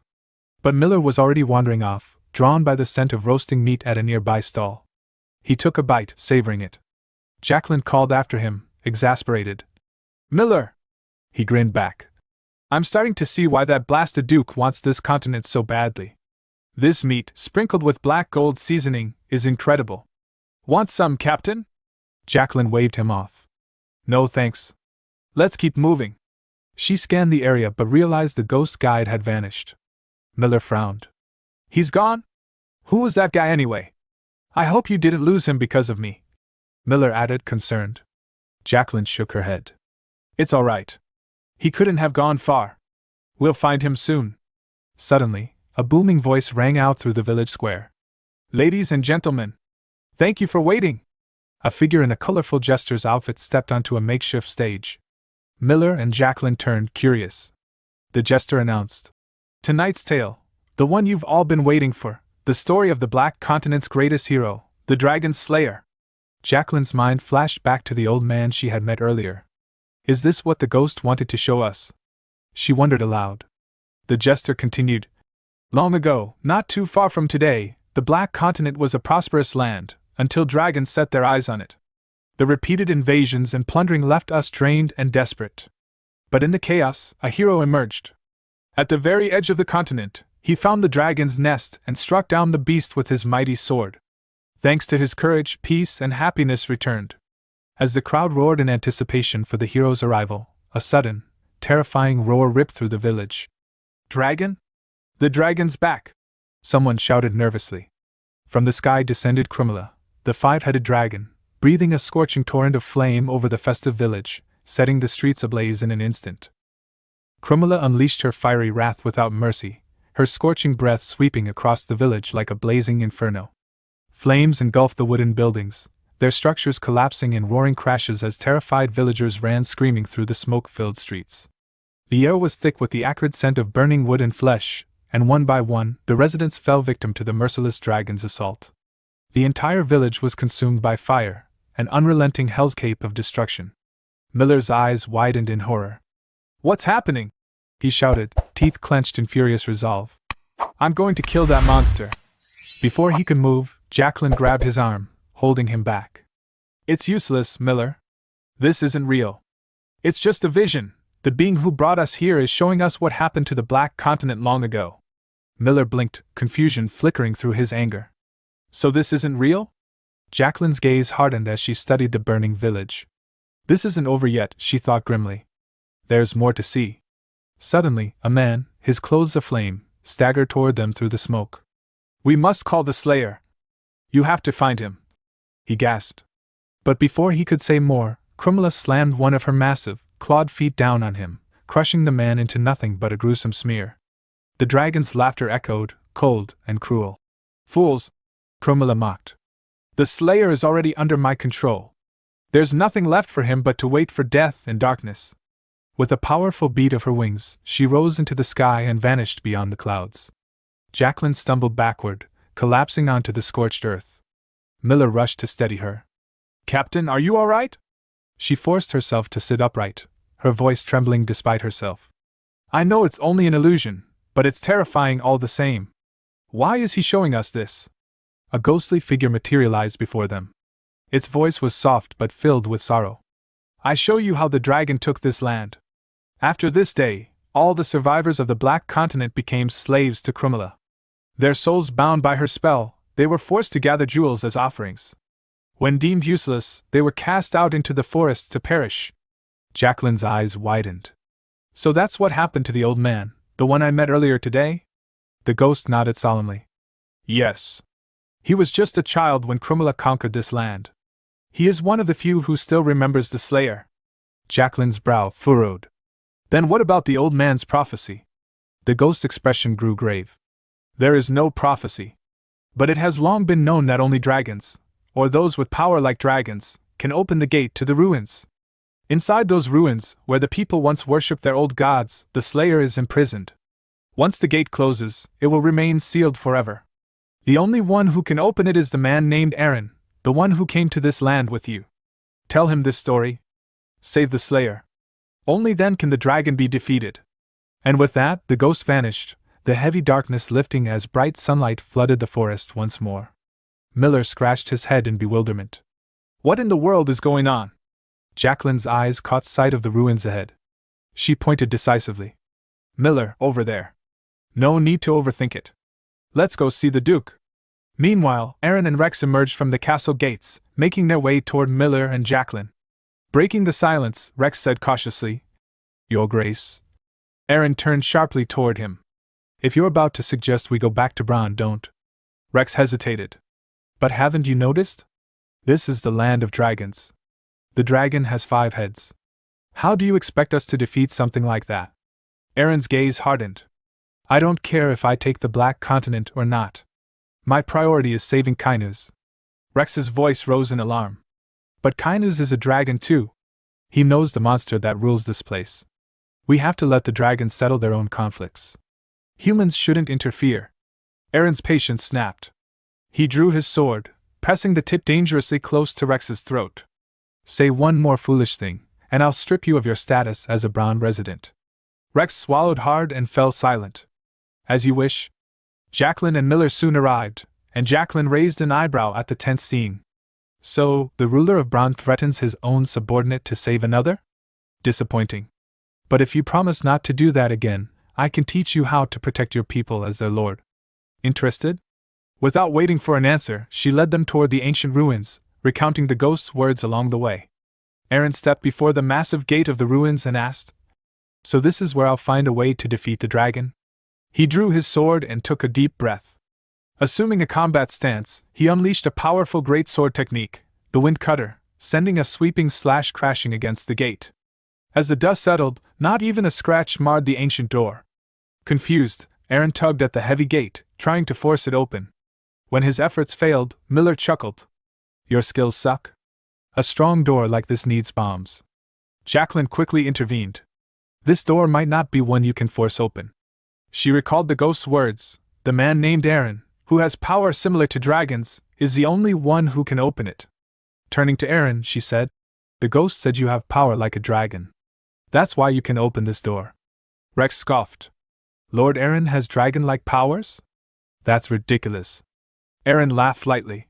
"Is that so?" His smile puzzled everyone. "You should have told me sooner," he added. "I wasted my energy for nothing."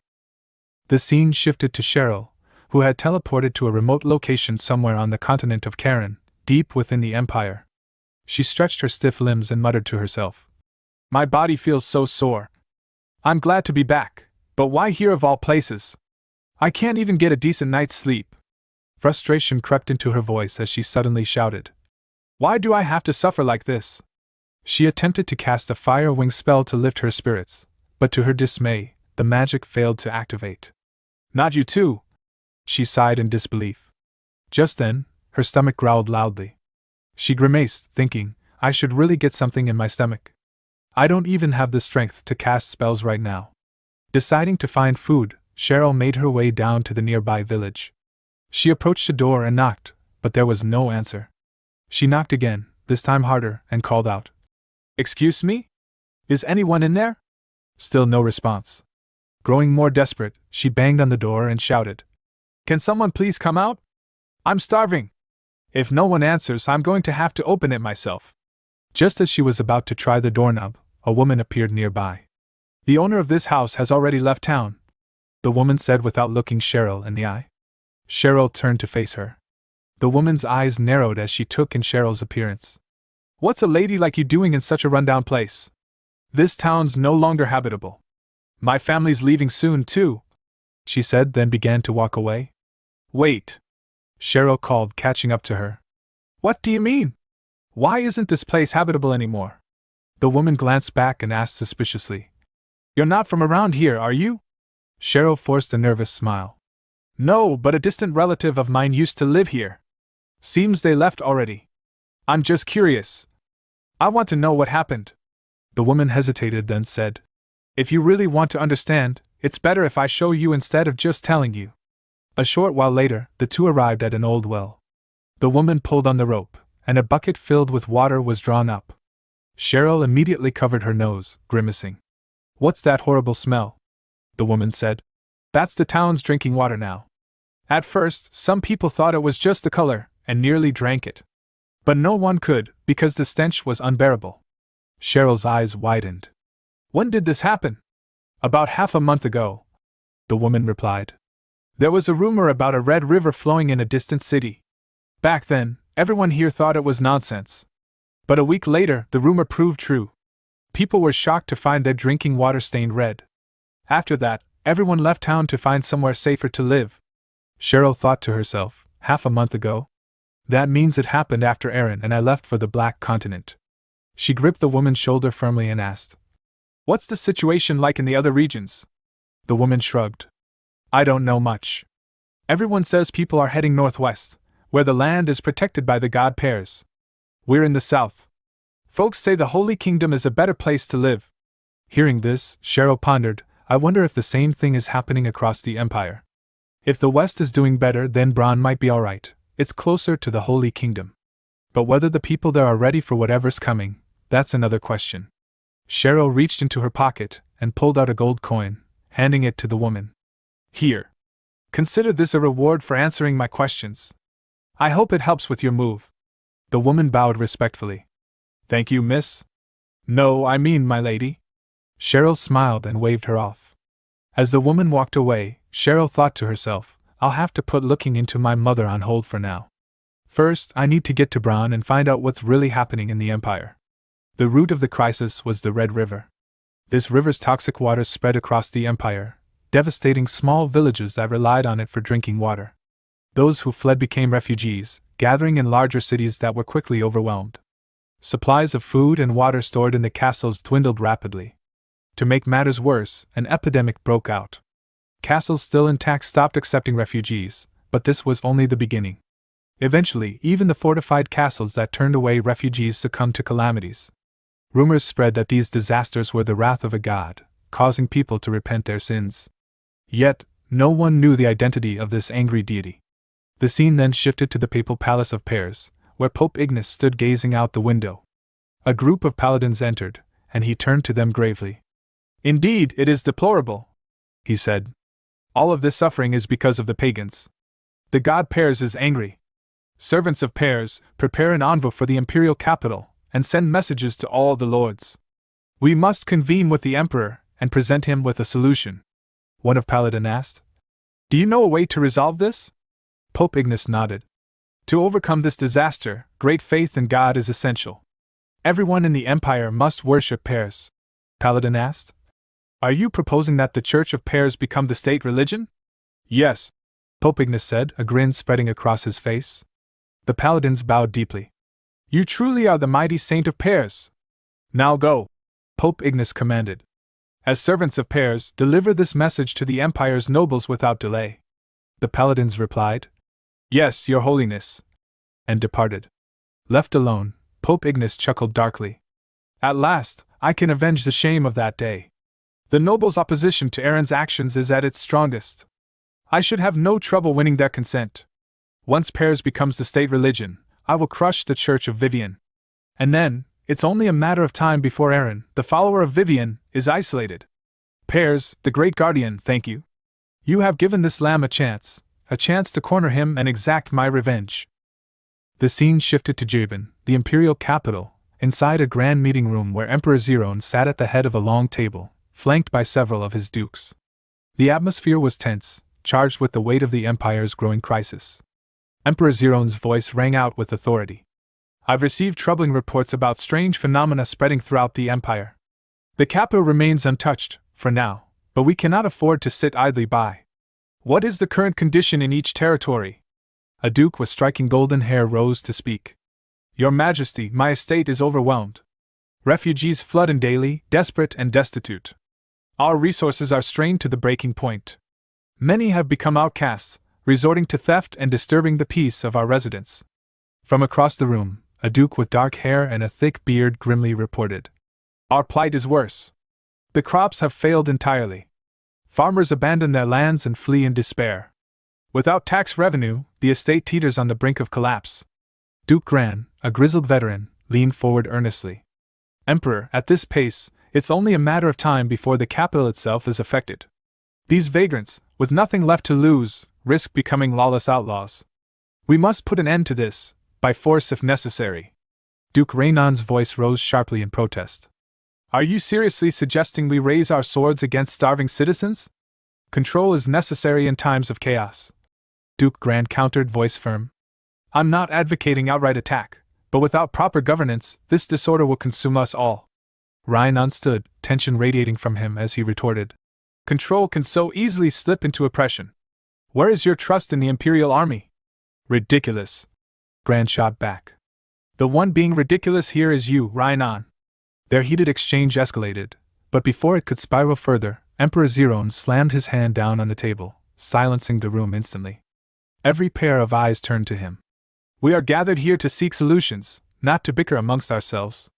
I will not tolerate infighting at a time like this. Just then, Pope Ignace entered the chamber, his calm presence commanding attention. Your Majesty is correct. In times of crisis, the Empire must stand united. Yet beneath the surface, Dukes Gran and Rhinon voiced the same concern, though their words differ. Zeron nodded sharply. Speak plainly, Pope Ignace. The Pope's eyes gleamed with conviction. Both dukes desired the Empire's survival. One advocates protection, the other control. I propose a path that embraces both. We must declare the Church of Pairs the state religion. For over 15 days, disaster has ravaged the Empire's territories, but notably, the Holy Kingdom remains untouched. It is widely believed that Pairs, the god of protection, shields the kingdom. Refugees flock there in hope, but unchecked, this influx will overwhelm the Holy Kingdom while other regions collapse. The benevolent god Pairs has commanded me to unite the Empire under his guidance, to spread his protection across all lands. Duke Gran nodded thoughtfully. He speaks wisdom. What say the other dukes? Voices murmured agreement, but concerns followed.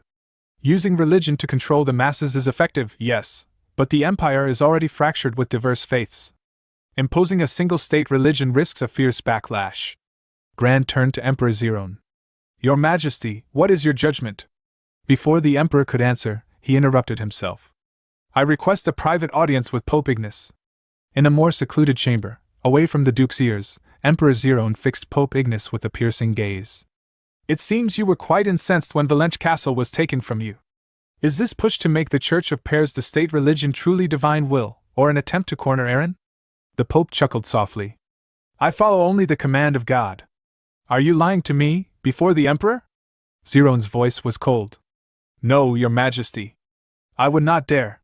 Zerone's expression softened, though a shadow of calculation flickered in his eyes.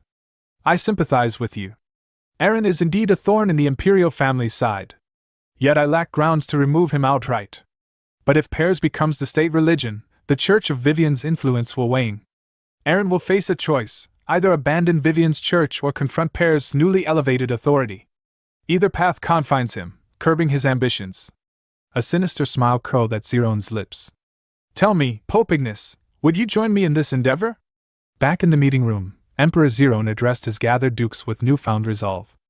I concur with all your counsel. Effective immediately, the Church of Pairs will be recognized as the state religion.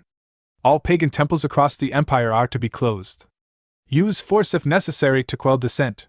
Some time later, in Valenche Castle within the Bran territory, followers of the Church of Viven quietly returned. Arthur observed the grim scene. The persecution of our faith has escalated. Even hidden Viven worshippers are being hunted. Bianca, gripping her sword, spat bitterly. Those damned Pairs fanatics. At least we still have Valenche Castle. Arthur glanced at her, thoughts flickering with silent devotion. Of course, it's because you protect it, my goddess. Suddenly, a guard atop the castle wall shouted urgently. Captain? Paladins from the Church of Pairs are approaching. Bianca drew her sword, ready for confrontation. What? Are they seeking a fight? Arthur placed a steadying hand on her arm. Captain, please remain calm. Fighting will only escalate tensions. Reluctantly, Bianca sheathed her sword. As the paladins arrived, their captain dismounted and unfurled a sealed letter. I bring His Majesty's order. Followers of the Church of Viven are forbidden entry to the castle. Bianca's voice rang out, fiery and resolute. This land belongs to the Church of Viven. I refuse to abide by a royal decree that persecutes our faithful. The paladin captain's expression hardened. Then we have no choice. He commanded his men. Arrest all Viven followers. Chaos erupted as paladins moved to capture those loyal to Viven. Bianca stepped forward, sword drawn, and pointed directly at the captain. Cease this at once. Unyielding, the captain declared. Those who assist Viven's followers will be imprisoned. His Majesty's orders must be obeyed. Anyone who attacks a paladin enforces rebellion and will be executed. Bianca's mind raced, realizing the gravity of the situation. They won't relent. This is a trap to use my resistance as justification to destroy Duke Aaron. Is there nothing I can do but surrender? With a silent curse, she sheathed her sword, and the paladins restrained her. Turning to Arthur, the captain commanded. Inform the Lord of Valenche Castle that he must expel all Viven followers immediately. Should he refuse, we will conduct our own search and purge next time. Meanwhile, on the Black Continent, deep within the shadowed corner of a dense forest, stood the entrance to ancient ruins, massive, foreboding, and sealed shut. Aaron stood before the imposing stone door, his mind racing with thoughts.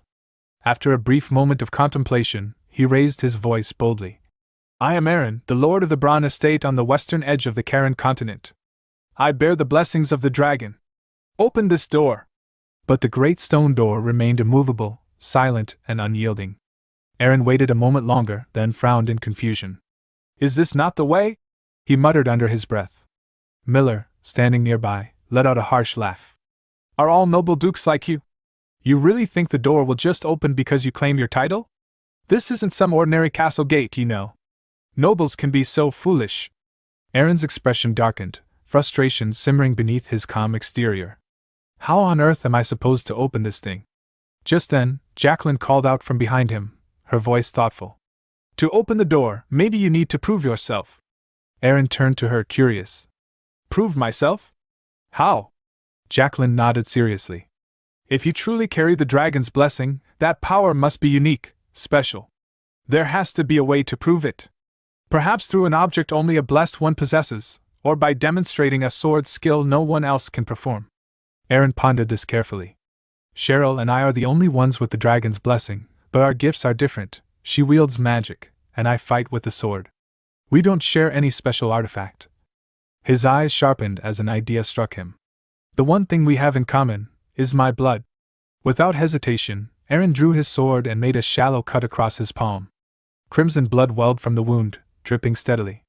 Rex, witnessing this, gasped sharply. Your Grace! What are you doing? Aaron raised a hand to reassure him. Don't worry. I think I've found the answer. Slowly, Aaron pressed his bloody palm against the ancient door. For a moment, nothing happened. Then, with a deep, resonant thud followed by a low rumble, the massive stone door began to shift, grinding open inch by inch. Confusion and awe spread across the group's faces, but Aaron smiled quietly to himself. I did it. As the door fully opened, Aaron turned to his companions. I'll be back, he said confidently, stepping inside. The door closed behind him with a heavy finality. I can't leave here until I find the Slayer, Aaron thought firmly as he ventured deeper into the ruins. Time passed as Aaron cautiously explored the shadowed corridors. The silence was unnerving, no sounds of monsters or traps. I expected something more thrilling, he mused. This place isn't as exciting as I imagined. Then, in a cavernous chamber, he saw it, a giant dragon's skull, cracked and bleached by time, with a massive sword plunged through the top of its head. Aaron's lips curled into a smile. So this is the Slayer. With this, I can defeat the five-headed dragon. He stepped forward eagerly, reaching for the sword, but as his fingers touched the blade, it began to vanish, fading like smoke. Shock and confusion filled Aaron's mind. Before he could react, a sharp pain exploded in his chest. The sword suddenly pierced through him. What the? A figure emerged from the shadows, voice cold and commanding. For a long time, I've waited for you, the one who bears the dragon's blessing. Come and take the sword from me. Aaron spun to face the stranger. Who are you? Without warning, the figure pressed the sword deeper into Aaron's chest. Pain flared unbearably as the blade sliced swiftly through him. Damn it, am I going to die here? Aaron's vision blurred, and unconsciousness crept over him. Moments later, Aaron's eyes snapped open. He was back near the ruins entrance. No way. I'm back at the beginning? His heart pounded with determination. If this is some kind of cycle, I'll keep coming back until I claim that sword. All right, he muttered. As you wished, I'll take the sword from you. With renewed resolve, Aaron plunged back inside. Deeper within the ruins, Aaron approached the dragon's skull once again. The sword isn't stuck in its head, it's somewhere else. I didn't even notice him last time, Aaron thought warily. Suddenly, the same mysterious figure appeared behind him, laughing darkly as he launched an attack. But this time, Aaron sensed the movement. He spun just in time, blocking the strike. This is different. I'm ready. The figure smirked. You learn fast. Aaron struggled to keep up. He's strong, who is he? The attacker rushed forward again, taunting him. You're thinking like a rookie. My sword will tell you who I am. The clash of steel echoed loudly through the ancient chamber as their blades met. Aaron barely managed to block the flurry of strikes, each blow coming faster than he could react. Then, the opponent's sword began to glow with a fierce energy. Aaron raised his blade to block, but the impact pushed him violently backward. Sword energy, how can he gather that without any preparation? And he fights so effortlessly. The figure sneered. Is that all you've got? Aaron charged with everything he had, but the attacker parried easily. You fight like that, and Crumula will crush you, the figure warned as he suddenly vanished from sight. Before Aaron could react, the attacker reappeared and slashed at his neck with blinding speed. Pain exploded as blood poured freely and Aaron's head lolled to the side, his vision fading once more. Aaron backed to the entrance, panting heavily as he stepped forward, his eyes burning with frustration. Damn it, he thought bitterly. I die, then come back to life.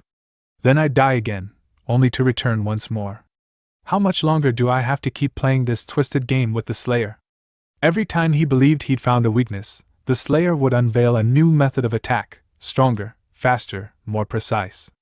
This can't go on forever. There has to be a way to break this cycle. There has to be a way out of this endless loop of death and rebirth. Without hesitation, Aaron stormed into the chamber, his voice sharp as a blade. Slayer! He lunged forward, sword flashing through the air. But the Slayer met his strike head-on, effortlessly parrying the blow.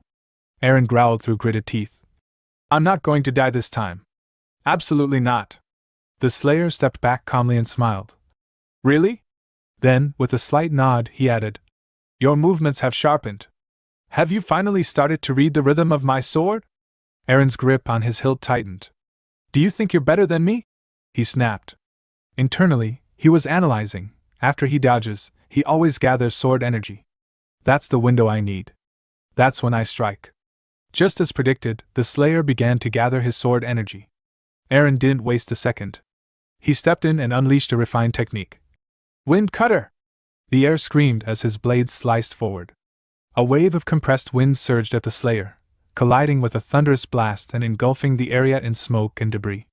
Aaron stared into the settling dust, heart pounding. Did it work? But his hope vanished as the silhouette of the Slayer emerged unscathed. Not a scratch. How disappointing, the Slayer said coldly. I hear another death approaching. He shifted his stance, the air around him humming ominously. Let me show you what a true secret technique looks like. Aaron gritted his teeth and charged again. Don't make me laugh. It's my turn. He swung his blade with fury, but again the Slayer blocked it effortlessly. Then, to Aaron's horror, his sword energy began to flow toward the Slayer, being siphoned away. What the hell is going on? He thought, wide-eyed. In one swift motion, the Slayer retaliated. His sword glowed as energy surged along the blade. Aaron raised his own weapon to block, but the force was overwhelming. He was hurled back across the room, crashing into the stone wall with a brutal impact. Blood spilled from his lips as he crumpled to his knees. He's strong, too strong. Absorbing my sword energy made him even more powerful. Damn it, am I going to die again? The Slayer stood calmly and asked. Did you notice anything different about that last strike? Aaron looked up, still disoriented, unable to answer. Raising his sword, the Slayer said, You're capable of using this same power, the one I just demonstrated. Let me show you again. As the sword glowed with raw force, Aaron's eyes widened in realization. That's not just sword energy. Is he using his willpower? Flashback to Brahn Castle, training grounds. A few months ago Aaron stood alone, drenched in sweat, sword raised as he focused deeply. First, I draw in the dragon's blessing, then I channel my willpower to control it. He launched an attack at a stone target, obliterating it. He watched the shattered pieces scatter and thought, that battle with the holy nation taught me how to wield my willpower in sync with the dragon's blessing. This could change everything. He tightened his stance, eyes reflecting both curiosity and ambition. If I can control such a force, what other techniques might be possible? Could I absorb the enemy's energy? Cheryl once said that willpower was unlike mana. It could create entirely new vessels. That means its potential is limitless. If I push beyond my current limits, what new doors will open? But to reach that level, I'll need someone who can survive my attacks. Can Rommel endure that? He shook the thought away. No. I'll keep training on my own. And with that, he continued practicing the great sword technique, swinging again and again into the empty field. In present time, Aaron stood once more at the entrance. The pain of his latest death still lingered in his bones, but his resolve had sharpened. Willpower, that's the key. The force that can absorb sword energy. If he can do it, then so can I. I'll use it to absorb that bastard's power. He advanced toward the Slayer without hesitation and struck. The Slayer blocked his strike with a nod of acknowledgement. Finally, he said. You've figured it out. Enough with your nonsense, Aaron snapped. Show me your sword energy. The Slayer smirked. Gladly. As his blade glowed once more, Aaron's eyes locked onto the pattern. There it is. He's wrapping his blade with willpower. I need to do the same. Fill my body with willpower, and then absorb his energy. Drawing upon his inner strength, Aaron began to absorb the Slayer's sword energy mid-clash. A ripple of force burst outward, and the Slayer stumbled back several steps, his first sign of being pushed. Now with momentum on his side, Aaron took position, focusing his strength. Great sword technique, verse 4, Wind Cutter. With full force, he unleashed his next strike straight toward the Slayer. After launching his powerful attack, Aaron stared at the impact, eyes narrowing. Did I finally do it? Did I succeed this time? He wondered. But before he could take another step, something strange began to happen. The Slayer's figure started to flicker, his body disintegrating as if dissolving into the air. In his place, an eerie magic circle materialized. Its patterns weren't just magical, they carried a weight, a sense of dread. Aaron's eyes widened as he observed it. What is that? He thought. It looks like a summoning circle, but no, not quite. It feels more like an altar. And then he saw something that made his blood run cold. Inside the altar stood a small child, completely unaware of the danger, gently playing with glowing butterflies. The serene innocence of the child clashed horribly with the ominous energy pulsing from the altar. Aaron's breath caught in his throat. No. If this really is an altar, then that child, he's a sacrifice. Panic surged in Aaron's chest. I thought it was over. I thought I'd broken the cycle.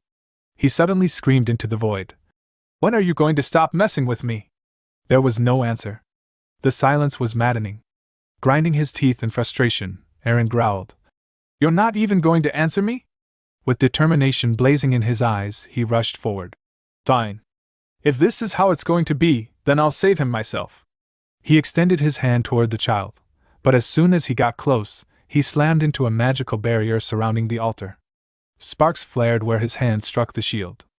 Undeterred, Aaron began pounding his fists against it, desperate to break through. The altar's light intensified, it was activating. Aaron's heart dropped. No! He shouted in horror. Suddenly, a voice cried out behind him. Duncan! Aaron turned sharply. A figure sprinted past him, rushing straight toward the altar. Aaron blinked. Wait, is that the Slayer? But the man had no mask now. The figure didn't hesitate. He drew his blade and slashed through the barrier with a precise strike, shattering the magic shield around the child. He hurried to the boy's side, kneeling down. Duncan, wake up, he said gently. The child blinked in confusion and asked, Who are you? The man removed his mask. Duncan's eyes widened. It's you, there's no time, the Slayer said urgently. You have to get out of here now. The door is about to close. But what about you? Duncan asked, his voice trembling. If someone doesn't stay behind, the altar will collapse, along with the entire village, the Slayer replied solemnly. Now go! The child hesitated, but then ran, shouting. I'll gather the villagers. I'll come back for you. With a heavy rumble, the ancient doorway slammed shut behind him. Now alone, the Slayer slowly walked to the center of the altar and sat down, crossing his legs and planting his sword before him. As silence fell over the ruins, a familiar voice rang out, mocking, condescending. You foolish and naive human! Aaron froze. That voice. I've heard it before. His eyes narrowed. The dragon, the one from Damasian Castle. The Slayer stood and lifted his sword toward the darkness. Show yourself! He shouted. You dare abuse the power of the ancient gods? Fight me directly! A dark aura burst from the center of the altar, thick tendrils of corrupted energy rising like smoke. They coiled around the Slayer, binding his arms and legs. A laugh echoed through the air. It was Crumilla's voice, cruel and triumphant. I need your power to imprison you here, she said mockingly. Why else do you think I bothered to deceive you? You don't have the strength to kill me. If you wanted to live, you shouldn't have come here in the first place. Blame your weak human heart, the same heart that wanted to save the Black Continent. Now suffer. Die in darkness. Die in eternal bondage. Aaron's breath caught as realization dawned. He imprisoned himself here. He chose to be sealed, to protect the Black Continent and its people. As the vision faded, the present returned. The Slayer, now standing before Aaron once more, asked him, "Do you have someone you're willing to save, even if it means sacrificing yourself?" Aaron's expression hardened, his gaze steady. "Yes," he replied without hesitation. The Slayer nodded and held out his sword. "Then take this. You, who are willing to lay down your life for others, become the master of this blade. Use it to free me, and to liberate the Black Continent from Krumila's shadow." Aaron stepped forward, took the sword, and bowed his head. "Thank you." He turned and walked away, the weight of new purpose in every step. A low rumble echoed through the ruins. The ancient gate began to open. Outside, Rex, Miller, and Captain Jacqueline stood waiting anxiously. As the dust parted and Aaron stepped through, Rex rushed forward. "Your Grassel! Are you all right?" Aaron didn't answer. "Your Grassel?" Rex repeated, concern deepening. Aaron finally looked up, his voice calm but filled with resolve. "Let's go." "Go where?" Rex asked.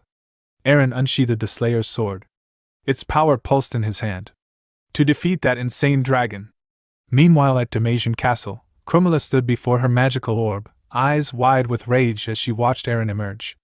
"You dare defy me?" she screeched. "I gave you a second chance, and this is how you repay me?" Her fury boiled over. Chanting a dark incantation, the sky above Damasian turned blood-red. A swirling storm of malevolent energy blotted out the stars. "Servants of mine!" she bellowed. "Punish the human who dares challenge your master!"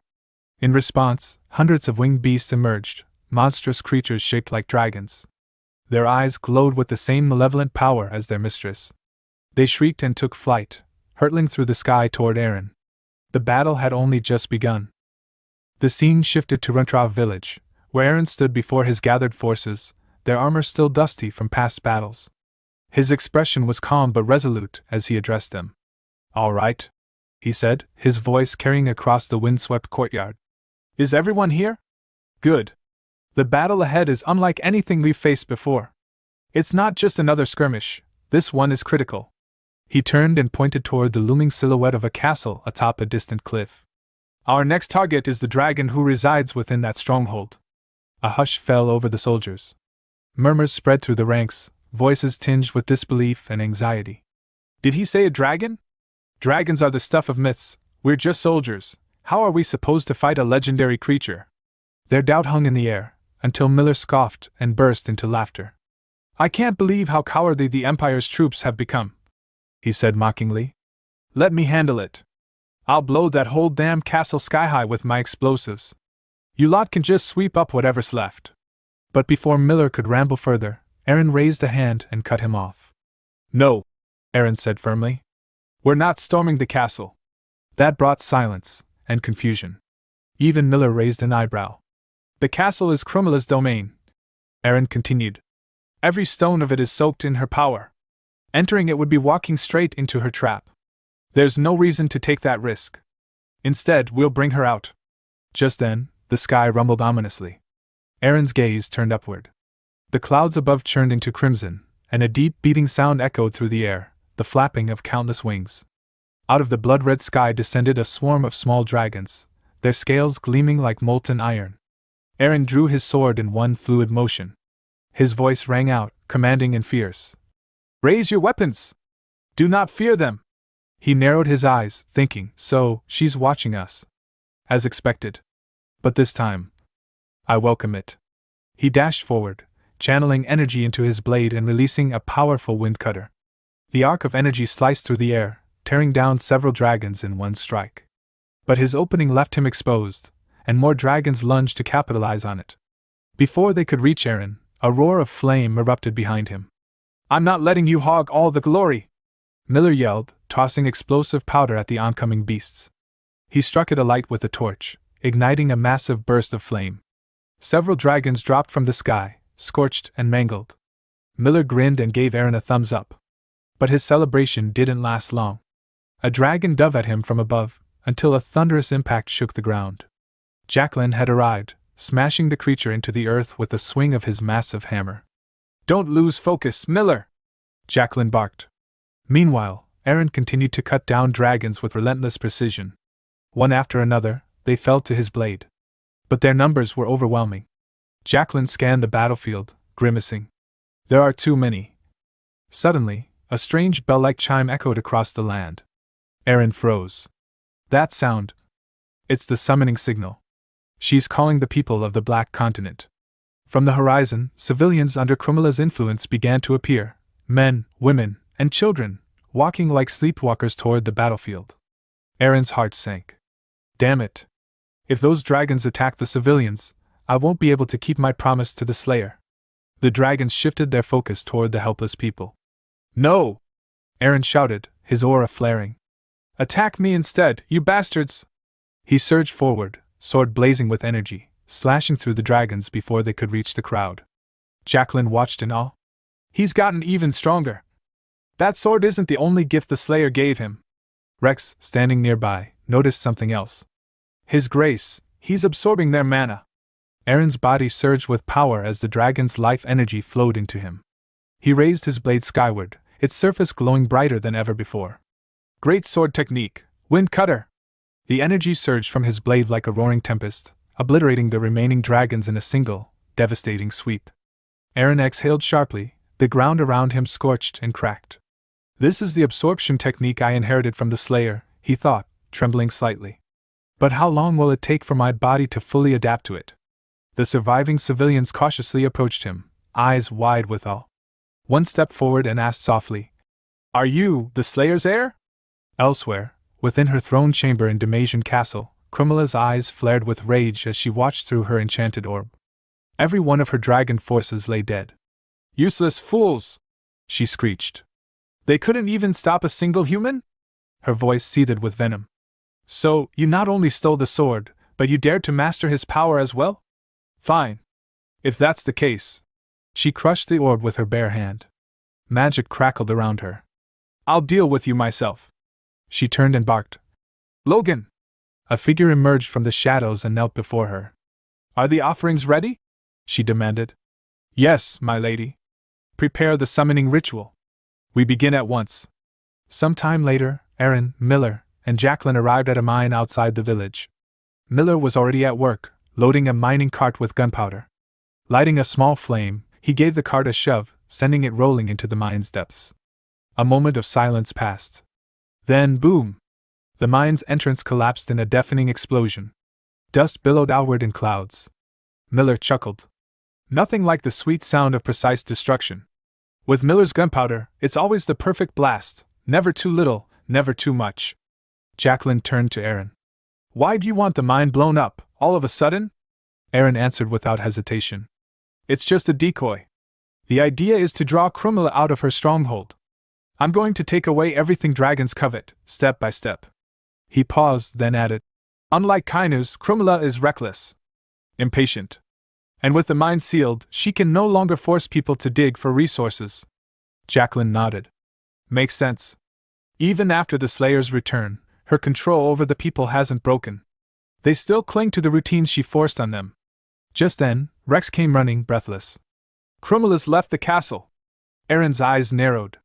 "Already? That was quicker than I expected." Rex frowned.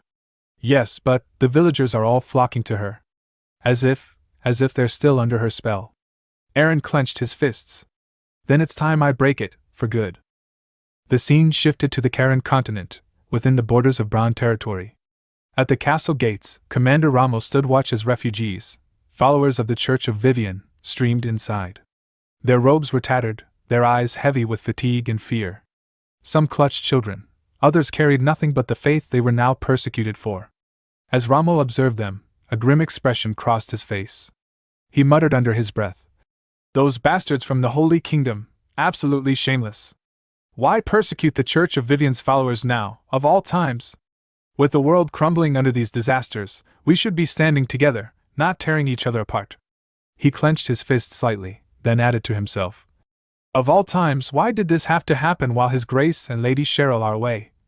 His thoughts were interrupted by the familiar voice of Cain, who approached him with a firm tone. "Commander Rommel, If I may, how much longer are you planning to let these refugees pour into Bran? Rommel turned to him calmly. How much longer? As long as we can. Most of them are followers of the Church of Viven, our people. His Grace gave a clear order before departing: we are to shelter them. That hasn't changed. Kane's brow furrowed. And what about the current residents of Bran? Do they no longer matter? I understand you're following orders, but if we continue at this rate, it's not just the refugees who will suffer, we all will. There won't be enough food for anyone. We'll starve. Rommel met Kane's concern with a hard gaze. Our territory hasn't reached that point yet. Until then, I won't turn away our church's faithful out of fear. I won't betray them for selfish survival. Just then, a soldier rushed up to them in a panic. Commander! A messenger has arrived, from Valanchi Castle. The sound of galloping hooves approached rapidly. A rider appeared, his horse staggering, its coat streaked with blood and sweat. The rider himself was no better, his uniform torn, blood soaking his side. He dismounted weakly and dropped to one knee. I bring urgent news, he said, breathing heavily. The guards of the Church of Pears have arrested every follower of the Church of Viven within Valanchi Castle. They demanded we expel them. When we refused, they returned days later and conducted a full sweep. Rommel's eyes narrowed, jaw tightening. The messenger continued, voice trembling. They even arrested Commander Bianca. We were powerless to stop it. Both Rommel and Kane looked stricken. Rommel muttered bitterly. Those fanatical bastards! The Holy Kingdom has gone mad. The messenger lowered his head further. Valanchi has become a ghost town. Most of the soldiers stationed there were Vivian's faithful. With them gone, the place is defenseless. Kane shook his head in disbelief. This is worse than I imagined. In that case, we need to shut our gates. We can't let Bran suffer the same fate. But Rommel stood firm. No. I won't let the Holy Kingdom dictate our actions through fear. Kane, gather 100 soldiers. We march to Valanchi. We need to restore order. As Kane departed with the troops, Rommel remained behind, his thoughts turning dark. If I can secure Valanchi, that will buy us time. But how long before the Holy Kingdom provokes us again? Until His Grace returns, I have to shield as many lives as I can. About a month had passed since the disasters first struck the Empire. Half the continent now lay in ruins, villages drowned in red floodwaters, crops reduced to dust by the arid wind. And just as the Empire and Holy Kingdom had plotted, whispers blaming the Church of Viven grew louder. The public, desperate for someone to blame, turned on their neighbors. Those who once protected or hid church members now began turning them over. Even followers living in seclusion were dragged from their homes by Holy Kingdom guards. But the disasters didn't end. The rivers ran red as ever. The cracked earth remained barren. No matter how many they sacrificed in Vivian's name, nothing changed. Yet the persecution only worsened. Gripped by fear, the people convinced themselves that purging the church would earn divine favor. What began as forced removal spiraled into massacres. Townsfolk wielded pitchforks and torches, slaughtering men, women, and children, all while remaining blind to the true source of their suffering. Meanwhile, far from the city, deep within a quiet forest, a lone figure wandered, Gayle. He walked slowly, scanning the trees. Where am I? He thought, confused. Then, just beyond the tree line, he spotted a village. But before he could approach, a sound rustled behind him. He spun around, hand already on his sword. Who's there? He demanded, drawing his weapon and falling into a combat stance. Monsters. Red eyes began to glow in the darkness. There's more than one? Monsters this close to a village? Gayle narrowed his gaze. Suddenly, a group of goblins clad in crude armor and brandishing jagged weapons burst from the forest. They charged toward him. Gayle raised his sword. They're not ordinary goblins. I can't let them reach the village. But before he could strike, an invisible force seized him from behind, yanking him down. His muscles locked. He fell to his knees, immobilized. What is this? He panicked. The goblins rushed past, ignoring him completely. He watched helplessly as they headed straight toward the unaware village. Gritting his teeth, he thought, damn it! I can't let them get through. I have to stop them. Gayle's eyes shot open. He was back in his room, drenched in sweat. Was that a dream? He whispered. No. That felt too real. Another premonition. He sat up slowly, recalling the vision. Before the Red River flowed, before that village was flooded. I had dreams just like this. But this time, something was different. That presence, that force holding me back. And then, he felt it again. A pressure.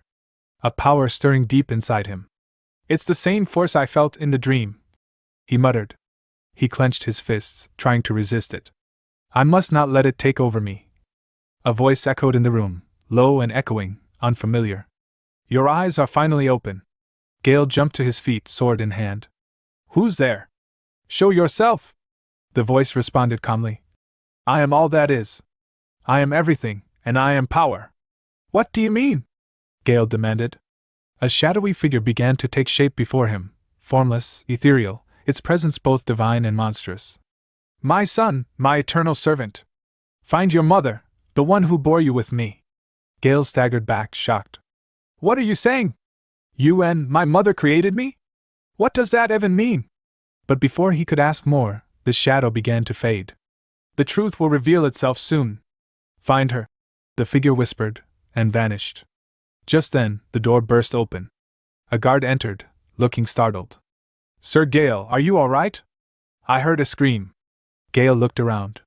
He didn't hear the voice. Then he looked up sharply and asked, That woman, the one in the red dress. Where is she now? The guard blinked. You mean the lady who arrived yesterday? I believe she's still staying at an inn near the capital. Gayle gave the order without hesitation. Bring her to me. Right now. Some time later, Gayle's guards escorted a woman into the castle's underground holding area. Her wrists were bound, and a coarse hood covered her face. Without ceremony, one of the guards opened a cell door and shoved her inside. Moments later, Gayle arrived, his footsteps calm but purposeful. Seeing her in that condition, he spoke firmly. That's enough. The guards straightened. You're dismissed, he ordered. Yes, sir. They responded in unison before stepping away, their boots echoing down the corridor. Inside the cell, the woman stirred at the sound of his voice. Hidden beneath the hood, her eyes widened with recognition. That voice, it can't be. That's the voice of the wise man. Gayle stepped closer, then gently removed the cloth from her head. Her hair was disheveled, her face older, wearier than he remembered, but unmistakable. I apologize for my subordinate's treatment. Mother, he said softly. Her eyes narrowed in disbelief. What did you just call me? She asked. You're the wise man? Gayle nodded solemnly. My true name is Aaron Karen. She shook her head slowly. No, you can't be. You're not Aaron. I understand it's difficult to believe, Gayle said, his voice steady. It took me years to accept it myself. But it's true. As I've told you before, the Emperor will execute Aaron, me, 20 years from now. That's my past. After I was killed, I was reborn in this body. I've spent years using my knowledge of the future to build my title as the wise man. He looked her in the eye. You still don't believe me? The night before you left Cheryl and me, you came to my room. You stroked my hair and said, even in hell, I'll do everything to protect you. At that, her expression faltered. Her lips parted, trembling. How do you know that?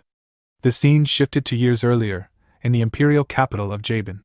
Within the palace walls, Isabel crept silently through the halls, unnoticed by the guards. It was late. She approached a door and slowly pushed it open. Inside, a young Aaron slept peacefully, unaware. Isabel sat on the edge of his bed and gently ran her fingers through his hair, tears quietly sliding down her cheeks. My son, she thought. Don't hate me for what I'm about to do. I'm leaving only to find a way to free you from the Force. Aaron stirred, opening his eyes. Why are you crying? He asked drowsily. Is it about father? Don't worry. Even if he loses his crown, or is killed, I'll protect you and Cheryl. I promise. She pulled him into a gentle hug. You've grown so strong, my son. But it's not your job. Protecting you and Cheryl is my responsibility. Even if I must walk through hell, I'll do whatever it takes to keep you safe. She kissed his forehead. I'm sorry for waking you. Go back to sleep. Aaron blinked up at her. Want me to walk you back to your room? She smiled. I'll be fine. The Imperial Palace still belongs to me. And with that, she slipped out, closing the door behind her. In the present, Gayle continued. After you left my room that night, I was told you took your own life. But then I saw you again, here, in this hidden passage. You were alive all along. He stepped back, pain flashing in his eyes. After you disappeared, Father was dethroned. Cheryl and I were exiled to Brahn territory. You said you'd protect us. Why did you stay hidden? Why did you let us suffer alone? Isabel lowered her head. Everything I did was for you. I was trying to save you in my own way. I can't explain everything now, but when the time is right, you'll understand. Gayle pressed further. Is that why you stole the relic from the Temple of Enon? Was that for us too? Her eyes widened at the question. So, you know about that? I don't know everything, he said. But I didn't come here just for answers. A shadow appeared to me. It told me to find you. It said you, and it created me and Cheryl together. Isabel's eyes filled with dread. No. The Force has already manifested before you. Gayle took a breath. Mother! What are Cheryl and I? Was I reborn into this body because of that shadow? Before she could answer, darkness began to swirl around him. The same malevolent energy from his dreams surged through his limbs. He gasped, falling to one knee. Isabel panicked. Gayle! Are you all right? But it was too late. The shadow took hold. Gayle's eyes turned dark as the entity's voice emerged from his mouth. My faithful servant, you've kept me waiting too long. Is it time? Will you finally break the seal? Isabel immediately knelt before him. No, not yet. I wasn't prepared for this catastrophe. The disasters came too soon, and now the Church of Pears has declared itself the state religion. The shadow scoffed. You're blaming your failure on the religion of a lesser god? That's your excuse? It hissed with irritation. You're lucky I cannot punish you yet, my manifestation is incomplete. But time is running short. Break the seal. With that, the entity left Gayle's body in a gust of shadow and vanished. Gayle collapsed to the floor, gasping for air. His vision was swimming, his limbs trembling. He looked at Isabel, who still knelt in silence. So it's true, he thought. My mother is bound to that being. He gritted his teeth. What is going on? What are you planning? Tell me everything. Isabel looked at him solemnly. I wanted to tell you when the time was right. But that choice is gone now. You and Cheryl, you were both born with powers unlike any others. You mean the dragon's blessing? He asked. She shook her head. Not quite. It's the power of Valtor and Eyeless, divine forces. The god above all, Avrak, planted those powers in you through me. Gayle's expression hardened. So I was right. That's why she stole the relic from the temple. You're trying to carry out Avrak's will, he said. You're trying to break the seal, aren't you? But Isabel shook her head. No, Gayle. I'm trying to seal him away forever. In the beginning, there was only chaos. Whether it had always existed or was deliberately formed, no one could say. That chaos was called Avrak. When Avrak, the embodiment of raw, formless chaos, transformed into the natural world, the ancient tribes of humankind revered nature itself as divine. They worshipped rivers and skies, mountains and storms, believing they were gazing upon the very presence of their god. And through their undivided devotion, Avrak ascended the heavens, reigning supreme as the greatest of all gods. But as human civilization blossomed, so too did their desires. No longer content with a distant, abstract deity, mankind created new gods, gods of love, of protection, of fortune, and ambition. These lesser deities rose to prominence, stealing the hearts and worship of humanity. With each offering made to them, Avrak's divine strength diminished. Stripped of his authority and enraged by the betrayal, Avrak resolved to return to his true essence, chaos. And in doing so, he would exact vengeance, not only upon mankind, but also on the lesser gods who dared to usurp his place. To begin this retribution, he planted two seeds, Valtor and Eyeless, into the womb of a young maiden from House Delkia, a bloodline that had remained loyal to Avrak for generations. Through her, the seeds of punishment were passed down. They took root in the bodies of her descendants, and eventually, they bloomed, quietly, imperceptibly, within two infants, Aaron and Cheryl. These were no ordinary children. Born from the 120th scion of House Delkia, they carried within them the silent, slumbering wrath of Avrak. When the world would again be shrouded in disaster and despair, when Isabel, their mother, would awaken their latent power, Valtor and Eyeless would fully emerge. And with them, Avrak's final punishment would be unleashed upon the earth. Back in the present, Gayle stared at his mother, his voice tense with the weight of revelation. So now it all makes sense. The nightmares I've been having, They're premonitions. And the reason I can see them is because of Valter's energy inside me. But if that's true, why are you trying to seal this force? If Avarak were to find out, wouldn't you be marked as a traitor? Isabel's expression softened, her voice tinged with regret. At first, I didn't question Avarak. I was completely devoted. It was all I had known. I pursued your father, Glyne, precisely because he carried the dragon's blessing in his bloodline.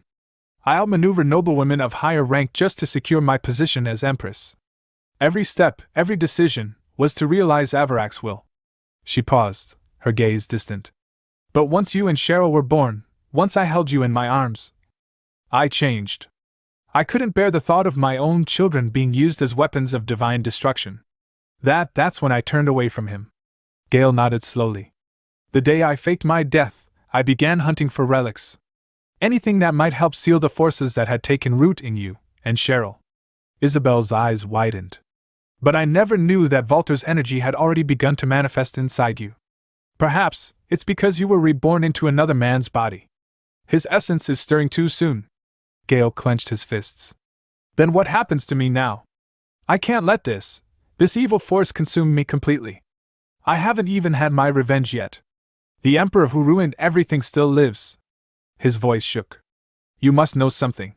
You've searched for the relics all this time. Seal the power now. Please, you have to. But Isabel shook her head. Not yet. I haven't gathered all the relics necessary for the sealing ritual. But there's one possible solution. Reclaim your original body. My body? Gayle echoed. She nodded. The dragon's blessing in your true body is strong. Strong enough to suppress Valter's energy.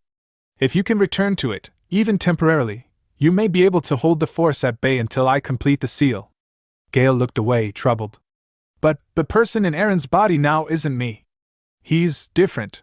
He's waging war on kingdoms, challenging even the Holy Kingdom. That man is ruled by conflict. He'll be impossible to approach, let alone reason with. Isabel gave a faint smile. Then perhaps Cheryl can reach him. Meanwhile, on the outskirts of Brahn territory, a teleportation circle flared to life in the middle of a deserted plain. With a sudden flash, Cheryl stumbled out of the portal and collapsed to the ground, gasping. I've hit my limit, she muttered, her breath ragged. Why is it so damn hard to find a village with people still living in it? She pulled a half-eaten potato from her pouch and smiled faintly. Thank the stars for that refugee.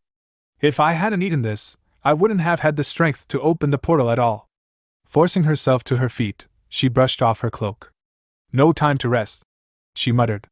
Where the hell am I? Scanning her surroundings, she suddenly spotted the crest of Brahn territory in the distance, and let out a joyous cry. Yes! Finally, I made it! But then, confusion crept over her features. Why would the portal drop me near some random village? There shouldn't be enough ambient mana here unless there are monsters nearby. She frowned but shrugged. Whatever. I'm here. That's all that matters. Time to find food. Cheryl jogged toward the village, eager to refuel, but as soon as she crossed its borders, she came to a halt. What happened here? Corpses lay scattered in the streets. Homes were shattered. Blood stained the dirt roads. Her eyes scanned the devastation, and then a faint, wheezing cough caught her attention. She sprinted toward the sound and found a bloodied man, barely conscious. Are you all right? She asked, kneeling beside him. The man's eyes fluttered open. Miss Cheryl, of Brahn? Yes, that's me, she replied urgently. What happened here? His voice was hoarse. Goblins attacked. Not normal ones. These were stronger. Controlled by something dark. Cheryl's face hardened. Possessed monsters? But that doesn't make sense. This region should have been safe. The man coughed again, blood pooling at the corners of his mouth. They went back to the forest, but they'll return. Please, protect the villagers. With that final plea, his body went still. Cheryl gently closed his eyes, then stood up. I swear. I'll return and take care of this place. Rest now. As she walked away, her mind reeled. Another attack, another sign of what's coming. These disasters, they're only spreading. And if they reach the heart of the Empire... She clenched her fists, eyes burning with resolve. I won't let it happen. I'll protect Bran. I'll protect all of us. Some time later, Cheryl arrived at Bran Castle. Without wasting a moment, she summoned Rommel and Cain to the war room for an urgent meeting. As the two men laid out the situation, Cheryl listened intently, her expression darkening. "So, those Holy Kingdom bastards finally made their move," she said bitterly. "They're hiding behind the Empire's shadow, but their intentions are crystal clear. I still can't believe they dared to attack Valanchi Castle while Aaron and I were away." Turning to Rommel, she asked sharply, "What's the current state of the castle?" Rommel gave a curt nod. "Most affairs have been managed, but the guards of Pears have taken over. All known followers of the Church of Viven have been imprisoned. The halls are nearly empty. Only Pears loyalists remain, and with our forces stretched thin, it wouldn't take much for them to seize full control. We've stationed some of our troops there, but if the Holy Kingdom tries their usual underhanded tactics..." Cheryl narrowed her eyes, her thoughts racing. "Just as I feared. Bianca's capture has thrown everything off balance. Rommel is tied down securing Bran, and I need to return to the Black Continent soon. But we can't afford to leave Valanchi in enemy hands. We must rescue Bianca, immediately." She turned to Cain. "Old man, what's the situation with the treasury? Do we have the funds to ransom Bianca?" Cain scoffed. "Do you think money sprouts from the ground?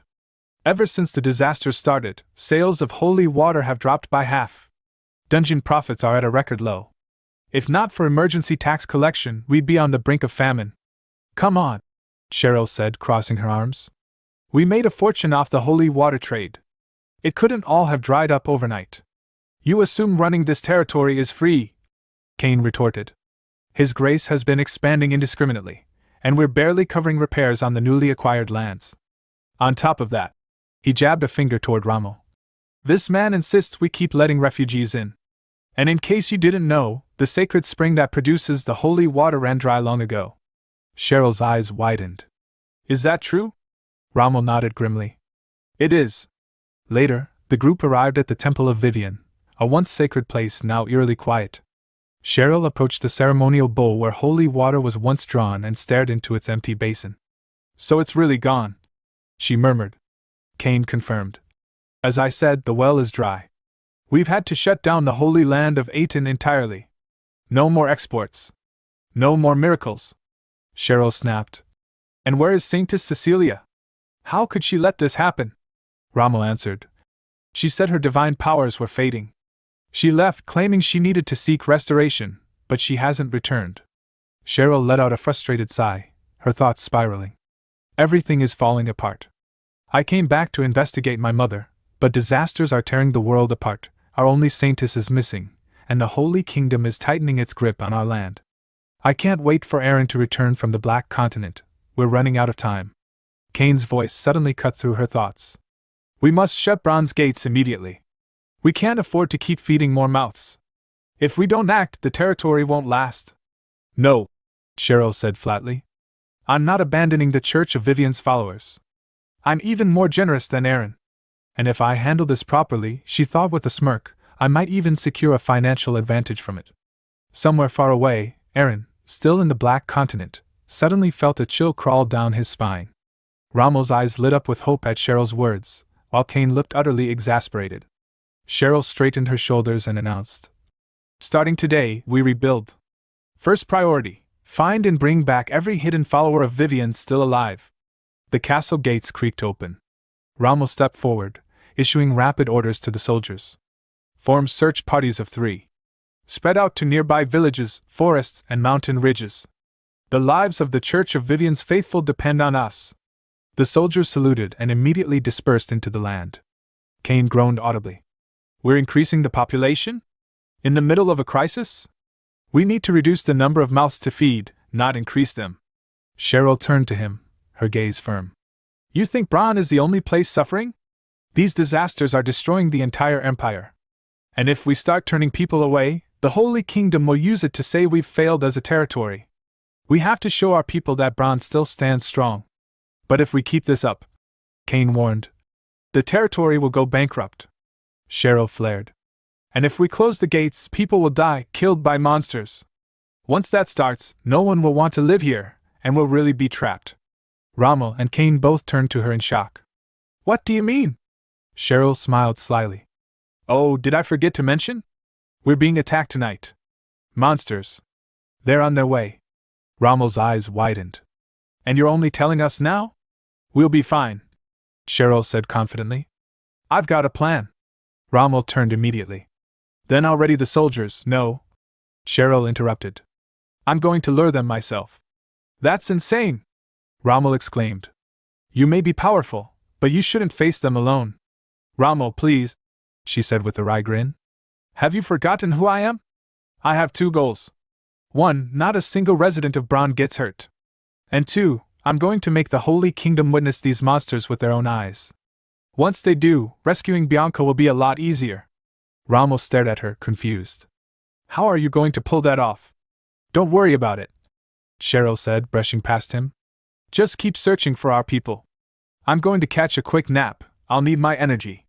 Both men exchanged uneasy glances as she vanished down the corridor. That night, just beyond the borders of Bran, the village previously attacked by goblins was once again overrun. The goblin warlord let out a guttural roar. Kill them all! Storm the castle! Slaughter everyone! The horde surged forward, but just as they neared the outskirts, a massive wall of fire erupted before them, blocking their path. Cheryl hovered in the sky above them, her hands crackling with magic. Just as I thought, she mused, staring down at the monsters. These aren't ordinary goblins. Something is controlling them. She shouted down. If you want blood, come and face me! With another spell, a second firewall flared to life, sealing the path to Bran. The goblin leader snarled. We're blocked. Kill the girl instead. Tear her apart. Cheryl smirked. If it were up to me, I'd reduce you all to ash right now. But that wouldn't prove anything to the Holy Kingdom. She raised her arms and summoned a massive firebird, which circled above the monsters and let out a cry of flame. Then, with a flick of her wrist, Cheryl launched a binding spell, snaring several goblins in chains of fire, and dragging them with her as she turned to flee toward the horizon. Come on, follow me, she muttered with a wicked grin. It's going to be a long trip to the Holy Kingdom. Some time later, near the border of the pair's Holy Kingdom, a group of holy knights stood watch, carefully surveying the surroundings. One of them, noticing something unusual in the distance, pointed and called out to the knight beside him. Hey, what do you think that is? His companion quickly turned his gaze in the same direction. His eyes widened in alarm as he spotted a horde of goblins charging toward them. Shocked, he shouted, Aren't those monsters? The first knight, still staring at the oncoming threat, asked in disbelief. What are monsters doing here? Without hesitation, another holy knight barked a command. Inform Archbishop Abel immediately. Everyone, prepare for battle. But before they could fully organize their defenses, the goblins, moving with terrifying speed and agility, scaled the fortress walls and launched a sudden assault. The knights, caught off guard, barely managed to evade the first wave of attacks by leaping backward. Just as the goblins raised their weapons to strike again, a blazing fire spell descended from above, engulfing the monsters in flames and hurling them off the castle walls. The knights turned sharply to see the source of the magic, and standing there was Cheryl, her presence undeniable. She smirked and declared confidently. Yes, it's me, the greatest magic user in the Bran territory, Cheryl Karen. Moments later, Archbishop Abel arrived at the scene, accompanied by his knights. His eyes locked onto Cheryl, and his expression twisted in anger as he shouted. What is the meaning of this? How dare a pagan woman set foot on our holy land? Cheryl, visibly irritated, snapped back. Hey, mister, I just saved your life, you know. She then turned to the holy knight she had rescued and asked. Isn't that right? The knight, still breathing heavily from the narrow escape, quickly confirmed. Yes, she's telling the truth. Cheryl crossed her arms and addressed Archbishop Abel again, her tone sharp. Direct your anger where it belongs. Don't waste your energy on the wrong person. She then pointed toward the advancing goblin horde and added, We should focus on how to deal with those monsters. I'm here to help you. Archbishop Abel, flustered and still glaring at her, turned away and thought bitterly, A girl like you thinks she can help us?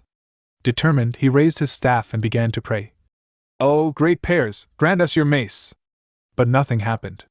Confused, he lifted his staff again and shouted more desperately. Give us your mace. Yet again, no power responded to his call. Cheryl, watching him struggle, couldn't resist teasing. Give us your mace. Enraged, Archbishop Abel turned on her and roared. How dare you make fun of this? But before he could finish his scolding, he suddenly realized Cheryl had vanished from where she stood. Meanwhile, Cheryl soared through the sky atop her summoned fiery bird, flying straight toward the goblins. She thought to herself, it's strange. Why are both Pears and Viven silent when the Empire is in such chaos? I don't know, and frankly, I don't care. I must focus on what I came here to do. She began chanting. Flame shower! And unleashed a barrage of fire upon the goblins, their dying screams echoing as they were consumed by flames. Some time later, within the Pope's office, Archbishop Abel formally reported the incident. Pope Ignace, surprised by the report, asked, What do you mean? Aaron's sister helped us? Archbishop Abel explained. It's exactly as I've said. She was patrolling outside the Bran territory when she noticed suspicious monster movements. She followed them here and realized they were about to attack us. She didn't hesitate. She put aside her personal grudges and intervened to protect innocent lives. Thanks to her, we avoided severe losses. He continued, his voice serious. But I fear this won't be the last attack. While dying, several goblins kept muttering the same words. Our master will return to the castle. I believe these monster assaults are part of the disasters that continue to plague the Empire. Worse, Pears did not respond to my calls. Pope Ignace was visibly shaken. What did you say? Before they could continue, their attention shifted to the door as someone shouted impatiently from outside. Come on, how long are you going to make me wait? Let me go! Let go of me! Suddenly, with a loud crash, the doors burst open as Cheryl forced her way in, glaring at the holy knights who had tried to restrain her. How dare you lay your hands on me? She snapped. Seriously, Pope, I helped you despite our grudge, and this is how you treat me? You should offer me proper compensation. Pope Ignace, regaining his composure, said, I apologize for not expressing my gratitude sooner. Archbishop Abel told me of your bravery. Cheryl waved off the formality. Spare me the empty words, Mr. Pope. I'm a very practical person. If you receive something, you should offer something in return, don't you agree? Pope Ignace asked calmly. Then, what is it you want? Without hesitation, Cheryl replied. Release Captain Bianca, who was captured by the Pears Paladins, and free the holy knights of Viven. At this, Archbishop Abel erupted. Watch your tongue! Their imprisonment was decreed by the will of the god Pears. Are you asking the Pope to defy divine will? Cheryl glared at him and said sharply. Well, did your great god Pears help you last night when the monsters attacked? Don't tell me you believe Pears sent me here to save you. Archbishop Abel's fury boiled over as he raised his hand to strike her, but Pope Ignace quickly intervened. Patience, Archbishop Abel. We owe her a debt for saving us. Even Pears would show mercy in this situation.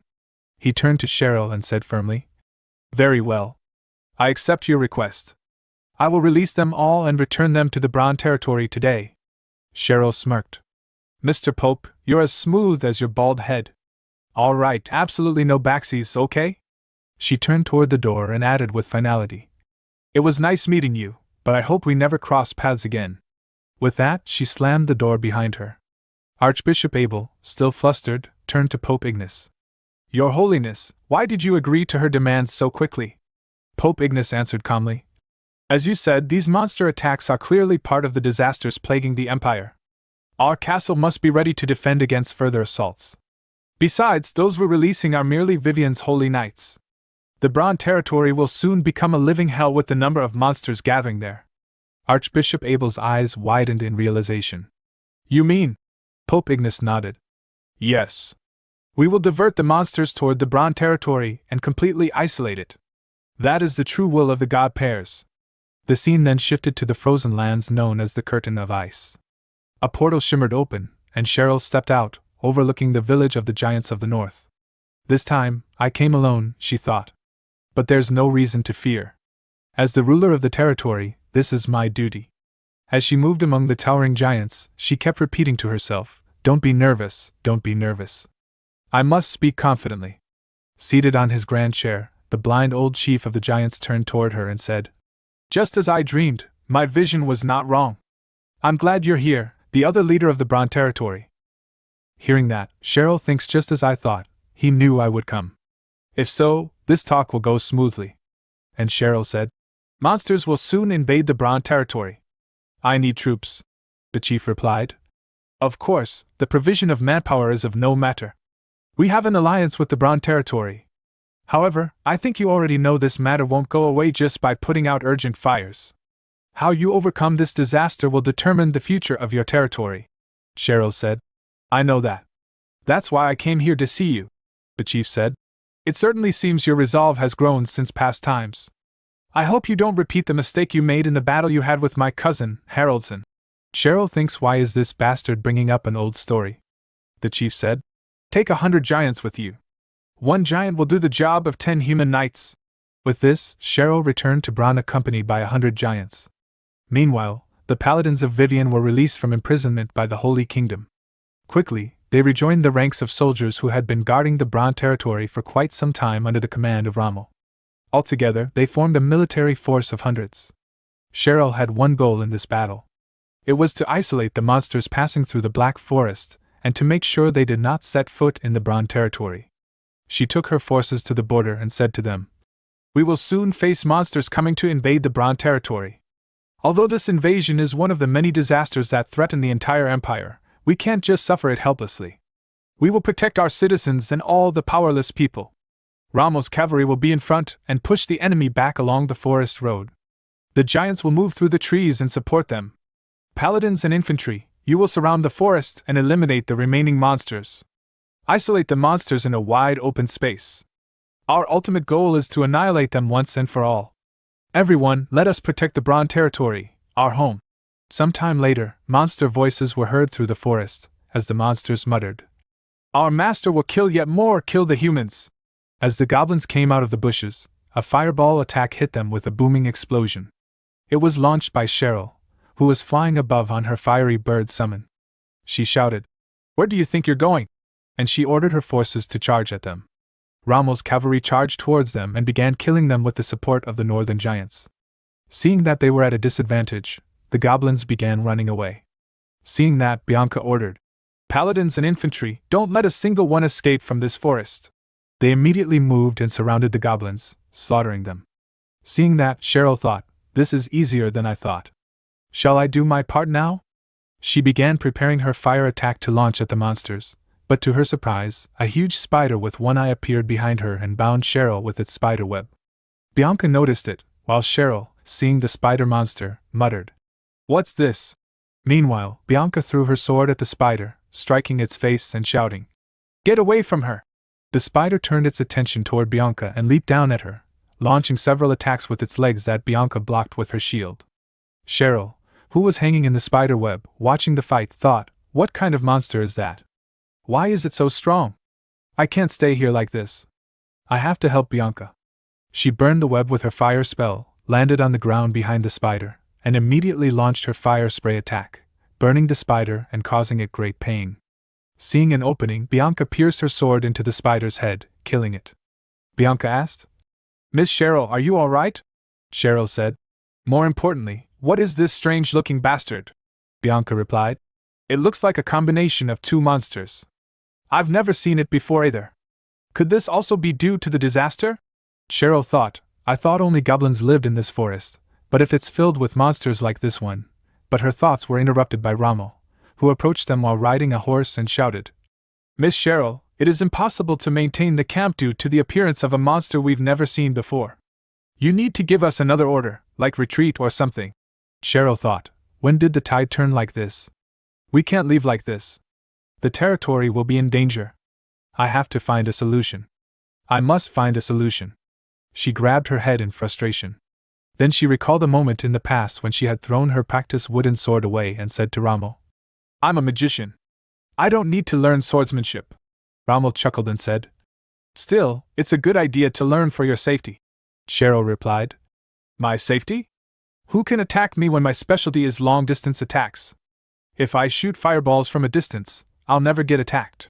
Rommel said, I think you're mistaken because you're inexperienced. Just like swordsmanship has its limitations, magic also has its limitations. Since magic uses elements in the surrounding environment to create changes, casting a spell takes time, no matter how great an archmage one is. That's why many magicians team up with swordsmen, to build appropriate defenses for themselves.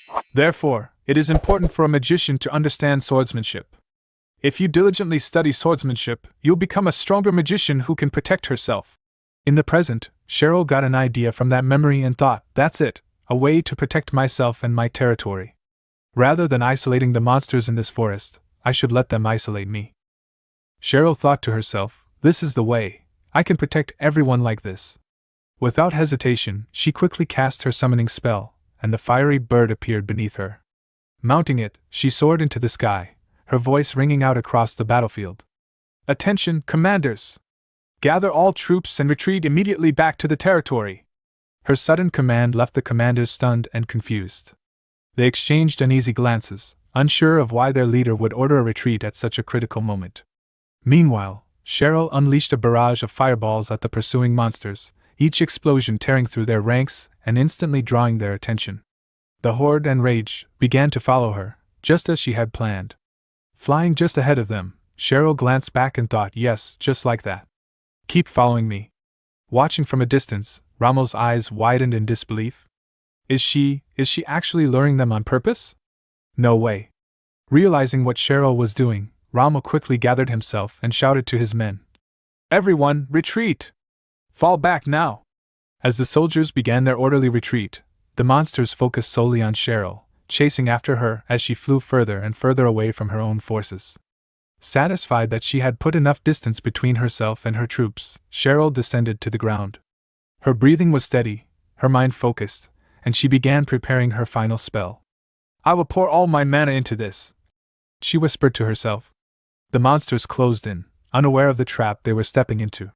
As soon as they were within range, Cheryl unleashed her most powerful spell.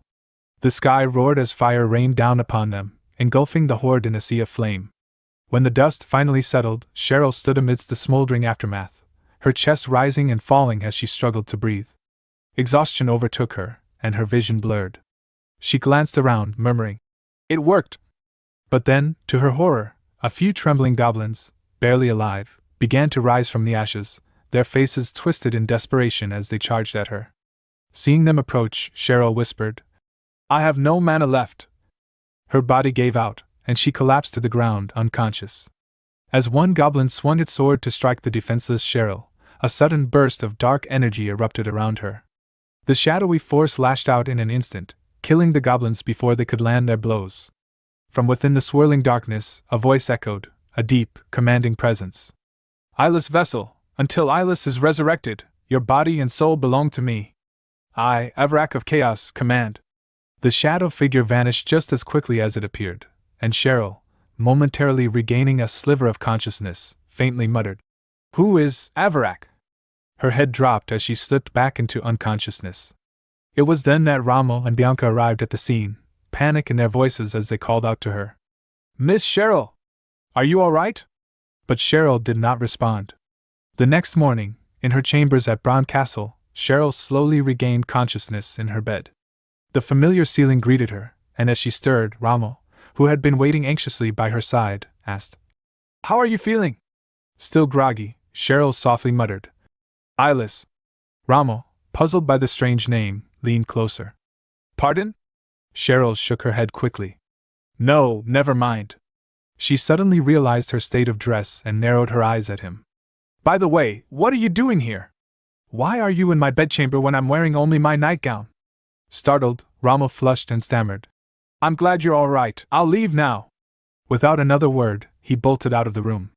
Cheryl sighed, muttering, "What a fool! He could have at least called a maid instead of waiting here alone." Her mind drifted back to the battle, recalling the terrifying moment when Avrak took control of her body. What was that? Eyeless. Avrak. I don't understand any of it yet, but I will figure it out eventually. Anyway, I hope things are going well on the Black Continent. The scene then shifted to Rentrav village, located on the Black Continent. The villagers were moving in eerie unison, like puppets pulled by invisible strings, their eyes vacant, their movements slow and lifeless. Aaron arrived at the scene with his companions, surveying the unsettling sight. "Damn it, what's going on here? It's like they're possessed." Jacqueline scanned the area carefully, then pointed towards something in the distance. "Look over there!" Aaron turned his gaze in the direction she indicated and spotted Cromula, her body pulsing with ominous energy. The entranced villagers were steadily approaching her, as if drawn by some dark force. A sinister smile crept across Cromula's face as she saw Aaron. "You've arrived just in time, foolish human," I'll make sure you suffer properly this time. She began casting a spell. Eren immediately dashed forward, shouting, Don't be ridiculous! But Crumula sneered. You fool! And chanted, Earth, swallow the blood of the sacrifice, rise like a giant. The ground trembled violently, cracks ripping through the earth beneath the villagers' feet. In an instant they were swallowed by the fissure. Eren's eyes widened in horror. Do you think I'll let you get away with this? He roared, leaping toward her. But Crumula calmly said, You're too late. Eren hesitated for a split second, confused by her words. What does she mean? Suddenly, a massive stone hand burst from the fissure where the villagers had fallen. The hand seized Eren by the leg and slammed him mercilessly against a nearby wall, the brutal impact forcing the breath from his lungs and causing him to cough up blood. Eren quickly forced himself to his feet, his breathing ragged but his spirit unbroken. Overhead, Crumula, now levitating effortlessly in the air, sneered down at him. Is that all you've got? She taunted, her voice dripping with contempt. Eren cursed under his breath as he saw the massive golem charging straight toward him. As the distance between them rapidly closed, the golem's enormous stone fist came crashing down. Eren swiftly raised his slayer sword and braced himself, managing to block the crushing blow. You're just a pile of rocks, Eren growled, straining against the golem's strength. Do you really think you can beat me? The golem swung its other fist, but Eren quickly deflected the strike, knocking it off balance. Spotting an opening, he sprang up onto the golem's arm and climbed onto its shoulder in a flash. Gathering his energy, Eren unleashed his signature attack, Wind Cutter, directly into the golem's core. The slicing wind struck true, engulfing the golem in a swirl of dust and debris. But as the dust settled, Eren's eyes widened in shock. The golem stood there completely unharmed, not even a scratch on its rocky frame. How? Eren's mind raced. The Slayer sword's absorbed energy didn't do anything? But why? What's wrong? Before he could recover, the golem's fist slammed into him at full force, sending him hurtling backward. He crashed violently against the ground and collapsed, gasping for air. Hovering above, Crumula laughed darkly, her voice filled with cruel amusement. Didn't you understand what the golem's sacrifice truly brought forth? The Slayer's sword, it would never harm the people of this continent, the very ones you've sworn to protect. And now you'll die here, hero. Her expression twisted. Die, you fucking hero. The golem loomed over Eren, both massive arms raised high, ready to crush him. The shadow of death closed in. But just as the golem's fist came crashing down, a thunderous roar echoed through the battlefield. Cainus, in his majestic dragon form, burst onto the scene. He barreled into the golem, knocking it off balance and pinning it to the ground. Cainus sank his teeth into the golem's stone skin, viciously tearing through the rock as he attacked with unrelenting fury. Crumula's eyes flared with rage. How dare he interfere again? She shrieked. Without hesitation, she transformed into her own dragon form, her wings spreading wide as she shot through the sky toward Cainus. Seeing her charge, Eren pushed himself up, determination blazing in his eyes. No! Your opponent is me! He roared, channeling a tremendous surge of energy into his Slayer sword. With a powerful leap, he met Crumula in midair, and swung his blade with all his strength. The charged attack struck her head-on, sending her hurtling backward. Crumula quickly righted herself and snarled. Do you really wish to die so badly? Eren tightened his grip on his sword, his gaze unwavering. No, Crumula. It's you who will die here today. How insolent! Crumula roared, beating her wings and launching herself toward him at breakneck speed. Eren didn't retreat. Instead, he sprinted forward with astounding speed, ducking low as she passed overhead. He slid beneath her massive form and drove his Slayer sword straight into her chest, the blade piercing deep as it greedily absorbed her energy. Without pause, he slashed through her entire body as he moved past her, cutting her wide open. Crumula shrieked in agony, her voice echoing across the sky. You little mouse! How dare you damage my body? Desperately, she prepared to unleash a deadly breath attack, but when she opened her mouth, only a cloud of smoke escaped. Her eyes widened in confusion and panic. Why? Why isn't my breath coming out? From within the smoke, Eren emerged, sprinting straight toward her head. He gripped his sword tightly and gathered his remaining strength for one final, decisive strike. This is the end! With a fierce swing, he launched his wind cutter, slicing clean through her neck. Her severed head hit the ground with a heavy thud, followed by the collapse of her lifeless dragon body. Eren, panting and worn, let out a long, relieved sigh. Finally, it's over. As Crumula perished, the golem Kinus had been battling lost all its strength and crumbled into a heap of scattered stones. Aaron immediately rushed over to Kinus, concern in his voice. Are you all right? Kinus, still in his dragon form, smiled faintly. Aaron, you've truly become the master of the Slayer now. It's all thanks to you, Kinus, Aaron said sincerely. If you hadn't rescued me from the castle, I would have been dead long ago. Kinus's voice softened with pride. If I couldn't protect the bloodline that carries my blessing, I wouldn't be worthy of calling myself a dragon. Aaron's eyes widened at the realization. So it was Kinus who gave me the power I've relied on all this time. Kinus continued. I too would have been enslaved by my sister's wolf for the rest of my life if it weren't for you. But now you've grown so much, enough to surpass even the blessing I gave you. His expression turned resolute. It's time for me to fulfill a duty I've long neglected. With those words, Kinus reverted to his human form and lowered himself to one knee before Aaron. I, Dragon Kinus, now reveal my true identity to you, Aaron Karen, the hero who defeated the legendary dragon Crumula and became the rightful master of the Slayer sword. From this moment on, I pledge my soul to you for eternity. A blue crystal, radiating a soft light, emerged from Kinus's chest and slowly drifted toward Aaron. Aaron stared in surprise. What's this? Raise your hand, Aaron, Kinus instructed calmly. Complete the oath. Aaron, still slightly hesitant, extended his hand. The crystal sank into his palm, completing the pact between them. Kinus rose to his feet with a renewed spark in his eyes. All right.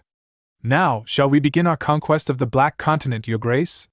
The blue-haired man in chains stood in the middle of the enormous room. Without raising his head, he reminded him that he had told him to leave and asked if he wanted to die. But then the boy managed to cut the chains with his blade.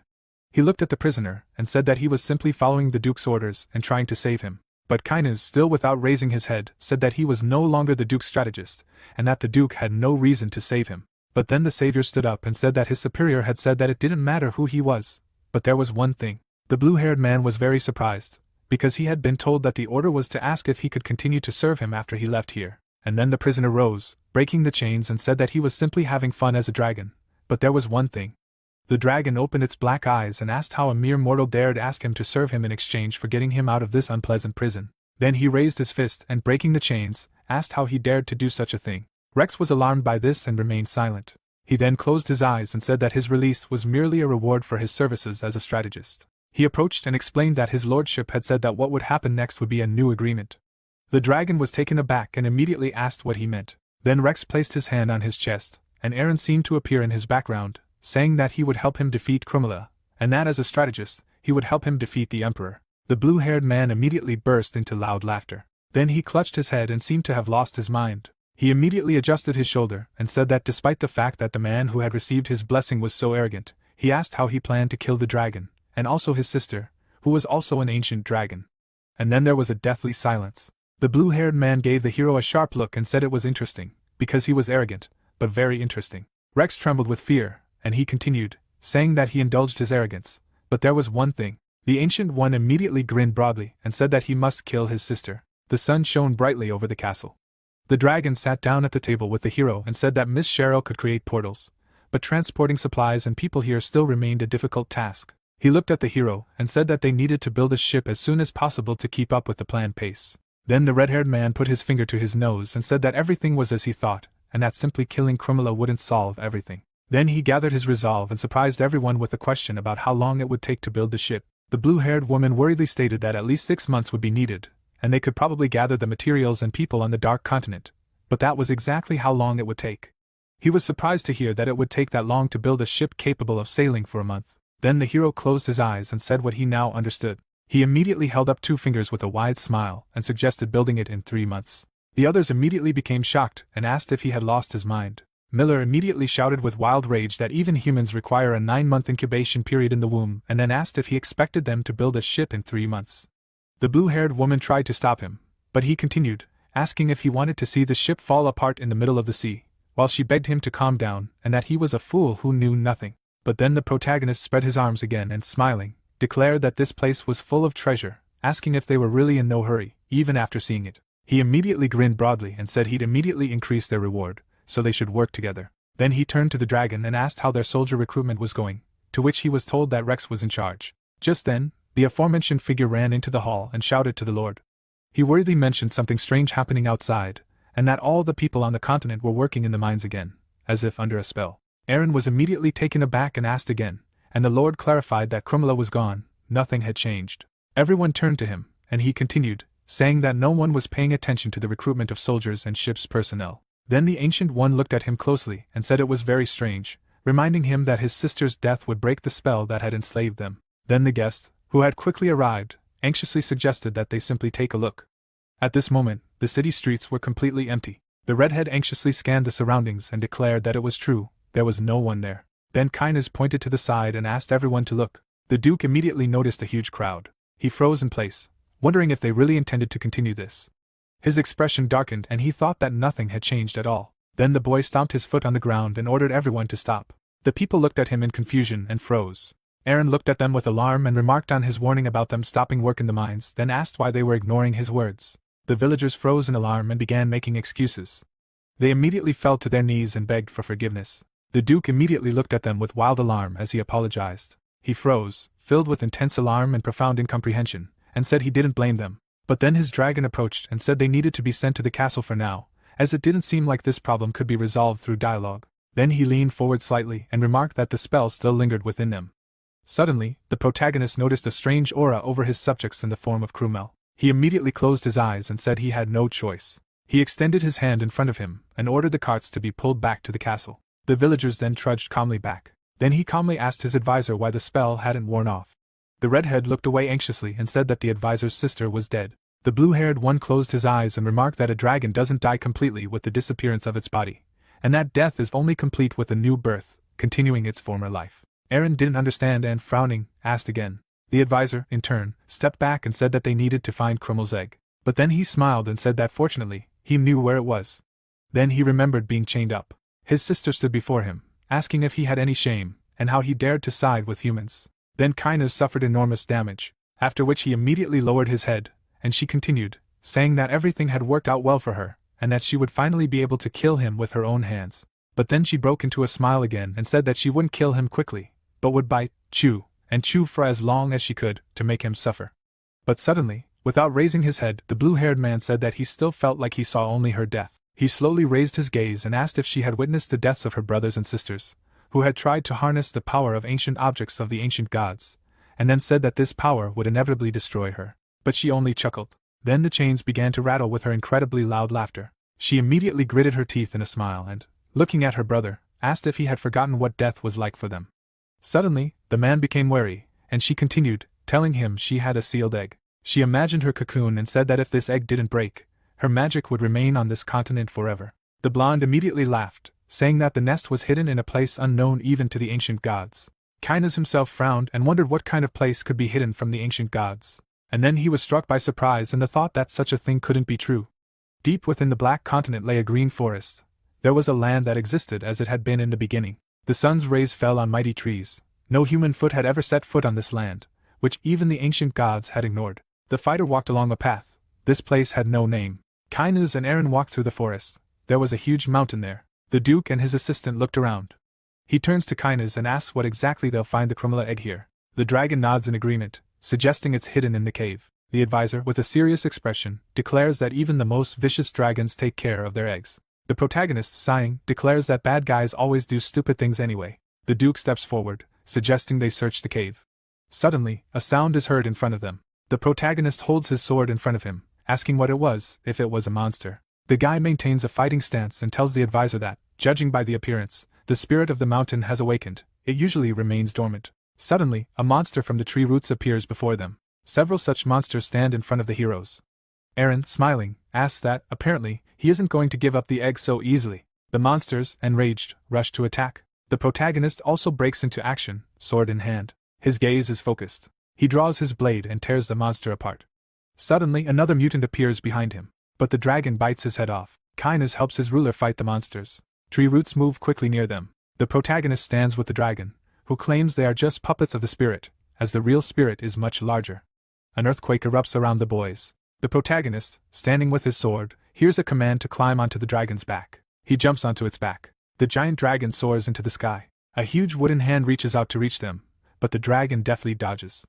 The Duke, sitting on his assistant, calls the enemy a bastard. He sees a huge monster below, assuming it is the mountain spirit. Crumilla, her eyes sparkling, casts a spell, and Kynus realizes he is also under her spell, protecting the egg. The giant begins to run after the dragon, shattering everything beneath him. He reaches his large hand toward them, but the assistant dodges. Eren sits on the dragon, and hears that they should stay away and return when it falls asleep, otherwise they will never descend from this mountain. The protagonist looks at the enemy and asks Kynus if he knows. The dragon flies across the sky and asks again. Suddenly, the Duke leaps down with a sword. He furiously swings his blade and shouts that destroying mountains is his specialty. He pierces the monster's head, claiming that its mana will become the Duke's. The blade's tip emits a bright light. The Duke watches intently as he pierces the mutant's head. Frowning, he sighs. Shockwaves echo around him, and he uses his fourth form sword attack. The giant's head begins to glow after the protagonist activates a vortex. A powerful stream of energy destroys the monster's body. The giant falls to the ground, causing a massive explosion. He lies lifeless on the ground. The protagonist falls next to him and realizes that such power will take some getting used to. He sees a tunnel entrance ahead. He stares ahead in shock, realizing they've found it. A bright light is visible in the distance, and he realizes it's Krumilla's nest. The tunnel walls are visible, and it's said that a new ruler will be born here, one who will scorch the earth with flame. Kynus calmly stares ahead and declares that he will freeze blood with his roar. In front of them is an egg surrounded by a red seal. The Duke's assistant begins to cast a spell, speaking an incomprehensible language. The protagonist silently watches this process. A small dragon appears inside the egg, beginning to stir. Suddenly it begins to crack, emitting a bright light. The dragon bursts out with a scream. The Duke's assistant looks at it, and declares that the hatching ceremony is complete. The protagonist silently hears that now he must get rid of it. The boy takes hold of the hilt of his sword. He points the tip at the cute little dragon.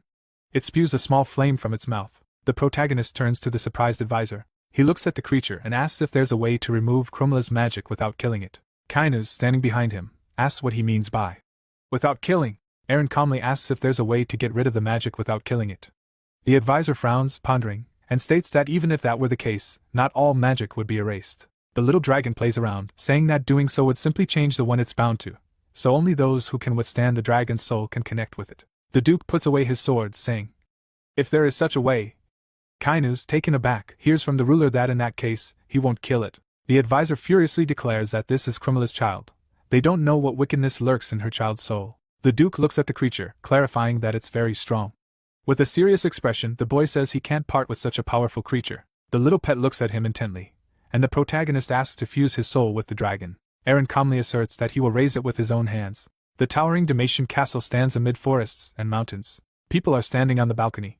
He stamps his foot and declares that it won't work. The gray-haired warrior says they can't wait any longer. He spreads his hands and says that he said he'd return in 2 days, but then they lost contact, meaning something definitely happened. Jacqueline smiles and asks Miller when he started worrying about the Duke. The young man stands nearby and suggests they wait a little longer, as his lordship will return. The delighted gray-haired man declares that this isn't an option. They must go and help right now. Suddenly, the people on the balcony hear a loud sound. Miller holds up his blade and asks what's going on, if they're under attack. A blue-haired girl screams furiously that the castle is collapsing and that they need to get out of there immediately. Suddenly, under the influence of purple magic, the castle begins to crumble. The towers fall. The 3 boys sit silently near the ruins. The boy looks on and says that, judging by everything, his lordship has managed to lift the spell. Miller, with a serious expression, says it was just in time, as he was about to go look for him. Jacqueline points and urges them to look. A large dragon is visible in the distance. The Duke sits astride it. It is said that when Eren's soul united with the descendant of Krumilla, the people below watch in shock. Her spell over the Black Continent dissipated. They throw down their tools, and after this, all plans on the Black Continent went on as usual. The Duke stands before the people. The inhabitants of the continent have become soldiers of Eren, the one who gave them freedom. The builders are constructing a building. It is said that they also became sailors and shipwrights, building ships for the return journey. The protagonist watches this. All he has to do is return to his territory with his large army, capable of keeping the Emperor in check, and with him will arrive treasures of gold, silver, and black gold. A dragon flies across the night sky. MC stands with his assistant and calls to the beast. It calmly furrows the night sky, instantly turns around. It begins to glow with bright energy. The protagonist, smiling, asks when it will suddenly appear. Suddenly, a white dragon appears right behind them. Eren, smiling, pets his pet. He strokes its head, declaring that it did a good job. The protagonist looks at it, and declares that he still can't come to terms with the fact that it is a dragon with magical abilities. Kainuz, smiling, stands nearby and declares that in any case, he is lucky, because dragons with such innate abilities are rare. The beast looks at the daisy, saying that it follows his instructions, so everything is perfect. The protagonist sees the glow, and declares that it is not a problem as long as it follows his instructions. Suddenly, a small flying pet jumps onto a daisy while its owner comments that it's no different from a child now. Eren looks at the dragon and declares he's not sure he's raising a dragon, more like a child. Surprised, Eren hears that it's time to practice. The dragon lands in front of its owner. The protagonist jumps on it, preparing to fly. The flying beast flies high into the sky with them. Another dragon follows. The protagonist, delighted, urges it to do everything possible to follow them. Kainuz, in dragon form, replies that he will do everything possible. Astonished, Eren sees the gigantic maw of another beast. It begins to glow with energy and rushes forward. The other dragon's gaze is focused. It bares its fangs, trying to grab the protagonist and their pet. A bright flash occurs.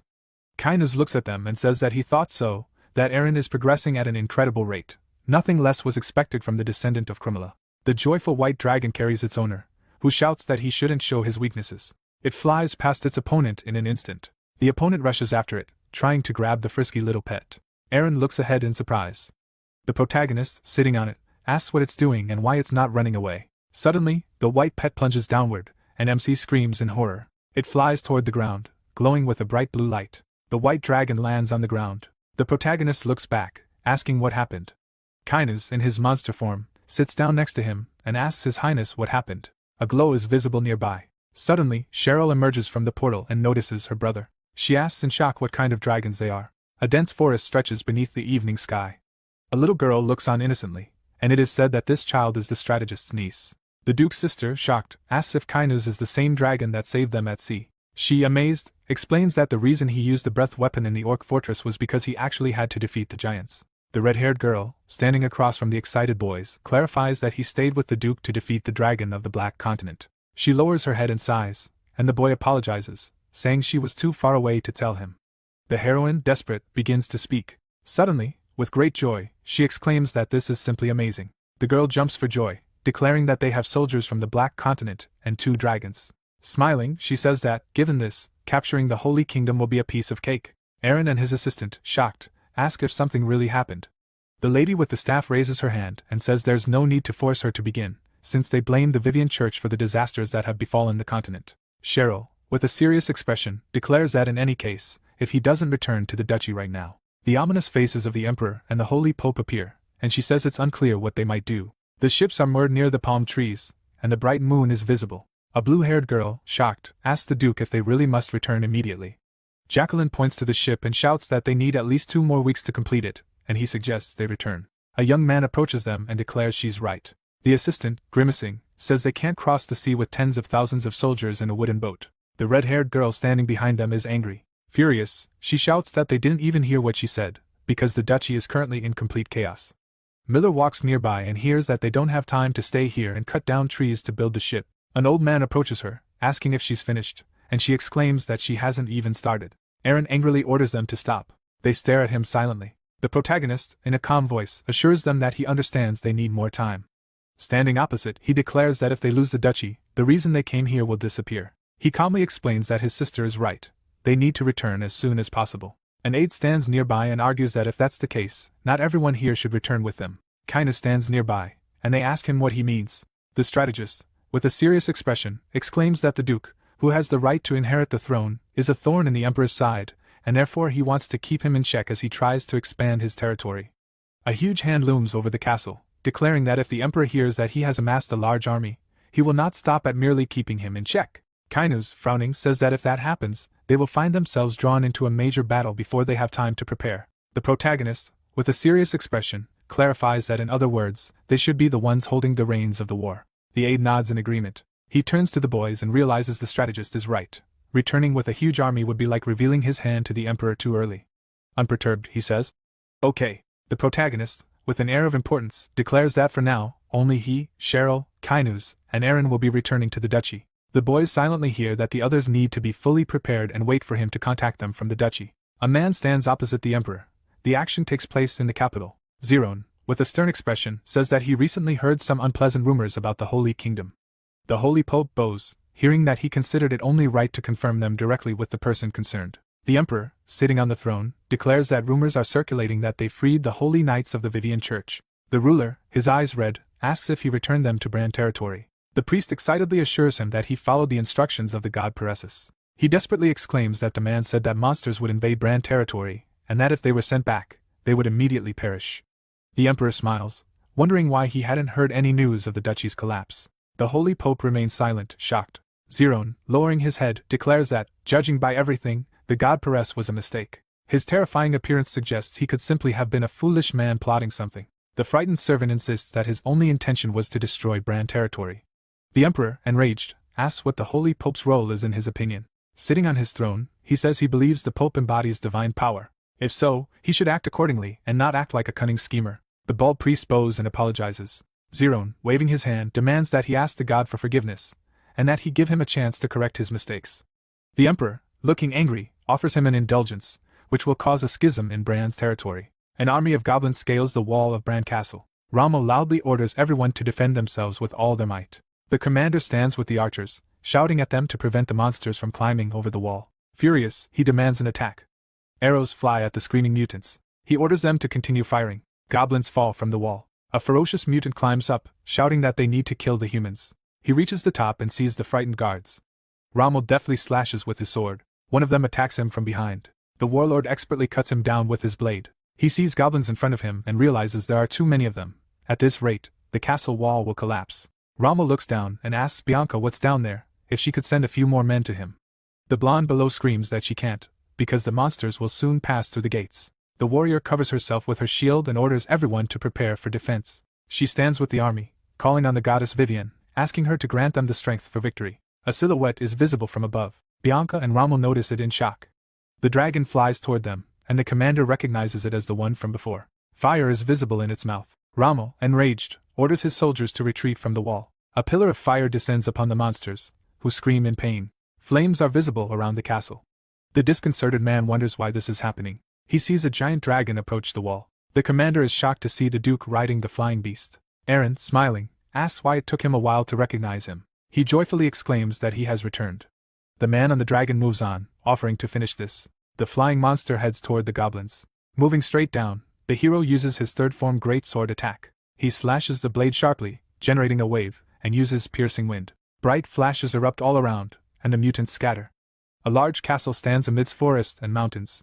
The Duke sits with his aides and asks if the Holy Kingdom truly grants immunity. Rommel, sitting nearby, explains that this is indeed the case. They are distributing a piece of paper that releases members of the Viven Church from their previous religious service, thus avoiding arrest by Pares's guards. Raising his hand, he declares that church members no longer need to hide. The Duke calmly asks how the citizens are reacting. The aide, closing his eyes, states that some have petitioned for immunity to avoid harassment, but most are protesting. He looks away, declaring that they are waiving their immunity, saying Pares is testing their faith. Cheryl, sitting nearby, declares that she would have done the same. They were so eager to capture them all, so why are they suddenly showing generosity now? A red-haired girl with a serious face says they are most likely plotting something. Kynez looks at them and suggests that they may be planning to use these protests as an excuse to attack their territory. The strategist confidently asserts that citizens who waive their immunity would be easy prey for the bastards from the Holy Kingdom. Looking at the Duke, he says that this isn't a sufficient reason for them to force the villagers to do this. Such an act would shake the foundations of their territory. The protagonist, gritting his teeth, asks that he can't do anything. The doors swing open, and a soldier shouts that they have a problem. The soldier, frightened, declares that the Knights of Paresis are arresting members of the Viven Church who refuse immunity. A girl is dragged along the ground, begging to be released. The guards throw her forward. A warrior of the Holy State looks at her and declares that this is punishment for ignoring the god's mercy. The soldier turns and orders everyone arrested. A group of warriors leads the prisoners. Aaron stands behind them, shouting, asking what they are doing. The warrior turns around. Calmly, he says he has orders to arrest all criminals who haven't been pardoned. Gritting his teeth, the protagonist declares that they are on Bran's territory and should first ask him before taking any of his subjects. The rival, standing nearby, insists that God also commands us not to trust lords who serve pagan religions. Rommel draws his sword in anger, shouting how dare he insult his lordship. Aaron stops him, declaring that they cannot give them a reason to attack because of this. Kynez, looking stern, says the Duke is right. They are provoking him because they want to be attacked. The protagonist, with a serious expression, asks where they are taking them. The armored warrior replies that they are taking them to Osna Castle, where they will all be executed tomorrow morning. Vivian's bound followers fearfully beg for rescue. The protagonist, enraged, sees and hears this. Cheryl, standing nearby, angrily asks if he will simply allow their citizens to be taken. Shouldn't he try to stop them? The rival, turning, declares that if they have nothing better to say, they will leave immediately. He raises his hand and orders them to move. The warriors with the hostages leave the castle. The red-haired girl, desperate, asks if they really intend to allow them to be taken. The strategist calmly says that even stopping them now won't solve the problem. Frowning, he assures them that the right thing to do is let them go, but they must think about how to save them later. The protagonist looks ahead and addresses Cheryl. Turning slightly, he asks what she said about once going to a castle with monsters, and she asks why he does that. The Duke, looking at the sky, says that using this strategy this time, he will save everyone. MC calmly tells Kainos that he needs him to become the monster that will invade the castle. The events take place in Asna Castle in the Holy Kingdom. Guards stand on the wall. One of them points, asking another what it is. The other looks closely and guesses that something is flying toward them at incredible speed. A ferocious dragon furrows the sky. Kainos, in the form of a monster, approaches them. A soldier fearfully asks what the dragon is doing here, shouting that everyone needs to prepare for battle. Warriors run along the wall. The dragon looms over the crossbows. The mutant recalls the Duke's words that he probably won't need to use dragon breath, just a little intimidation. He hangs in the air in front of the castle, knowing he will carry out the order. He begins to generate an attack. His mouth begins to glow. In rage, he emits powerful sonic waves. They hit the warriors with crossbows. The dragon turns around. Soldiers with spears guard the dungeon. They look around in surprise. One of them asks what that sound is and if it's a monster. Another laughs, declaring that it can't be a monster, because even when the capital was attacked, they were safe. Suddenly, the soldier sees a dragon nearby. It opens its mouth, revealing a fireball. It incinerates one of the warriors, the other flees in fear. A warrior of the Holy Kingdom burns alive. The people behind bars tremble in fear, but are told everything is fine and there's no need to be afraid. They watch in shock. The cage opens. The Duke, wearing a cloak, enters and asks them to get out of here. People run outside. It's said he infiltrated the castle that night under the guise of a monster attack. The Duke leads them outside the castle. Aaron and Kainas lead the people through the forest. The disappearance of the prisoners was staged to make it look like they all escaped in the chaos during the attack. The group of residents moves on. The Holy Kingdom couldn't find any evidence to the contrary. A bright white castle stands in the middle of the Holy Kingdom. A man furiously slams the table, shouting at the cunning bastard. The Holy Pope angrily asks how he dared insult their god again. The priest, furious, asks if he's sure they haven't found any evidence that Aaron saved the prisoners. The Archbishop, with a serious expression, says nothing has been found, only evidence of a sudden dragon attack. His hands are shaking, thinking that he simply can't sit idly by and do nothing. He stands by the table and says that even if they couldn't find any evidence, a warning is absolutely necessary. The Holy Pope's eyes are wild, insisting he will have to ask His Majesty's permission to perform the purification ceremony. The Archbishop is shocked. The Holy Pope, looking crazed, declares he will not allow a single member of the Viven Church to remain alive on this earth. Emperor Zerone, sternly, asks again about the purification ritual. Seated on a golden throne, he clarifies what exactly he intends to do. The Holy Pope, smiling, explains that there is only one way to permanently cleanse the Church of the Viven believers who have strayed. He joyfully speaks of death. The Emperor looks at him silently. The priest spreads his hands, declaring that he will not purify everyone, but would rather execute only a few to set an example, then the rest will naturally follow. The Emperor slaps him hard. The bald man, shocked, asks what he's doing. He strikes again, this time with his fist. He beats the priest, shouting that he is the Emperor of this state, and who is he to say he wants to destroy the people. Zeron swings his fist, demanding his place. He hits him square in the face with all his might, blood spraying everywhere. He throws the Holy Pope aside. An ominous silhouette looms over the beaten man. Zeron, enraged, orders him to never forget that he is the leader of this country. Horrified, he agrees. The Emperor turns and orders him to get lost if he's understood everything. The Holy Pope, frightened, agrees. Zeron stands with his back to him, and hears something. Suddenly, Gran enters the hall. The Emperor, without turning around, asks if he heard, and he says yes. His aide watches him, and can't believe he's laughing. The ruler in the red cloak asks him what he thinks about this. Gran calmly replies, asking if he didn't use the Pope to overthrow Aaron, but now he's throwing him out, and it hardly seems right. The Emperor, with a serious face, says that a hungry dog will eventually bite its master at the last moment. In any case, it will probably be easier for him to think that he lets him in before he bites. A gray-haired aide standing nearby declares that although this is a small and weak country, he is also concerned that His Majesty's treatment of their king could lead to trouble in the future, in whatever form. The Lord smiles, declaring that only those with something to lose should worry. He has nothing to worry about because he has everything he could gain. Gran asks in amazement. He wipes his hands. With an ominous expression, he speaks of the Holy Kingdom and the Duchy of Aaron. The Holy Pope hurries down the corridor. He clutches his battered face and declares that he curses it in the name of Paressa. God will punish him. Suddenly, he looks forward in surprise.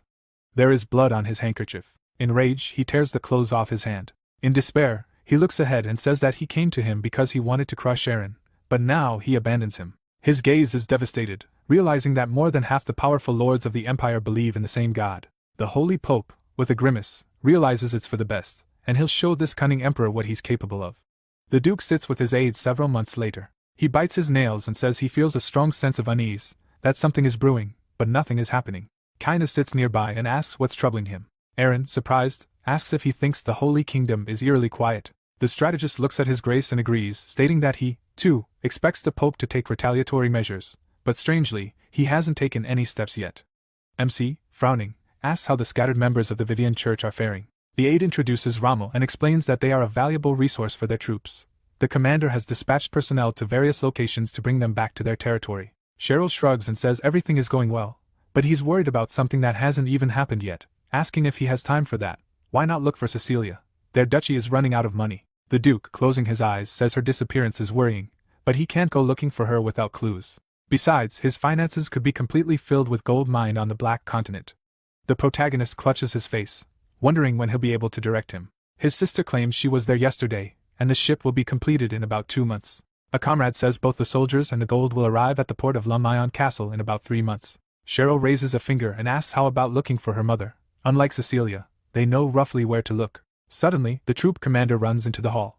He shouts in fear that they've found out where the parishioners of the Viven Church are. The protagonist, shocked, asks where. He sighs silently. His frightened eyes suggest they're in the capital of the Holy Kingdom.